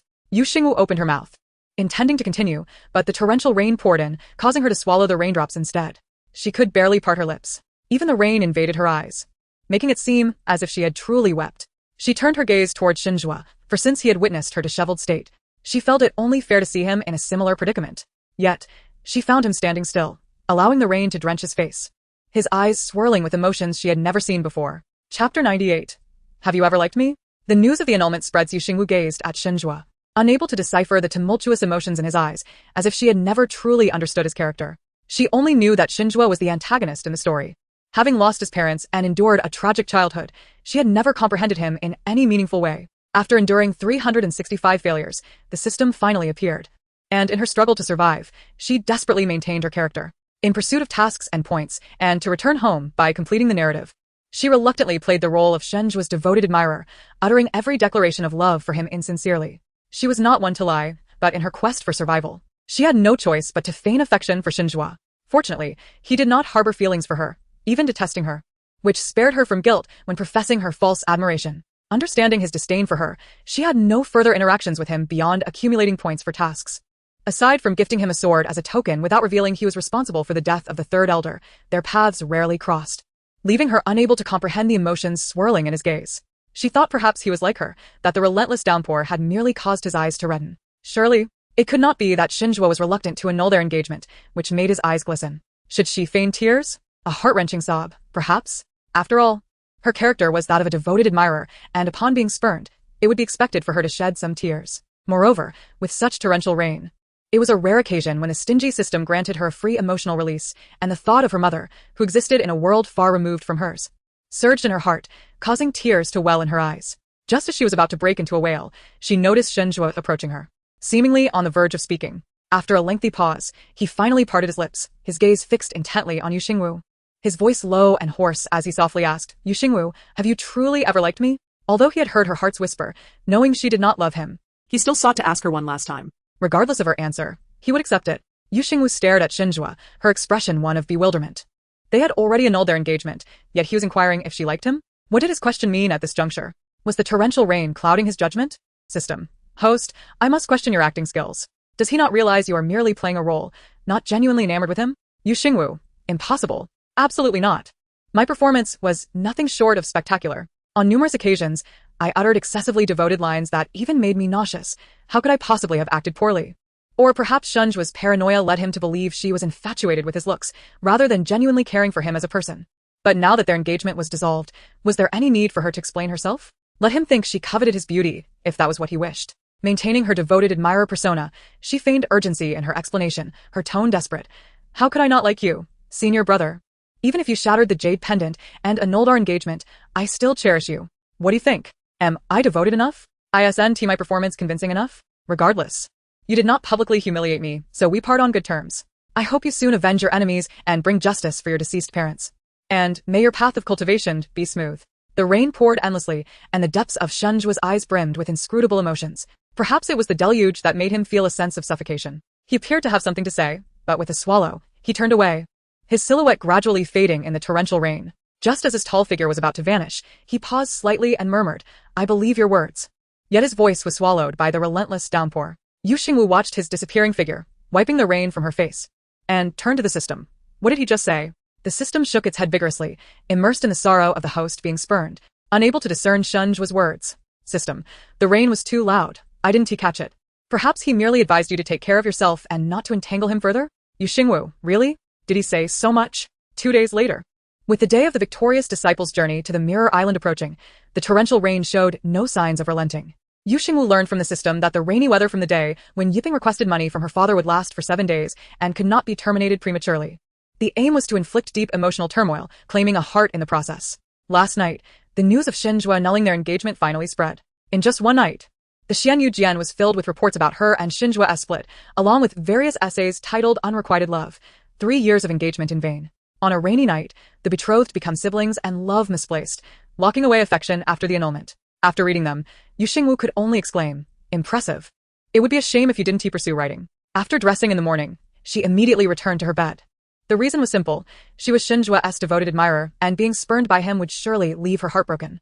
She could not possibly prance around cheerfully at such a time. Now that the news of the annulment had spread, combined with the impending journey to the Mirror Island, she was certain that visitors would come to see her, and not just one. The individual she referred to was Yu Zheng. After all, this annulment had been orchestrated by Yu Zheng himself, and the reason he hadn't rushed to see her immediately was to avoid suspicion that he had influenced Xinjua's decision. Thus, with the news spreading today, Yu Zheng would likely feign surprise and rush to her side. System. Host, quickly lie down. Someone is coming. And it's not just one, but many. Yu Xingwu quickly lay down, having made up her face that morning, portraying the look of a heartbroken girl. Anyone who saw her would believe she was truly grieving. Soon, a series of knocks echoed at the door, followed by a familiar feminine voice. Xingwu, are you in there? May we come in? Recognizing Qin Ying's voice, she replied with a feeble tone. The door is unlocked. Please come in, Qin Master. Qin Ying entered along with Feng Chen, Yi Su, Yu Zheng, Yun Xiai, and Mo Chu, a group they had encountered upon arriving at Yanyun Peak. As they stepped inside and circumvented the screen in her bedroom, they were met with the sight of a pale, lifeless face devoid of color. The reactions of everyone present were surprisingly uniform. They were all momentarily stunned. After all, in everyone's mind, Yu Xingwu had always been arrogant, domineering, and imperious. None had ever witnessed her in such a frail and pitiful state. In Chapter 99, the idea of binding someone and sending them to bed? Feng Chen and Yi Su could hear Yu Xingwu's innermost thoughts and discerned that she did not genuinely care for Xinjua. Therefore, on their way there, Feng Chen contemplated that since the entire sect was aware of the rebellious disciple's broken engagement, even if she was not saddened by it, as her master, he ought to express concern for his little disciple and visit her, even knowing she would be fine. Yi Su shared a similar sentiment. Understanding that Yu Xingwu's lack of true affection for Xinjua meant that the engagement's dissolution would not trouble her, their visit was merely to aid her in her act. To their surprise, they were met with a pale face devoid of color. Witnessing Yu Xingwu's heart-wrenching fragility stirred great compassion in both Feng Chen and Yi Su. They were perplexed. If she did not love Xinjua, why did she appear so utterly despondent? Yun Xiai and Mo Chu, along with the others, felt the same pang of sympathy for Yu Xingwu. The sword cultivators, known for their straightforwardness, were about to speak when Yun Xiai silenced them with a glance. This was to prevent them from saying, "Little junior sister, do not be sad. We will bring Xinjua to you." Thus, he opted to keep the 9 of them quiet. It was also the first time Yu Zheng had seen Yu Xingwu in such a state. As her father, it was impossible for him not to feel heartbroken. Yet, he had no regrets about the broken engagement with Xinjua and felt he had done nothing wrong, for Xinjua was unworthy of his daughter. He hurried to her bedside, expressing his concern. That boy Xinjua is unworthy of my Jiao Jiao. It is better this way. At least he has some self-awareness. I shall find a partner for her who is 100 times better. Feng Chen, the sword master, narrowed his eyes, thinking to himself, the partner you seek is unlikely to be one that your rebellious disciple would favor. I advise you to temper your expectations. Yes, what it? Little junior sister currently harbors no affections for anyone. Even if we were to find someone 100 times better than Xinjua, she would not accept them. Her partner should be chosen by her alone. Yu Xingwu remained silent, embodying a sorrowful demeanor, as silence is the highest form of acting. Fortunately, she had adorned herself with the guise of a grieving partner. However, little did she expect that Yu Zheng's words would elicit a cold glare from Qin Ying. What did he mean by saying it was for the best that the engagement was broken, implying Xinjua had self-awareness? Was it not he who had injured Xinjua, forcing him to break the engagement? The sight of Yu Xingwu in such a half-alive state was a direct result of his actions as a father. Furthermore, she had informed Yu Xingwu that Xinjua had to withdraw after being injured.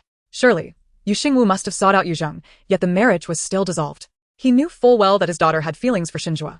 Why then did he insist on separating the lovers? When he had observed Xingwu, it did not appear that he was completely indifferent to Xingwu. Seeking a better partner for her was clearly an indication of his disdain for Xingwu, disregarding his daughter's feelings. Or was it that he had pressured her into this marriage to recover his biological daughter? Now that it seemed Xingwu also had affections for Xingwu, he forced the engagement's dissolution, hoping to fulfill his daughter's desires? If that were the case, he was indeed quite biased. Suddenly, Qin Ying's gaze towards Yu Zheng shifted. Initially, she had admired him for single-handedly raising their daughter after his wife's untimely passing, recognizing the challenges he faced. However, now she found herself unable to maintain her affection for him. It was not that her feelings were shallow, but that deep affection could be extinguished by a single egregious act, leading her to feel she had misjudged him. The system, ever eager for drama, noted the collective attention on Yu Xingwu and quipped, "Host, do you not feel that this scene resembles you during your confinement, with everyone coming to express their concern for you?" Yu Xingwu retorted, "Dog system, you grasp metaphors. Please refrain from such comparisons in the future." As Yu Zheng was about to continue speaking, he was interrupted by Feng Chen's actions. Feng Chen seated himself beside the bed and turned to Yi Su, instructing him to check Yu Xingwu's pulse to ascertain if her condition was serious. The system remarked, "Yu Xingwu, wait, are you here to ruin my act? I truly appreciate it. Shouldn't you be attending to the female lead instead? She is gravely injured and in need of your constant care. Not only should you care for her, but the female lead failed to reach the top 40 and thus did not qualify for the trip to Mijing Island. Shouldn't you be comforting her instead?" Feng Chen replied, "The life or death of Yu Yuefu is of little concern to me. Taking her as a disciple was merely out of respect for your father. If she were to perish, I would merely lose a disciple. As for Mijing Island, she lost the competition due to her lack of strength. Those without power will perish on Mijing Island, so it is better she does not go. As for your claims of ruining your act, it seems you are in no dire straits." Yi Su approached the bed, though he suspected from the earlier heartbeats that the little junior sister was likely fine. He still felt a pang of concern upon seeing her frail form and pale visage. He too wished to understand the true state of her health. Yu Xingwu wanted to protest against the pulse examination, but upon seeing the worried expressions of those around her, she knew it was futile to resist. She resigned herself to allowing Yi Su to check her pulse. After all, she was merely emotionally drained. Her pulse should be normal. A moment later, Yi Su felt a wave of relief. Her pulse was steady and strong, with no abnormalities. She should be lively. Yet, why did her complexion appear so wan and drawn? Sword Master Foam, how is my little junior sister's pulse? Yi Su inhuited. To report back to the master, her pulse is weak, her energy is low, and her vitality has been depleted, likely due to excessive sorrow. A few days of nourishing soup and medicine should restore her. Upon hearing this, Mo Chu and the others chimed in, but we are set to depart for Mijing Island tomorrow. Is she in a condition to leave the sect? Qing Xian added. This journey requires us to travel by boat, and the rain outside shows no signs of abating. If the waves are too tumultuous, the journey may be perilous for someone so delicate. Jiao Qing remarked, nonetheless, we must go. It is Mijing Island after all. Not only has little junior sister never been there, but none of us have either. This is a rare opportunity. Jiang Yan agreed, saying little junior sister is right. For the next few days, I will take care of you. Just relax and do not overthink things. If you truly want Xinzhua, I can bring him to you. Yun Ci interjected, he should have been more vigilant. The fourth brother speaks too freely. The other 8 responded in unison. That is a splendid idea. Let us invite Xinzhua to the small back mountain, and then we can directly bind him and bring him to little junior sister's bed. Yu Zheng exclaimed, you bandits. Just because you have 2 masters, Jiao Jiao follows you to learn. You are leading my daughter astray with your nonsense. In chapter 100, the notion of becoming the center of attention, being a spectator, Yu Xingwu's lips twitched as she thought, fourth brother, you truly dare to dream. Binding the antagonist? We should not be courting death. Binding someone is absolutely inadvisable. She quickly feigned weakness, saying, fourth brother, do not act recklessly. Xinzhua despises being coerced. Our broken engagement was due to my own pressure. If you bind him, he will only grow to loathe me more. There is no need for my senior brothers to worry about my health. As a cultivator, I am not so fragile. I must certainly visit the illusory Mirror Island. Upon hearing this, Yi Su readily joined in the charade, saying, Master, elders, rest assured. I will prepare herbal soup for a junior sister and take good care of her along the way. Feng Chen and Yu Jing nodded in agreement, acknowledging the opportunity that awaited them at illusory Mirror Island. It was indeed an experience not to be missed. Feng Chen, aware that Yu Xingwu was not in any real danger, would not hinder her from going to the island. The group spent some time conversing with Yu Xingwu, yet no one dared to mention Xinzhua's name again. Yu Zheng was eager to have a private conversation with Yu Xingwu, primarily to discuss the Mo family. However, seeing her heartbroken demeanor, he realized that it was not the right moment for such discussions and chose to leave with the others instead. 3 days later, the sky was a dull gray, and heavy rain continued to pour. The vast ocean roiled with tumultuous waves, and the sea breeze, mingled with salt water, whipped up towering surges. A massive vessel, sent by the 4 leading sects to transport their disciples to illusory Mirror Island, navigated through the stormy seas.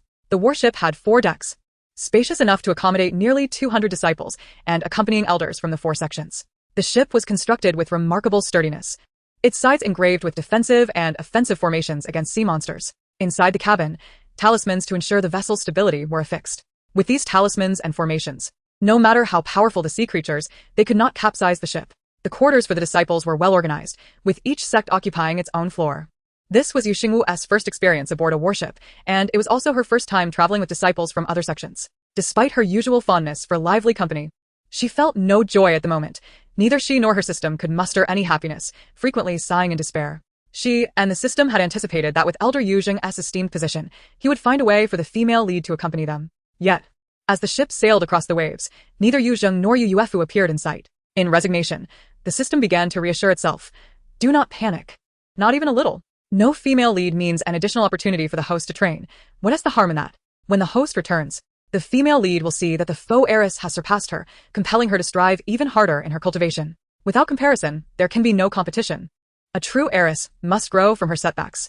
As long as the host does not develop feelings for the male lead, everything will be fine. After this self-affirmation, the system proceeded to instill the same thoughts in Yu Xingwu. Yu Xingwu exclaimed in surprise, finding the system's reasoning compelling.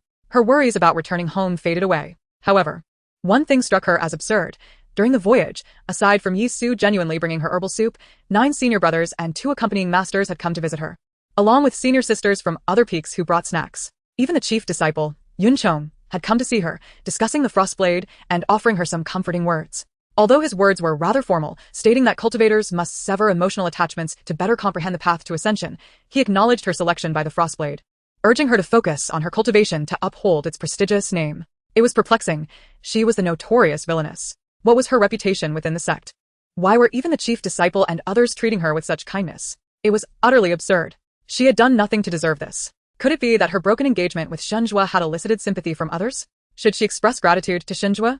After all, it was the female lead who was supposed to be the center of attention. She even doubted if she had mistakenly taken the wrong script. At that moment, Yi Su knocked on her door and, upon her response, entered. It had been 3 days since the warship set sail, and they were nearing the vicinity of illusory Mirror Island. Typically, before entering a secret realm, the accompanying elders and masters would gather the disciples from each sect to explain the rules and matters pertaining to the secret realm.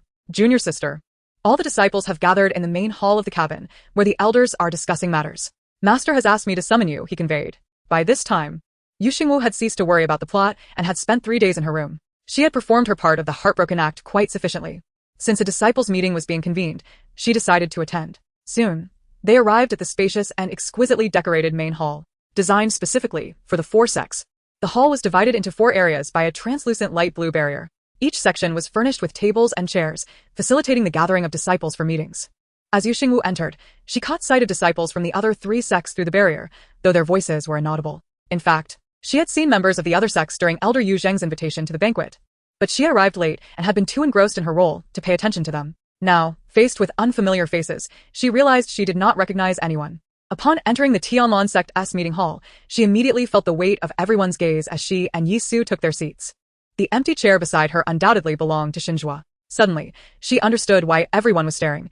It seemed they were all eager to witness the unfolding drama. The system, always relishing in the excitement, chimed in, "Host, your ex-husband is about to arrive." Yu Xingwu scoffed, "Your granduncle."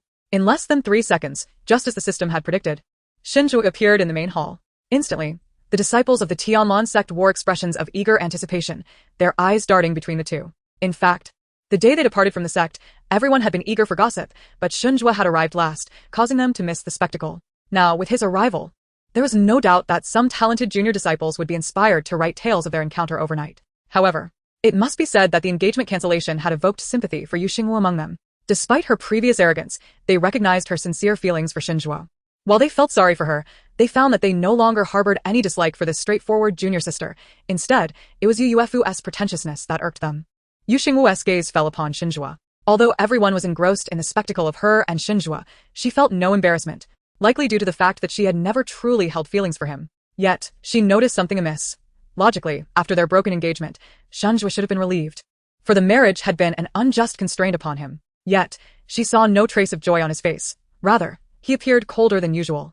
The expression above him was not one of indifference, but rather one of profound sorrow.